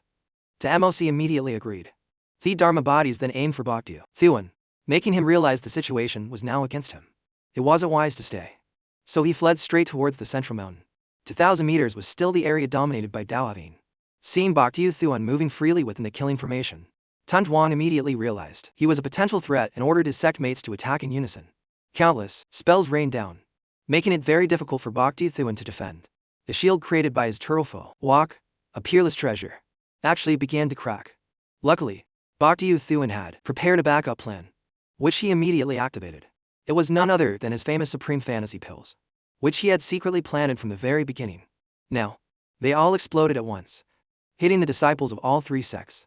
The Supreme Fantasy pills took effect instantly, following the mantra "Go crazy in your own way." Everyone in the secret realm, except for Bok Thuan, went berserk, creating the perfect conditions for him to comfortably collect sigils without any obstruction. However, they were core formation masters. After all, the members of the three sects quickly recovered as the drug's effect weakened. They all harbored a deep hatred for Bok Thuan, but instead of attacking him, they surrounded him and herded him towards the forbidden Death's Own, the most dangerous place in the secret realm that no one wanted to enter. The Kisiach Ha Tong, like Bok Thuan, was participating in the secret realm for the first time. Due to a lack of information, he had unwittingly fallen into the enemy's trap. He was now struggling to fend off the heavenly lightning, and the situation was extremely dangerous. But going back out meant falling into the hands of the three sects. Bok Thuan had to resort to another strategy. He used his heaven-reaching Dharma to survey the area and saw an invisible barrier within the danger zone he was in. He told Thit Dan to take a gamble with him. He then summoned his and Ein Live Forever Dharma body, unleashing all his strength. He used the turtle shell walk to block the descending killing formation, gathered his energy, and leapt far away. His Dharma body then struck him, creating a pushing force that helped Bok Thuan build momentum. With a loud shout, he flew straight into the mysterious barrier. He woke up to find himself and Thit Dan floating in the vast starry sky. Suddenly, a bright light flared. Bok Thuan looked around and saw the members of the three sects below him. He realized he had reached the central mountain. That barrier was actually a shortcut. Its location in the death zone was to test the trial participants. Only those who weren't afraid of death could find this path. From the peak of the mountain, Bok Thuan's voice echoed down, teasing the members of the three sects. He was standing where the sidles originated, having clearly won. He then reached out and touched the cliff face, which seemed to be the most important object on this mountain. Surprisingly, the inanimate cliff face reacted immediately. It latched onto Bok Thuan's hand, and countless cracks appeared. A strange phenomenon occurred, wanting to merge him with the mountain. Following this strange event, all the sidles collected by the three sects were simultaneously pulled back. This was something that had never happened before, leaving the elders outside utterly astonished. 100 sigil fragments gathered and entered Bok Thuan's body. A bell tolled, signifying that he had received the greatest legacy of the secret realm, the human mountain incantation. It also meant that from now on, Bok Thuan would be a thorn in the side of the other three sects. But in the upper sect, the fact that the legacy had been claimed carried a different meaning. The sect master of the Tin Kong Dao Kuk Tan immediately sent someone to protect Bok Thuan. This person must absolutely not die. That sect master had his reasons for doing so. After the trial ended, the elders outside announced that all restrictions were lifted. Within the time it takes for an incense stick to burn, all disciples must exit to the outside. But that lengthy period was an opportunity for people like Tran Van Sun to attack Bok Thuan. Ancestor Han Tiet was extremely worried for him, fearing he wouldn't survive now that the no-killing order was lifted.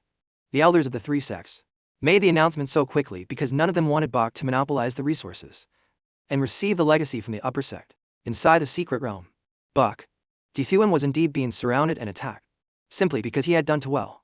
The disciples of the three sects had gained nothing in this trial and were now furious, especially Dao Ha, who had been leading in achievements earlier. They were the ones attacking him the most fiercely. The rogue turtle unexpectedly spoke up, mocking Bok Thuan for being unable to handle being surrounded by just 100 Maish Plus core formation cultivators.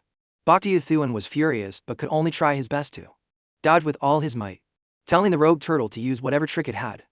And fast. The turtle immediately told Bok to throw it at the enemies. Surprisingly, it could phase right through their Dharma avatars. At astonishing speed, it attacked the disciples who were maintaining the avatars. Although it didn't cause any damage, it broke their concentration, and the avatars couldn't be maintained and dissipated. The disciples of Tin Ha, Dao Ha, and then Kuk Ha all tasted the rogue turtle's attacks. It even took the opportunity to grope to Hemosi until its nose bled before finally flying back.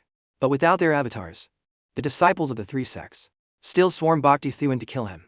Fortunately, the exit opened just in time. Thit Dan quickly found a way to escape, constantly having to dodge the rain of attacks coming from behind. In a moment, Tun Tuan had already caught up. If he hadn't reacted quickly, he would have been surrounded. But the three top masters of the three sects were now sticking to him like glue, attacking with extreme ferocity. In that situation, Bok Thuan was getting further and further from the entrance. Defending for too long would surely lead to defeat. He was about to be hit by his opponent's attack, and what would surely follow was a beating from which he couldn't recover.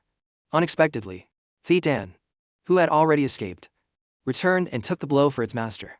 Immediately after, it was severely injured, reverting to its infant beast form and falling into the space below. Bok Thuan was extremely worried about Thit Dan and immediately dove after it to rescue it. That bastard Tran Van Sun wouldn't even spare a spirit pet and moved to block Bok Thuan. He took this opportunity to join forces with the other two to eliminate him. Because, without their young ancestor, the Kisi Ha Tong would surely be shaken to its core. In that situation, Bok Thuan fought 3 against 1, completely risking his life. Tun Tun's group, fighting in close combat, repeatedly took hits without gaining any advantage. They signaled each other to retreat, aiming a combined attack at Bach in the middle. Surprisingly, when the dust settled, he was completely unharmed. With his strength alone, he astonishingly summoned in a Blood Devil Dharma avatar, and knocked back all three opposing masters. Bak Thuan then caught up with Thiet Dan, near the entrance. But the disciples of the three sects had blocked the way. The more powerful he was, the more they wanted to crush him in the cradle this time. The combined attack of countless people formed a tidal wave that crashed down. But in response, Bak Thuan was still confident. He could get Thiet Dan out of there. He used his Eternal Night Umbrella to focus his attack on a single point, recklessly unleashing all his power to charge straight out. Bak Thuan exited the secret realm and was immediately met by Han Tiet. The disciples of the three sects came out wanting to continue the pursuit but were naturally blocked. Bak Thuan seized the opportunity before anyone could recover, loudly cursing the disciples of the three sects for ganging up on him from the start. Even when he fled to save his life, they wouldn't let him go, even harming Thiet Dan. Such a pitiful little beast. After getting a wink from Bak Thuan, Thiet Dan immediately fell down and played dead.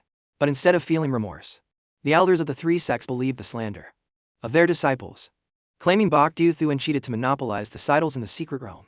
Now, they were determined to kill him and Han Tiet. His recent performance had made them willing to join forces to eliminate the Kisish Hatong, now a thorn in their side. The position of the four middle reach sects. Who gave you the right to expel someone as you please? The clouds parted, and the envoy from Ting Kong, Dao Kuk, Beard, confirming Bak Dan fronts the legacy. Not only was the Kisish Hatong the sole victor, but Han Tiet was also instructed to return and carve his young ancestors' information into a jade slip and deliver it to the upper sect for filing. With the upper sect's verdict, no one dared to argue. The Daohao elder suddenly approached Han Tiet, not to cause trouble, but with a complete change of attitude, as if there had never been a dispute. He congratulated the Kisish Hatong for gaining the upper sect's attention and monopolizing the resources. It was certain that they would become the overlord of the middle reaches. Han Tiet understood his meaning and said that those resources were obviously not all for them. Achievement was one thing, but the Kisish Hatong still knew how to conduct itself. The Dao, Tin, and Kuk sects would certainly still get a share, but the Tin Havin elder still seemed dissatisfied, because he had lost a great treasure to Han Tiet in the previous bet. The plan of the upper sect's young sect master had also been ruined by Tran Vin's son. Now, he could barely move a step in the middle reaches. In contrast, Kisish Havin, having obtained the majority of the middle reach resources after the trial, could now lay a solid foundation for development. This was all thanks to Bak Thuan. Taking the opportunity, Han Tiet mentioned the matter of marriage, which scared Bak so much that he immediately fled. But it seemed the Ling Ke ancestor was not joking. The fact that Bak Thuan won a complete victory in the trial was a great joy for the Kisi Achong, which had just ascended to the middle reaches. As soon as he returned, he was welcomed by countless disciples. Among them were many beautiful female disciples, especially Hao Mui, who was particularly charming. Today, she came to give Bak a fragrance of shea she had embroidered herself, containing 3 wishes. The most important one was the hope to always be by Brother Tishu inside. Oh, it's getting romantic. Not long after the embarrassed Hao Mui ran off, Bak Thuan had to welcome Tong Qian. He was about to flirt, but luckily, Tong Qiao desperately held her back. Auntie, have some dignity. Their behavior today was so strange. Could it be that the ancestors were pulling the strings from behind? Marriage is a good thing, but I'm in the middle of building my career. How can I let romance tie me down? Although Bak Thuan said that, everywhere he went in the sect lately, he was followed by the admiring gazes of countless female disciples. They even came to his cave Welling looking for a relationship. It was truly terrifying. Of course, the area around Bak Thuan's cave had always been the territory of Tong Kuan-yin and Hao Mui, but no matter how fierce they were still overwhelmed by the sheer numbers of the crowd. The news that the ancestors wanted to find a Dao companion for the young ancestor was known by everyone in the sect. But they didn't know, so it had to be a fair competition. Inside the house, Bak Thuan heard the situation and felt quite proud of his popularity, until a young lady with nation monopolying beauty rushed out to propose, and he nearly choked on his own pride. He quickly projected an illusion, shouting that the sect's grand enterprise had only just found its footing.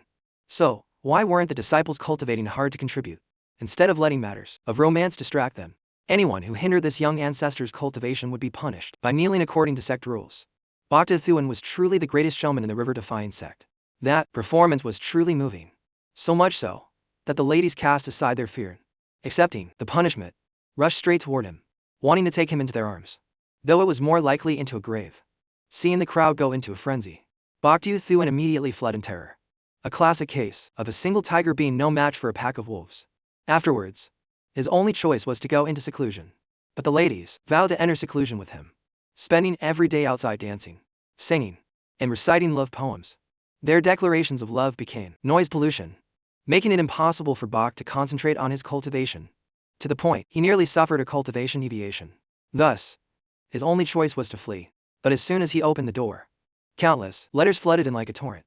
Things like that night, take me home. And that night, you broke my heart, and I will follow you no matter what.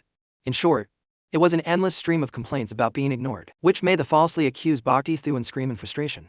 The situation blew up because someone had leaked the news that the patriarchs were looking for a Dao companion for Bokdu Thuan. Originally, they were only choosing from among candidates like Hu Xiaomei, Teng Qian, and Mak Jia. But now Bok was loved to the point of being terrified, so scared for his soul that he was forced to listen to Thi Dan's advice to dress as a woman and escape the danger zone.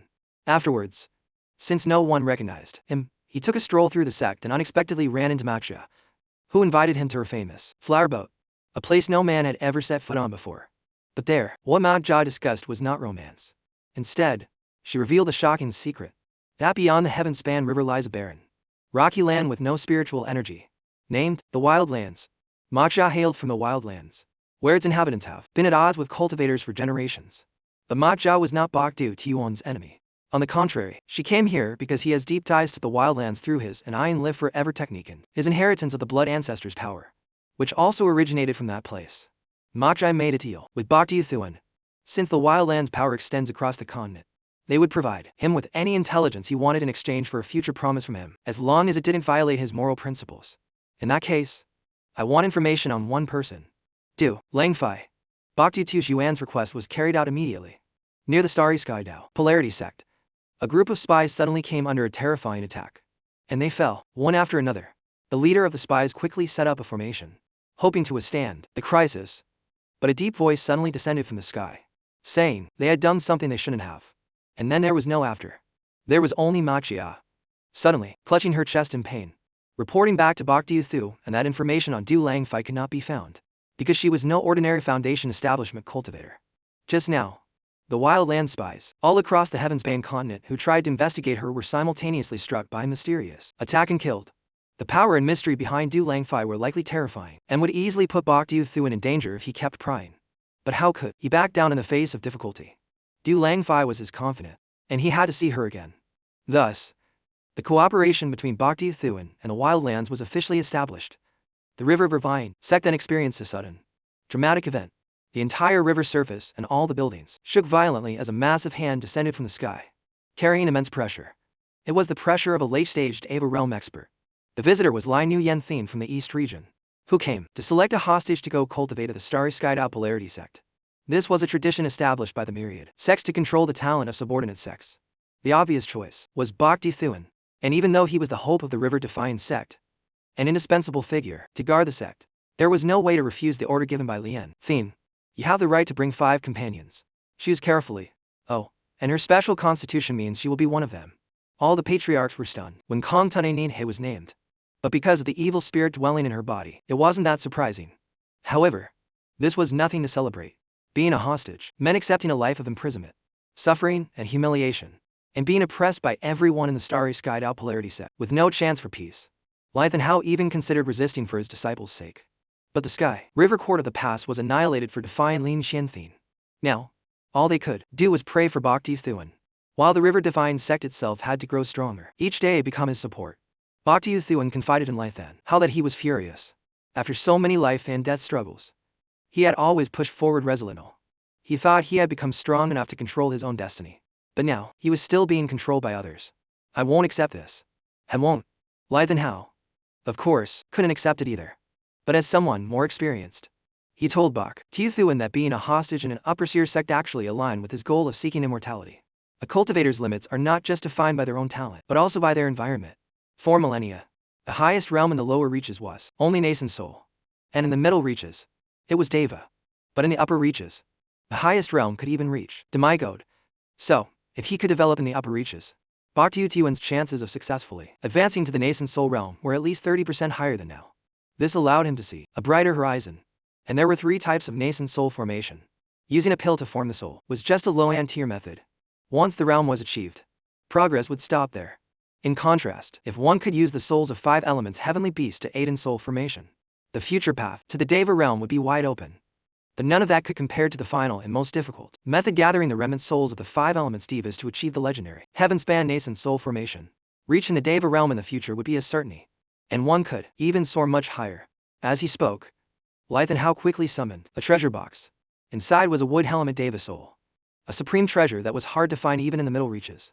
It had been kept by the frigid school for years for a time of need. And now was the time for it to be used. I will definitely not let down Master or the patriarchs. This time, I will only succeed. Never fail. A few days later, outside Bhakti Tehuan's cave, a strange phenomenon occurred. Flowers and grass sprouted and grew everywhere, caused by the pill key that escaped while he was concocting. The pill Bhakti Thuan was making was the river-defying pill, a supreme treasure of the frigid school, which he had now successfully formed. He was overjoyed and looked for a way to hide it from thieves. That thief was none other than the little turtle, who was drawn by the pill's fragrance.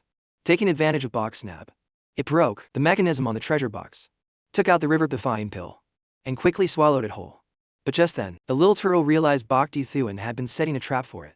The pill took effect in its stomach, causing the turtle to roll over and faint. To concoct the river-defying pill, Bhakti Thuan needed the powerful life force of the spirit turtle as a catalyst. The sect didn't have a Deva realm expert yet, and was under constant threat. So he urgently needed to concoct this pill, to borrow the power of the true spirit patriarch. The pill-making process then continued. Water from the heavenspan river was drawn up, and strange phenomena appeared in the sky. The patriarchs all watched as Bhakti Thuan's 3 days of secluded effort were about to succeed. The moment the pill was formed, it shook the heavens and earth.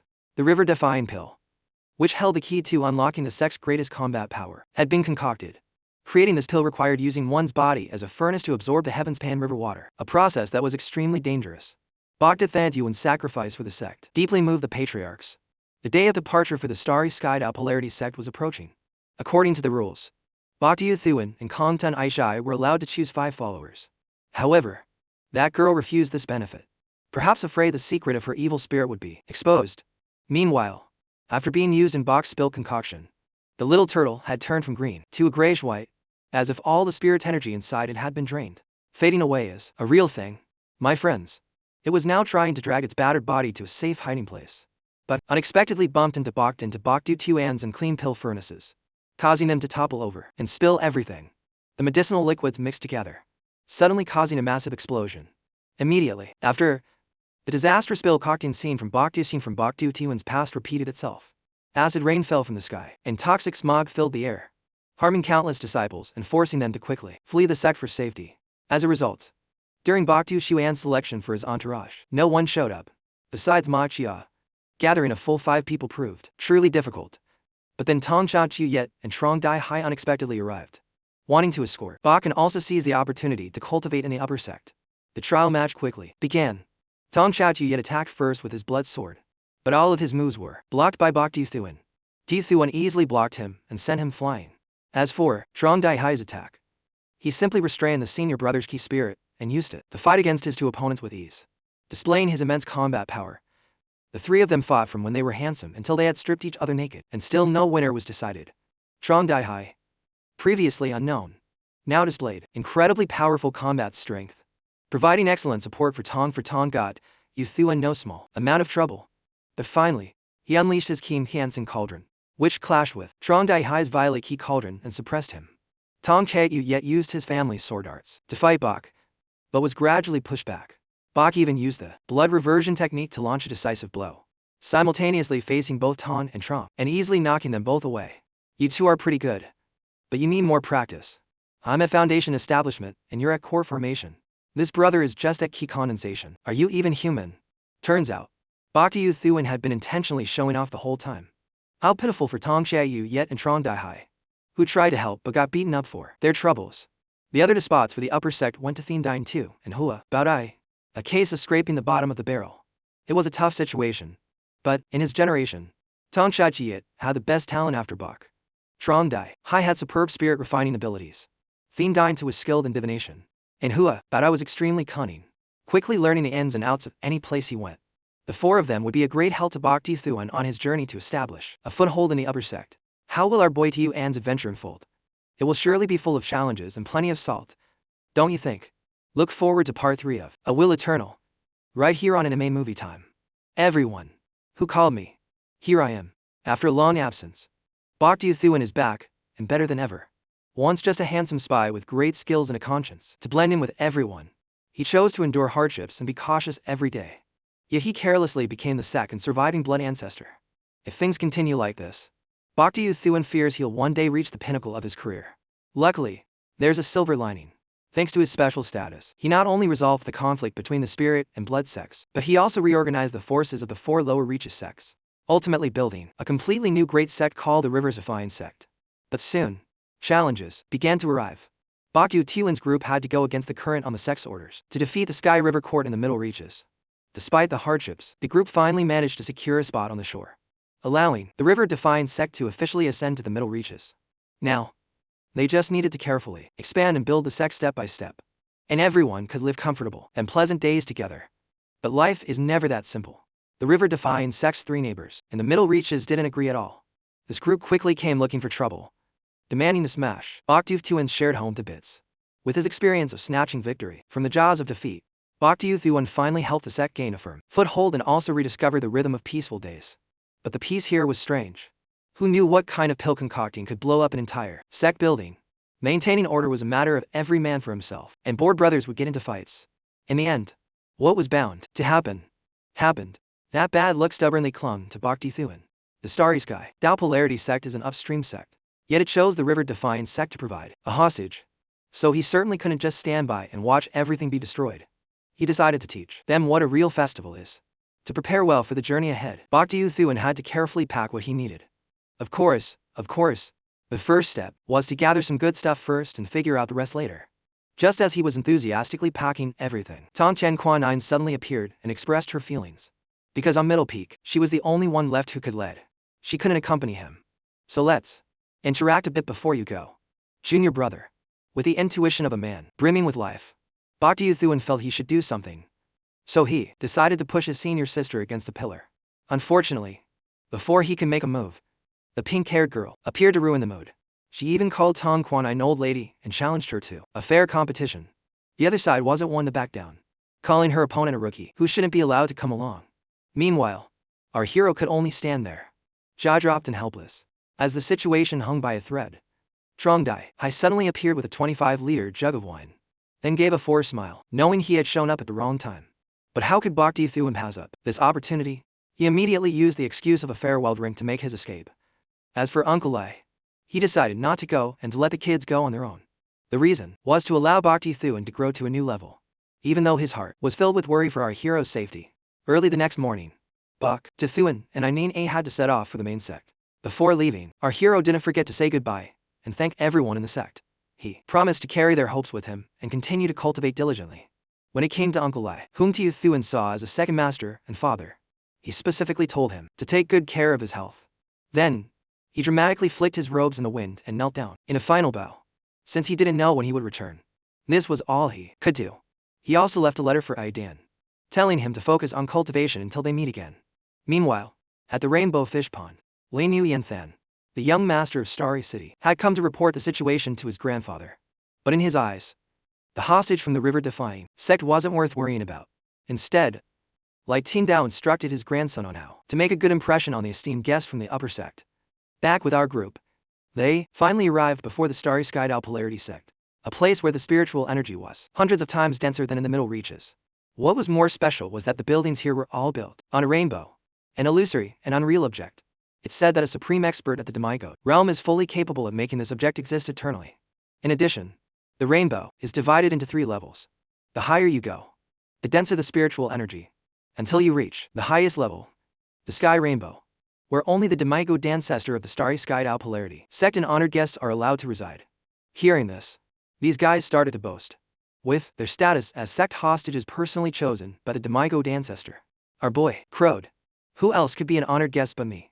The result was being teleported straight to East City, one of the lowest ranking cities in the Starry Sky Dao Polarity sect. It was the residence for all hostages. And on top of that, they were immediately met with contemptuous stares from an animal. Talk about being down and out. He was just thinking he'd have a decent position among the official disciples when the lowest level outer disciple token, with no privileges, was slapped right in his face.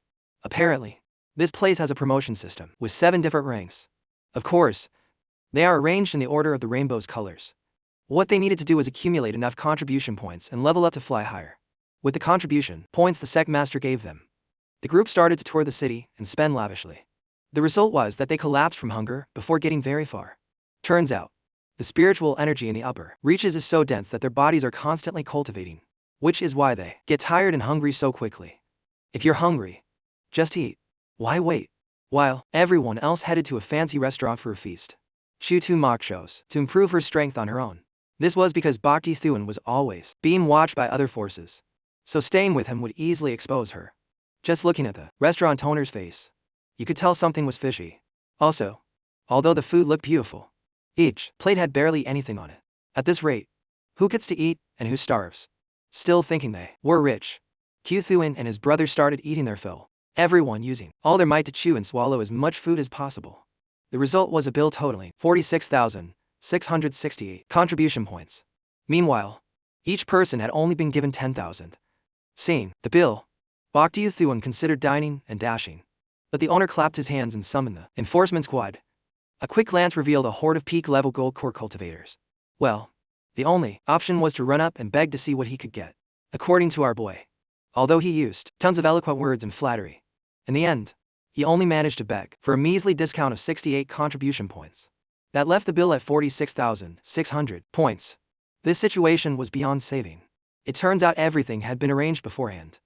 According to some strangers observing from afar, this was just the first hurdle, which could be considered a welcome gift from some mysterious person to Bhakti Thuan and his team.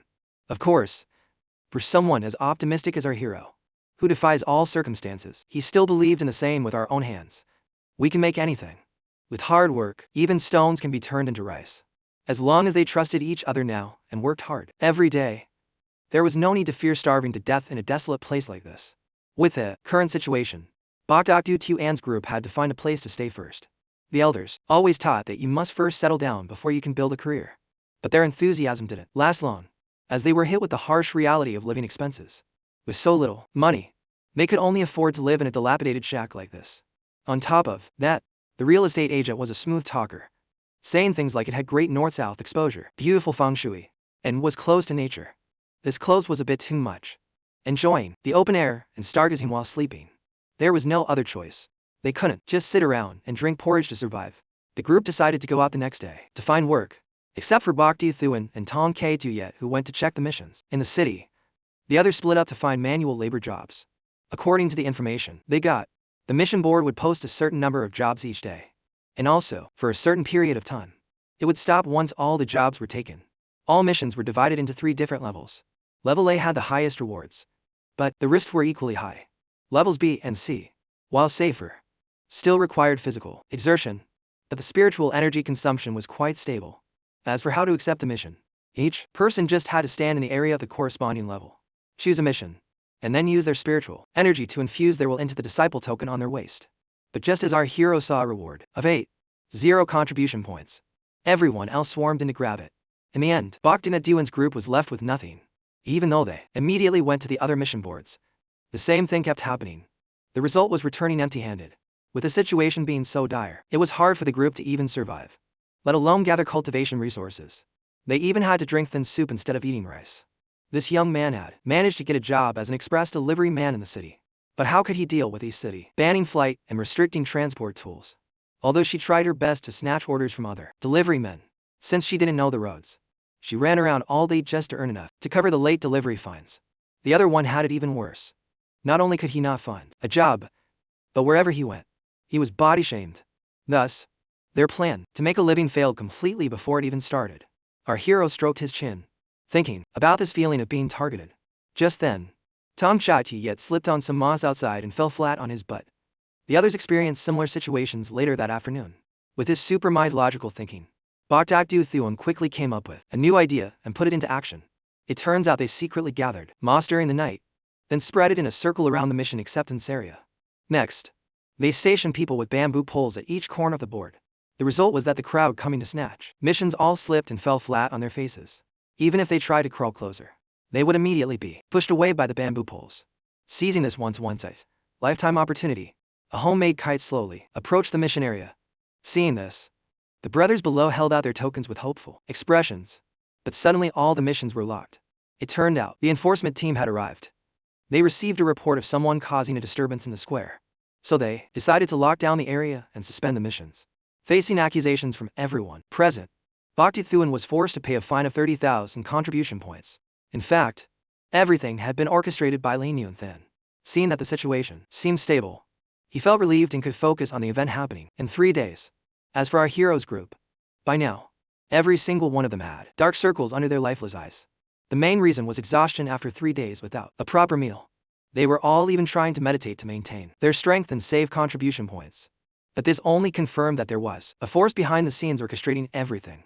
Bhakti Thuan, seeing the situation was bad, suggested the group move their operations to North City, even intending to trade his remaining herbs. But Tong Chiaoqiu yet suddenly shouted that he needed to get stronger and decided to leave, even cutting ties with our boy. The others followed Tong Chiaoqiu yet one by one, and Trong Dai Hai was no exception. Before he left, our hero proactively offered his senior brother some protective items. However, Trong Dai Hai refused them, reminding his junior brother to live well and that they would meet again someday. However, they were all doing this to avoid dragging each other down. If they continued like this, they would all starve to death sooner or later. Besides, with his abilities, Bhakti Thuan was perfectly capable of surviving in this harsh land. The next day, our hero went to the Sky Society's pharmacy to sell some herbs and earn money to live on. But look at the prices: a mid-grade jade spirit pill for 400 points, a mid-grade spirit incense pill for 500 points, and a mid-grade golden pill for 800. His eyes lit up, and he ran straight back home. He found out that herb prices here were much more expensive than in the middle reaches, which, in turn, drove pill prices sky high. To be blunt, they were several times more expensive than where he used to live. This accidental discovery helped our hero devise a way to overcome his current difficulties and move toward a bright future, possibly even achieving a better life, which was to use his own strength to make a living. Just then, a bright light suddenly appeared in the sky, illuminating every corner of the sect. Everyone confirmed that it was from the ancestor on the sky rainbow.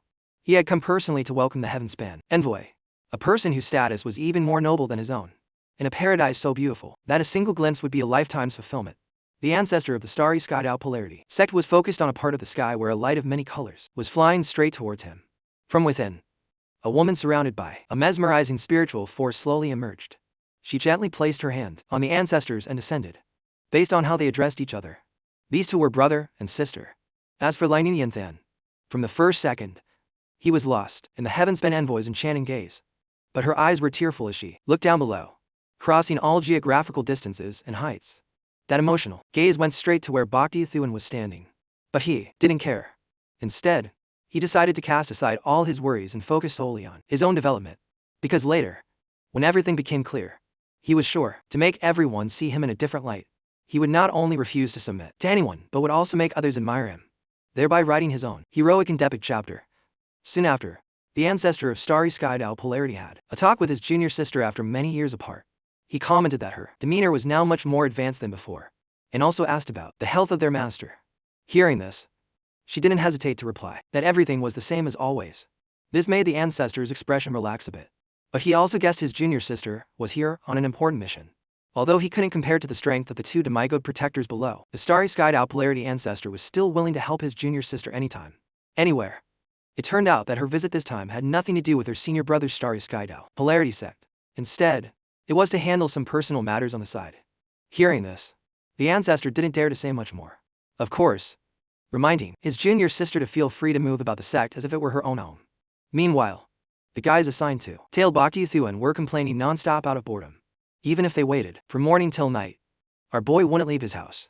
Because of this, they lost all patience and decided to let him be. But they were no match for Hua, who was tirelessly concocting medicine. The fragrance from it even attracted hundreds of animals to our hero's yard. What was strange was that all of them had terrifying, blood-red eyes. Just as the treasure pill took shape and spiritual energy flew out, Bhakti Thuan immediately used his hands to control it all, wrapping it around his body in a circle, and finally gathering all the essence into a mystical green pill. Just a whiff of it could make all fatigue vanish and even the intense feeling of hunger disappear. Although very confident, our hero decided to conduct a test. First, he caught a mouse and put it in a cage. then let it enjoy the pill he had made with his own hands, thinking about his future life as he fed it. If our hero's plan succeeded, his life here would take a step up, and he'd officially join the ranks of the wealthy. Then, he slept straight through to the next morning, but the first thing that met his eyes was the sight of the broken cage. The mouse, meanwhile, swung down from above, grabbed a piece of cloth for a shirt and a small piece of wood for a weapon, then bid farewell to its benefactor and set off to roam the world. This showed that the pill not only solved physiological problems but also cleared the mind. Our hero started laughing like a maniac, then ran straight into the city, even calling out the names of the starry sky Tao, polarity cultivators enjoy. But life is never like a dream. A strange name fasting pill, plus his super minus worthy face meant no one would even try it, which made sense. Even Longmet's established stores struggled for customers, let alone a newbie just starting out. Of course, Bok Thu didn't give up and became even more determined. This guy started reciting poetry about how misunderstood he was, then seeped into the pills, effects dispelling headaches, erasing fatigue, and even instantly replenishing spiritual energy to help people focus on work. It could also completely wipe out hunger. However, even after talking until his throat was hoarse for half a day, he couldn't sell a single pill, let alone have a booming business. At his most desperate moment, our hero suddenly remembered the pill's fragrance, the thing that drew dozens of animals, from livestock to poultry, to his house. No sooner said than done. As soon as he opened his hand, the fragrance immediately took effect. Dozens of people who felt relaxed and refreshed just from the smell quickly gathered around. He decided to sell it at a trial price of 100 contribution points. However, it quickly met with public suspicion about the product's quality. This pill could automatically resolve indigestion, and users could even skip 6 consecutive meals without any nutrient deficiency or signs of fatigue. To prove he was selling a quality product, our hero decided to choose one person from the crowd to try it for free. Soon, a wrinkled, skinny old man was selected, but instead of seeing positive effects, they just saw him get a nosebleed and his whole body turn purple. He couldn't even stand steady and fainted on the spot.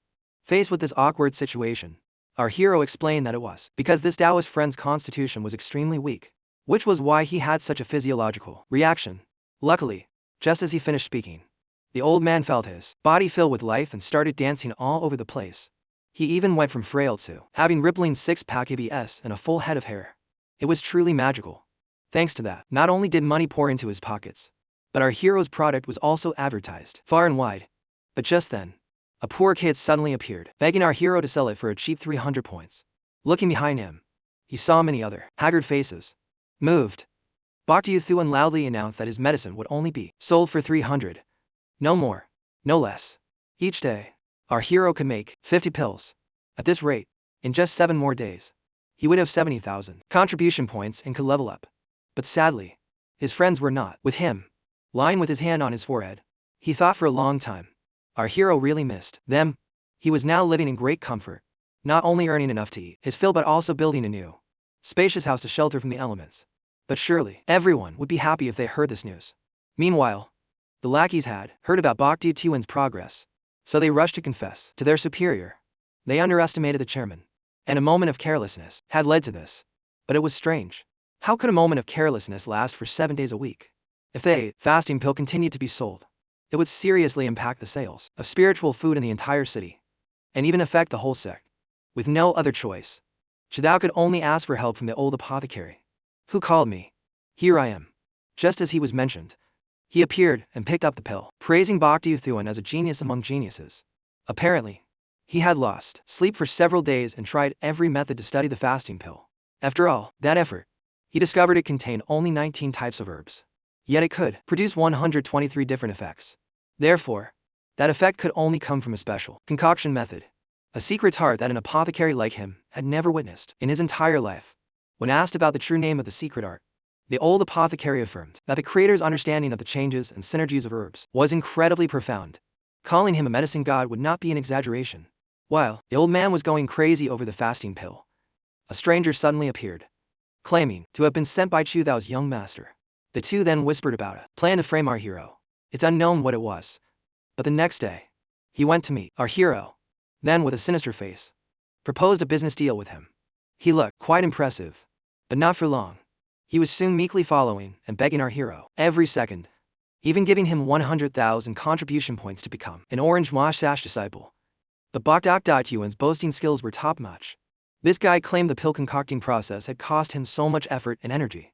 As a result, the next day, Everyone started spreading the news about the genius healer collaborating with the Sky Society. Their goal was to regulate the market for the fasting pill. And no matter how big the business got, pills would only be sold for 300 contribution points. At this point, every street and corner of East City was flooded with banners and flyers featuring Bok Tuan's image. This business venture was even seen as a social welfare project. Thus, our hero's benevolence was praised to the heavens. Faced with so many benefits, our hero himself was very suspicious and felt that something was wrong. The Sky Society not only gave him the larger share, but they also gave him many precious items. This was a bit over the top, even for flattery.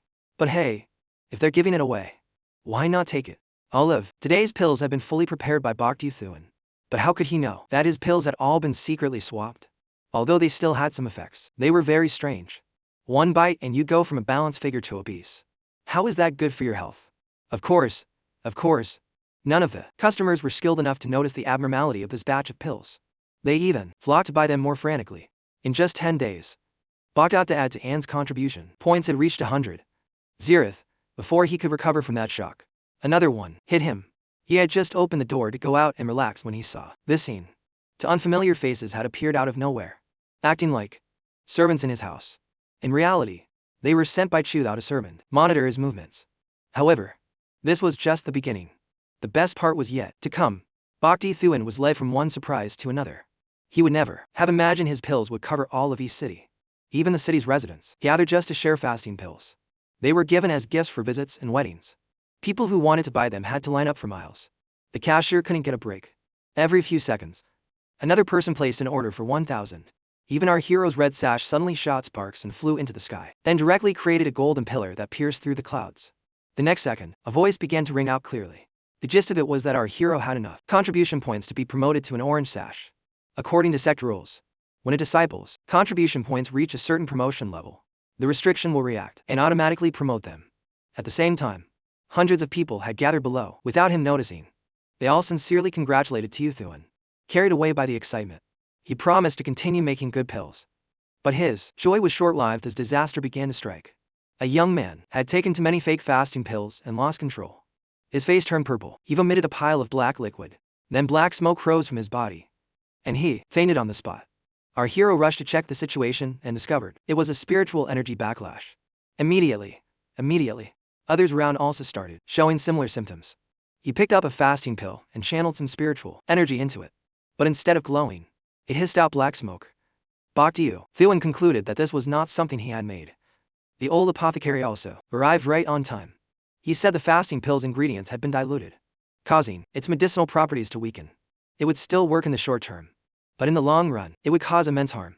Chu Thao also feigned surprise and pointed a finger at him, accusing Tuan of disregarding human lives for personal gain. Then he played the victim, claiming he was deceived too. The crowd heard this and started calling our hero a fraud. Life is fickle. One moment they revered him as a god, and the next, they turned on him. With a mysterious smile, our hero temporarily used his own spiritual energy to keep the victim alive, then began to reason as he walked towards Chu Thao. He pointed out that with the appearance of the fasting pill, the one who suffered the most was the Sky Society. So it was easy to see they had set a distribution trap to lure him in. On the outside, they sold pills under Apothecary Bok's name, but on the inside, they secretly diluted them, intentionally framing him. Then, they timed it perfectly for when he came out of seclusion for the backlash to erupt, destroying both him and the pills he created. Of course, words needed proof. Bok Tuan gently channeled spiritual energy into one of his own pills, causing it to emit a brilliant light and reveal a special mark. This was like an Antis counterfeit stamp that our hero had devised. The people below started doing the same, but many of their pills crumbled and turned into black smoke. Even the old apothecary didn't realize the deep thought Bok Tuan had put into it. The people saw this and changed their tune. But Chu Thao had prepared for this. He ordered his men who were mixed in the crowd to start shouting and manipulating public opinion. By the time our hero realized, his escape route was already gone. Immediately, the people planted by the Sky Society charged crazily towards him. Two of them used a dual sword attack, launching countless dangerous blows. But our hero blocked them all. After grabbing one's hand and checking his cultivation, he discovered they were all wolves in sheep's clothing. One of them began a 360-degree spin in the air and kicked straight at him. However, he only needed one hand to block and throw him far away. Then he used his other hand to dislocate the other man's joint. Just when he thought it was over, the others recklessly threw themselves into the river and smashed their heads to frame him for assault. And so, Everyone below was blinded by emotion. They started shouting to have Baekdu Thuan expelled. Since it was all pre-Tian, soldiers quickly arrived and surrounded our hero threateningly. Of course, he wasn't stupid enough to let himself get caught like that. He just threw a smoke bomb and vanished without a trace. In contrast to Chu Dao's calm demeanor, the man in black knew Yu Thuan had a plan ready. Therefore, he couldn't rest easy until the problem was eliminated at its root. Taking off his mask, the man was revealed to be Tran Van's son. Back with our hero, he had now reached North City, the poorest of the 4 cities, with difficult problems like chaotic gangs and a dense population. Even the Sky Society's influence had trouble penetrating deep here. Not only that, the people here were very strange. No one cared about eating or entertainment. They were all obsessed with a single pill. One called the Free and Easy Pill, distributed by the Azure Dragon Society. As he was walking, our hero heard a voice. What was special was that the man correctly listed all the difficulties he was currently facing. He looked back strangely, only to realize it was the Divine Fortune his team. But unfortunately, his eyes were swollen into lumps, so he couldn't even open them to look at our hero. Striving with all his might for a meal, then to use all his remaining strength to read a fortune for the person in front of him. But he fainted after seeing his golden destiny. Seeing this, Baekdu Thuan used a pill to save his friend, then took him to feast at a nearby tavern. According to Dan Tuan's story, North City was not only dirt poor, but also constantly had protection fees collected by the Azure Dragon Society. That's why he didn't even have a shirt on his back, let alone enough to eat and wear. Just then, 2 members of the Azure Dragon Society suddenly appeared and walked over. Don't mess with the man while he's eating. Baekdu Thuan was a bit ticked off and decided to open for business. As soon as they arrived, they clapped into Antu on the shoulder with a haughty tone, saying the old man had broken the rules and must be severely punished. In other words, they wanted to collect triple the usual protection fee. That meant then Tuan had to hand over 3-0 contribution points, or else he'd take 30 punches straight to the face. In his current state of health, just 1 punch might be enough to log him out of the server for good, let alone 30. Bai Shaikan, sitting opposite him, was furious. He couldn't stand seeing his own people being tormented like this. One of the 2 men started to approach the MC. He told our boy to just pay this month's protection fee for then 2 and 2, and it would all be over. Hearing this, the old man flared up, jumping to his feet to demand justice for the young ancestor. But with no strength left, his efforts were negligible. These guys even tried to entice our boy to join the Than Long Society, which was basically a gentle way of forcing him to pay up. But a friend's safety had to come first. Bai Shaikan calmly took out his orange pouch with hundreds of thousands of points to make them release Than to Antu. Of course, as soon as the guy reached for it, the MC grabbed his hand and twisted it back, then taunted that even if he were to give it to them, they weren't skilled enough to take it. Seeing this, the other guy drew his sword and charged forward. The MC calmly slammed his hand on the table, causing all the objects to float in mid-air. Next, he sent both of them flying from the second floor straight down to the first. Then, our boy casually used his spiritual energy to retrieve a token, leaving a huge hole in the guy's face. In truth, he had been secretly observing the Than Long Society's activities for a very long time, but instead of feeling remorseful, they had only become more outrageous and tyrannical. Holding his head high and pointing forward, the MC provocatively challenged them to come and get him. The guys were furious, their anger showing as they charged with their swords. One of them swung from left to right, aiming straight for Bai Shaikan's head. However, he not only dodged it but also leisurely picked up a wine cup to enjoy it. Next, he casually ducked to evade the next slash. Seeing the second man thrusting his sword toward him, a boy conveniently grabbed the wine jug and, following the momentum, spun 360 degrees to smash it over his head. Next, he caused his opponent to lose his balance and hit his head on a pillar, knocking himself out. Seeing our boy venting his anger for him, Than to Antu was moved beyond words. The battle continued as a member of the Than Long Society rushed forward. The outcome was that he kicked a chair into the guy's legs, forcing him to his knees before him. Seizing this once-in-a lifetime opportunity, the other guy threw the entire table with all the food forward. However, our boy only needed the fingers combined with a bit of spiritual energy to reverse its direction and send it all flying back. Before the guy could even finish slashing through the food, the MC grabbed him by the collar and slapped him repeatedly. He even turned around and relentlessly punched the second guy in the face, sending him flying uncontrollably. Next, he threw a chopstick, pinning the other guy's arm deep into a pillar. He finished by shoving a chopstick into his nose and throwing him backward. Just looking at it was painful, let alone enduring it. Bai Shaikan changed his stance, using his heel to kick a chair into the air.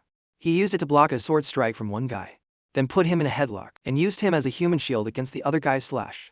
Luckily, he was still in one piece. only losing a bit of cloth. The battle finally concluded with a kick that sent both of them flying into the wine cabinet. These guys were smart enough to concede defeat quickly. Otherwise, they'd be in for a world of hurt. Next, they knelt and begged for their lives while offering up the Than Nintiu Jiahon. He could tell at a glance that these guys had based it on his Mong Hein pill, then changed the formula to create it. This drug might provide temporary help, but it would eventually damage the spiritual sea and body, and could even harm the spiritual sense, leading to madness and delusion. But putting all that aside, for now, it was time to make those to pay for the damages to the shop. Of course, they didn't even dare to squeak, let alone object. Finally, he forced the two of them to lead him to the Than Long Society's headquarters. When they arrived, the place was a bit shabby, but the food was top-notch, a stark contrast to the poor, addicted people outside. The moment the leader saw his battered subordinates, he angrily charged toward the MC, while Than Antu, outside, had already calmly locked the door. The man furiously punched and then kicked straight at the MC's face. Of course, our boy easily dodged everything and didn't even bother to retaliate. He waited until his opponent was tired before lightly waving his fan, which tore the Than Long Society leader's shirt and sent him flying. Even if all of them rushed him at once, it wouldn't make the MC afraid. He gave a slight smile, channeled his power, and sent them all flying in every direction. At this point, the MC didn't bother hiding anything anymore. He removed his disguise and identified himself as the pharmacist wanted by the Than Kong Society, then called the Than Long Society a bunch of hunting dogs. But the leader seemed quite bitter. It turns out his society ended up like this because of Than Kong, even falling into a state of barely surviving in North District. As for selling to Jiahon, it was because the entire district was selling it. So they only did it to keep the Than Long Society afloat. But if that was the case, it was even more unacceptable. Just to survive, they stood by and watched Than Kong commit evil everywhere. Not only that, they were even willing to help them expand their business empire. If so, how is that any different from being their accomplices? The leader could only stand there, stunned, after hearing that. Seeing this, Abbas Kolba began to threaten him. The MC didn't hesitate and threw his hat straight at the sign. He wanted to destroy the Than Long Society to rid the people of this menace. The leader didn't have time to think and jumped up to block it with his body. As a result, he was so severely injured he could barely move. But to him, to destroy the Than Long Society, they would have to step over his dead body. Seeing that the man before him was a true man and a real hero, Bai Shikang promised to help the Than Long Society get back on its feet, and even bring them glory and fame. Of course, there would still be conditions from our boy. Specifically, first, they could no longer collect protection fees or bully cultivators. Second, it went without saying they had to stop selling to Jiahon. Finally, the leadership of the Than Long Society had to be handed over to Bai Shikang. But instead of seeing a revival, they only saw Bai Shikang eating 5 meals a day, and top and quality food and drink at that. The Than Long Society had now stopped selling to New Jiahon and had no income. Because of this, Than Tuen had to come up with reasons, trying to convince the Than Long group to remain calm. But even a worm will turn. The whole group couldn't stand the sight of it anymore and quickly went in to question the MC. But as soon as they stepped inside, a super-sized giant Buddhist statue appeared before them. Don't be pessimistic. Don't be hasty. Calm your minds and feel your bodies and the world around you. Then, feel the origin of life. At that moment, images of children with dreams of being righteous heroes appeared in everyone's minds. Finally, with tears streaming down their faces as they all realized they had wasted their time in dreams, they then hugged the master's legs and promised not to fail his expectations. Who would have thought they were hugging Bai Shikang's legs? They realized the feeling was very similar to Qiu Jiahon, except it didn't cloud their minds. On the contrary, it made their spirits feel incredibly refreshed. In fact, these past few days, our boy had been constantly refining to create the Kan Kon Shin Kwai Ti Tai pill. That Qiu Jiahon was just an empty shell with none of the real essence. To carry out his plan to become an overlord and get revenge on the Than Kong Society, the very next day, the Than Long Society began selling the Kan Kon Shin Kwai pill. It had the effect of increasing focus during cultivation, accelerating a cultivator's development. Even just one pill could sharpen the mind and ignite one's spirit. If there were any side effects, they could just come to the Than Long Society to complain. With so many benefits, who wouldn't be tempted? Without even knowing the price, someone in the crowd volunteered to try it. As he stepped inside, everyone fell silent, waiting for the results. After a 3-second countdown, the door slowly opened, revealing the guy from before, now surrounded by a radiant aura. That light seemed to illuminate a vast expanse of the sky. Of course, witnessing this scene, no one could keep their jaws from dropping. Not only that, The guy even ran excitedly to the Than Long Society's vendor to thank him profusely. Then he tore through the crowd and sped home to cultivate. What was bound to happen? What was bound to happen? Finally, happened. Everyone swarmed forward to ask the price of the pill. Now was the time to name a high price. Why be timid? The purple-haired young man smirked and shouted, "The number 5. Zeroth." As soon as he finished, a sudden silence fell over the crowd. It made sense. Even though they knew the pill was good, where would the people here get 5.0 points? Understanding the customer's mindset, the Than Long Society member began to announce that there would be many special offers and surprising discounts on the special occasion of the Can Conching Thay Chai Pills launch. And to repay North District, the Than Long Society decided to discount all pills by a whole 20%, but even then, it was still 4.0 contribution points. The society's promoter was at a loss, so he decided to add a buy 5, get 1 free deal. But Bai Shaikian, the new leader of the Than Long Society, suddenly appeared and announced that all pills would be sold for 880 contribution points. The promoter was shocked to his core, as that was almost equal to the initial cost. In addition, if you bought a pack of 5 from the Than Long Society, you could become a member and cultivate directly under the shop. With a deal like this, what was there to hesitate about? However, Bai Shaikian's tricks didn't stop there. A red-haired young man, a new member, suddenly flew across the sky. This guy was once known as a talentless nobody, but after using the pill, everything changed completely. His complexion was rosy and glowing, and his body had become strong and robust. Most notably, his cultivation level had jumped straight up to the mid-foundation establishment stage.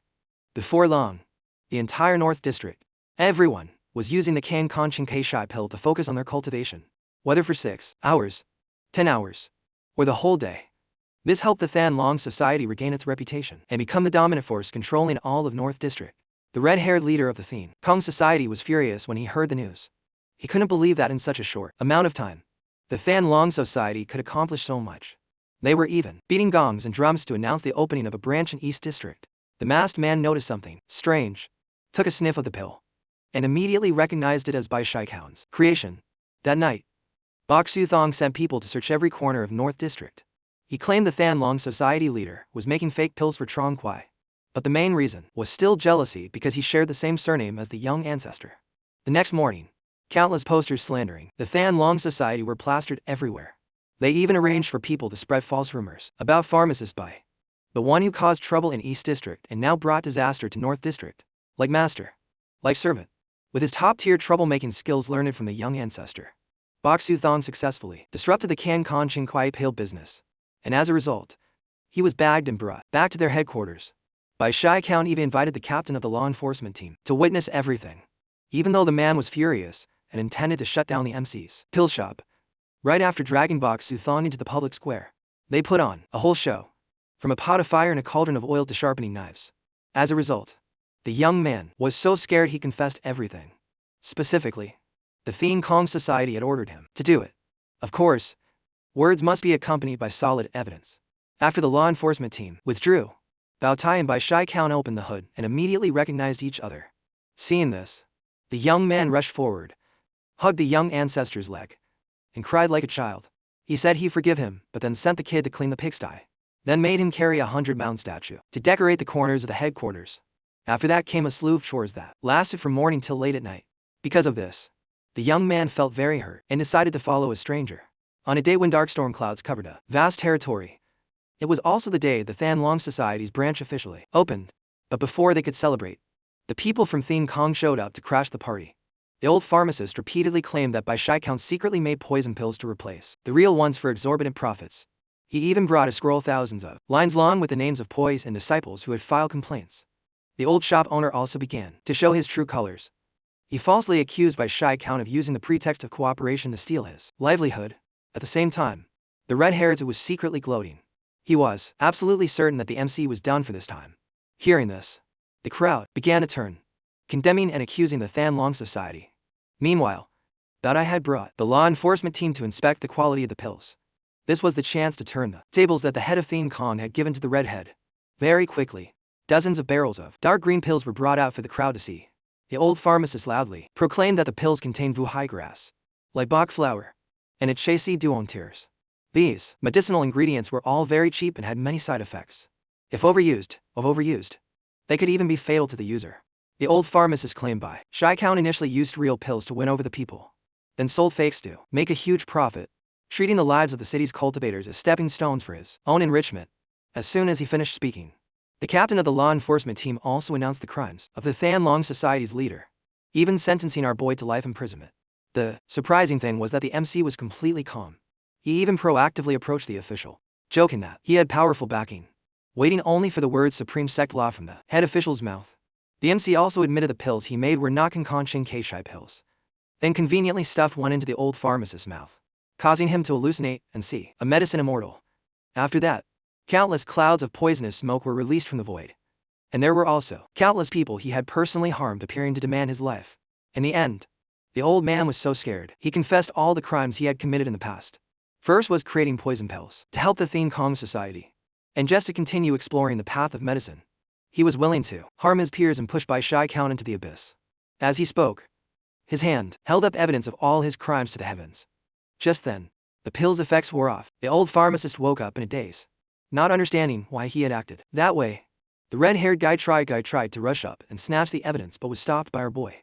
Thus, the true culprit was officially exposed to the light. The Than Kong Society also had no way to escape punishment for treating human lives like grass. In reality, this was all a plan personally devised by Bai Shai Count, and the chosen lead actor was none other than this purple-haired kid. His acting was so brilliant that even the red-haired guy couldn't have suspected it. Facing the wrath of the people below, all those connected to Than Kong were arrested by the law enforcement team, and the rain began to pour from the sky. It revealed the true beauty and captivating fragrance of the batch of pills below. From then on, the Than Long Society took a single step to become a powerful and stable force. At the same time, the girl known as the Thong Than Emissary had obtained information about the MC's pill revolution. Meanwhile, she also kept refusing gifts from the green-haired guy. While he was already annoyed, he received more news of the MC's exploits on the lower tier. Because of this, he ordered his men to go and crush the Than Long Society. The plan was scheduled to be carried out tonight, according to what the Than Kong leader said. To ensure the operation went smoothly, he had specially arranged for all Perfective Foundation establishment cultivators to participate, and even had a few Gold Core Realm experts mixed in to assist, guaranteeing they would crush Than Long and Bai Shai Count in their grasp. But Tranvin's son knew best just how bizarre our boy's methods were. Therefore, he thought this was too few and felt a bit suspicious. But the red-haired guy was still extremely confident. He believed that even at the same realm, the combat power of a main sect disciple was not something Bai Shai Count could touch, even asserting that our boy would not escape death tonight. At the same time, in his private courtyard, the MC was constantly absorbing the gold and spiritual energy of heaven and earth to enhance his cultivation. Just as the opportune moment for the undying tendons arrived in the space, within his own spirit, Bai Shai Count kicked high, then kicked low, conveniently throwing in a 360-degree kick and a few 1080-degree spins, finally ending the routine with a ground-shattering stomp that shook the heavens and earth in all directions. Immediately after, a golden thread appeared on each toe, connecting all the way up. Finally, he channeled all his spiritual energy and unleashed a kick that tore space itself. Outside, the attack directly blew through a wall and smashed straight into a restaurant. The frigid key from the powerful kick froze everyone who was dining, along with the furniture and the food on the tables. Even our boy himself didn't expect this. The progress of his undying tendons had unintentionally advanced his frigid school while nourishing incantation as well. He could even increase his speed and power to fold just by condensing the power in one of his legs. The old saying is true: great talent inevitably comes with many flaws. General Bai Shai Count was already imagining himself smashing the face of anyone who dared to provoke him. It was only when he opened his eyes that he realized the mess he had just created. He had no choice but to apologize profusely and promise to compensate for the damages later. But these faces didn't look like they needed any saving. Then Baodai suddenly appeared and lavished praise on the young ancestor. His flattery knew no bounds. In reality, he came to deliver a message. Someone claiming to be the new leader's wife of the Than Long Society had graced them with her presence. Then to thought some troublemaker had arrived. But when he turned his head, he froze on the spot. He even thought Bai Shai Count had been hiding this from everyone all this time. Our boy couldn't think of who it could be, so he asked Baodai to check. Surprisingly, he also said she looked very familiar, then asserted that our boy's old flame had come to visit. This sentence unintentionally reminded Shai Count of this chilling image. It was better to run first and ensure his safety, then figure things out later. The reality is often different from dreams. No matter how much he struggled, Baodai absolutely refused to let the young ancestor go. As a result, a maiden as beautiful as a painting began to appear. Without letting her opponent say a single word, Manja quickly closed the distance, leaving Bai Shai Count with no choice but to stand frozen like a statue. With 2 more confirmations from Nan to Antu and Bao Tai, it was perfect. Now, even if he wanted to escape, it was too late. In fact, she did this to put on a show and deceive those around them. The 2 guys from Thanlong quickly fell for it and left to give them some privacy. Of course, the MC and his junior sister dropped the act in less than a second. It turned out that Ma Jia was currently reorganizing the Demon Emperor's underground network, so she really needed an identity for cover. But putting all that aside, the serious issue at hand was the intelligence about tonight's attack. The group was stunned for a few seconds after hearing this. Just as expected, a group of black-clad assassins had quickly snuck into the leader's residence. But when they kicked down the door, they found no one. They had fallen into a trap, kicking up a cloud of dust that obscured the entire area. From within, many elites of the Thanlong society quickly appeared and attacked. One was put in a headlock with a sword to his face. Another had a dagger held to his head. They quickly lost the initiative. But just then, a beam of light shot down from the sky to the ground. Among them was Tran Van's son, who asserted that now even the law enforcement team couldn't do anything. Everyone quickly realized they were all gold core realm cultivators. People of this strength had almost all ascended to the upper tier. So, where did these come from at the bottom of society?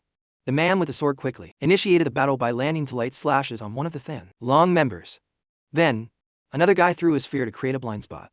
As for their leader, he could block Ma Jia's sword with his bare hands. He then crowed, "This battle is ours to win." But due to carelessness, he was suddenly attacked by the former Thanlong leader.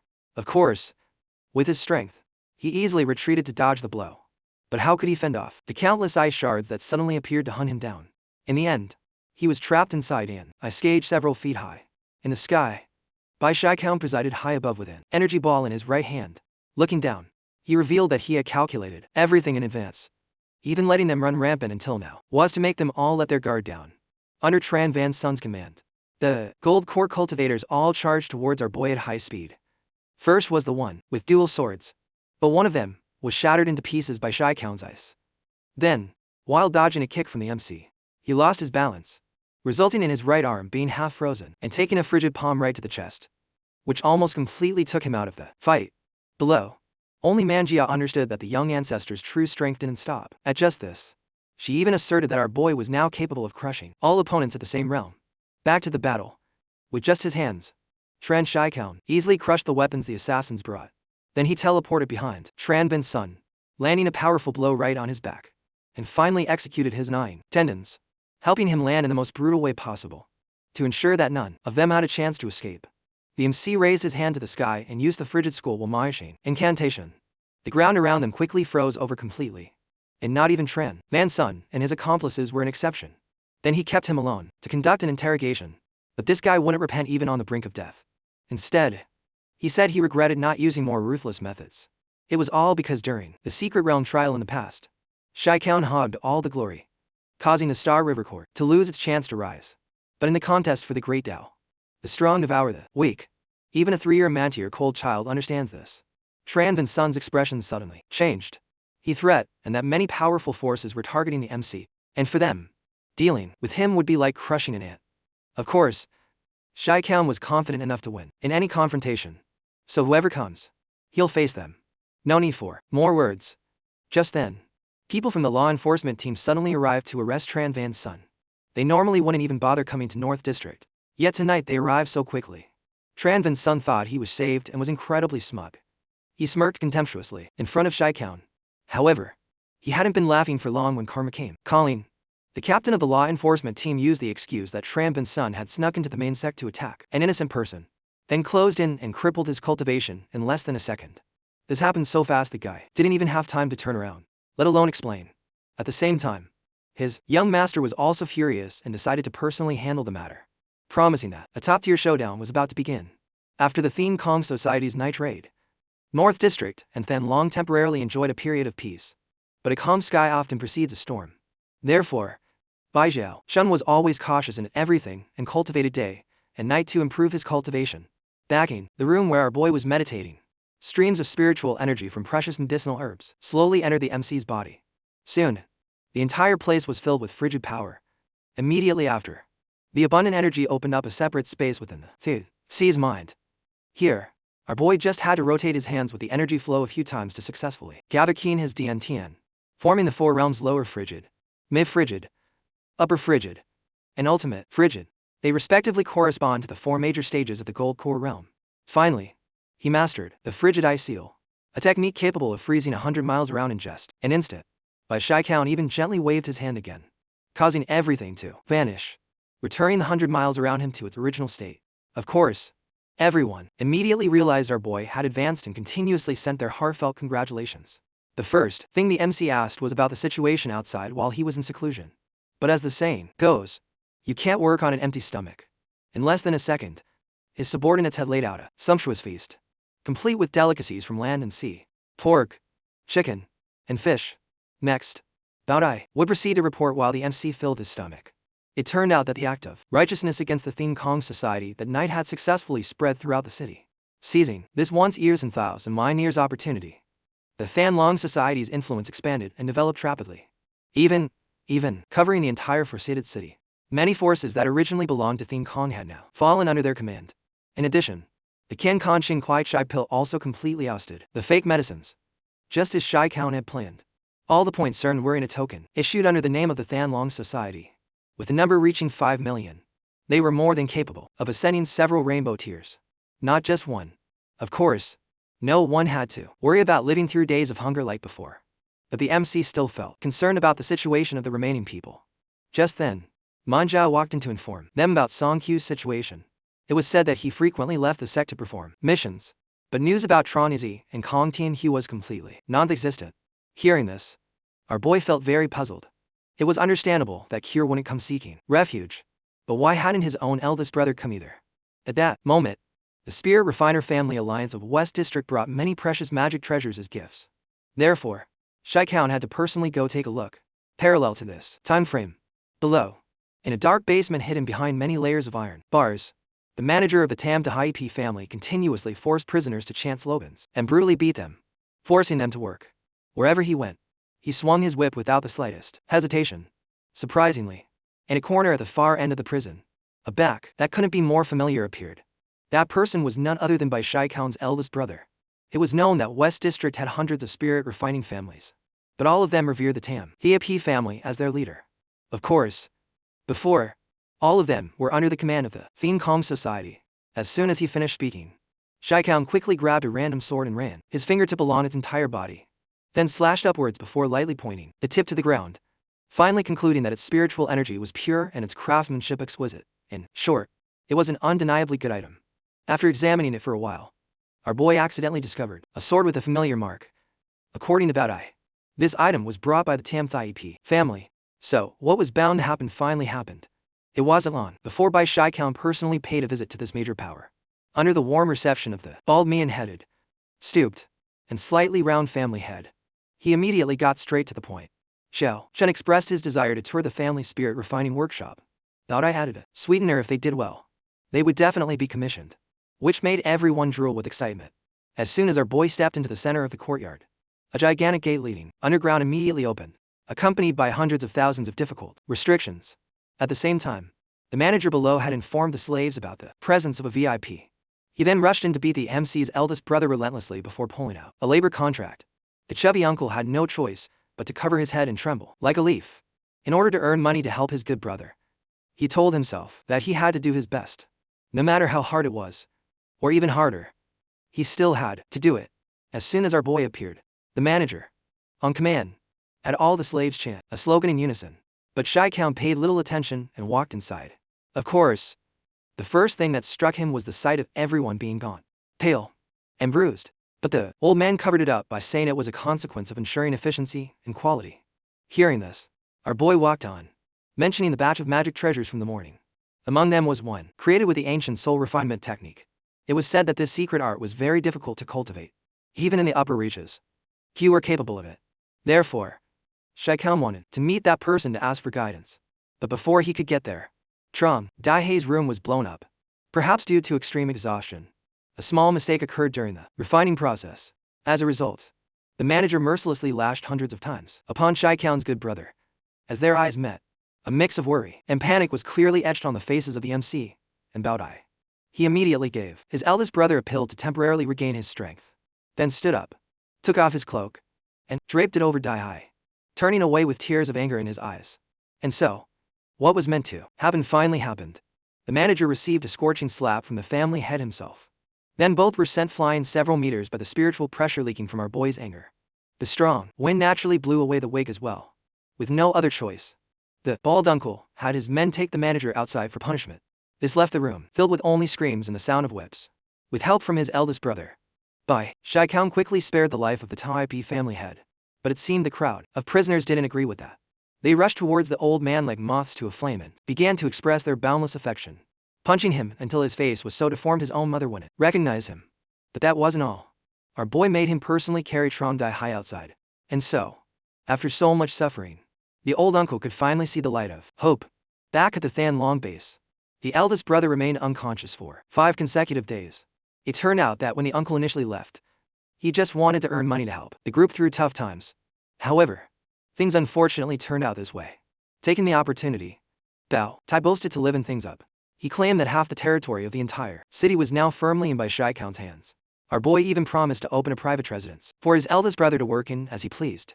Just then, a stream of blue spiritual energy suddenly arrived, accompanied by the angry voice of the Sky Quarter Patriarch. He ordered Bai Shai Kang to come up to the rainbow to see him. At the same time, the law enforcement team also completely sealed off and long shop. The reason was a public complaint that led to an investigation of the Qing Kuai Pill. This showed that the other side didn't want the MC's group to have time to resolve the issue. Therefore, our boy was forced to pay a visit to the elder first. But what storm hasn't our MC weathered before? With his status as a super VIP hostage, Bai Shai Kang immediately ascended to the rainbow with overwhelming momentum. Seeing this, the others felt a little more at ease. Because every time the MC did this, he would secure a victory and bring back enormous benefits. In the courtyard of the Sky Quarter Patriarch's residence, the green-haired Zhou had appeared and was using the name of the Li family and the power of the Thien Kong Society to pressure the Sky Quarter Patriarch. Of course, this was for nothing other than to deal with Bai Shai Kang and the society he had established. Despite being unable to touch a hostage, he still had plenty of ways to make someone's life a living hell. But just then, a token carrying a green light suddenly appeared from behind, seemingly conveying some order to the Sky Quarter Patriarch. Back in the present, Bai Shai Kang soon successfully flew straight to the residence's entrance. The moment he set foot there, the gigantic doors opened automatically. He was also greeted by a beautiful blue-haired maiden. Her name was Thin Hein, and she was a disciple under the Sky Quarter Patriarch. As soon as he stepped inside, the MC immediately felt a comfortable environment and a gentle atmosphere, which further ignited his hope for a benevolent and kind Sky Quarter Patriarch. But reality is often different from dreams.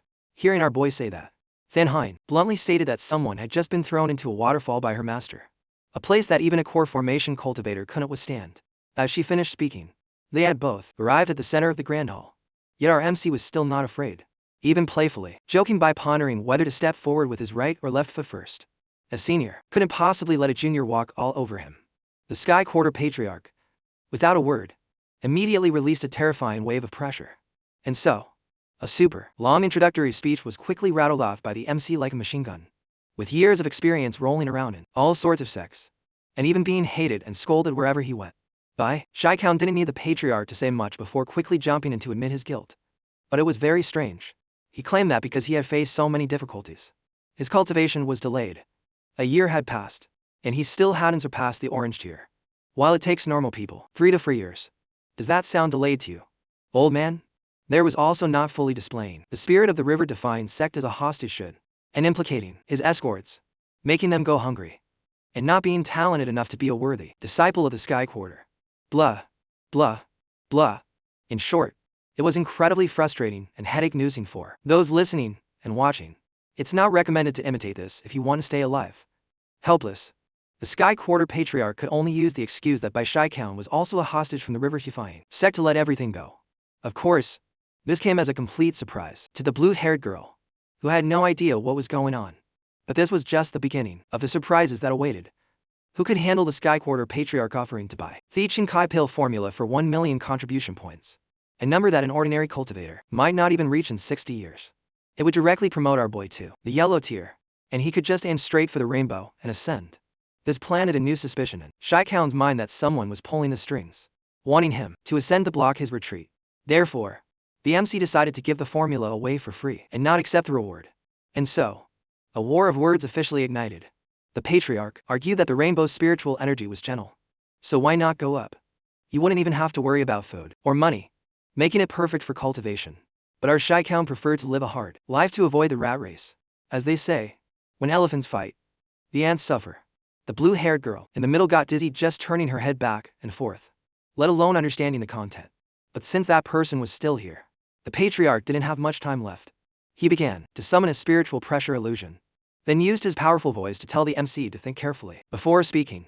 Then Hein was so scared she ran over to beg our boy to accept it to make her master happy. Pushed into this corner. What other choice was there? Shaikan decided to ask for a house for himself. Hearing this, the patriarch could only throw his hands up in defeat right on the spot. By the time the MC returned to the Than Long Society, the place had already been disbanded, with everyone going their separate ways. It turned out that everything Than Long had was built on contribution. Without it, it would have collapsed eons ago. But, no matter how you look at it, there was no other way to continue the pill business. With his livelihood cut off, Shaikan decided to let everyone go free. But they all unanimously chose to stay and continue writing their own history, too. Everyone present in this place, they all saw each other as family and promised to always be by each other's side. Even if they had to wander and beg on the streets, they would absolutely go to the end with their young master. Strike while the iron's hot. By Shaikan immediately had everyone pack their things and quickly set off. Of course, everyone held their heads high as they moved forward, no matter how much they were ridiculed by the crowd. Silently, crossing the windy, sandy desert, the group quickly reached the entrance to the underground palace ruins. This was known as the closest and most convenient mission area. However, the only entrance was controlled by the Than Kong Society. Only those who paid for a token could enter. And even upon exiting, they had to hand over a third of their gains to Than Kong. This meant that the income he recounted for half of the society's total revenue. But Shaikan didn't care much. Our boy decided right then and there that the group would settle and live right here. He even divided up areas for farming and animal husbandry, leveled the terrain, and demolished the old to build a fortune place for them to enter. In short, he made himself at home as if he had just bought the place. The Than Kong guys found it a bit irritating and were about to step in to quell the disturbance. They demanded Shaikan's token before letting him in, even telling the Than Long leader to go to Than Kong to buy one if he didn't have it. But the more they talked, the more brazen our C's face became. Then he clapped his hands and shouted, "From now on, this place is our home." The surrounding crowd laughed and mocked Shaikan, then turned to angrily demand a fight with him. Our boy slowly took out a small flag with immense pressure. As soon as it appeared, a fierce storm immediately rose. Then, one became fight and flew off, embedding themselves in a circle on the ground. Once completed, they created a spiritual pressure strong enough to blow everyone away, finally forming a dome before vanishing into the air. This was called the repulsive power of a secret formation. It would directly fling away anyone within its domain who was not permitted. Only those who had made great contributions to the sect were entitled to own one. The Than Kong Society guys, needless to say, were wide-eyed and open-mouthed in astonishment. But no matter how their faces contorted, in the end, they would still be blown far away. In fact, this was the reward from the patriarch to Shaikan. He was given the right to choose any place in the two west and north districts of Than Kong City and turn it into his own land. The surrounding people, after witnessing everything, became very respectful towards the MC. As for the group following him, they were delighted to watch the satisfying retaliation. Now they could also breathe a sigh of relief and continue earning a living. Shaikan even set the entrance fee to be equal to a cup of tea. And after completing the mission, you only had to give back a single portion. In short, it was 1/10 the price of the Than Kong Society. Because of this, the crowd quickly changed their attitude and showed their joy. Of course, they also enthusiastically supported the decision from our boy. Without beating around the bush, the MC ordered everyone to work day and night to build a special area. It could attract commercial trends in the future. Finally, he chose the name Longevity Inn for the present and the future. After the spectacular fireworks display of the grand opening ceremony, Shaikan sat alone in a corner to admire the establishment he had just taken over. Not to be the best in the world and get caught up in struggles, but a simple life in his own world was what Shaikan desired. As for the person secretly helping the MC, it was none other than the Than emissary. At the same time, in a region of the vast, sandy desert, there appeared a figure in a black cloak that concealed his entire body. He was moving forward step by step, very steadily. It was known that this person had left the sect to train for over half a year and had gone through countless hardships, sacrificing everything to be reborn. It was all for the sake of accumulating the last of his contribution points at the ruins this time and ascending to the rainbow. That person was none other than Sonkyu. The redhead even thought that a Weeshield guy like Bai Shaikan would have kicked the bucket long ago. But what could he do now that the guy was the owner of the very ruins he was about to enter? While walking, Song-Q suddenly sensed an incredibly pure gold core aura. Coincidentally, today was also the day the Thanlong leader came out of seclusion. A person who knew his own strength was constantly advancing, yet remained completely immersed in cultivation. This was clearly the serene state of a true master. Bai Shiqian had now reached the mid-mind frigid stage of the frigid school while flourishing incantation, and had also ascended to the gold core realm. His undying tendons in his left leg could also use the third divine ability. Our boy only needed to set foot in his own spiritual world for the surrounding atmosphere to turn as cold as ice without any effort. Even every step he took outside would leave behind a giant ice footprint. Even Song-Q himself, upon witnessing it, acknowledged that the leader of the Thanlong society was no ordinary person. But how could he have known it was the very guy he had just criticized? But putting aside the world's affairs, the Ren head quickly went to the guild hall to exchange items for a pass into the secret realm. But the problem was, what Song-Q brought was a Thien Kong society token, the sworn enemy of Thanlong. Therefore, he was flatly refused in less than a second. The Ren head furiously threatened to tear down the entire inn if he wasn't allowed in. Of course, the people of Thanlong quickly appeared to face him. Just then, I happened to pass by and spotted Song-Q with Van also there. The news spread like wildfire, and soon everyone had gathered except for Bai Shiqian. Next, Song-Q was introduced to all the land and real estate owned by Baodai, as well as customer service that pampered you from head to toe. Just as he was trying to steel his mind to avoid falling into a trap, a sea of cold air suddenly rushed in from outside. From within that hazy, illusory pale blue mist, Bai Thuan slowly emerged, causing Tong Ke-Yet to freeze on the spot. He was so shocked he couldn't even stand steady and collapsed to the ground. Ren Hare would have never imagined that the leader of the Azure Dragon Society was the MC, let alone that he'd appear looking so absolutely brilliant. In stark contrast to the red-haired guy's envy and jealousy, Thuan gently patted his shoulder and expressed his condolences upon seeing Tong Ke-Yet's appearance. He didn't care if the other guy pushed his hand away, insisting he didn't need it. The MC still stepped forward to give his friend an affectionate hug. As it turns out, he had promised Quanine he would take good care of Tong Ke-Yet, so he was determined and not to let Red Hair wander aimlessly anymore. But Tong Ke-Yet refused to accept help from Thuan. He saw it as unnecessary pity. In reality, he felt deep resentment for his friend, because ever since meeting the MC, Tong Ke-Yet had lived in his shadow for too long. In the fallen sword abyss, he was inferior. His heavenly Dao Key was stolen. His to ACU point cultivation lagged even further behind. And now, his simple wish of being the first to ascend was also shattered. Unfortunately for him, Thuan had heard all of his day's thoughts. And so, what was bound to happen, happened. Tong Ke-Yet was force-fed points to ascend to the rainbow level. To top it off, before leaving, the MC even gave him a powerful slap that sent him through the roof.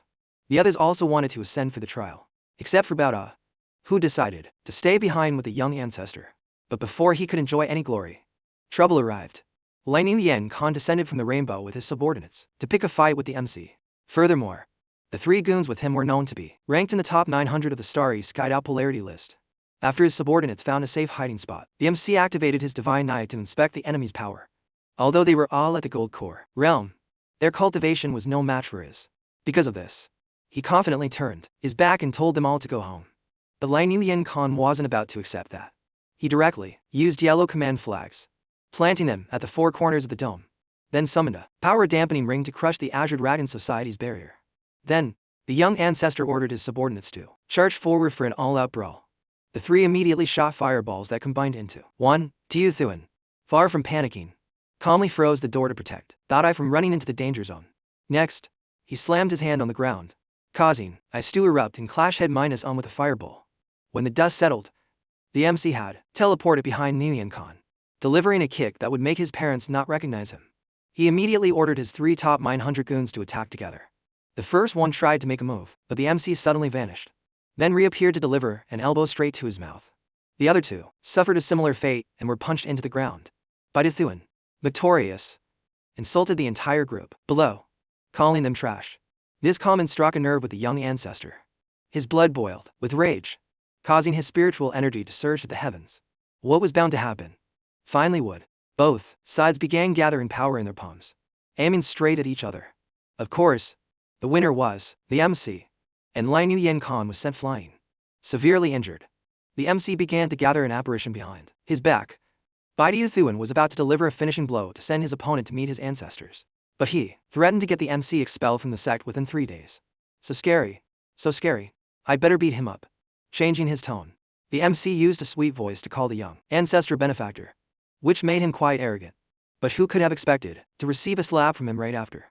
Next, our guy pulled the green-haired man up to dust off his clothes, casually telling him not to be polite and to punish him directly. The main reason is that they were there as hostages, so getting expelled was nearly impossible. The matter of a hostage leaving or staying could only be approved through collective negotiation by the Deva ancestors. Baidu Thuan stepped forward, intending to land 3 slaps before leaving. Utterly humiliated, Lin Yuan Khan said he had plenty of more painful methods before quickly scurrying away. As for the gold core cultivators lying on the ground, one look at this face and you know things won't end well for them. Of all people to fall into the hands of Tiu Thuan, they were done for. That night, while our MC was sound asleep in his room, Lin Yuan Khan decided to gather a group of people to gift contribution points to the MC, ultimately forcing his ascension to the rainbow. The MC immediately told his people to bring all the command tokens in the guild to share the points. But it was almost enough to make the entire group ascend. Instead, because of this, they all had to rely on the token bout I brought. Truly, the rich have their own ways. But life is often not like a dream. After all the sex efforts, it all came down to towards a lost cause. A beam of light quickly appeared as the points reached the threshold, followed by Xiu Thuan being directly ascended to the rainbow above. I've never seen anyone look so miserable while leveling up. Well, he could only bid farewell to the comfortable life he had built for himself. Now he had to go up there and start all over from scratch. Our MC's house was truly the brightest that night. Seeing this scene, the people from his old sect cheered with joy. From now on, they could finally live and would be bullied less. If the author's favorite child had stayed, they would have starved to death sooner or later. Before Tiu Thuan was officially taken away, Bao Tai managed to find a brief moment to make a few promises to his young master. He firmly asserted that he would run the inn properly and make it prosper. The 2 gatekeepers in the heavenly realm were wondering who was ascending with such a commotion. Just as they said that, a strong beam of light unexpectedly shot up, and soon after, Tiu Thuan appeared with the radiant aura of the strong. The gatekeepers immediately straightened their clothes and relayed the ancestors' words with so many venerable s around. Newly ascended disciples must be even more disciplined and cultivate diligently. After hearing this, he sighed and confided that he didn't actually want to leave the lower realm, because if he left, he didn't know how heartbroken his friends would be. Oh, come on, dude. The friends you speak of are celebrating like it's a festival down there. They even threw a party to celebrate their day of liberation, which says it all. Just as he finished speaking, a beautiful woman approached and called Tiu Thuan boss. He heard her and replied that it was an honor to be greeted by the boss lady herself. Such devastating beauty isn't easy to find. On top of that, she leaned in close to Qiu Wenzi and said, Lin Yuan Than spent 10 times the usual contribution points to send you up here. In short, the situation is complicated and not something to discuss in public. So she took Qiu Huan's arm and led him to a more secluded place. The only ones suffering were the 2 gatekeepers, who were minding their own business and got a face full of public affection. Back to the main topic. Once they were alone, she immediately reverted to her shy demeanor. According to what Tiu Thuan could sense, it seemed the spiritual energy here was incredibly dense, especially near the waterfall. That place must have the Tongtian Sea or something similar. Not wrong, but not exactly right either. She explained that this place is the source of all spiritual energy. The closer you cultivate, the faster you progress. The main reason is the ancient boat sitting on top of it. Although its origin is unknown, legend says it is as old as the Tongtian Sea. Tiu Thuan looked at it and felt like he could build another everlasting inn. But things weren't that simple. Lin Yuan then rushed his ascension here so he could make a move during the selection of the 10 halls. All cultivators from the lower realm will be chosen by one of those halls, performing specific missions in exchange for resources. There's refining various artifacts, drawing talismans, and creating formations. There are also those who focus on hunting demonic beasts. In general, most tasks are quite easy and safe. However, only the Devil Slaying Hall is notorious. The missions there are lethal, and one even killed over 1,000 people. It sounds scary, but Tiu Thuan has never been afraid of anything. Bring it on. She continued to introduce the Protector Hall, a special place nicknamed the Retirement Sanctuary. Manja had to pull a lot of strings to arrange for Tiu Thuan to get into the Protector Hall. Of course, she's also there. If they were in the same hall, it would be easy to exchange information later. The next morning, the selection for the 10 halls officially began.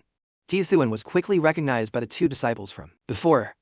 Besides them, Tong Kaichi yet also came to remind him that Lin Yuan Than's family has deep roots here. Offending them could mean a swift death. I thought it was something serious, but it turns out my nephew has grown up and learned to care for others. Tiu Thuan was very grateful. All his love for him wasn't in vain. Look at the little guy sulking after a little teasing. Joking aside, the time for judgment has come. 10 gates representing the 10 halls appeared, one by one, accompanied by the host's voice calling out names. Whichever hall you are assigned to, you must enter. Switching places on your own will result in consequences like that mountain over there. The number of contestants gradually dwindled as the host called out names. Da Hai was assigned to the spirit refining hall. His future looks very bright since it suits his talents. Just like that, from 50 people, the number dropped to less than 10. At this rate, it must be almost Hu Xuan's turn. As expected, Monjai was assigned to the Protector Hall. I thought Yu Thuan would be the same. But no. The gate immediately vanished after she entered. All remaining disciples were sent to the Devil-Slaying Hall. One look, and you know this is Lian Yu Yanthan's doing. He's quite skilled to have even connected with the host. The Devil-Slaying Hall's master, Hu Duck, then stepped out to greet the new members. He also created a small competition to boost everyone's morale. He would only use a fraction of his strength to fly from here to the hall. Whoever reaches the gate before him will be exempt from all missions for 3 years. The reward is extremely tempting. So of course, Tiu Thuan wouldn't pass it up. It was said that the last person to arrive would be assigned a hellish mission. He really wants to screw Tiu Thuan over this badly. Huh? Of course. This kind of speed competition is something he could pass with his eyes closed. But racing against the Hall Master is honestly a bit beyond his abilities. He could only try his best and see how it goes. Very quickly, Hu Duck noticed someone right behind him. He immediately sped up to leave Tiu Thuan behind, but the MC hadn't gone all out yet, so he could still handle it. Even using his wings to accelerate, he couldn't widen the gap much. Not to mention the Hall Master was trying every trick to slow him down. Being toyed with by an old man made Tiu Huan's blood boil. He repeatedly accelerated, ignoring his body's limits. No one was allowed to trample on his honor, not even a sect master. The old man continued to play dirty by using force to splash water and obscure his vision. But Tiu Thuan quickly used his Asura body to pierce through it. His speed was almost equal to the Hall Master's, and the finish line was right in front of them. Hu Duck had already used up that fraction of his power and didn't know what to do. Using more would be embarrassing, but losing to a new member would be just as humiliating. In a flash, Tiu Thuan sensed that something was wrong. He carefully reconsidered. If he stubbornly competed with the Hall Master to the bitter end, he'd surely be targeted. 3 years without missions is nice, but offending him would mean every day after would be hell. The best option was to swallow his pride and show some respect. No sooner said than done. Tiu Thuan activated his superb acting skills, pretending to run out of spiritual energy and slowing down. The Hall Master understood immediately and quickly flew to the finish line, ending the competition. He smiled, seeming quite pleased with Tiu Thuan's flexible display. When the Vice Hall Master saw him return, he ran over to pour him water and so on. But it was strange. Why was this entire Vendong continent filled with a bizarre evil aura? A gold core realm area shouldn't be like this. Just as he finished speaking, a hawk suddenly flew out and attacked Tiu Thuan. Of course, these gold core level beasts were something he could handle well with the Dream Mystic Pill. So it was no big deal. A single pill made it run away in fear. Being greeted by a monster of that level right upon entry made him even more curious. Tahang Fong was only a foundation establishment, so how could he be casually strolling around in here? After taking a few more steps, Tiu Thuan heard someone talking. Getting closer to eavesdrop, he realized the person was right in front of him. Tahang Fong was soaking in a hot spring, being served by 2 men. Looking closer, he could see that the highest ranking subordinate was only at the early gold core stage. However, he had to admit their vigilance was very high. Tiu Thuan just breathed a little too loudly and was immediately discovered. If that's the case, no more hiding. He stepped out and introduced himself, then concluded with, "I've come to take your young master's life." Before he could even finish, Hang Fong stood up, put on a robe, and tried to seduce Tiu Thuan. It was obvious from his expression that he was disgusted. Yet the guy thought he was just plain hard to get. He even complimented his handsome face, saying he looked good enough to eat alive. But unfortunately for him, this product was for display only, not for consumption. So he ordered his 2 gold core subordinates to deal with Tiu Thuan. Like master, like servant. Being around him for so long, they couldn't even tell genders apart anymore. Although Tiu Thuan and didn't want to touch these guys at all, he still had to beat them up. Taking on both at once, he still handled it well. Simply due to his combat experience, Hang Fong was so confident in his subordinates that he didn't even bother watching the fight.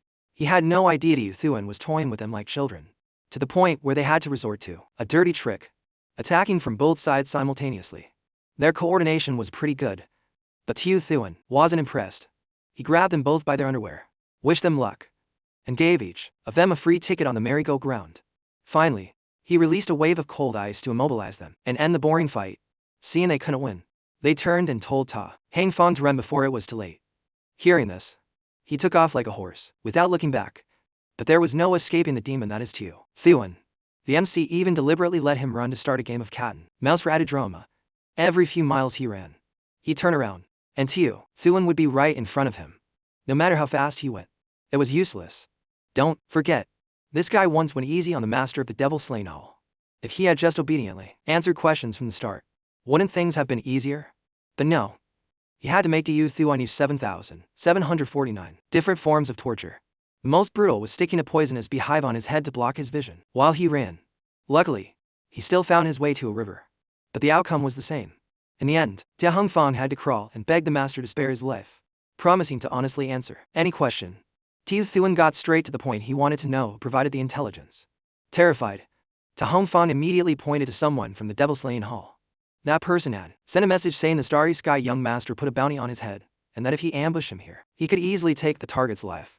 He heard it was just 3 days ago, which coincided with the 10 hall selection. Tiu Thuan had guessed right. Lian Than had arranged it all. He just didn't expect him to have influenced the vice hall master as well.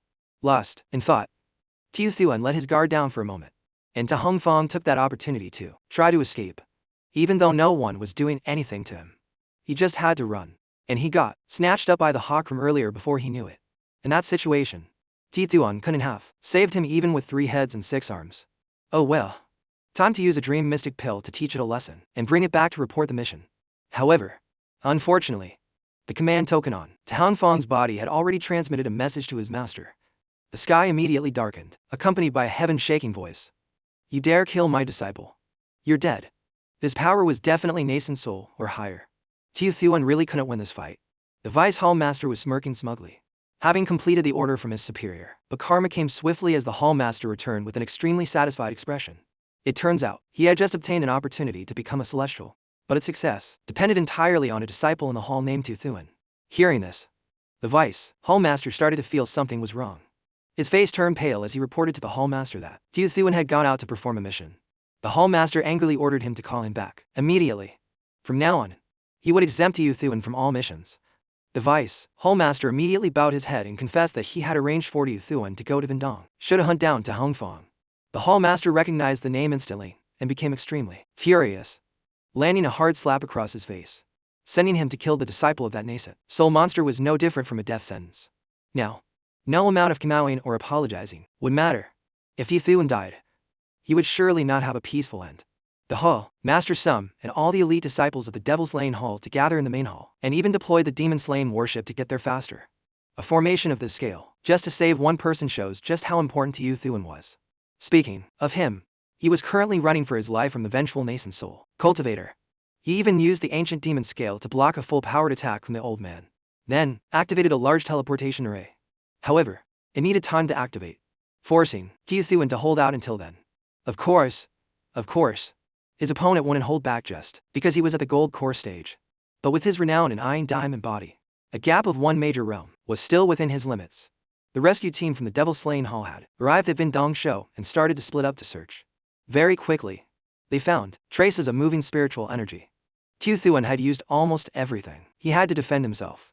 Just as his formation was about to break, the old man was suddenly attacked and knocked to the ground. Turning around, the entire Devil Slaying Hall's surprise appearance startled him, making him wonder if Feng Hu Duck really needed to go to such length just to capture an early-stage nascent soul cultivator. Of course, it was worth it. Messing with Tiu Thuan was like messing with the hall master of the Devil Slaying Hall himself. Without another word, Feng Hu Duck ordered the demon warship's cannon to fire, with power equivalent to a late stage nascent soul cultivator. A nascent soul cultivator, whatever his level, would be gone in a single hit. Tiu Thuan knew something was up. As soon as the ship returned to the Devil Slaying Hall, disciples from all over flocked to discuss the person named Tiu Thuan. Not only did he complete the mission, he even dragged the nascent soul monster's entire cave abode back as a trophy. Who could compete with that? What's more, the hall master even stood before the public and announced it. Tiu Thuan had performed a great service this time. So from now on, he was exempt from all missions. In addition, all the resources he needed for cultivation would now be provided by the Devil Slaying Hall. This was truly shocking news. When it comes to cultivation resources, they are typically extremely expensive. Yet the famously stingy hall master was spending so lavishly. It felt like a heavenly storm was about to break. He even generously gifted all the treasures in the cave to Thuan, even though every item inside was a top-grade treasure of immense value.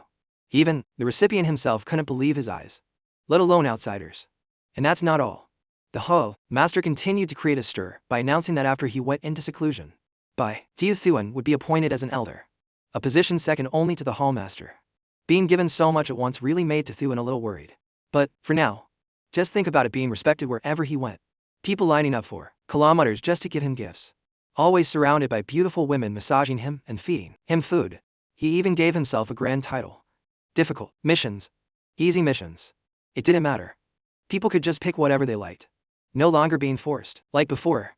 The more he thought about it, the more thrilled he became. Others begged for this and couldn't get it, so why would he complain? Thuan quickly composed himself and dismissed the disciples below. Of course, he still needed to leave himself a way out. It wasn't for no reason that the old man suddenly gave him so many gifts. Thuan turned and asked the hallmaster why he was being treated so well. It turned out that the other day, he had met an envoy from another star system, whose strength was beyond discussion, leagues above his own. However, she held Thuan in very high regard and specifically reminded him to ensure his safety. Once he successfully formed his nascent soul, she would grant him a massive opportunity. His cultivation realm would soar. The benefits from the envoy compared to what he had given was like a drop in the ocean, especially for a high-level cultivator like him. But he couldn't just tell Thuan everything outright. The hall master just chuckled and took out a summoning talisman, handing it to him and saying to just call him if anything happened. He would come immediately. Thuan repeatedly agreed, then wondered how the vice hall master would feel about him getting this special treatment. Speaking of that old man, he was currently kneeling and begging Lang Nuyenthan to take responsibility. He had diligently completed the task he was given, yet now he was trying to shirk responsibility and refused to clean up the mess after hearing he'd been kicked out of the Devil Slaying Hall. If he was going to be so heartless, then there was no need to hold back. He swore he would cry in front of the Deva ancestors' house for 49 days. And one day, he would be moved to seek justice for him. Before he could finish his sentence, Lian Than's blood boiled and he grabbed him by the collar, warning him to watch himself. He was a member of the Li family, while the old man was just an outsider. He better know his place and not talk like that. After scolding him, he had his men beat him, mercilessly, beating him until his teeth were knocked out and his face was a mess. Not long after, Li Nuyenthan went to demolish Thuan's house, capturing his close companions, to lure him out and settle all their grudges. Just as he wanted, Thuan appeared, standing before him, challenging Li Nuyenthan to see what he could do. Immediately, he responded by calling to late-stage gold core cultivators to gang up on him. These guys not only used their numbers but also played dirty, using all sorts of tricks to defeat him, quickly trapping him in a super hot fire cage, then attacking from the outside with a fiery tornado. It might look like Thuan was powerless, but no. 3 amateurs who knew a little fire dancing thought they could challenge him. They were seriously underestimating him, compared to the everlasting down below. This was a million miles inferior. The proof is in the pudding. Thuan used his eyes controlling fire technique and extinguished everything in an instant, while simultaneously immobilizing the 2 gold core cultivators. Panicked, Li Nuyenthan quickly took out his command token to call for help. It was the same old trick when you can't win. Call for backup. But this time, Thuan had one too. He used the one the hall master gave him and shouted for him to come and lend a hand. Lianthan didn't believe Feng Huduk would come in person, but unfortunately for him, it was true. Exactly 2 seconds later, the hall master opened a portal and appeared, scolding Thuan for getting into fights instead of focusing on his cultivation. He explained that he had no other choice. Trouble just keeps finding him. So how could he avoid it? The hall master turned to Li Nuyenthan and said, no matter how powerful his family is, if you dare to touch Thuan, I will definitely make you pay. Right after he said that, a teleportation portal of incredible intensity appeared in the sky, making the heavens and earth tremble. The head of the Li family, a Deva realm expert also, known as the Starry Sky Ancestor, descended. A single breath from him was enough to dispel Thuan's eyes, making him feel apprehensive. Could a great Deva ancestor personally intervene in such a petty matter? But there was still good news. Feng Huduk was determined to protect Thuan to the end, even if it meant facing a Deva. Hearing this, the man activated his domain, binding them both so they couldn't move. Li Nuyenthan took the opportunity to punish Thuan and satisfy his desires. Helpless, Thuan could only close his eyes and brace himself. But the Deva ancestor stopped his grandson and slapped him hard across the face. Along with the surprise came a heart-wrenching pain, both humiliating and stinging, causing tears to stream down his face like a flood. The ancestor looked at his grandson with contempt. not even bothering to say a word before turning to help Tiu Thuan up, praising his extraordinary spirit for remaining so calm in that situation. Next, he offered a great deal of resources as a way to settle this matter peacefully. With this, the matter was closed, and both sides owed each other nothing. Finally, he punished Lai Ni and Tham with 10 years of confinement and announced to the entire Li family within 100 radius to gift any large piece of land to Tiu Thuan, with the special privilege of lifelong protection from the Li family. Feng Huduk saw at a glance that the ancestor had also received news from the envoy, meaning the envoy's cultivation was much higher than a deva's. Tiu Thuan now vaguely guessed that some powerful figure was looking out for him. But when he asked, the hall master refused to answer and just told him to go cultivate more. He also shut him up with a ticket to the Rainbow Grotto. This was a place famous throughout the world for cultivation, connected to countless secret shrines. If one's fate was right, they could even find the sect's hidden legacies. The human mountain incantation was also considered a legacy, but no one had obtained it for over a decade.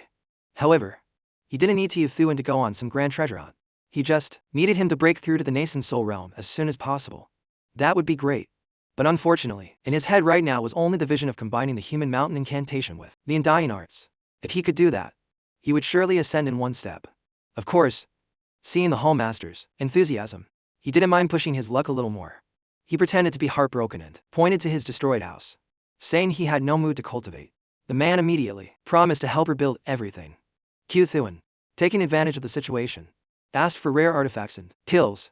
The hall master said he would have someone deliver them later. Not to worry, but everything in moderation. If he pushed too far, the old man would get angry and shoo him out.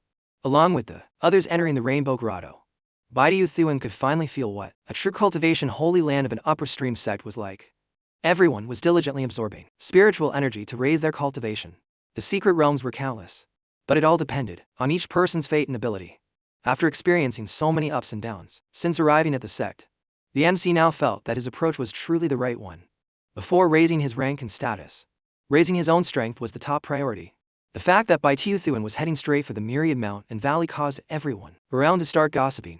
The valley's mysteries had remained unsolved for 1,000 years. They even thought the MC's actions were just a waste of his life. As for the MC, he was very surprised that the inheritance mark he obtained in the secret realm back then was reacting here. At this point, what's there to be shy about? Time to hurry up and claim it. After walking for a while, the MC noticed something unusual. He realized the distance hadn't changed at all from when he started. Additionally, the mark showed no further changes. Guessing he wasn't in illusion formation, Tiu Thuan quickly stopped and activated his heaven span armai. A golden light immediately appeared and spread to every corner of his surroundings. Wherever it swept, the illusions vanished. Certain that his assumption was correct, the MC quickly landed to begin breaking the formation. He slowly closed his eyes and used his mind to enter the world. It was a serene feeling, being able to sense the bubbling surge of life in a single breath. Immediately after, a voice rang out, explaining everything to Tiu Thuan. The human mountain incantation is not a technique, but a divine ability. The key to cultivating it lies in the mountain's use. It's about the spirit, not the form. As long as you grasp this, you'll be able to turn a small stone into a great mountain, a drop of water into an ocean. Even a single thought can become eternal. He then directed the MC to the starry skied out polarity list to find his opportunity. Without much hesitation, he immediately followed. But as soon as he arrived, he caught the eye of a cocky, blonde thin-haired young man. While our MC was walking and worrying about ending up on the 100 or 1000 list, that guy was standing outside bad-mouthing him, saying he had no muscles, looked incredibly feminine, and got into the sect through the back door. In short, since they didn't know each other, he figured he'd have to use some tech to form a brotherhood. The first trial was crossing a sea of lava. Without a word, the blonde youth jumped onto the back of a monster living below, then rode its momentum, shifting his posture to maintain balance, finally grabbing its whiskers and riding the beast to the other side. Of course, he wore a triumphant smirk that reached the heavens. But Tiu Thuan couldn't care less. He jumped high, did a few flips in the air, then landed in the lava sea and started swimming like a machine, even doing a few laps back and forth. Before landing, the blonde youth, unable to compete, assumed he was using some evil body refining technique to sneak attack, then silently vowed to punish people like our MC. But before he could finish his thought, he was teleported to the lightning trial. Here, Tiu Thuan took the initiative and took a direct hit from a lightning bolt. The blonde kid saw him groan and thought he was being a wimp. But how could he compare to our MC groaning in pleasure?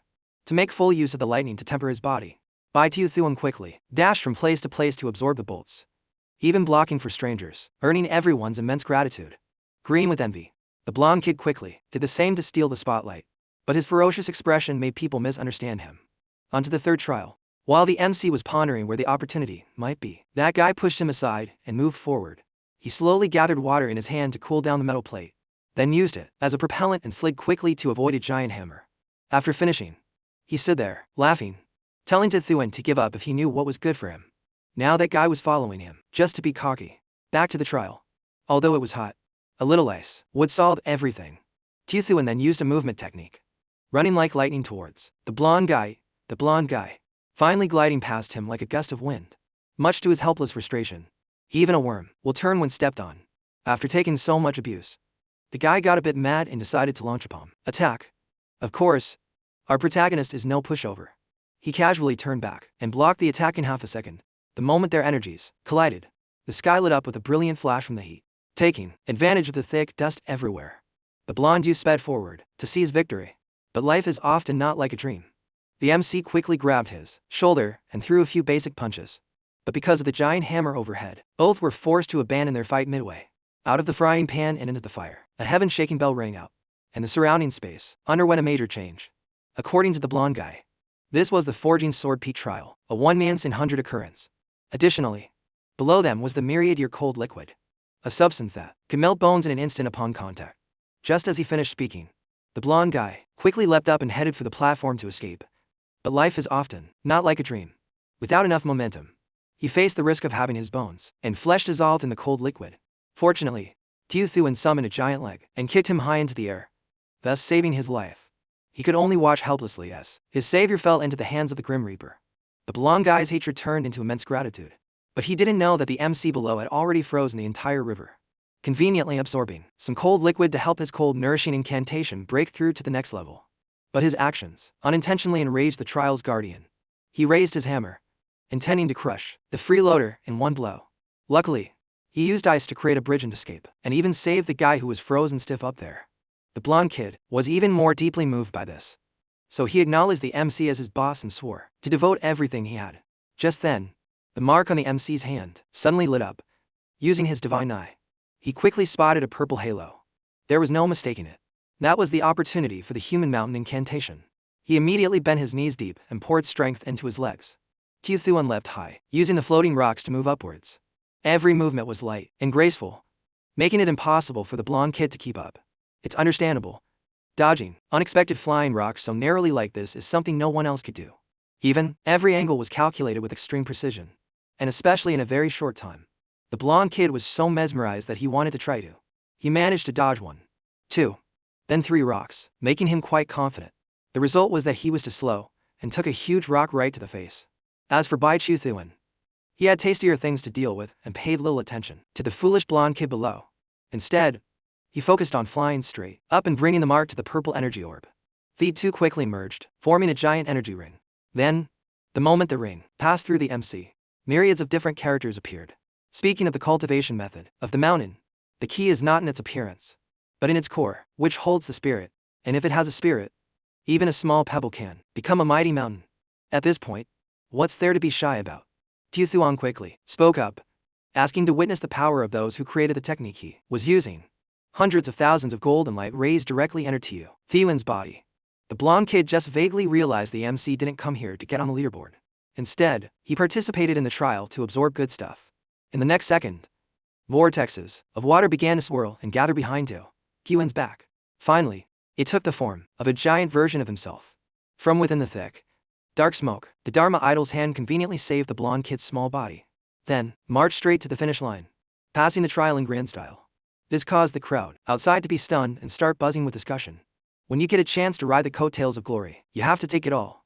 The people working under the MC started boasting, saying their boss was number 1, invincible, unrivaled, super pro VIP. Just like that, his reputation began to soar. A heaven-esque chosen genius from the devil-slaying hall. Bai Thuan said this as he landed gently. But he couldn't help but exude the heroic and powerful aura of an emperor.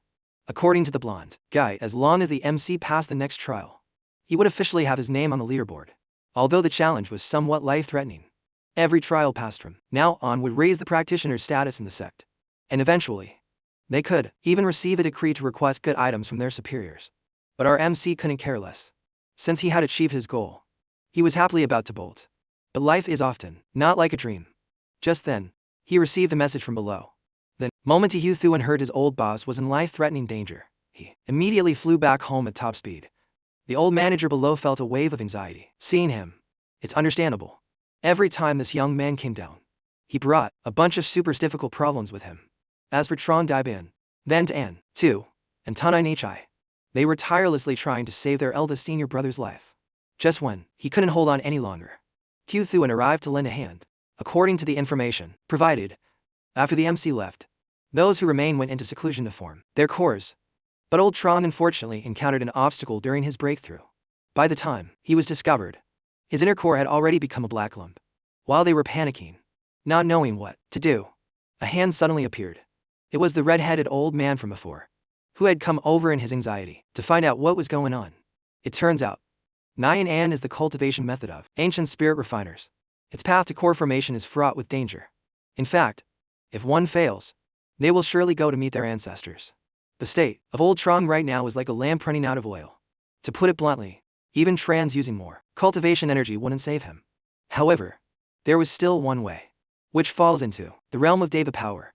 100 years of cultivation formed by those who reach this level is fully capable of regenerating the inner core of a level cultivator. But that method would harm the giver's cultivation. Therefore, it's something you can't just meet or ask for. Unless Yu Thuan could pass the 6th trial of the Starry Sky Out Polarity List trial, according to the sect's rules, he could ask for a few things. Just as he finished speaking, the ancestor quickly used his own cultivation to temporarily suppress the spread of the black key. But even with his full power, the big boss couldn't hold on for long. To be blunt, Thuan only had 4 hours to complete all the preparations. Currently, everyone at the Starry Sky Out Polarity List trial was buzzing about a contestant whose performance was even more outstanding than before. Even thinking that, the MC withdrew because he knew it was too difficult. Speak of the devil, and he shall appear. He even moved at lightning speed, kicking up a cloud of dust, then landed on the lava sea and glided straight to the finish line. Back to the one currently in the Phantom Wind/Rial. The Dharma idol continuously punched towards Ainian Hi to attack her, but it couldn't even touch a single strand of her hair, let alone injure her. In fact, she only needed to use her index finger to block the full power punch from the mannequin, despite the surrounding rocks and dust being sent flying by the shockwave. Right after her feet touched the ground, Ainian Hi summoned a giant ice sword and quickly advanced on her opponent, then gracefully leapt over a devastating purple flame. After a few beautiful 360-degree flips in the air, Ainian Hi continuously used her teleportation speed to appear at all the hotspots around the mannequin, accompanied by dozens of ice swords launched each time. As a result, the opponent exploded into pieces in just 10 moves. As for Yu Thuan, he sped through the steps in less than half a second. This made the crowd suspect that he had been hiding his true strength last time, and the incident even alerted those above, specifically the daughter of the Dao Domain ancestor, and also the ancestor's disciple. But only when he passed the 5th trial and entered the top 100 would he get their attention. As for Yu Thuan, he had now reached the Soul Wave trial, where he had to pass before the bell rang again. Immediately, the spiritual minus-type monsters quickly appeared and attacked him, but he only needed to dodge twice to successfully evade the attacks, then casually threw the palm strikes to send the creatures back to dust. The next second, he turned around and punched an ambusher straight in the face. But it was actually true in Hatdong. This young man had come to ask by Yu Thuan for help. It turns out all the vengeful souls here were sect disciples specially brought from the desolate wilds for training. At first glance, there were only a few stragglers, but they were actually ambushing in the dark. Even a peak gold core cultivator would have a hard time moving. Once he said that, there was no reason to stay. Time to run. But True Henhat's son wasn't so lucky. He was controlled by the vengeful souls and tortured until his scream shook the heavens. Watching the monsters pull the blonde kid's soul out, Yu Thuan was suddenly reminded of the slaughter beasts and slaughter spirits in the Fallens or Deep Abyss. So he immediately thought of a way to deal with them and threw a pill. The monsters were immediately attracted to it, giving them a chance to escape. After that, the MC continuously controlled their flight path and threw more explosives to find a way out, but eventually ran out. Seeing this, True Henhat's son volunteered to fight the monsters to open a path. Turns out, it was just bullying the small guy in front of them, so it roared and summoned its entire pack. Then they even merged into a super-supersized entity. Only now did they realize it was the nascent soul, so Emperor guarding the place. But it was a bit too late. With no other choice, the two ran to a barrier to hide, temporarily. Next, Yu Thuan did something that surprised everyone. He took out his cauldron. gathered fire, and began refining pills at high speed. By the time the barrier was broken, the cauldron's lid also opened and absorbed all the souls. Whether it was a soul emperor or a soul king, it all went into the pot to be cooked. Since he passed the trial thanks to the MC's help, True and Hat's undecided to go home and train to overcome the challenge himself. Right before our boy reached the next stage, the blonde man proactively revealed the challenge awaiting him ahead, which was to fight the next person who passed the trial, before wishing his benefactor well. The crowd outside finally realized our boy was the legendary white apothecary who once shook the lowest echelons of society. Although that great figure's pills were formidable, who would have thought he would use them to wipe out the entire 5th level? As soon as he arrived, a Dharma idol appeared very quickly. Q Thuan was frozen solid for a few seconds. It made sense. Not even in his wildest dreams did he think the Dharma idol he faced would be Nain Hi's. And she was even at the late gold core realm. As soon as he heard his opponent say she would beat the crap out of him, Bai Thuan didn't say a word and directly launched himself high into the air. He also conjured a pure ice sword in his hand. The moment the two blades, pulsing with immense frigid ki, clashed, smoke, dust, and lightning echoed throughout the area. The two main characters were even blown back by the equal force of the strike, but they immediately slashed again in less than a split second.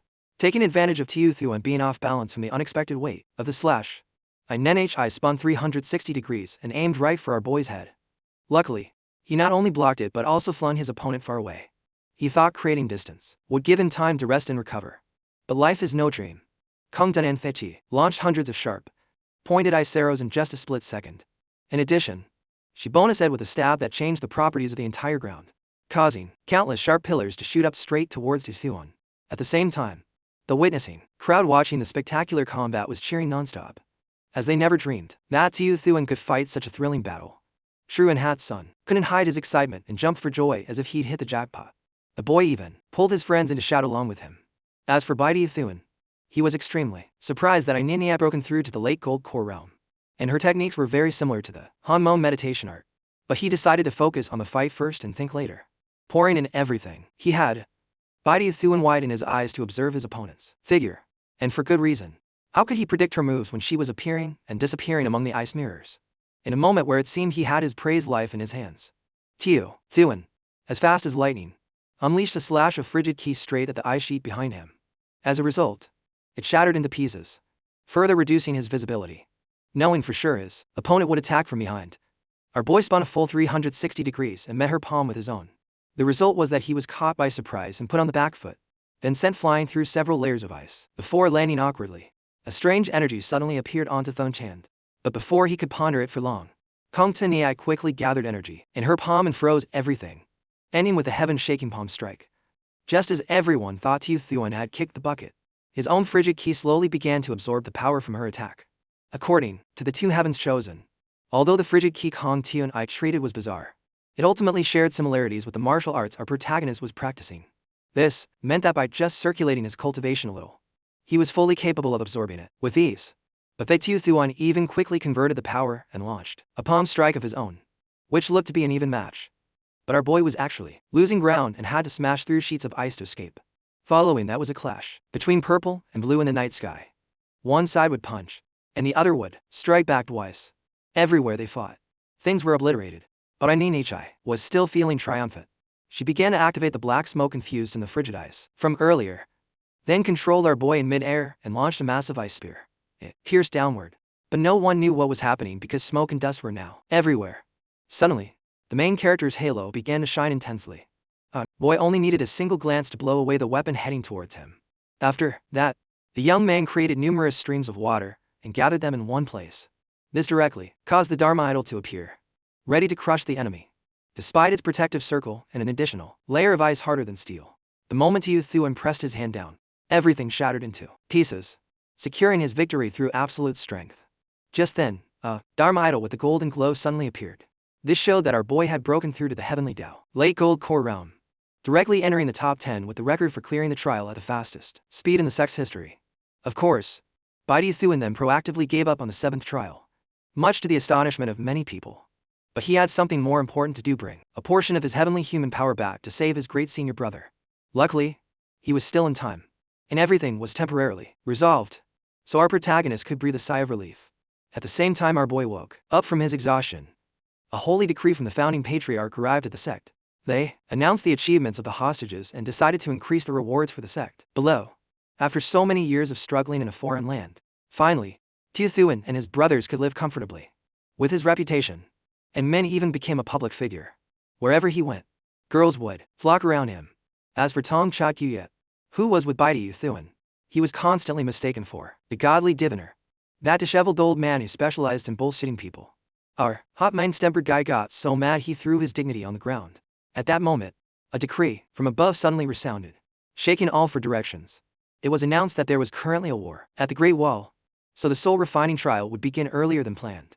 In 1 month, 1,000 people would be selected to participate. Hearing this, everyone was very surprised. Some had even been preparing for this event for a long time. According to information from the crowd, this was a test that could help a cultivator advance from core formation to nascent soul. Tom could not but get excited upon hearing this. He was determined to get into the top 1,000 and then crush the young ancestors faction. Manjia also quickly appeared with a heartfelt request.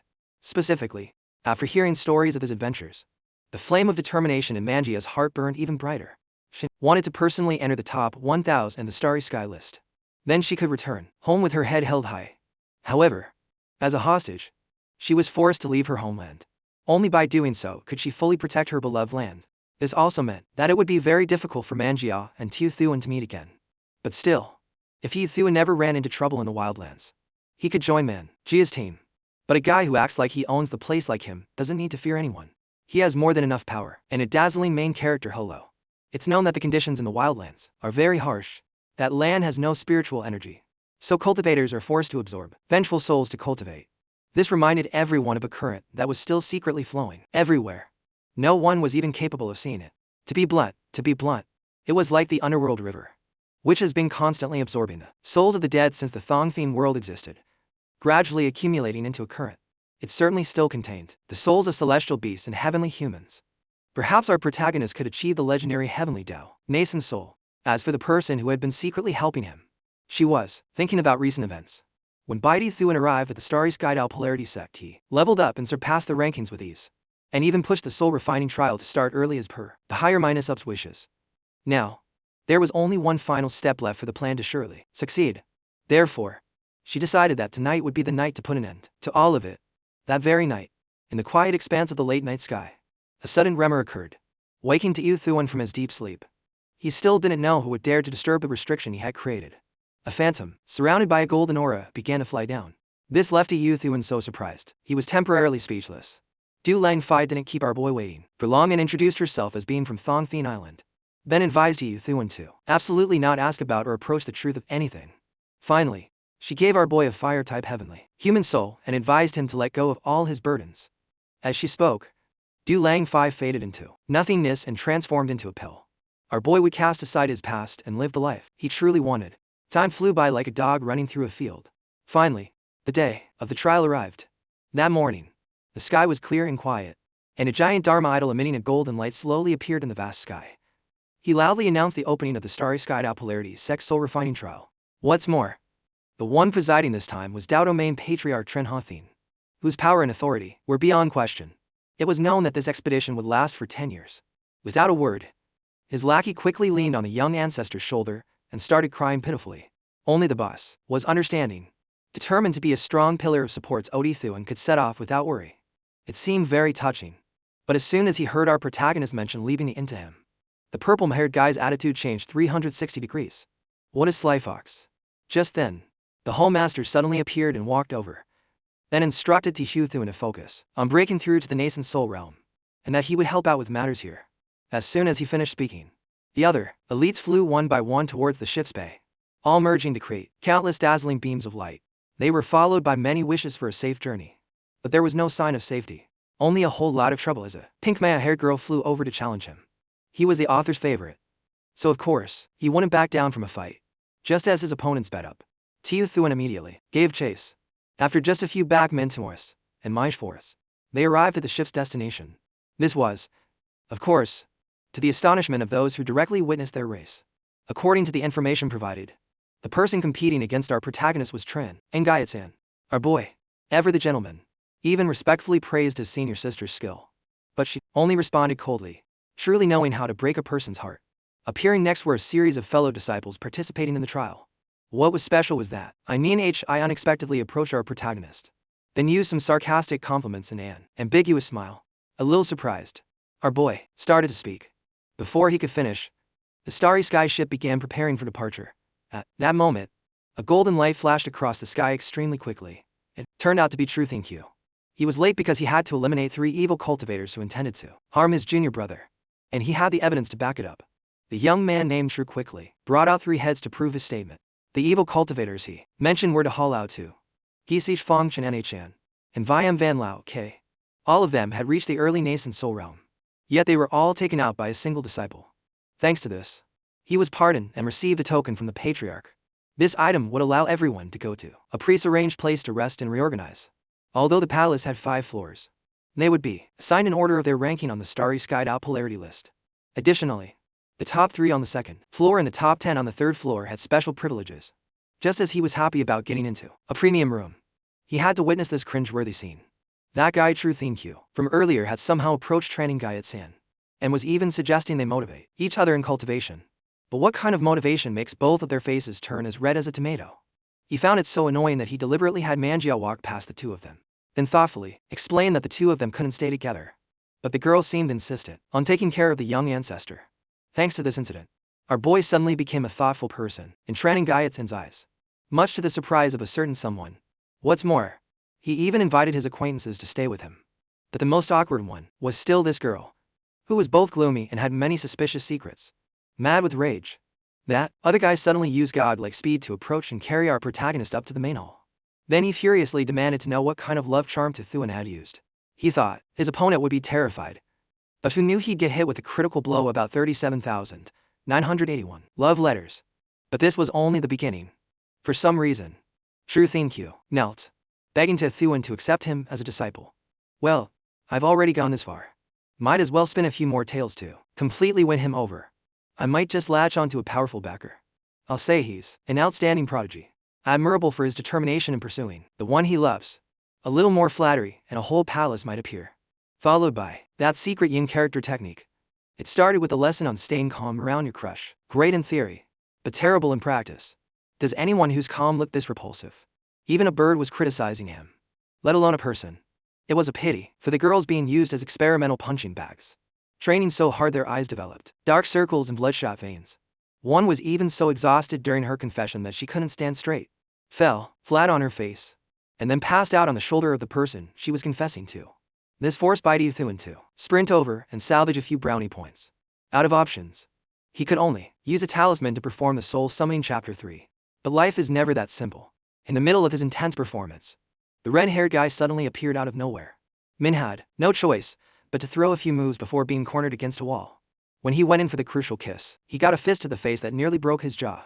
It made sense. While Tran Thing Q's side was blissful, this side was just repulsive. The beating was well deserved. But thanks to that, our Thing Q finally felt a gaze that was both curious and fiery. Finally, he used the ultimate move persistence beats handsomeness, following her wherever she went. But unluckily, a bird gifted him with an yen by. Out of options, the group had to work together to organize a spectacular grand entrance on an eagle for their senior brother. Amidst a romantic shower of rose petals and dim lighting, the young man stood with 1 foot high and the other low, then recited a temple-tied love confession someone else wrote for him. Something about a love so pure and beautiful, untainted, that would never change. Blah, blah, blah. He forgot his lines mid-speech and, while trying to remember, got struck by lightning. It wasn't until this moment that a rare moment of sincerity appeared. Although he regretted that things didn't go as planned, the feelings in Tran Thing Q's heart were completely real. Hearing this, and Gaiatsan also took the initiative to confess her own feelings. As for Thuan, the guy was thanking the heavens and the earth that everything had worked out. If not for that lightning strike, who knows when that dunce would have spoken his true feelings. Just then, the ancestor suddenly appeared. He angrily scolded the 2 for acting no different than children. Then he turned to the little rascal who had caused so much trouble. But the moment the ancestor left, the weather returned to normal. This meant that he was the one who had been secretly helping from behind the scenes. But thanks to him, the main character was able to befriend the genius senior brother and sister, even getting the opportunity to join them in their trial. This was a true case of using a small shrimp to catch a big lobster. It turned out the Divine Diviners group had all been assigned missions, so they couldn't accompany Theme Q and the ancestor. Their destination was the perilous Manhone, so they could only stand by helplessly and cheer for him to return famous, or at least keep his life to reunite with old friends. But Tiu Thuan had a completely different perspective. Besides having extremely powerful companions, he was confident that wherever he went, he would be as steadfast as Mount Tai. With the main character's plot armor surrounding him, what was there to fear? The moment he finished speaking, he ran and hugged all three of them. Then, holding back his emotions, he flashed a bright smile, finally turning his back to head towards the glorious future that awaited him. As for Manja, though she had long known she could never be with that man, after meeting, she could only watch from afar. But in her heart, she still wished him a safe and smooth journey. At the Dongmak Great Wall, Bai Tuan's group finally approached the gate, which led directly to the garrison of the Great Wall's defensive army. Of course, they were quickly stopped by the soldiers at the gate. At the same time, inside, a young man was writhing on the ground in agony for some unknown reason. The black smoke enveloping him was absolutely ghastly. Before anyone could wonder for too long, the soul, hiding deep inside the disciple, was quickly expelled. The creature looked exactly like what Tiu Thuan had encountered during his trial. Because of this, he couldn't hide the surprise on his face. Right after Tran Gaietz and presented her Starry Sky Dao Polarity Sect disciple token, they were quickly arranged to be let inside. As for the reason for such strict security, it was because people from Manhong had been continuously appearing, using disguises to sneak into the barracks. Because of this, anyone who wanted to enter had to undergo a soul examination, a magical art created from a special formation to check if there was anything wrong with their immortal soul. The first had passed smoothly, but when it was Tiu Tuan's turn, for some reason, there was no reaction at all. Afraid of being kicked out, he bluffed that the machine was broken. But this was only the beginning. The ground beneath him suddenly lit up with countless golden lights. They shot straight, high into the sky and transformed into a Dharma body. This soul form was known to the world as the Heavenly Tao Golden Core, something thought to only exist in legends. According to the information provided by the guide, the ancestor was currently at the top of the highest starry sky tower. He was borrowing the power of a true spirit to maintain the Great Wall's defensive formation. Just as she finished speaking and was about to lead the newbies up, she was suddenly stopped. Tran Gaietz suggested they observe the Great Wall first before deciding anything. Despite the recent constant outbreaks of war, with intruders from Manhong able to attack at any moment, reality isn't like a dream. That old couple was extremely determined, thinking that since they'd have to face it sooner or later, why be afraid? And so, the inevitable happened. Tiu Thuan, despite not wanting to, was forced to drag himself along behind them. Furthermore, to defend the front line bordering the perilous Manhong, the sect had stationed 5 entire armies there. Among them, the Bulbai army was the most valiant and fierce, and also held the title of the Great Wall's strongest fighting force. But those 2 eager lovebirds weren't even listening. All anyone could see was the young man, trembling like a leaf, handing water to his lover, and a spark flew between them, just like the spark of love. But then he told her to save a sip. For him, was that supposed to be sincere? It was just pathetic. As soon as they arrived and requested to go up, they quickly received an order from Commander Bai Lan. It was known that disciples had always feared the Great Wall like they feared their mothers. Yet now, someone actually wanted to go up to the wall. It turned out to be an acquaintance. Tran Gaietz had a lot of information on this commander. He was the sole heir of the Polarity Domain's ancestor, by Tran Thien, but he was completely different from other ordinary science. Not only was he not a debauched playboy, but he was also a strict cultivator. Upon arriving in Manhong, he quickly accumulated many military achievements, even becoming the youngest yet strongest among the 5 great commanders. Upon their arrival, what greeted their eyes was a scene of mighty soldiers with the aura of dragons. It was an incredible sight to behold. But beyond the wall was a Manhong filled with death, key, and danger. A desolate land devoid of life. Seeing is believing. Witnessing it firsthand revealed just how terrifying it was. Besides the thick, choking dust everywhere, there were creatures that were neither human nor ghost. It was so incredibly terrifying that Tiu Thuan was momentarily frozen, solid on the spot. He completely tuned out Tran Gaiet's introduction. In the end, Bai Lan gave them only one warning. He didn't care where or how they trained, but here, they absolutely must not be foolish enough to run outside the Great Wall. But the 2, blinded by love, started talking about a lobbying, and then tried to drag him along, making his face turn pale with fear. They didn't care that the man tribe outside was ferocious, and had even successfully developed a type of magic that could control resentful souls. As soon as he said that, an example appeared. A giant bird materialized out of nowhere. Without a word, Bai Lan summoned his weapon and threw it in one swift motion, piercing through the soul and instantly killing the enemy. But all of that was just a warm cube. From behind, a man with countless strange symbols on his body began to appear. He quickly activated a divine ability, creating magic circles and soaring into the sky. Then, the entire area was flooded with souls. Along with the beasts below, they began to charge forward in a ferocious assault. But the other side wasn't weak, either. They immediately drew their bows to heat things up. Besides their sheer size, all the arrows were buffed with fire and water, making them several times more powerful. But the number of enemies that got through and breached the wall was just as high. And so, everyone's fighting spirit was ignited. Even Yu Thuan, who wanted to hide, couldn't hold back, and was forced to act. He dove to the ground, surrounded by countless red lights. Then, he killed a dozen with one stab and merged them all into a sword. But he couldn't avoid a mistake and had to be saved by an ice shield from his teammate. The thing showed no signs of stopping, because what appeared next was a Soul Emperor.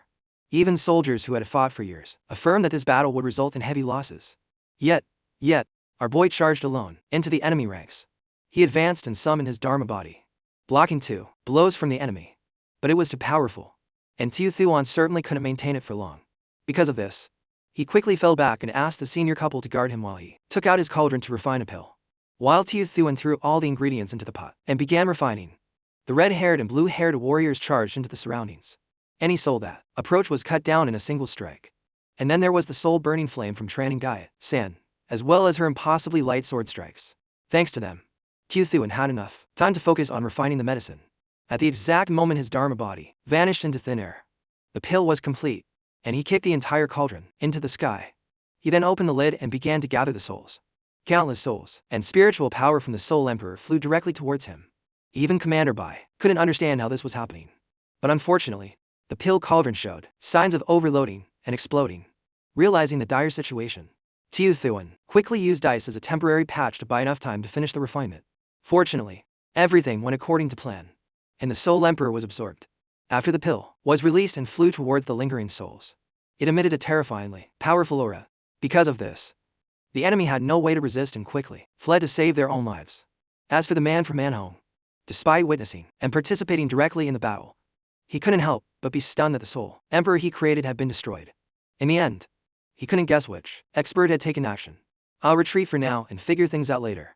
Back to Yu Thuan, he slowly descended to the ground amidst the roaring cheers of the soldiers. It was only right. Thanks to him, today's battle became the fastest repulsion of a soul tide in history. Afraid the enemy would discover something suspicious about him, Yu Thuan bluffed that adversity forges diamonds. So he wouldn't talk. Then, he said he was determined to refine a better soul-gathering pill for everyone. Thanks to that, he both gained goodwill and had an excuse to refuse to leave the city. Who knew he would receive an invitation to serve under the commander? At first, he acted like he had his own ideals and wouldn't accept the offer. But when he heard the rewards were 5 times that of the sect, he quickly jumped at the chance. Why wait? The first time he stepped into the commander's territory, Yu Thuan felt like a country bumpkin. The sight truly overturned his imagination. Commander Bai Lan led the way, introducing various things and saying that he had always valued talent. One just had to look at the alchemist around to understand his previous statement. However, Yu Thuan was really disappointed because no one caught his eye enough to surprise him. Some used techniques that were too common, others used ancient secret arts. That they mainly relied on items with hidden attributes while their own strength was lacking. This kind of thing definitely wouldn't last long. It was only good for show. Even more ridiculous was the rainbow chemist refining an invisible pill. Yet the commander still spoke with such pride. Bai Lan explained that as long as they produced results by the end of the month, the process didn't matter. If that were really true, Yu Thuan guaranteed that more than a few of the alchemists here were faking their way through. Not only that, besides the frauds, there were also people who played by unspoken rules. Like this old man, Juju. But before that, they had to tour the villa, specially prepared for Yu Thuan. With this massive area, it was 99% certain he would develop as fast as a soaring dragon. Definitely faster than training on his own. He only regretted one thing, that senior brother True was out on a training mission and couldn't enjoy such good conditions. The commander himself said this was the best villa here, and it would beat New Tuan's residence from now on. Of course, good conditions must be paired with good results. That was easy to understand. But looking at the token in his hand, Yu Thuan wondered why it was number 7. Could it be there were 6 other similar villas ranked ahead of this one? The commander's silence meant yes. He only affirmed that this place was reserved for the talented. No matter who it is, if they enter the Gongjai Luju without a token, they will be killed on sight. Hearing this, Jia Ji's lackeys ran for their lives. Yu Thuan didn't know what to say other than a polite compliment about the commander being so decisive. But who would have thought Bai Lam would take it seriously? Not only that, he even added words like brilliant, divinely martial, and unparalleled talent. And that's not all. He even added, "Although it's true, I don't want to hear it." The only phrase Bai Lan liked to hear people say about him was, "Bai Lan has the best great-grandfather in the world." Tiu Thuan had met countless types of people, but he had to admit this one was a first. It was the first time he'd heard a privileged heir speak so arrogantly about his connections. And what was worse, he couldn't even refute what he said. The bottom line was, Bai Lan just needed to capture more resentful souls and gain more military merit. So he wanted Tiu Thuan to refine even more powerful pills. Tiu Thuan stood stock still, not daring to argue. A privileged heir wasn't scary. What was scary was one who had both ability and presence. But wait a minute. He was also a young ancestor of a sect. So how could he let himself be outdone like this? Tiu Thuan immediately turned and made some extremely outrageous demands. Just looking at the endless scroll, you could tell a mountain of money would be needed. Yet, the commander didn't even glance at it, directly approving everything, as long as he got results. Hearing this, Tiu Thuan replied, confidently, "In the field of medicine refining, I am the father of all alchemists. When two arrogant people meet, their boasts echo to the heavens." Bai Lan quickly had his men prepare the materials, doing everything he could to coordinate with Tuan's pill refining. Exactly 2 hours later, a long line of people snaked its way into the villa, transporting supplies for Tiu Thuan. Just the shimmering golden arrow one official owned would be a fortune for a normal person. Of course, old Juaju would become envious. He would definitely find a way to cause trouble. Meanwhile, Tiu Thuan confirmed with the general that he had received the necessary materials. Before leaving, she kindly reminded him that this was all they had in the entire area, so he should try his best not to mess up. As soon as she left, Tiu Thuan slammed the door shut, refusing to see his lackeys to avoid ruining his good mood for the day. Next, he started up 8 pill cauldrons, comfortably unleashing all the skills he possessed. Claiming to be the father of alchemy, he naturally had some very special tricks. In just an instant, Tiu Thuan had finished all the initial steps that would take a normal person half an hour to prepare. At this point, he decided to stop and continue tomorrow since it was already dark. Just then, Jezhai's group used a secret path to sneak into the villa, heading straight for the super valuable arowana pond. Mijai skillfully scooped up a whole batch of fish and was about to make a quiet getaway. But who said he could leave without greeting the host? Tiu Thuan suddenly appeared above and greeted the thieves. He thought they would panic, but instead, they arrogantly boasted that anyone who dared to offend Tuji would suffer a fate worse than death. Tiu Thuan was truly scared, so he let the arowana in his hand do the work, freeing its swallowed brethren while stirring up the water to give the fish thieves a lesson they'd never forget. Jua judged towards Tiu Thuan, but he was sent flying back to square one by an arawana's kiss. In the end, the whole group was left hanging from a tree until the next morning. As the sun rose, Tiu Thuan continued refining pills. When he reached the step of condensing the ingredients into a pill, Meijui's group appeared again. This old man really knew how to pick the perfect time to sabotage. And he even used the most vicious trick in the world, a heavenly thunder talisman. It's just a pity he messed with the ancestor of Tailmisnums, so it backfired spectacularly. It even created a booming thunder and lightning effect, helping Tiu Thuan show off to his neighbors. Besides, he needed heavenly thunder to increase the perfection of his pills. No sooner said than done. Tiu Thuan had the arowanas merge into one, fly up to swallow the heavenly thunder, and fuse the lightning with the pills to increase their power many times over. One side was met with soaring success, while the other was scattered, each with a different kind of cast. And that's not all. Karma came swiftly after with the leftover bolts of heavenly thunder. 3 times the charm. The next morning, Juajai once again led his troops to Tiu Thuan's door to see what was happening. Just then, the pill cauldron showed signs of cracking. This was a sign it was about to explode. So Tiu Thuan incisively threw it outside, accidentally hitting the lackeys. And that was the end of them. Oh, wait. There were still about 3 more cauldrons about to explode. With the cannons loaded, Tiu Thuan just had to aim and fire, destroying this entire territory without fear of being reprimanded by Bai Lan. Of course, the commander appeared very quickly to ask what happened. Mai Jiazi seized the opportunity to accuse Tiu Thuan of using it as a pretext to embezzle supplies and destroy the evidence. While the old man was busy fabricating stories, Tiu Thuan had already prepared all his acting props. 3, 2, 2, 1, action. Tiu Thuan got into character. Crying tragically while talking to the pill cauldron, he poured his heart out, saying he knew the war was tense. So he had done his best to help the commander and finally found a way to increase the pill's power. But, unfortunately, he failed. He was very worried about where the commander would find a second person like him. The person who could refine a true battle-winning treasure was one of a kind. Great acting. But unfortunately, Bai Lan never gave failures a second chance. So, according to military rules, Tiu Thuan was to be executed. Suddenly, the alarm horn blared, which meant the man-home forces were attacking again. The situation was urgent. So the commander gave to Thuan the choices: either commit suicide on the spot or go to the front lines and kill the enemy. It was obvious which one he chose. However, given the number of enemy troops, fighting them head-on would be suicide. So, Tiu Thuan had a proposal. He asked the general to have his men bring out the 5 remaining cauldrons from his house, then channeled power into the launch platform and introduced the Pill Cauldron Divine Cannon, which was now officially in action. Tiu Thuan began the countdown: 3, 2, 1, and look at that incredible, sealing maze-shattering power. The subsequent cauldrons were even more terrifying, firing 3 or 4 shots at once. The commander had never experienced such a refreshing feeling. The battle ended without our troops even needing to step outside the fortress. This was definitely a resounding victory. So, from this day forward, Bai Lam promoted Qiu Thuan to commander of 100, second only to the commander himself. Villas 7 through 10 would all be used for him to refine pills.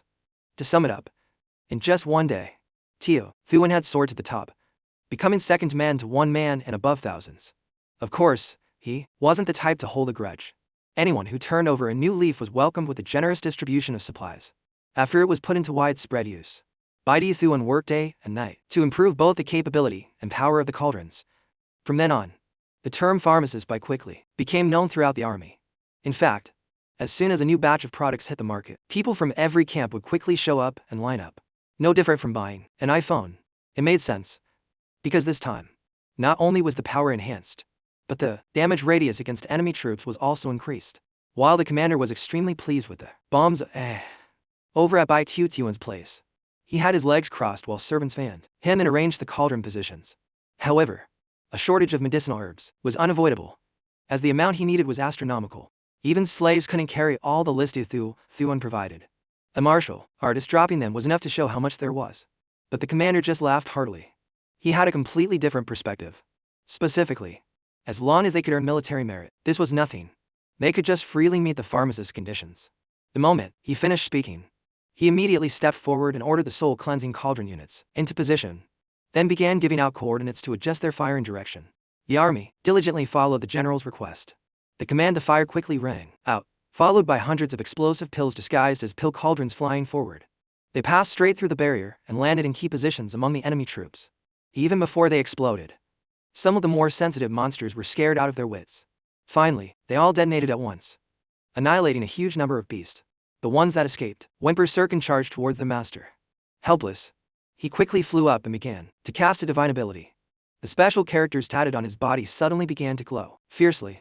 It created a golden light so brilliant it blinded the entire sky. The monsters also slowly returned to normal because of it. They were about to continue fighting, but the scene before them was too brutal. The battle hadn't even truly begun. The fighting strength of their armies had already suffered heavy losses, coupled with the fact that the Hong Tran ancestor was about to arrive at the main camp. The current situation was like 1,000 houndway hanging by a single thread. As he was deep in thought about his future, a servant suddenly appeared and presented the name and family history of the person who created the pill cauldrons for the Great Wall Army. It turned out to be a familiar face. Reading the name and lineage was enough to understand. As for our boy, he was happily being served food and drinks right to his mouth, and he was even being picky and refusing to accept it. He demanded that the ingredients include the first drop of melted snow before dawn from a 10,000 thou. Pekin wanted barbar cooked with 9 heavens mystic fire using 10 thous, and whole Yulin orchids to enhance the aroma.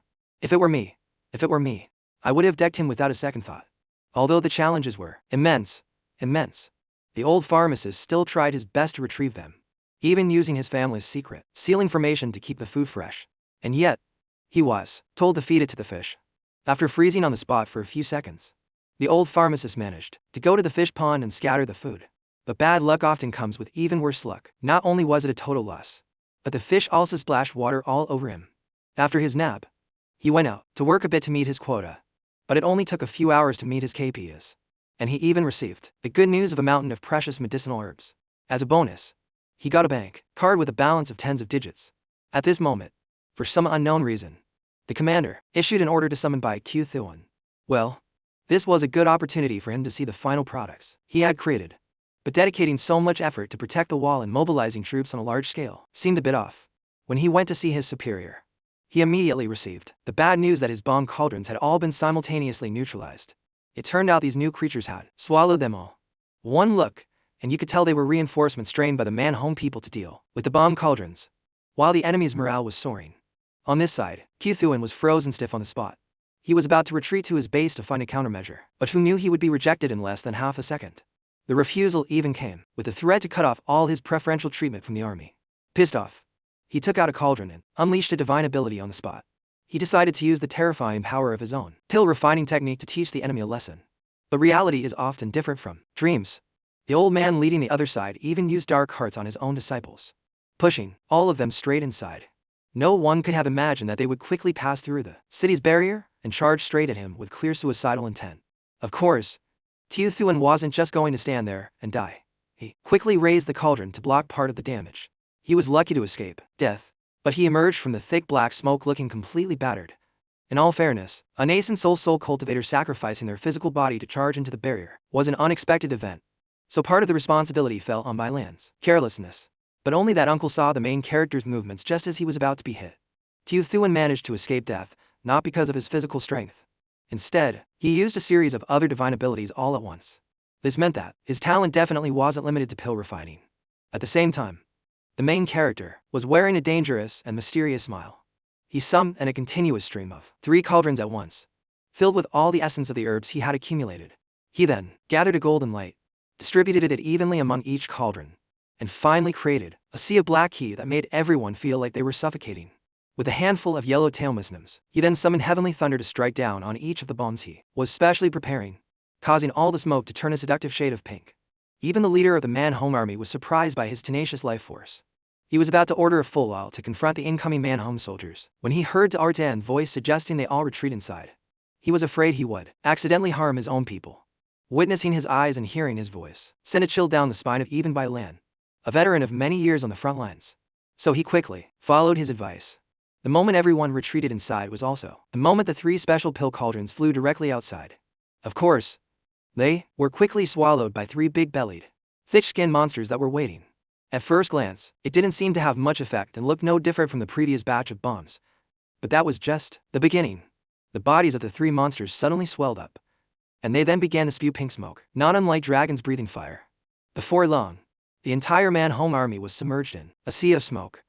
Thinking the pill would only throw the enemy into chaos, how could Bai Lan have expected that the people and beasts below would go into a frenzied heat? And so, a horrifying scene began to unfold as the enemy army quickly pressed the self-menace destruct button under the powerful effects of the Dream Mystic pill. Regardless of species or cultivation level, it was difficult for any creature to suppress the crazed instincts within them. The inevitable finally happened. The old man leading the Man-Home army was quickly approached and taken care of by his own soldiers. Witnessing that scene for a moment made the main character unable to suppress a loud, cunning laugh. Quickly realizing he had gone a bit too far, he did a complete 180, turning to pretend he was an innocent saint who knew nothing. But how could Bai Lan miss out on a talent of this caliber? He quickly rewarded Tiu Thuan with 100,000 military merits, then directly promoted him to commander of 100 of the Bobai army. On the other side, the old commander of the Man-Home army was seething with rage, even putting our boy on his army's assassination bounty list. At this moment, the space in front of them was suddenly torn apart. A woman emerged from the rift.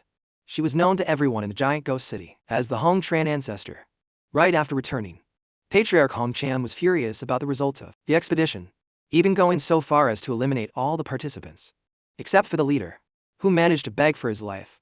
Back in the stronghold for a moment, it's known that among the great legions of Man-Home, the forces of Siu Kwai City are exceptionally outstanding, and that Patriarch Hong Chan is known as the only daughter of the demigod Siu Kwai Vuong.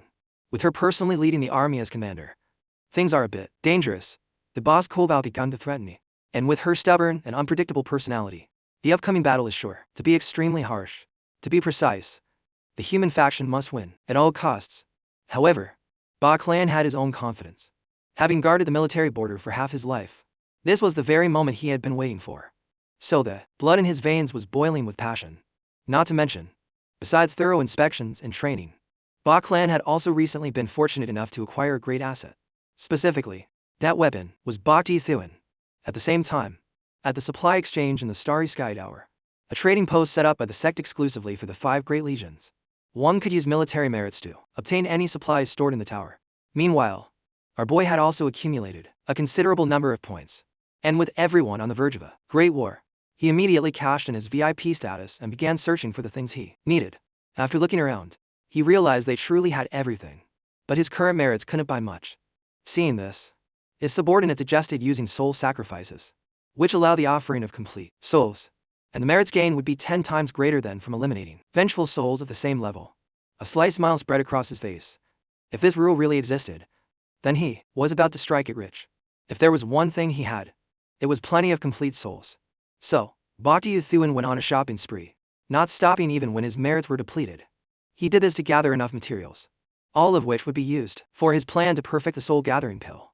Even the porter was stunned by the sheer quantity. In all his years, he had never seen a great lord spend so lavishly. He immediately returned to secluded cultivation. And after much effort, our boy finally achieved some success in the Undying Codex.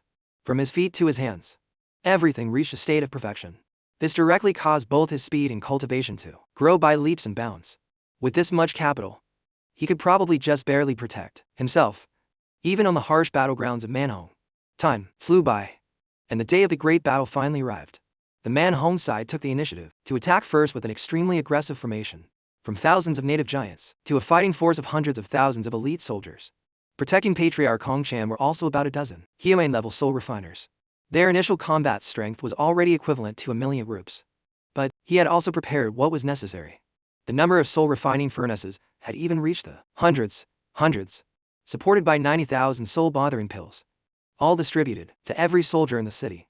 In this major battle, Ba Clan couldn't be distracted by looking after Tu Thuan, so he decided to put him in command of a unit stationed right in the city, providing flexible support when really needed. But the soldiers seemed a bit hesitant. It made sense. Although he was a skilled alchemist, he was still nothing more than a newbie, so they still couldn't completely trust him on the battlefield. He was even mocked by people from other units. But for this situation, he had come prepared. He didn't say a word back and directly took out a set of exquisite armor from his storage bag. This was an item stored in the Starry Sky Tower, so its quality was undeniable. But it was nothing compared to the quantity he had left. He even let the soldiers under his command choose freely. Thus, their morale was greatly boosted. Hu Jin quickly added, "Master, pretend as if Tu Thuan spent a huge amount of his merits in the tower just to get equipment for his subordinates. It even came from his personal account. So who wouldn't be moved?" Taking advantage of the high morale, our boy issued his first military command. All of them had to return alive. And just like that, he easily won the trust of all the soldiers present. Just then, the situation outside underwent a major change. Several old men were seen continuously weaving hand seals, performing some kind of summoning spell. Very quickly, hundreds of thousands of souls gathered before the Grand Army. Coupled with the strange music from that Hongchan woman, they all quickly fell into chaos, then directly merged into the form of the Grim Reaper.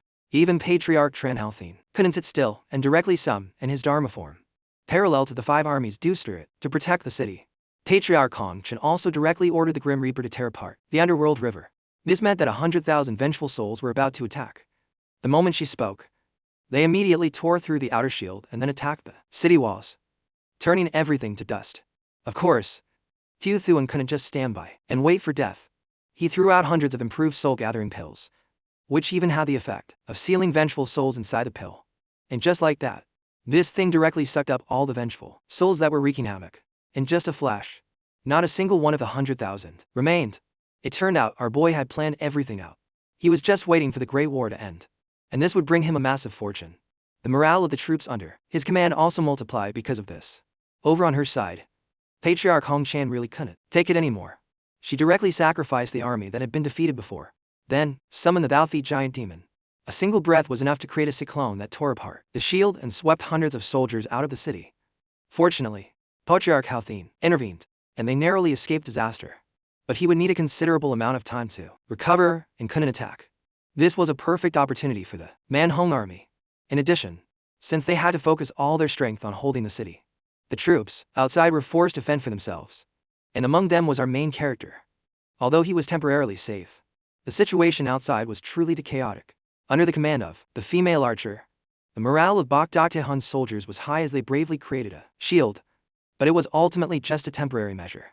So, our boy had to personally use an eye-space divine ability, then summon dozens of sharp spikes to pierce through the Manhong forces. Noticing the other side was in deep trouble, with some even dying helplessly, our boy couldn't hide the worry on his face. The moment the giant shattered the shield was also the moment Tu Thuan arrived in time. He directly used ice to completely freeze the enemy's movements, creating an opportunity for the soldiers to charge in and attack. Some slashed at its legs, causing the giant to lose its balance. then used arrows to hit its hands and distract it, finally allowing our boy to seize the opportunity to fly up and approach its head, then directly stab his sword into the enemy's neck. Along with a scream that tore through the sky, Tiu Thuan used his sword to rip apart his opponent's head, buying a little time for his brothers to remember the fallen warrior. The commander on the other side had no choice but to bow his head and ask for our hero's help, because with their current combat strength, going out there without Tiu Thuan's support would be no different from diving headfirst into hell. The fire within our boy was rekindled because of this. He decided he would try his best to bring everyone back to the city safely. Upon hearing this, the soldiers unanimously swore to follow Captain Bok Vu to the death. No sooner said than done.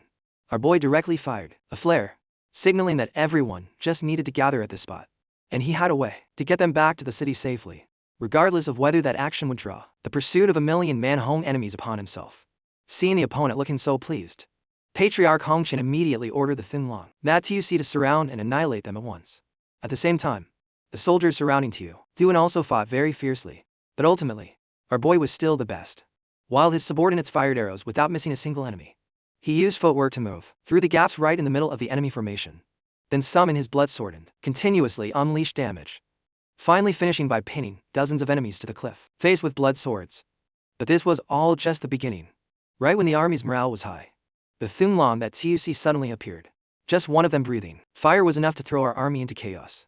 Then they followed up with a finger-pointing move that summoned a rain of magma. Of course, our hero couldn't stand by any longer. He quickly swept his hand to create an ice shield in the sky, then directly took 6 attacks from 6 directions, finally throwing a palm strike to freeze the entire assault. Taking this opportunity, our boy ordered all soldiers to move and gather towards him, then accumulated frigid ki in his 5 fingertips, and cast the frigid school meditation art, freezing the entire man-home force that was present. But in return, he couldn't hold on any longer and collapsed from exhaustion on the spot. This showed that he had consumed his spiritual energy too quickly. But now was also the time. The soldiers from all over had fully gathered, and our boy could only get up and led the army to carve a bloody path back to the city. Seeing her side losing and the enemy's morale soaring, Patriarch Hongqian angrily dispatched the Blood Spear tribe, even threatening that if they couldn't kill our hero, they would be exterminated. At the same time, the city wall received news that their troops were returning from battle and requested to be dispatched for support. Of course, the Patriarch had no reason to refuse, and even issued an order that they must bring everyone back alive. But the other side was in a hurry now. Before they could get far, they were ambushed by hundreds of blood spears. With just a glance at the attack method and the ancient spiritual power from the enemy, our boy immediately recognized a cultivator at the early nascent soul stage. Before he could finish his thought, the giant great chieftain flew straight down, accompanied by a spear slam into the ground. The shockwave it created was enough to make several soldiers unable to stand. Pointing his spear straight at our boy, the giant charged forward. But faced with this very critical situation, our hero had no choice but to summon his rare pill furnace, then made it collide with and knock away the enemy's weapon. He then moved straight forward to distract the opponent, conveniently summoning his own spear and directly confronting him face to face. Of course, he continuously ordered everyone to get out of there. As for himself, he would fight to the death to hold back the enemy, despite being completely exhausted. Realizing his skill wasn't enough for a head-on clash, he quickly used footwork to create dazzling movements, then threw a punch straight at the enemy's arm and then stabbed with his blood sword, drawing 2 lines of blood. Taking advantage of the moment, the chieftain dropped his weapon into the air.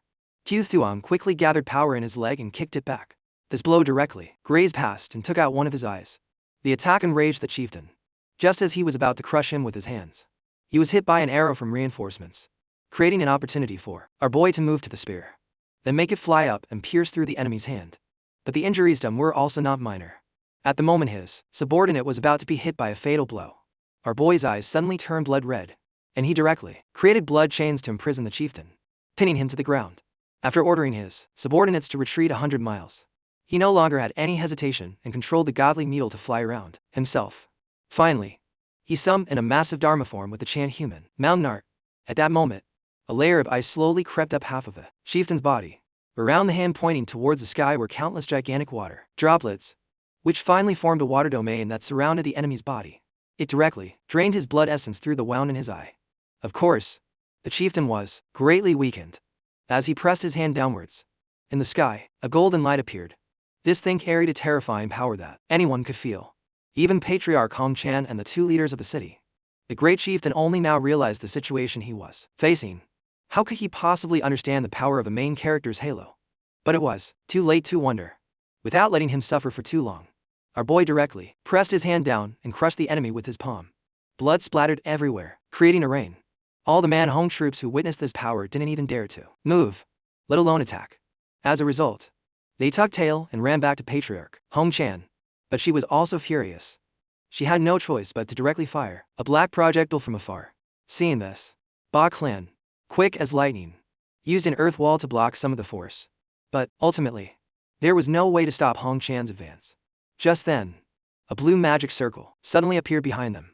It turned out the city's patriarch had personally stepped in to help, and then he directly ordered the 5 armies to launch a full quill attack. It made sense. When would be a better time to counterattack? The Man-Hong patriarch could only accept the harsh reality that continuing to fight was futile. She quickly gave the order for the entire army to retreat, simultaneously promoting Tu Thu into 10th position on the list of those who must be killed. She even offered a heaven beast soul to whoever could get his head, and anyone who captured him alive could meet Hong Chen directly to receive their reward. By the time he opened his eyes, he saw his subordinate and the scar-faced old man worrying outside. But they wouldn't admit it out of embarrassment, then used the excuse of drinking with their brothers to leave Tuan's hall. But before he could go back into rest, he had distinguished guests. It turned out to be the 4 commanders of the other 4 army branches. Before he could understand what was happening, they had continuously approached him and made extremely attractive offers. The Black Demon Army offered double the benefits to Hong Thuan was currently receiving. 7 kills offered triple, and another went above 3. But they still lost to soul extinction with a bonus of 3 wishes and a super high compensation package. Just as they were about to poach him for themselves, Ba Clan suddenly appeared and interrupted the conversation. As a result, our boy had to pretend to tell them all to leave and swore to live and die with Commander Bach. Although he knew this kid was a smooth talker, Ba Clan still took out a box that could both glow and fly. The 4 commanders immediately recognized the aura of a nascent soul pill. Because of this, they decided one by one to turn around and leave.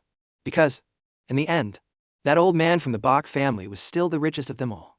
After everyone had left, Ba Clan quickly approached and told him to focus on using the nascent soul pill.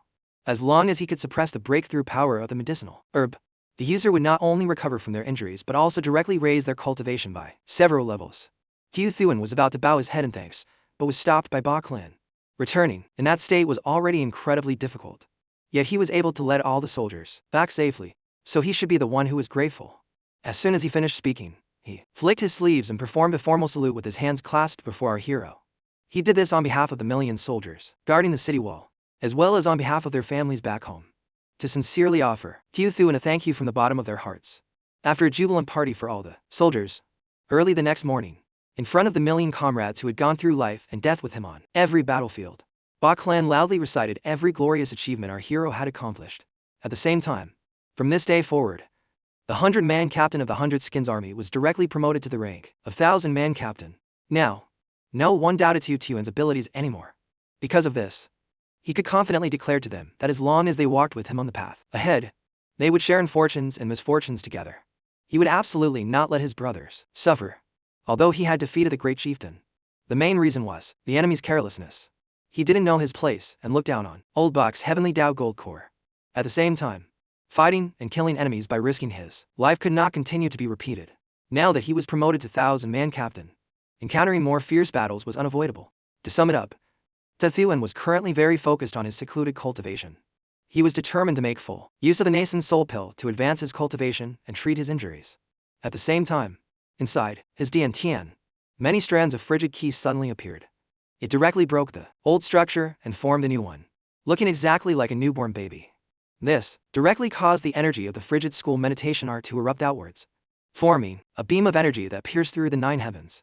But he hadn't anticipated that he would be unconsciously teleported away from the city. Through this, it became clear that breaking through to the great perfection of the gold core realm also helped him reveal the full potential of the Undying Codex.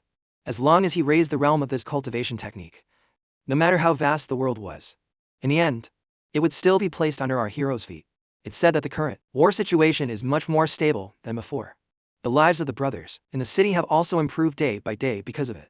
Although the great credit for that was all earned by Tu Thuan, our boy seemed a little off. Not only was he not the least bit interested, but on the contrary, he seemed extremely bored. It made sense. A military man had to use military merits to build his career. So a peaceful life like this only wasted more time.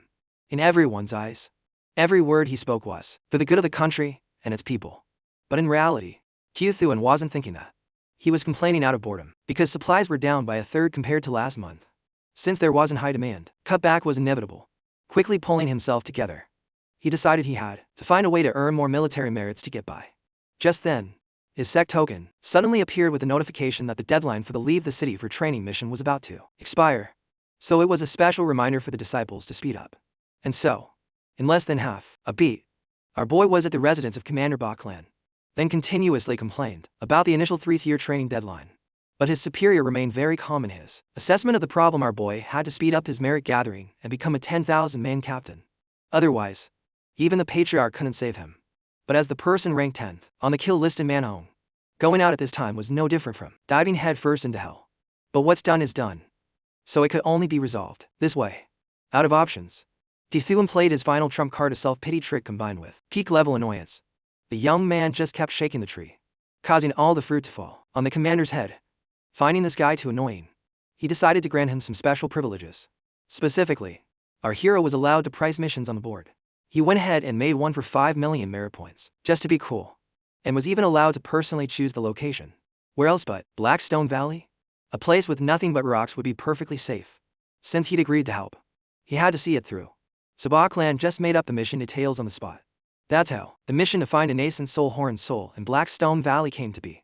These were like parallel lines, because that horned soul had never once appeared in Blackstone Valley.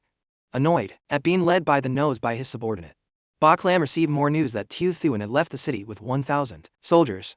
He couldn't take it anymore and shouted loudly in anger. But other than that, there was nothing else he could do. But as soon as he left the city, the young man immediately found some mischief for himself. Without giving his subordinates any warning, he had prepared a super ridiculous mask. Lulai was so startled, she drew her sword to attack. Only when the old general did his signature, but wiggle with his hands, did she stop. Because this thing was none other than the password of Diu Tuan's army. Quickly arranging his men at the calculated positions, he went alone to collect souls in the middle of the valley. Now, he just needed to take out the tool to complete the mission. On a side note, this was the thing he had snatched from the poor commander. At the same time, the people from Manhong on the other side were also capturing a nascent soul. Waiting until our boy was chasing it close, they threw their weapon and neatly snatched it. You could tell from his scrunched mouth face just how annoyed he was. According to observation, the man in front was called 7th Master by his subordinates. Since this trip couldn't be revealed to the outside, the group decided to silence the witness. As soon as he finished speaking, 2 subordinates summoned purple chains and threw them straight at his face. But he caught both of them in his hands, then pulled hard and used the momentum to launch a kick. Seeing this, the 7th Master waved his hand and summoned his skull, which of course was quickly frozen by Qiu Thuan, even causing a backlash that sent his opponent tumbling to the ground. This accidentally revealed the true nature of the soul cavern, and this was also what the old man was searching for. So he couldn't help but show a trace of joy. He ordered the 100 gold core realm cultivators in ambush to appear, pointing straight at him and threatening to end the life of the unlucky young man. Seeing this, our boy cooperated and pretended to be scared. But his last line was strange. He called 1,000 men to fight their 100. They tried to use their status as subordinates of Patriarch Hong Chan to intimidate him. Though while the timing was right, they had the wrong target. The soldiers around them began to tap the pommels of their swords against their sheaths. This was the signature symbol of the backed by army, a force that was sworn enemies with Hong Chan's side. He didn't bother hiding anymore and revealed his face. After a bit of fun, Qiu Thuan successfully captured the 7th Master. But he bluffed that he was just here to enjoy the scenery and appreciate life more. As a result, he was gifted a whole string of rosary beads made from soul ground gathering pills. Each bead had the function of sealing souls. One look and he knew what position he'd be playing. What else but bait to learn nascent souls and earn military merits? If he cooperated now, he might keep his life. Staying here and being tortured by this group would be no different than kicking the bucket. The 7th Master only had time for that thought before he flew straight down to begin his mission. By the time Lula and Qiu Thuan arrived, the old man had already made quite a bit of progress on his deadline. Our boy continued to throw the Manhong people down one by one.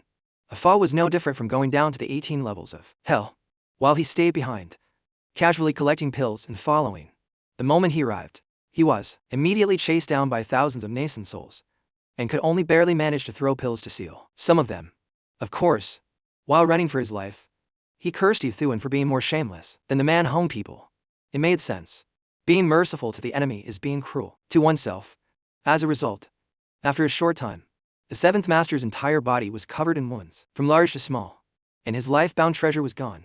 If he continued to plunge down now, he would surely be shattered to pieces. Knowing he couldn't force someone who was at their wits' end, our boy personally took the string of soul-gathering pills and flew straight down, then performed a series of very smooth actions in one go. In short, it didn't take nearly as much time and effort as it did for old man seventh master. Right at this moment, the space around the cave suddenly underwent a great change from below. It wasn't clear what kind of creature was emerging, but it was this gigantic.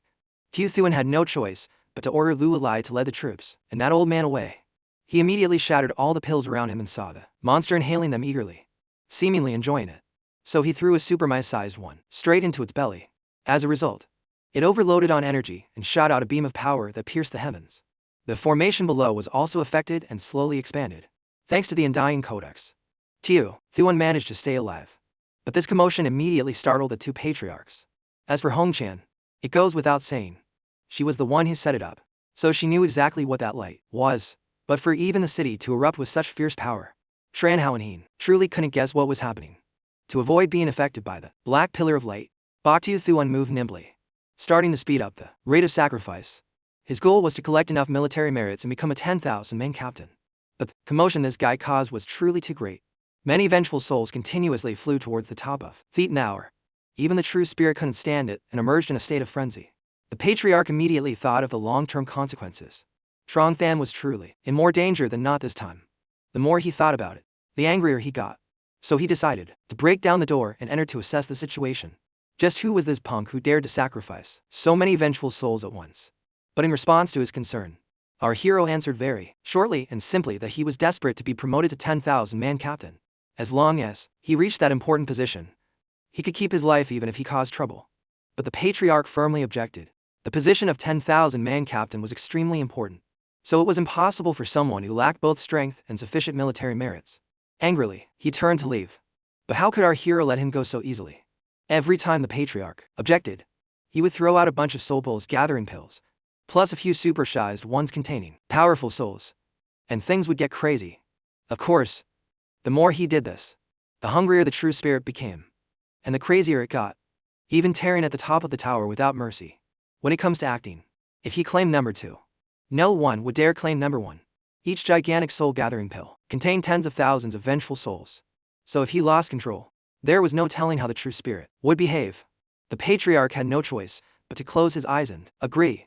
He then took him to the top of the tower along with the head of the back by army, and then reported to the lofty true spirit that 1,000-man captain Tiu Thuan had outstandingly accumulated enough military merits, and requested permission to promote him to 10,000-man captain.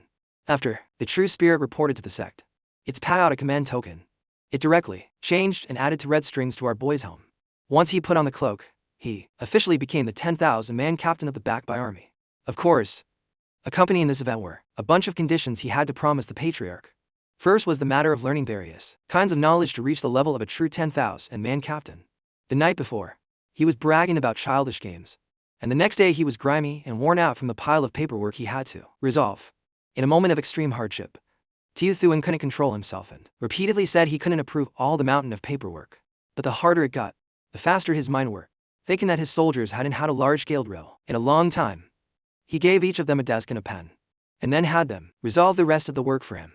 It was done so smoothly and decisively that even the patriarch couldn't believe it and angrily summoned him. At the same time, somewhere in Manhong, then Antu was being chased by a pack of monsters to charge forward with a fierce opening attack, but were quickly controlled by the old man using a red energy. But that was all he could handle, because there were still monsters charging at full force. Luckily, a red sword appeared, flashed by, and beheaded them, then went on to kill a host of surrounding monsters. It turned out to be the work of Tong Taichi yet. It said that this guy's reputation had become quite famous over the years, as he not only completed sect missions but also successfully accepted bounties from the Great Wall in one go, breaking through to the late gold core stage. Both of them quickly thought of their young ancestor, but one was eagerly looking forward to it, while the other really wanted to see him look inferior to himself. When they arrived, neither could close their mouths for even a second. It made sense. This place was so magnificent and majestic. Even though then Tuanda had been here before, he still couldn't hide his extreme excitement. Then he rambled on about the famous magical artifact that repelled the soul tide of millions, not knowing that it was forged by their young ancestor. Upon arriving, The two quickly encountered the troops under the 10,000-man captain. Tong Keiichi yet immediately recognized that all the armor was spirit-enhanced 3 times, and they were all elites. He became very curious about the 10,000-man captain, wondering just how incredible he was. At this time, Tiu Thuan had also successfully emerged from his long period of seclusion. He quickly noticed many strange pillars of light, things he had never seen before his seclusion. As for the other two, they were listening to the legend of the heroic 10,000-man captain. In less than 3 years of military service, he had solved the Soul Tide, charged onto the battlefield, and smashed the Man Home forces in the great battle 2 years ago. He even heroically performed a meritorious deed, killing enemies and bringing all his brothers back safely. Tiu Thuan also quickly recognized his acquaintances. Although he was very happy and wanted to reunite right away, he thought of a fun prank, so he held back. Tough luck for his brothers. Lula suggested testing their strength. From this, she learned that Tong Keiichi had spent 3 years hunting 10,000 souls, defeating 3 great perfection gold core soul cultivators, and obtaining 10,000 measured beast horns and fangs. He became the sole survivor among hundreds of gold core cultivators who entered Man Home. His fame was widespread, and everyone knew him. Just then, the announcement of the 10,000-man captain's arrival suddenly rang out. Everyone quickly bowed their heads in salute before the flying sedan chair, which moved slowly but exuded a heavenly aura. And yet, Red Hair was both admiring and thinking of the day he would achieve a great merit, then make Thuan kneel at his feet and admit defeat, not knowing that the person he was thinking of and the person he was admiring were one and the same. After the sedan was lowered, our boy called Lula over to give her some instructions, finally leading to a duel between her and Tong. He was really looking forward to Red Hair's performance. The moment the command to start was given, he quickly summoned in his blood sword, then charged straight to clash with the female general. Lula opened with the slashes aimed straight at his weak points. Of course, Tong Keiichi yet still successfully dodged them all and countered with a full eye strike, sword strike. But it was blocked very easily. He then channeled his internal energy and struck forward with a fierce amount of blood ki. But the female general very easily flew up to dodge it, and even gave him a stab straight at his face for his trouble, creating an opportunity to gain distance, but not letting Lula get complacent. Tong Keiichi yet used his unique spiritual power to summon countless blood swords. They directly stabbed towards the female general at extreme speed, forcing her to use all her strength to run and dodge. But when he thrust his sword forward, Lula quickly anticipated his move, even magically getting a bowstring through his body. On the battlefield, that move would have been enough to kill him countless times. Pushing all the blood essence in his body, Reed Main Hair formed many sharp sword points, then wove them into a net and aimed it straight at the female general, forcing her to use her ultimate technique, the golden bow and arrow. Witnessing the scene made Tiu Thuan feel very excited, because Lula had 3 spirit monster weapons, yet Tong Keiichi was still able to force her to use her ultimate move. After flying out of that rain of energy, Red Hair also suffered a light wound on his arm, but he still managed to get close and put his sword to Lula's neck. Of course, an arrow from the other side was also already aimed at the top of his head for a long time, because the 10,000-man captain demanded both martial and literary skills. Old Antu began to perform a heroic song. The content mainly revolved around praising the great merits the 10,000-man captain had achieved, finally ending the song amidst cheers from all the soldiers. When it was Tong Chad Hu yet stern, he didn't know what else to say and just blurted out the handsome captain. Fun, but don't overdo it. Seeing that was enough, Tiu Thuan also decided to show himself. Red Hair was furious when he recognized the young ancestor, and accidentally accused him of cheating, almost committing treason and earning himself a death sentence. Just then, a soul tide arrived. While everyone was terrified by its presence, the 10,000-man captain just calmly sneered, waiting until it was in range. He ordered his little brother to come out and clean up. A single flap of its wings was enough to blow away the entire tide of vengeful souls. Even the patriarch and the general couldn't believe that the majestic creature, which seemed invincible, was now that punk's bet. Just then, a surge of purple power suddenly blew over. Its aura was absolutely no joke. Anyone present felt a sense of fear in their hearts. At the same time, in a place deep within Man Home, the entire tomb of the Kwai rose upright in front of Tiu Thuan sworn brother and sister, because the situation in Man Home had changed. Early tomorrow morning, the patriarch would personally lead 10,000 cultivators on an expedition. It would even be the entire Great Wall Army. Time was of the essence, so everyone had to be ready before dawn. As for Tiu Thuan and Ba Clan, the two were slowly moving to the highest floor. The reason being that the patriarch had summoned them to give some instructions. Knowing the personality of the young man beside him, the general advised him to think carefully before speaking, no matter what happened. This time, it was a critical situation. so there was no telling what might occur. Upon arriving, he got straight to the main point, saying he wanted to give our boy a great opportunity. Specifically, it was directly related to the pillar of light that appeared yesterday. It was known as a sign of the Kui Emperor's burial palace appearing. According to information just received, this Kui Emperor was hailed as the supreme ruler of Manhong, and even tens of thousands of years ago, there was a period when he was as strong as a celestial. Although times have changed and the Kui Emperor has declined, his bloodline has continued through the generations, and in each generation, the Nui Emperor's tomb contains world-shaking treasures. To be precise, after these 9 pillars of light appeared, the reconnaissance army in the city risked their lives to investigate. Finally, they dared to conclude that the treasure sealed deep within the Kui Emperor's palace is now a Deva soul. As soon as Ba Clan finished speaking, the patriarch spoke up, saying he was going to the burial palace tomorrow and wanted to bring Ti Thuan to give him the opportunity. With a faint, mysterious smile, our boy was certain the old man wouldn't abandon his sworn brother Tru and sister Tran, so he decided to use the excuse of military duties and his limited cultivation to yield the opportunity to the 2 seniors. Knowing the meaning behind Divine Thu Tuan's words, the patriarch slowly took out a command token, then revealed that the messengers were none other than them. As soon as he finished speaking, the command token also lit up and projected a complete image of what happened at that time. The 2 of them had just entered when they immediately faced an unpredictable maze.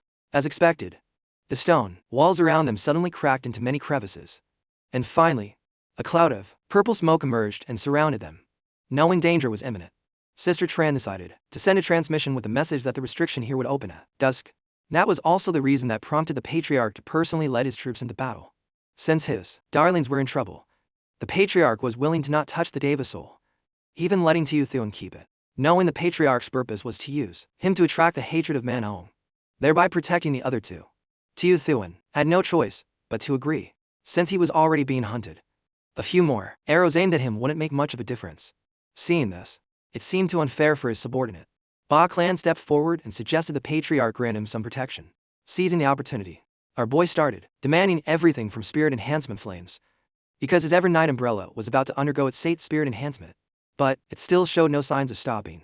He also demanded tail misnoms, body protection, elixirs, spiritual food, protective armor, formation plates, and even magical artifacts, and so on and so forth. Well, it was too much, so he just wrote down a list to make it easier to remember. He looked calm on the outside, but in the patriarch's head, all he could hear was our boy's voice. As long as the patriarch has it, your subordinate absolutely won't complain about getting too much.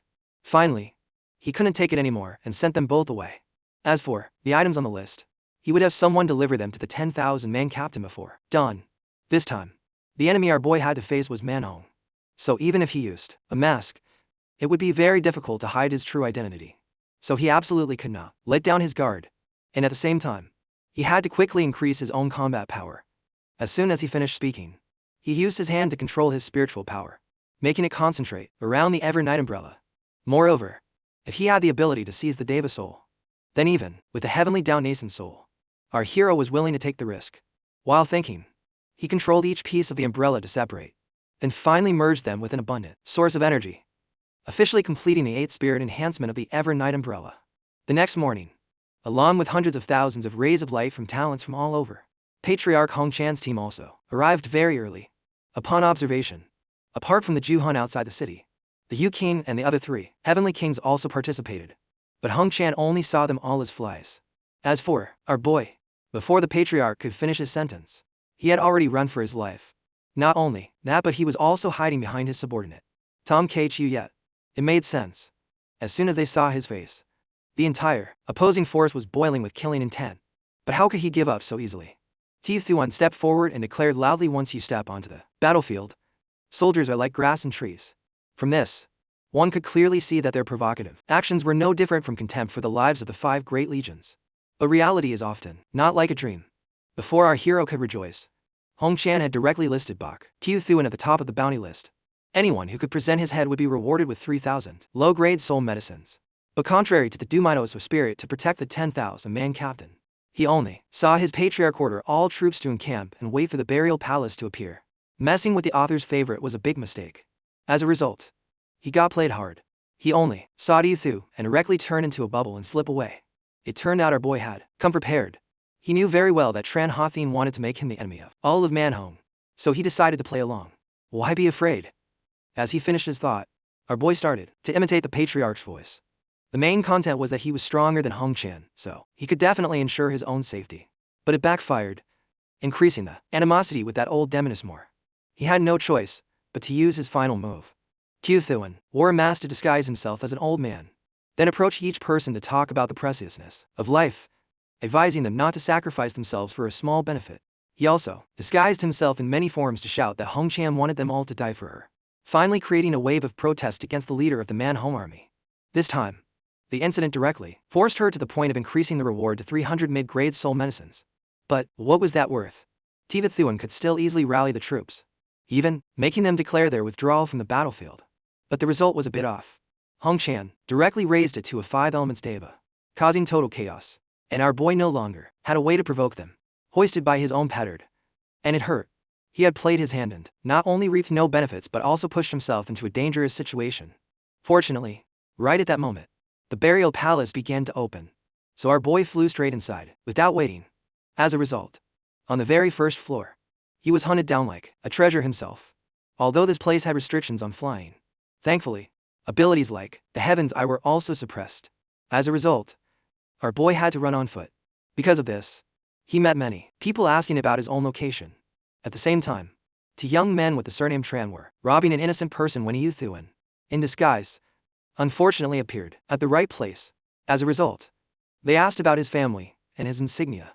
Seeing that the young man before him had nothing, they concluded he was from a small family. Then both charged into attack, relentlessly.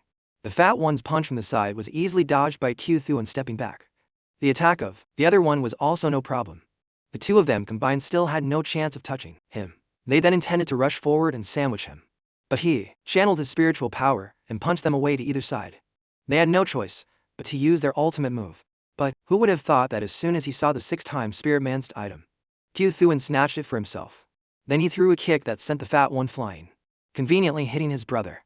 So both of them hit the wall at the same time as super beautiful pose. Seeing that the young men still hadn't learned their lesson, he pulled out the T-Man Spirit Maishin hand item he had just made yesterday, then proceeded to suck up all their treasures, while leaving his opponents with no way to defend themselves. Being sensible, the 2 old boys quickly made a heart shape, pulled out all the treasures from their storage bags, and even voluntarily offered to follow and serve him. Just as he was about to play along, he didn't know who appeared from behind the door. He walked in while telling Tu Thuan to stop acting. As soon as the strange voice finished, a rich young master immediately appeared, with 2 maids by his side. From his appearance, one could guess he was no ordinary person. He must be stronger than the 2 young men Yu Thuan had just defeated. The 2 brothers quickly observed and recognized the insignia of the Chu family. It's said that this is a clan of soul refiners under the Yu King. They rose to power through torture, so they are extremely brutal. And at this event, the young master Chu and Hat Tin had also come to join in the fun. As soon as he finished speaking, countless black flower petals flew everywhere, scattered by the 2 maids to honor their master. Hearing him call him a strange rogue cultivator, Tu Thuan immediately understood that this young man wasn't easily fooled, so he decided to find a chance to quickly escape from the scene. Otherwise, his exposure was only a matter of time. The guy named Chu opened his mouth to speak with a condescending tone. He called him a cat holding an umbrella, running around, taking the opportunity. Our boy started bluffing. He claimed to work under Hong Tran Lao too, so he should watch his mouth. But Shu and Hat Tim paid it no mind and directly summoned in his soul fire, even demanding his opponent use his skills to prove his identity. Hearing this, Tu Thuan quickly leapt backward, and then he performed a few spectacular 360 spins in mid-midair. Of course, each time he unleashed a sword-shaped wave of killing intent. The man named Chu dodged continuously while asserting that his opponent was an imposter who killed someone for their umbrella, possessing no real skill. His 2 maids also moved quickly to support their young master. Shu and Hat Tin closed in and attacked first, throwing a continuous barrage of fiery punches toward Tu Thuan at extremely high speed. However, Tu Thuan dodged every single one, even effortlessly parrying the attacks of the 2 maids. Finally, our boy finished by stomping his foot on the ground, summoning a massive iceberg. It instantly swallowed the 2 women in less than a second, but the young master remained. He easily kicked off a wall to launch himself into the air, escaping the attack's range. Then, slowly gathered power and threw a fireball at the iceberg. The collision sent a cloud of white dust flying everywhere. When it all dissipated, the attack was seen speeding toward our boy. Tu Thuan had no choice but to summon the Eternal Night Umbrella, and just like that, he absorbed the massive source of energy. Meanwhile, Xu Hat Tin was still very confident that his mu-colored flame wasn't something a mere gold core cultivator could resist. That is, until Qiu Thuan spun his hand 1080 degrees and slowly absorbed the orb flame, leaving a look of utter shock on his pitiful face. But before he could get far, his opponent brought out a new toy. A Neem-time spirit mind thin hand ultimate treasure. No less. But it was still not a problem. Qiu Thuan simply spun his umbrella around, parried the shot, and reduced its force. Finally, our boy used the momentum and redirected the arrow into the sky. Surprisingly, he changed his tune in a heartbeat. His target was now none other than the Neem-time spirit mind enhanced treasure, a prize that good had to be snatched up immediately. Seeing this, Xu Hat Tin continuously fired arrows. But sadly, he couldn't even graze Qiu Thuan. Their power was effortlessly parried by him. But it was all just a decoy. The rich young master raised his hand high, along with an absurdly powerful fire soul arrow. Since it was a 10 spirit times spirit enhanced ultimate treasure, the amount of black, spiritual energy surrounding it was extremely dense. Each arrow was aimed straight at his face and fired toward Qiu Thuan. Upon release, it transformed into a dragon's head that moved at incredible speed. Though startled and still in shock, Qiu Thuan was clear-headed enough to slam his hand on the ground and summon his Dharma idol, buying himself a little more time. But the power on the other side was still too terrifying. So our boy had no choice but to add the frigid school's nourishing spirit heart. It created a layer of ice that surrounded and buffed his Dharma idol. But sadly, it still had no effect whatsoever and was quickly blown away. Naturally, his opponent, Xu Hat Tin, had a good laugh. Meanwhile, Ta Thing brought out the same spirit my enhanced eternal night umbrella and calmly created a vortex to suppress some of the dragon arrow's force. At that moment, a seal appeared in the middle of our boy's hand. He began to perform the human mountain incantation, just like in their previous battle. From it, he directly summoned an entire colossal arm. It clenched its fist and crushed the dragon with ease. After obtaining the 10 team's spirit man's enhanced arrow for himself, Qiu Thuan decided to give him a taste of his own medicine, drawing a few lines that sent black flames flying everywhere. But before he could do anything, the other guy played his trump card and vanished. But he was only planning to play around, not actually do anything. It was a shame the young master wasted one of his protective treasures. After running for a while, he just stopped in front of a cloud of purple smoke. At that exact moment, a strange song suddenly echoed through the silent space, followed by a horde of purple mushrooms with green stems. Seeing the trees before them were a bit small, they let out a cry to summon some bigger ones. Shockingly, the trees actually grew larger. One of the men had his face devoured, while the other was tended to bite a horrifying mushroom creatures. As for the maid trapped in the iceberg, similar mushrooms also began to slowly appear. Everyone probably knows what happened to them after that. Regarding Xu Hat Tin, the young man managed to escape, but was still furious. Not only did he lose to life-saving treasures, but he also had to burn his life essence to use his family's Tinningang power. Meanwhile, Qiu Thuan was leisurely refining the scullered flame. If he succeeded, obtaining the treasure, that would no longer be a problem. The flame was slowly controlled by Thuan as he increased its heat, finally succeeding in obtaining what he desired. The only one suffering was the young master. Standing nearby, the ground became scorching hot, and his reflexive jump backward triggered a hidden mechanism. As a result, he ended up falling right back to where he started. Qiu Thuan brought out the bow and fired like a machine gun. Yet, the man effortlessly parried every shot, so he had no choice but to play a trump card while his opponent was distracted. But somehow, their trump cards brought them nose to toes. The further they ran, the stranger the atmosphere became. Xu Hat Tin saw the silhouette of his maid and quickly approached. But she was no longer human. Her organs were being disgustingly torn apart by the mushrooms. At that very moment, Qiu Thuan also managed to catch up, but it was no use. Besides the two of them getting stuck together in the mess created by the mausoleum, Xu Hat Tin shot one of them in the head with his bow. But the result was just another mushroom popping out. Qiu Thuan sliced it in two with his sword, only for another annoying one to grow in its place. At this rate, stubbornly fighting would only make them multiply and grow stronger. Accidentally thinking of a talisman, Qiu Thuan tried throwing one, and it immediately worked. Over here, Xu Hat Tin had been defeated and was being pinned down by a mushroom. He quickly stuck a laughing talisman on the monster. It was then immediately devoured by its own kind. Turning back to Qiu Thuan, wherever the monsters approached, our boy would jump and dodge. Any that got close would get an explosive talisman to the face, allowing him to hold them off for a while. Seeing this, the rich young master decided to attach a laughing talisman to an arrow, then aimed it straight at Tama Yuan's face, intending to turn him into a target to attract the monsters so he could escape.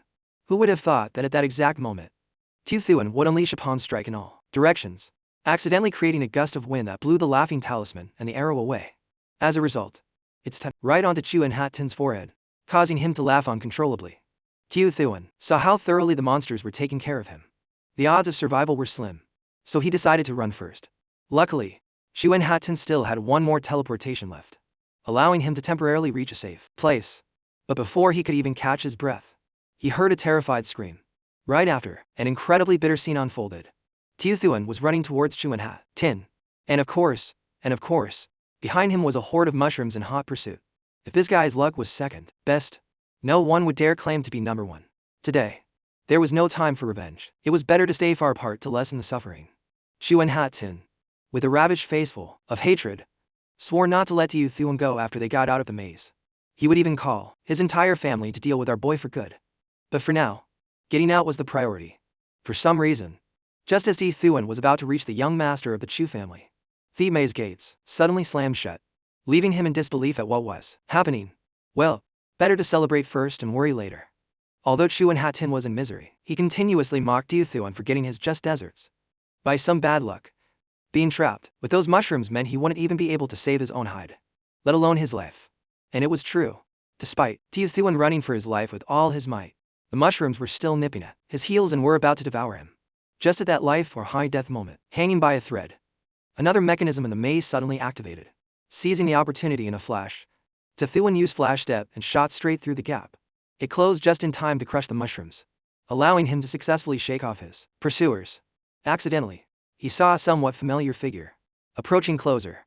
He realized it was Tong Yetsuyan, so Tiu Thuan quickly ran over to talk to him.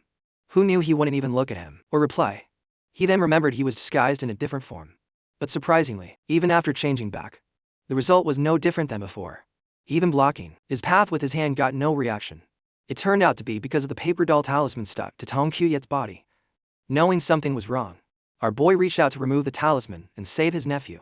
But he immediately retracted his hand after being bit an energy pulse. Determining this was a sentient evil object, Tiu Thuan slowly raised his fingers and swiped them across his eyes, thereby activating his heaven-span armor. But all he saw was a picture full of strange gazes. The dimension even almost swallowed Tiu Thuan's consciousness whole. Quickly, moving in the direction Tong Kyuyet was heading, our boy saw many other people also being controlled. After they arrived in front of a large sphere, they slowly floated into the air and had their souls sucked out. They were all being pulled by the paper dolls toward the round sphere floating in mid-mitre. Specifically, this was the life force and soul-sucking technique that Tiu Thuan had experienced before. He even suspected that this thing and the one that appeared at the fallen sword abyss were one and the same, and perhaps even directly related to the incident at the River High Defying Sex graveyard. In short, he couldn't think of anything else besides a gravekeeper. At the same time, in a corner of the maze, Hong Tran Lao Tu was also present. She didn't come for the Deva Soul, but rather, the Kui Imperial Stele was her true target. If she could see the words written on it, she could stabilize the current chaotic situation. Coincidentally, right where the matriarch was standing, several mushrooms were constantly absorbing human life force. Afterward, they even caused new mushrooms to grow out of their bodies. In short, it was incredibly disgusting. The moment they turned and saw Hong Tran Lao Tu, they gathered their forces and swarmed to attack. But did she look scared? With just a fireball in her hand, she gave it a light wave and conjured a ferocious purple flame. It directly wiped out the disgusting creatures in less than a second. But before she could get far, another problem appeared. From out of nowhere, the provocative voice of a little girl echoed. By reflex, Hong Tran Lao Tu shot a wave of fire behind her to wipe them out in one go. But the problem was that the little girl was walking on the wall, not the ground. In her hands, she was holding a mushroom, and with just one of its cries, she could make Hong Tran's entire body sprout with mushrooms. But that was all it could do. She gently closed her eyes and opened them with determination, accompanied by a colossal wave of energy. It not only blew the mushrooms away but also nearly shattered the dimension itself into pieces. However, her opponent showed no fear, and even made the maze shift and prepare for an all-battle. Amidst a sea of soulless people, our boy was frantically looking around with the sole hope of quickly finding and saving his nephew's life. But life is not like a dream. By the time Tiu Thuan saw him, Tong Kyuyet was about to reach the altar. There was no other choice. Our boy quickly threw out over a dozen pills full of life force. And so, the horde of paper dolls all focused on them to devour them. Thanks to that, Tong Kyuyet's soul returned to his body, and he was temporarily safe. Meanwhile, countless threads appeared and moved towards the unconscious people. Tiu Thuan gave the red-haired man a pill to drink. He was thus brought back to life. But then, the uncle pushed him away as if he didn't need any help. Only after observing everything did he realize his own situation. But it was already too late. The people entangled in the threads were madly rushing towards them. The red-haired man was weak now, so he couldn't do anything. Tiu Thuan could only throw the boy behind him, then punch the ground and continuously created blocks of ice. Then it was every man for himself. Dong Thaichu yet was pushed into a corner, so he used all his strength to launch his sword to save himself. Of course, he fought back, but it was insignificant. The result was still a harsh counterattack. This forced Tiu Thuan to personally step in and use fire to burn the tail Muslims, giving the two of them a chance to escape for the second time. At the same time, the evil spirit girl was constantly shifting the structures within the maze, making it extremely difficult for the matriarch to attack. Wherever she launched her fire, it was blocked by stone walls. Seizing the opportunity while her opponent was distracted, the ghost girl appeared unexpectedly, then continuously shot ice bullets, forcing Hong Tran to retreat. Finally, she finished with a teleportation feint to get behind her opponent, planning a surprise attack. But it was seen through. Not only that, but she was countered by countless cold souls that surrounded her. They annoyingly drained her life force. But she was prepared for everything. A surge of mana was all it took to fix everything. Thanks to this, Hong Tran guessed that her opponent was an otherworldly creature. The other side also began to get serious for an all-out fight. At the same time, Xu Hatin happened to see Bai Thuan being chased relentlessly. Although the situation was a bit critical, he still had many cards up his sleeve. Tiu Thuan, quick as lightning, pulled out an entire roll of golden wire. The uncle and nephew each took an end and ran around the group of paper dolls, tying them all up into a ball. Next, they attached one end to the wall and cast a spell to absorb their energy. Tung Sha-Q yet was also unfortunately separated from Tiu Thuan, so now Tiu Thuan had to bear the burden alone. Before he could boast that he could still control it, a familiar mid-shielding purple arrow flew in from a distance. Turns out, it was Xu Hatin seeking revenge. The arrow accidentally severed one of the bindings, causing the ball to fly straight at Timon's face. Every man for himself. Tiu Thuan used the spinning momentum to throw the ball towards the purple-haired man. The shockwave alone was enough to slam him into a wall. Just when he thought he wouldn't make it out alive, a purple light suddenly flashed and temporarily withstood the pressure. It even teleported the young man to a safe place. Meanwhile, our boy accidentally ran to a structure that looked like the evil spirit's lair, and the little girl also sensed Tiu Thuan's presence. She quickly returned and controlled countless paper dolls to stick to Tiu Thuan's body. As he was staggering around, about to escape, he suddenly fell into Inenhi's arms. Of course, Tiu Thuan repeatedly urged her to run, because this place was full of unclean and evil things. Who knew she would lean in close and whisper that she was always by his side. Tiu Thuan now realized that Inenhi hadn't been herself for a long time. But now he had no strength to resist. He could only stand still as the little girl froze his hand, then led him directly to an elevator that descended to the second floor. She even gave him a literal ice kiss. The paper dolls also disappeared one by one due to its power. Before teleporting Tiu Thuan to the second floor, the evil spirit version of Inenhi didn't forget to tell our boy to get stronger quickly and not to disappoint her.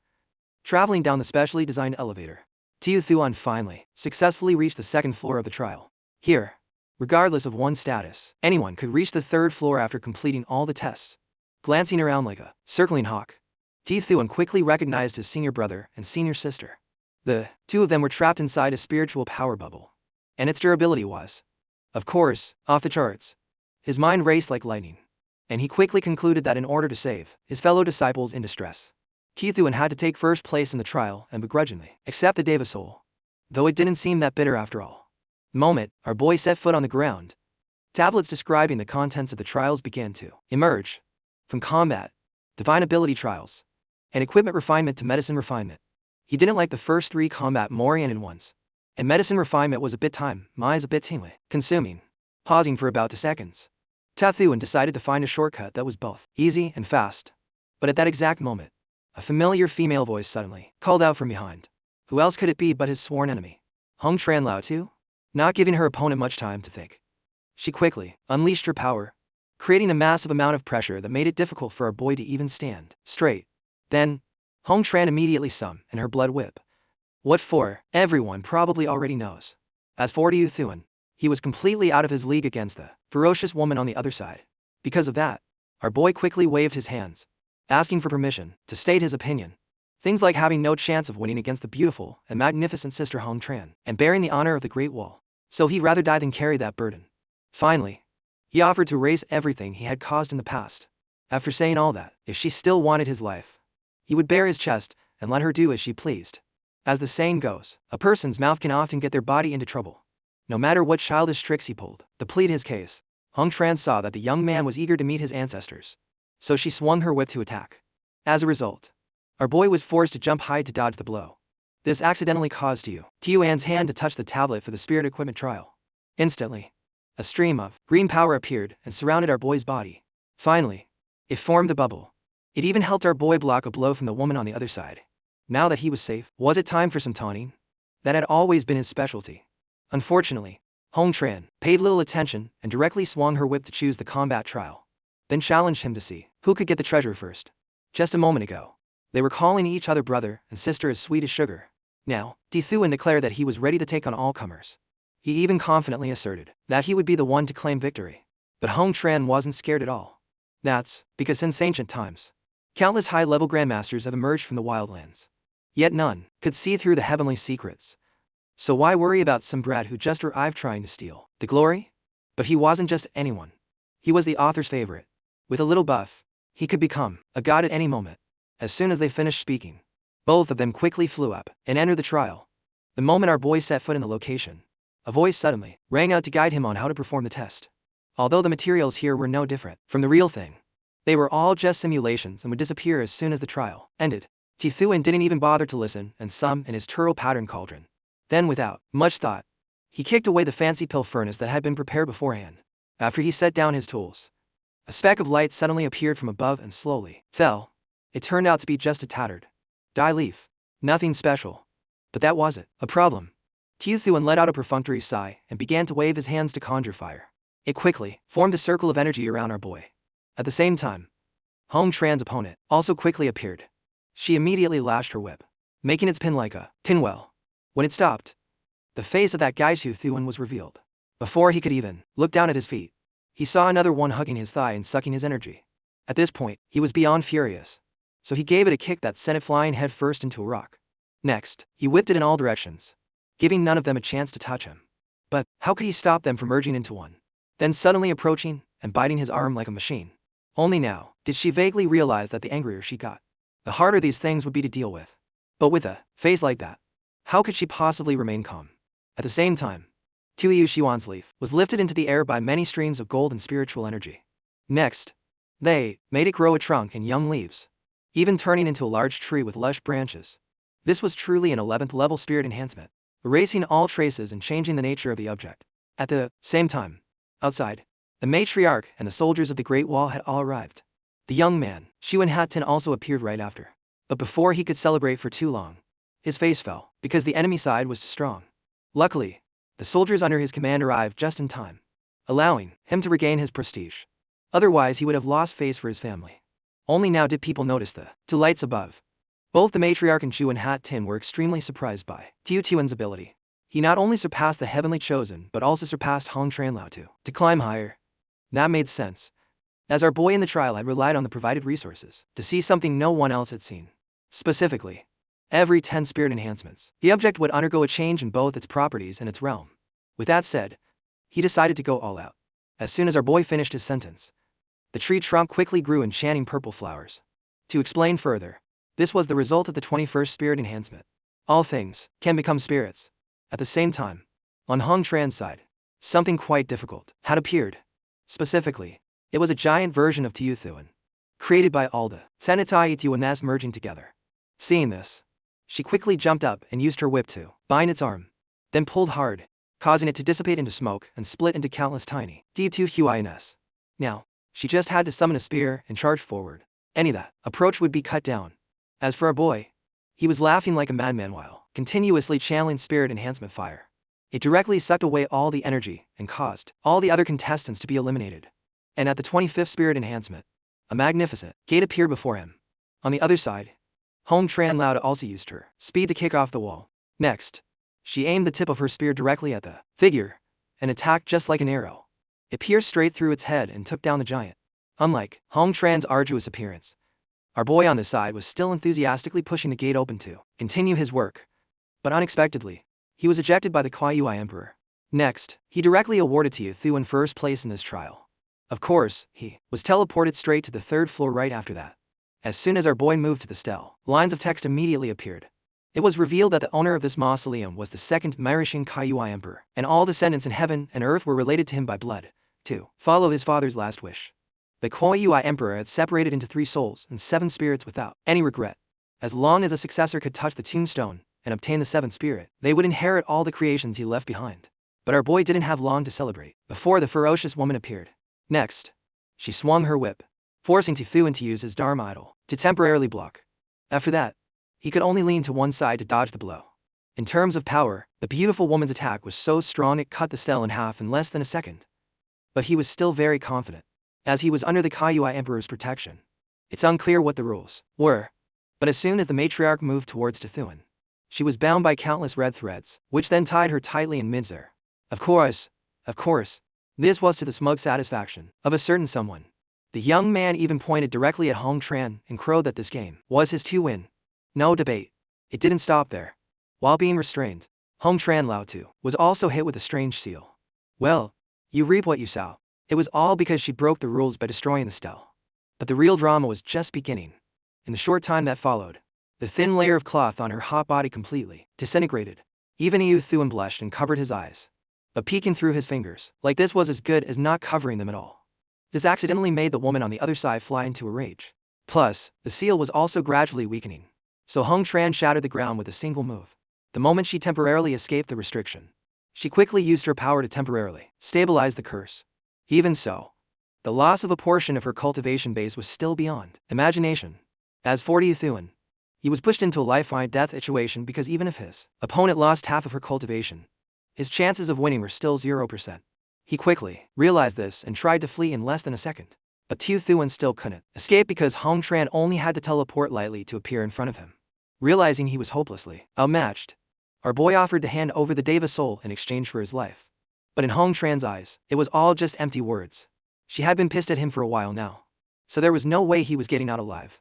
The only peculiar thing was that the Heaven-Span Treasure Lord accused the Wildlands of foul play, while the Lord of the Wildlands claimed the other side cheated, leaving Thuan a bit confused. At that very moment, the entire cave suddenly began to shake violently. Looking up at the dragon, he saw a layer of golden light gradually covering its body. This meant that if Thuan could hold out until the teleportation was successful, he would be able to save his own life. But it was easier said than done. The woman on the other side just cracked her whip once and the ground shattered. At this point, if Thuan made one wrong step, he'd be instantly obliterated. Plus, the array had a super complex structure, so the two of them would probably have to struggle for a long time. Right after that thought, a continuous barrage of cloud whips was launched at our boy, giving him no moment of rest and forcing him to constantly move and dodge. But before he could even shake her off, for a second, he saw the formidable woman right beside him. Even using a highest-speed movement technique, Hong Tran easily saw through it. Not only that, but he took a palm strike straight to the face and flew through several massive boulders. Now that he couldn't run, he had to use everything he had. First were 3 white scale pills, which upon consumption, made his body burn and generate powerful energy waves. He even launched a flood dragon in a surprise counterattack. At the same time, Sister Hong Tran, despite being cursed, still had enough power to cast spells. They not only easily dispelled the attack but also sent our boy flying helplessly into a wall. Next, he was directly wrapped up by his opponent's cloud whip. Of course, a few good smacks against the rocks were part of the routine. He channeled his internal energy to summon his Dharma idol, but it made little difference. Hong Tran flicked her finger lightly, and it all vanished. Luckily, that also affected the rope. Although flying through a few rock walls was a bit painful, he was lucky to escape. The moment our boy stood up, he was continuously insulted, being compared to a myriad. As soon as she finished speaking, she waved her hand, and all the pressure bore down on Thuan, forcing him to use his legendary umbrella along with a few stacks of tail mushrooms to create a shield to temporarily stay alive. Of course, that was barely anything. Hong Tran just had to press a little harder to make the entire spiritual energy layer shatter like glass. He only survived thanks to his turtle shell, and even managed to get some backlash blood from Matriarch Hong Tran. It made sense. Whether weak or strong, all were mortals. That very sentence accidentally made the matriarch recall her childhood. Someone had said the exact same thing, even though at that time, she had slaughtered countless lives. But she was still too young to truly understand right from wrong. Toying with the young man was no longer the way. Hong Tran immediately cast a spell to summon her weapon, then thrust it towards the creature brimming with a will to live. Thuan didn't just stand there either. He caused the water to surge around him like ocean waves, then formed an extremely powerful vortex. It gradually absorbed the attack's power into its center and weakened its force. Although it still pierced through, Q Thuan could still hold on a little longer. He quickly removed his bracelet to use his newly acquired trump card. After fusing with it, he created a palm strike as a preemptive attack. Finally, he created a clone to temporarily hold off his opponent, even though she had proactively moved to block his plan from the start. Out of tricks, his last resort was to make two of them absorb at the same time, thereby creating countless clones with considerable power. There was only one regret: if he used this, it would be difficult to form any other Dao foundation besides the nascent soul. Well, at this point, he had to go all out. Our boy's clones emerged, strong enough to even bind Hong Tran, then lit a fire and continuously burned their opponent, though they were quickly knocked away. But so what? He still had a whole set of giant claws. This time, he was going all out, with nothing left to lose. The moment he unleashed the Water Swamp Kingdom, it was enough to blow Hong Tran away. Although she tried to use her spear to resist for a while, this move directly forced the matriarch to play her Dharma Idol card, buffed by a spear that had already tasted much blood. A single swing was enough to destroy all the clones. The blow sent our boy flying backward. Luckily, Q Thuan managed to execute the human mountain incantation in time. But seeing his domain disappear like this, the odds were slim. In the end, one person stood on a cloud of blood, smiling triumphantly though a bit surprised, while the other lay below, bleeding and helpless, not even knowing what to do. But, even with just a sliver of a chance, Q Thuan was determined and not to give up on his life. That reminded the beautiful woman of a chain of painful memories, of how she once struck down her friend. It was truly heartbreaking. From then on, her days were only filled with blood. She was about to end it with her spear to avoid further trouble. But suddenly, a shield appeared out of nowhere. It turned out the teleportation process was complete. Now, they couldn't interfere with each other. All she could do was put the boy at the top of her kill list. When our boy woke up, he found himself in a tropical forest with his injured arm dyeing the stream red. Beside him was a young man named Ba Kao. He was at the Foundation establishment cultivation level, but was heavily poisoned, making it difficult for him to survive.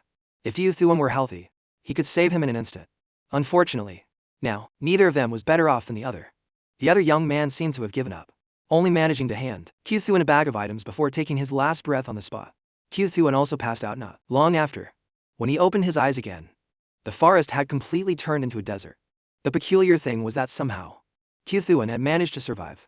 The incident accidentally reminded Q Thuan of something that happened in the past, the time his Iron Live Forever technique activated on its own, directly absorbing life from the surroundings and saving him.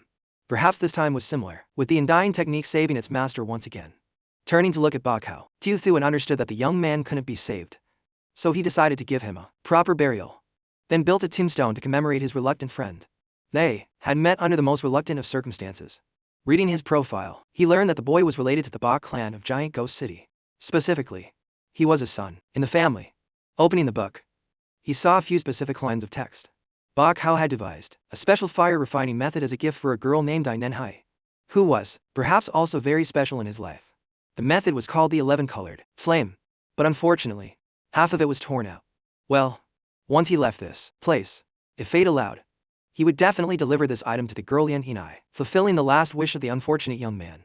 A few days later, in a small tribe, hidden in the East Mountains of the Wildlands imperial capital, the chief was performing a ritual pleading for the Nether King's blessing so his people could overcome their current calamity.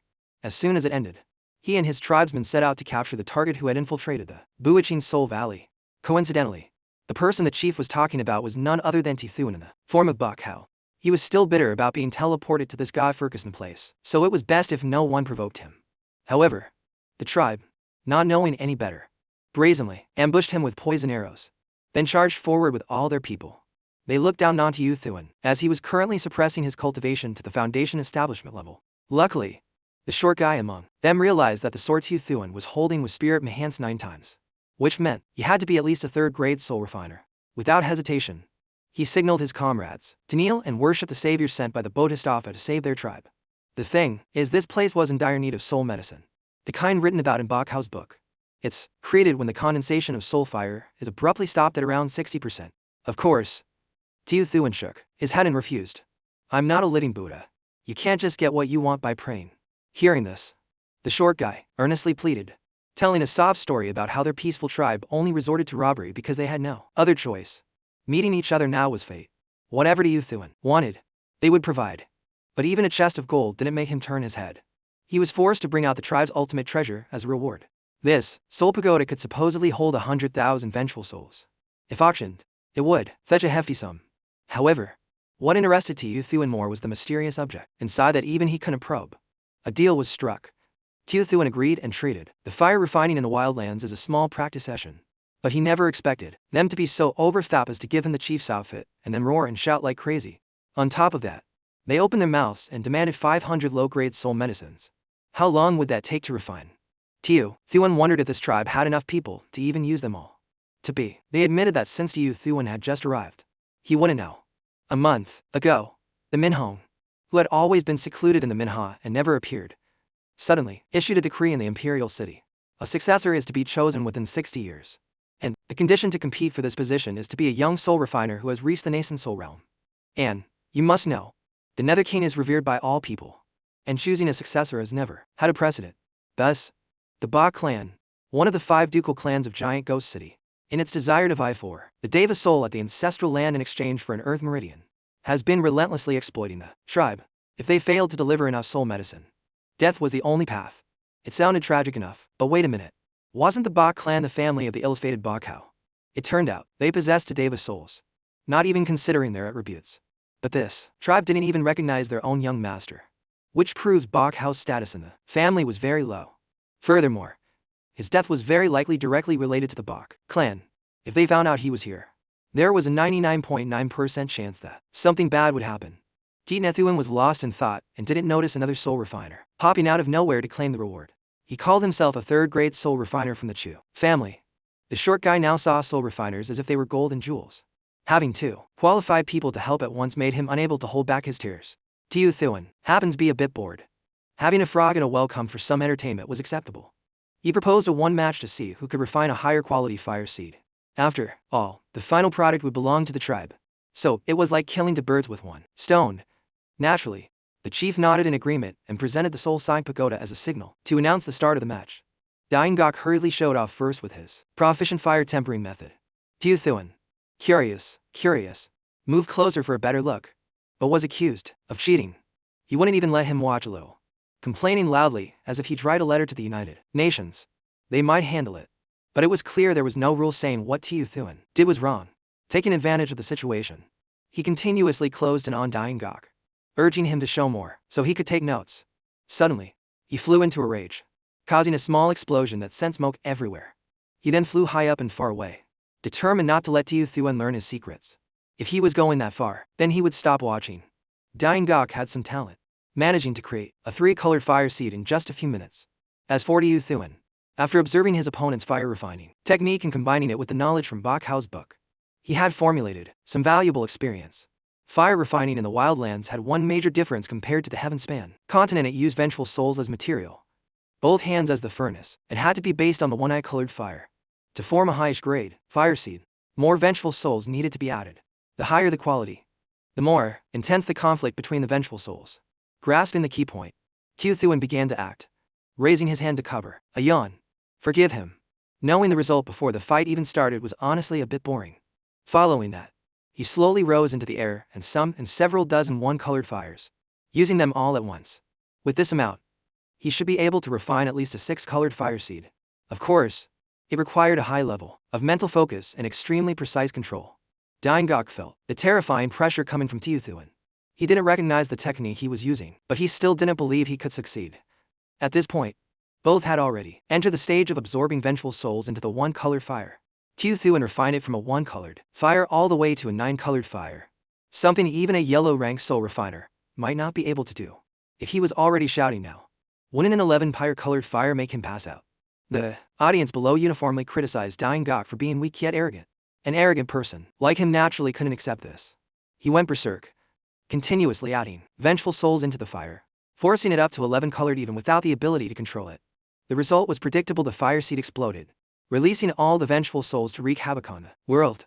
Tiu Thuan stood silently for a moment to focus and reflect on the things in the book. He wondered what Ba Kao would do to save the situation. At that moment, Tiu Thuan remembered a sentence written on the first page of the book: a soul refiner will absolutely not pass up any opportunity to test their formulas. That was enough to understand. Tiu Thuan decisively absorbed all the surrounding vengeful souls. then used all his power to control and push the quality beyond the limits of Bach Hao's formula. Tu Thuan had raised it to the level of a mid-grade soul medicine, with one pill being equal to 100 low-grade ones. Dying Gok, unrepentant, tried to sneak attack but failed. He was also sealed by Tu Thuan, and his cultivation was so weak he couldn't even stand. For stubborn types like this, Tu Thuan had to teach them a lesson on behalf of their family. He dragged Dying Gok into a cave and took out the soul-suppressing pagoda to study it. He wanted to know just how terrifying the mystery inside was. And inside, the first thing Tu Thuan saw were dozens of complex restriction chains. Going deeper, he felt a breath so powerful it was hard to breathe. It surpassed even a deva and was approaching a demigod. The pressure alone was enough to heavily damage Tu, Mushu and soul. Luckily, there were seals and restrictions. Otherwise, even a deva would have to bow down to that single strike. Suddenly, assassins appeared from above and below to assassinate Tu Thuan. With his extensive combat experience, he quickly reacted, unleashing his peak gold core cultivation to scare them before dealing with them one by one. On the last one, he used a soul-grabbing technique to interfere with his brain and extract his memories. However, at the most crucial part, he played the suicide card to cut off the memory stream. Tu Thuan could now be sure that the Bach clan was the culprit behind Bach Hao's death. He should have retreated quietly, but they had an earthy element, Deva soul, which Tu Thuan desperately needed to reach the nascent soul realm. So, high risk, high reward. He untied Dying Gok and ordered him to lead the way, promising to release him if he behaved. After much hardship in the arid desert, Bach Tu Thuan was finally approaching the eastern outskirts of Giant Ghost City. Upon arrival, he was greeted by an astonishing sight. Despite being in the middle of the barren wildlands, the Bach clan was able to use an array to concentrate spiritual energy. Honestly, a technique of that caliber was almost on par with the Mid-Mystier sect. As for Tu Thuan, he was using a spirit mass enhanced mask of the 11th level, so he could confidently pose as Bach Hao and pass through the inspection array. However, since he was playing a lowly character in the clan, he always reminded himself to be as humble as possible. The moment Bach Hao was stopped at the gate by the guards, the head steward suddenly appeared. He raised his voice, asking who was causing a ruckus below. But seeing his frown upon meeting meant they probably weren't close. He even told our boy to quickly go and pay respects to the matriarch. But he wasn't falling for that trick, so he proactively said he would personally visit her room later. At this point, there was no need to hide. Steward, who also revealed his true colors. He immediately ordered the soldiers to arrest Tu Thuan, then prepared to deliver a finishing blow. Our boy didn't dare to act rashly yet, as doing so would certainly expose his identity. Fortunately, a female voice suddenly rang out. It was the fifth miss, from the second branch of the Bach clan. Although Bach Hao was just a concubine's son, he was still from the Bach clan, so in front of someone with the same bloodline, no one was allowed to be disrespectful. Seeing the delicate situation, the old fox ordered his subordinates to release him, then tried to explain that he only wanted to bring our boy to the matriarch because she missed Bach Hao so much. Of course, no one believed this guy's nonsense, so she declared she would personally take him to pay respects later, leaving the head steward with no other choice. With his assassination plan foiled, the steward was furious, but could only swear to himself that he would not let Bach Hao survive. As for Tu Thuan, as soon as they were out of sight, he voiced his thanks to the fifth miss. But to her, his status didn't matter. All things considered, Bach Hao was still her elder brother in the family, so they should just call each other by name to be more affectionate. Only then did he learn the true identity of the girl before him. She was none other than the Yen Na Shai that the other young man had longed for day after day, even wanting to gift her the fire refining formula he had spent his whole life researching. Not giving Tu Thuan much time to think, the young lady turned back and asked why he had returned. It had been so difficult to escape. But getting poisoned and kicking the bucket hardly counts as a successful escape, does it? It was a success, but a fruitless one. Seeing Bach Hao, hearing about the ancestral ceremony, Yen Inshai immediately understood he still wanted to prove himself to his father, so she had no choice but to reveal that tomorrow was the deadline. Although she couldn't help much, she told him not to hesitate to ask for help if he faced any difficulties or danger, and Yen Nin he would definitely do her utmost to assist. But the truth was, in both alchemy and basic spirit enhancement, Bach Hao had no chance of winning. His only opportunity to make a comeback was in the flame refinement portion. Arriving at this dilapidated thatch hut, our hero understood even more about the hardships of his unwilling brother, even finding traces of an attack. After all, he was someone with no status and was harmless. So, why would anyone hunt him down like this? When our hero opened his divine eye, he saw countless golden characters carved on the wall, with specific content recording the method of flame refinement, holding the flame within one's breath and creating it from nothingness. It was both a symbol and something that could be preserved. The text also showed admiration for Yen Inai, who, despite her young age, lived a very resilient life. However, to progress, he needed more materials. When he asked the head butler, he was sent to do the work of all the servants. And after finishing, he was even forced to crawl through a doggy door just to bring the materials back. Seeing this, Yaninja handed him a teleportation slip to escape. But he still wanted to complete the 12-colored flame refinement formula. The task of inventing a multi-tiered flame refinement formula, especially for someone only at the Foundation establishment realm, was something only a genius among geniuses could achieve. He brought his frustrated mood to the testing area. Of course, he was constantly slandered by the members of his clan. A young man named Bakhtin even appeared to block his way, claiming our boy was only here to embarrass himself. He called our boy the most useless person in the Bak clan. The surrounding crowd then burst into laughter and mockery, but all they got in return was a frightening silence from where Bakhao stood. Seeing this, Bakhtin intended to add a punch to vent his anger. But unexpectedly, from his subconscious, he was sent flying into a deep pit by Bakhao, while in reality, his arm was frozen solid. Only then did the crowd quiet down to watch the competition. As for our hero, he noticed the top spot belonged to someone who could refine an 8-colored flame. Then, looking at the talent of a Foundation establishment cultivator refining a 12-colored flame, he couldn't help but feel sorry for the Bak clan. He feared they would have no talented people left in the future. While Lady Tai looked down on our hero, not believing he could pull off any tricks, our boy had already leapt into second place. And his speed was, God might, like, unmatched by anyone. Tithuan kept telling himself not to act recklessly, or he would crush that guy completely, which would only make it easier for his true identity to be discovered. After young Master T heard that someone had refined an 8-mice-colored flame, and that it was Bakhao of all people, he was furious and immediately rushed to the scene. Seeing his opponent was still one level below him, young Master T bragged that it was thanks to his usual guidance that Bakhao was able to achieve such a result today. But before he could even finish being smug, the man had already reached 9 colors. The young master, true to his nature, saw Bakhao surpass him and accused him of cheating. So our hero didn't bother being polite anymore and directly surpassed him with a 9-fold spirit enhancement. Not giving up, he declared that Bakhao must be cheating because he always won by just 1 point. But who would have thought our hero would go for a 43-fold enhancement, completely outclassing the rest of the rankings? He couldn't fight, and he couldn't do anything about it. Because our hero had a protective layer, no one had the authority to interfere. An announcement followed, declaring Bakhao the official champion. His name would forever be carved on the stele, making him the number 1 of the 3 STUs. Immediately, someone rushed to deliver the urgent news to the Bak clan's ancestor. But even if he was the son of a concubine, he still had the blood of the Bak clan.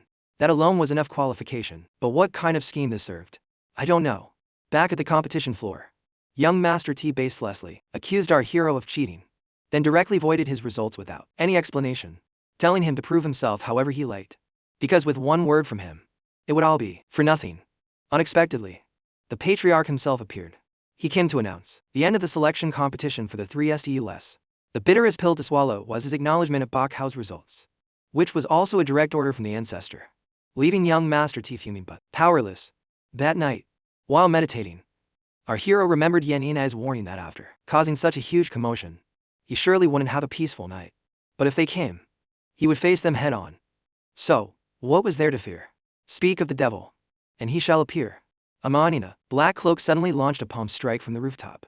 Of course, our hero didn't even need to lift a finger to block it. He also immediately realized that this cultivation level was definitely not Bakhao's.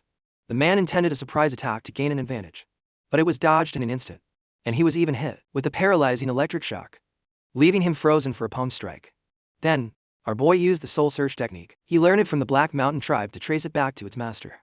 From there, he saw the scene of Bakhao being brutally beaten, his foot even grinding into the wound created by the golden poison, and finally, tearing up every page of the book he had painstakingly written. The head butler wondered why he was collecting all this, but fearing the butler wouldn't let live to see the day our hero took action, he decided it wasn't worth the effort to explain. As for young Master T and Lady Tai, they were getting worried that the head butler was taking too long when they received the grim news that he had kicked the bucket. A moment later, the subordinate returned with a report that the head butler had been logged off from the server. His body was even found in the city's outskirts. Of course, Bakhao was safe and sound in his own residence. Seeing that the situation was not looking good, Lady Tai advised her son to focus on the ancestral ceremony tomorrow. As for herself, she would personally have people set up an ambush outside and eliminate Bakhao before the ceremony. Time flew by, and soon, the sky brightened. accompanied by the worried expression on Lady Tai's face. At that moment, the servant beside her took the opportunity to flatter her, saying how the ancestral ceremony was specially prepared for the young master by the patriarch, who wanted to pave the way for his son's advancement. Even the high and mighty fifth miss could only serve as a backdrop, let alone that disgraceful illegitimate son. For Bakhao, the situation below was no different from above. The disciples were constantly congratulating Lady Tai's son, and repeatedly expressing their admiration for his cute, ill, and polite talent. If one side was willing, the other would surely reciprocate. Young Master T feigned humility, wanting to share the opportunity with all the talents in the clan. At that very moment, from the tunnel at the end of the assembly ground, the familiar figure of our hero was slowly walking out. Of course, in his eyes, this ceremony was smaller than his nostril. He wondered if it was even half as grand as the sect inauguration ceremony. Meanwhile, the clan members had another chance to gossip, wondering how an illegitimate son dared to show his face, and whether he had prepared to be utterly humiliated. Up above, Lady Tai immediately received the bad news that all the assassins she had sent were completely wiped out. Just then, Yan Mei's suddenly appeared and grabbed our hero's hand, blocking his path. She wondered why he had come. After all, it was still very difficult to change the old man's mind. A boy heard this and comforted her, saying he only came to broaden his horizons and that he would actively stay away and not cause trouble with those Bak clan guys. The moment the bell, signaling the start, rang, the patriarch also appeared to read the announcement. It was said that the great ancestral ceremony was usually held before the clan's disciples participated in the trial. For additional context, the Bak clan was established and has existed for over 1,000 years. So it possessed a great deal of wealth and rare treasures, more than enough to turn the ancestral land into a foundation for future generations to live in peace. According to tradition, any prodigy who wanted to enter the ancestral land for the trial had to answer a cultivation question, as well as prove how talented the descendants of the Bak clan are today. As soon as the patriarch finished, the great elder of the law enforcement all slowly stepped forward. He announced that he would personally set the question for the Bak clan's descendants in this ancestral ceremony. It's known that spirit enhancement has always played a fundamental role in the wildlands, so the question was especially related to it. The specific question was if a feather is spirit enhanced 30 times, what kind of existence will it transform into? After hearing this, countless murmurs and discussions erupted from below. According to all their knowledge, a 30-fold spirit enhancement was considered the absolute limit in the wildlands, as even legends only went that far. How could they answer such a tricky question? A confident young man stepped forward and declared it would surely turn into a feather fan with the power to summon wind and rain, or the ability to fly, capable of taking people anywhere in the heavens and earth. As for our hero, he didn't give a damn. Instead, he was continuously controlling his puppets to carry out missions. The water clone hid underwater to scout the path, while the wood clone would be responsible for observing the Bak clan's formation. By simply opening his dharma, our hero could feel an extremely powerful bee's oppressing soul force, but using it just to support the restriction was truly a waste. His final conclusion was that there was definitely something hidden, so he had to wait for the right opportunity to clarify everything. At the same time, it was the young master's turn to answer. He confidently asserted with 80% certainty that the feather would become a 9 heavens phoenix bloom. As he finished speaking, the sample directly transformed and flew all over the place, amidst the admiration of most clan members and the great elder of the law enforcement all. The guy didn't know when to quit. He even goaded our hero into giving an answer, completely unaware that this very act would lead to his own miserable defeat. As soon as our boy stepped up, he stated that the depth of the 9 heavens phoenix bloom was very shallow, only amounting to this much. Listen to me explain and learn. He just waved his hand, making the bird fly to his side and lift him up to follow. Then, he loudly declared, "A single feather is a world. A single green leaf reflects the entire Bodhi tree." As he spoke, our boy rode the bird in circles, eventually causing it to disintegrate into countless rays of golden power. Although they live in one world, it might not be the only world. Possessing a single feather allows one to see 3,000 great worlds, and each great world gives birth to millions of living beings. The reason no one has ever seen the end of spirit enhancement is because everything, after being refined 30 times, will escape the shackles of form and become a world of its own. Even the great elder of the law enforcement hall had to exclaim in amazement. He finally declared that this was a true Q-Illand level talent. The surrounding crowd heard this and began to applaud and congratulate him. Of course, the young master couldn't stand it and directly rushed forward to punch our hero in the face. As a result, he broke several bones in his hand, while Baidu Thuan was completely unharmed. Taking the opportunity, he pretended to be pitiful and hid behind the great elder. Although our hero's answer was difficult to judge, it couldn't be denied. It completely convinced everyone. After the son came the mother. Lady Tai approached our boy with her people, then directly accused him of cheating to shamelessly turn her loss into a win. Of course, not a single guard dared to move. In front of them was a great elder, of high position and great prestige, but the person behind him was no less powerful, so they could only stand still, pretending not to hear or see. Even if pushed, they would feign deafness, unable to allow things to escalate into further chaos. The patriarch quickly spoke up to calm the situation, but his stubborn wife wouldn't listen. She argued that her son carried to noble bloodlines, the Bok clan and the 5th Duke Tai clan. Even if the Bok clan agreed to let Bok House step all over Teething, the Tai clan would absolutely not accept it. But before she could finish her sentence, she was hit by a palm strike from her husband, which not only knocked her unconscious on the spot but also got her placed under house arrest by the patriarch's order. As for our hero, he was ordered to go talk with the old man in the evening. He took his son to the place where he lived as a child. Memories of playing with his mother flooded his mind, but they were quickly cut short by the old man, who told him to just ignore what happened with Lady Tai. The reason our hero performed so well in the assessment this time was because he was fulfilling Bok Hao's wish to prove himself and gain recognition from his father. Unexpectedly, the man placed a hand on his son's shoulder, then suspected him of having ambitions to usurp authority, and used an immense force to scan him, aiming to eliminate the possibility of someone else possessing his son's body. Hearing him curse at him as a lowly being with a despicable bloodline, Bok Hao's old memories once again flooded back. Specifically, he was the one who ordered his subordinates to eliminate our boy's mother. He also admitted that he himself pushed his lowly wife down a deep well. But his biggest mistake was not strangling his own son. Just those few sentences brought back thousands of painful memories for Yu Thuan. He could fully feel the suffering that Bok Hao had endured until now. The moment the old man was about to eliminate the final threat was when our boy finally went berserk. He directly controlled his clone to rain fire down upon the Bok clan, destroying everything without hesitation. It all happened in a single moment.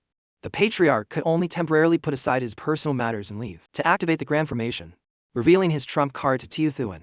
With killing intent raging within him, our boy walked majestically amidst a sea of fire. Yin and I saw this and was completely shocked. The Bok clan would probably not survive the night. If you're going to pick a fight, don't pick one with the main character. You might as well prepare to welcome a new life. The patriarch and the law enforcement great elder were constantly looking towards the sun. It made sense. A sun being obscured was hardly a good omen. Not to mention that the world is always full of strange occurrences, all of which seem to point to one thing. The Bok clan would soon lose its peace. But in the end, the law enforcement great elder still couldn't understand why the patriarch was so insistent on performing the ancestral worship. As he finished his thought, the Bok clan patriarch spoke up, asserting that it wouldn't just be their clan losing its peace, but if they truly wanted to overcome this hardship, they obviously had to take a gamble and create a completely new era for the clan. At that moment, the patriarchs of the Trang clan and Tai clan also appeared. The reason was that the Bok clan hadn't opened their ancestral land for worship in 100 years, so they wanted to take this opportunity to visit. Although the Bok clan was one of the 5 great Duke clans in Giant Ghost City, the king did not send an envoy to attend the event, which made Bok Di very angry. But his mother asserted that this ancestral ceremony was open for only one purpose, for her son to obtain the Han Thien Nhan. She even gave him a treasure to help, along with bodyguards. At that moment, Bok Hao also appeared, causing a stir in the crowd. But instead of paying attention to everyone around him, our boy went straight to Yuan Chai to talk. To save time. As for the patriarch, he had once met a bald man. That man gave him full authority over the Bok clan. But during the ancestral ceremony, there could be absolutely no mistakes. They had to ensure Bok Hao attended with his life intact, so he could only watch helplessly. But putting all that aside, the two began to fly into the sky, then formed a magic circle and conjured a massive incense stick. Only when its smoke reached the symbol on the gate did the secret realm officially open, allowing the descendants of the Bok clan to advance. The arrogant young master was so haughty that he asserted if Bok Hao really went inside, he would definitely kill him without a second thought. For a bit of extra info, once that gate closes, it can only be opened with the power of the Han Thien Nhan. Even someone with the status of an ancestor would need a full incense stick's time to open it. In other words, once you run into trouble inside, you can do nothing but lie down and wait to die. But how could he be stopped? This rule actually suited Taman's plans. After speaking, our boy slowly walked forward under countless gazes like bullets, from his biological father to his stepmother and everyone around. Upon entering the secret realm, he saw treasures everywhere. It's understandable why they kept it closed, given how valuable they were. Yin Nhi quickly took the lead to guide him. The pressure here was everywhere. Although she was only at the early gold core stage, she could still manage to protect our boy for a short while. There were countless treasures here, Participants in the trial just needed to be strong enough to withstand the pressure and break the restrictions to be able to take everything away, including the highly coveted Hanthin and Achan. Up above, he opened his divine eye to see how it worked and observed that the pressure and restrictions were constantly increasing. He could immediately confirm that only those with high cultivation could pass. Even Tiu Thuan was startled by the presence of that Hanthin and Achan. It was surrounded by 2 layers of restrictions and a hint of blood. In other words, only by using one's bloodline would there be a chance. At this point, Yen and Nichu asserted that even if our hero managed to survive and get out of the secret realm, the path ahead would still be full of hardships. So she could only help our boy get a few treasures. After speaking, the girl waved her hand and brought back a bracelet, saying it was very suitable for a foundation establishment cultivator. As for herself, she really wanted the purple item up there, but she feared that even the entire Bak clan couldn't contain it. High above, after Bhakti took the item and began to undo the restrictions, he ordered his subordinates to go eliminate Bakhao. But he didn't know that our boy was eagerly waiting for them. Yen and Nachai immediately stood up to protect him, but he patted her shoulder and said it wasn't necessary. Then he began to radiate an astonishing amount of power. After all, those guys were about to arrive, so there was no reason to continue hiding. The 2 men were going full throttle and couldn't stop now. Athit and Narolav, Bakhao, just waved his hand a few times, creating countless sword key slashes that directly flew and sent the 2 late gold core cultivators flying, all to the astonishment of everyone present, including the high and mighty young Master T. Then, our boy turned his attention to Yen Yanchai and slowly emitted a powerful aura, which in turn gathered up all the treasures in the secret realm. Outside, Lady Tai couldn't hold it in any longer, her face darkening. But even the patriarch couldn't do anything.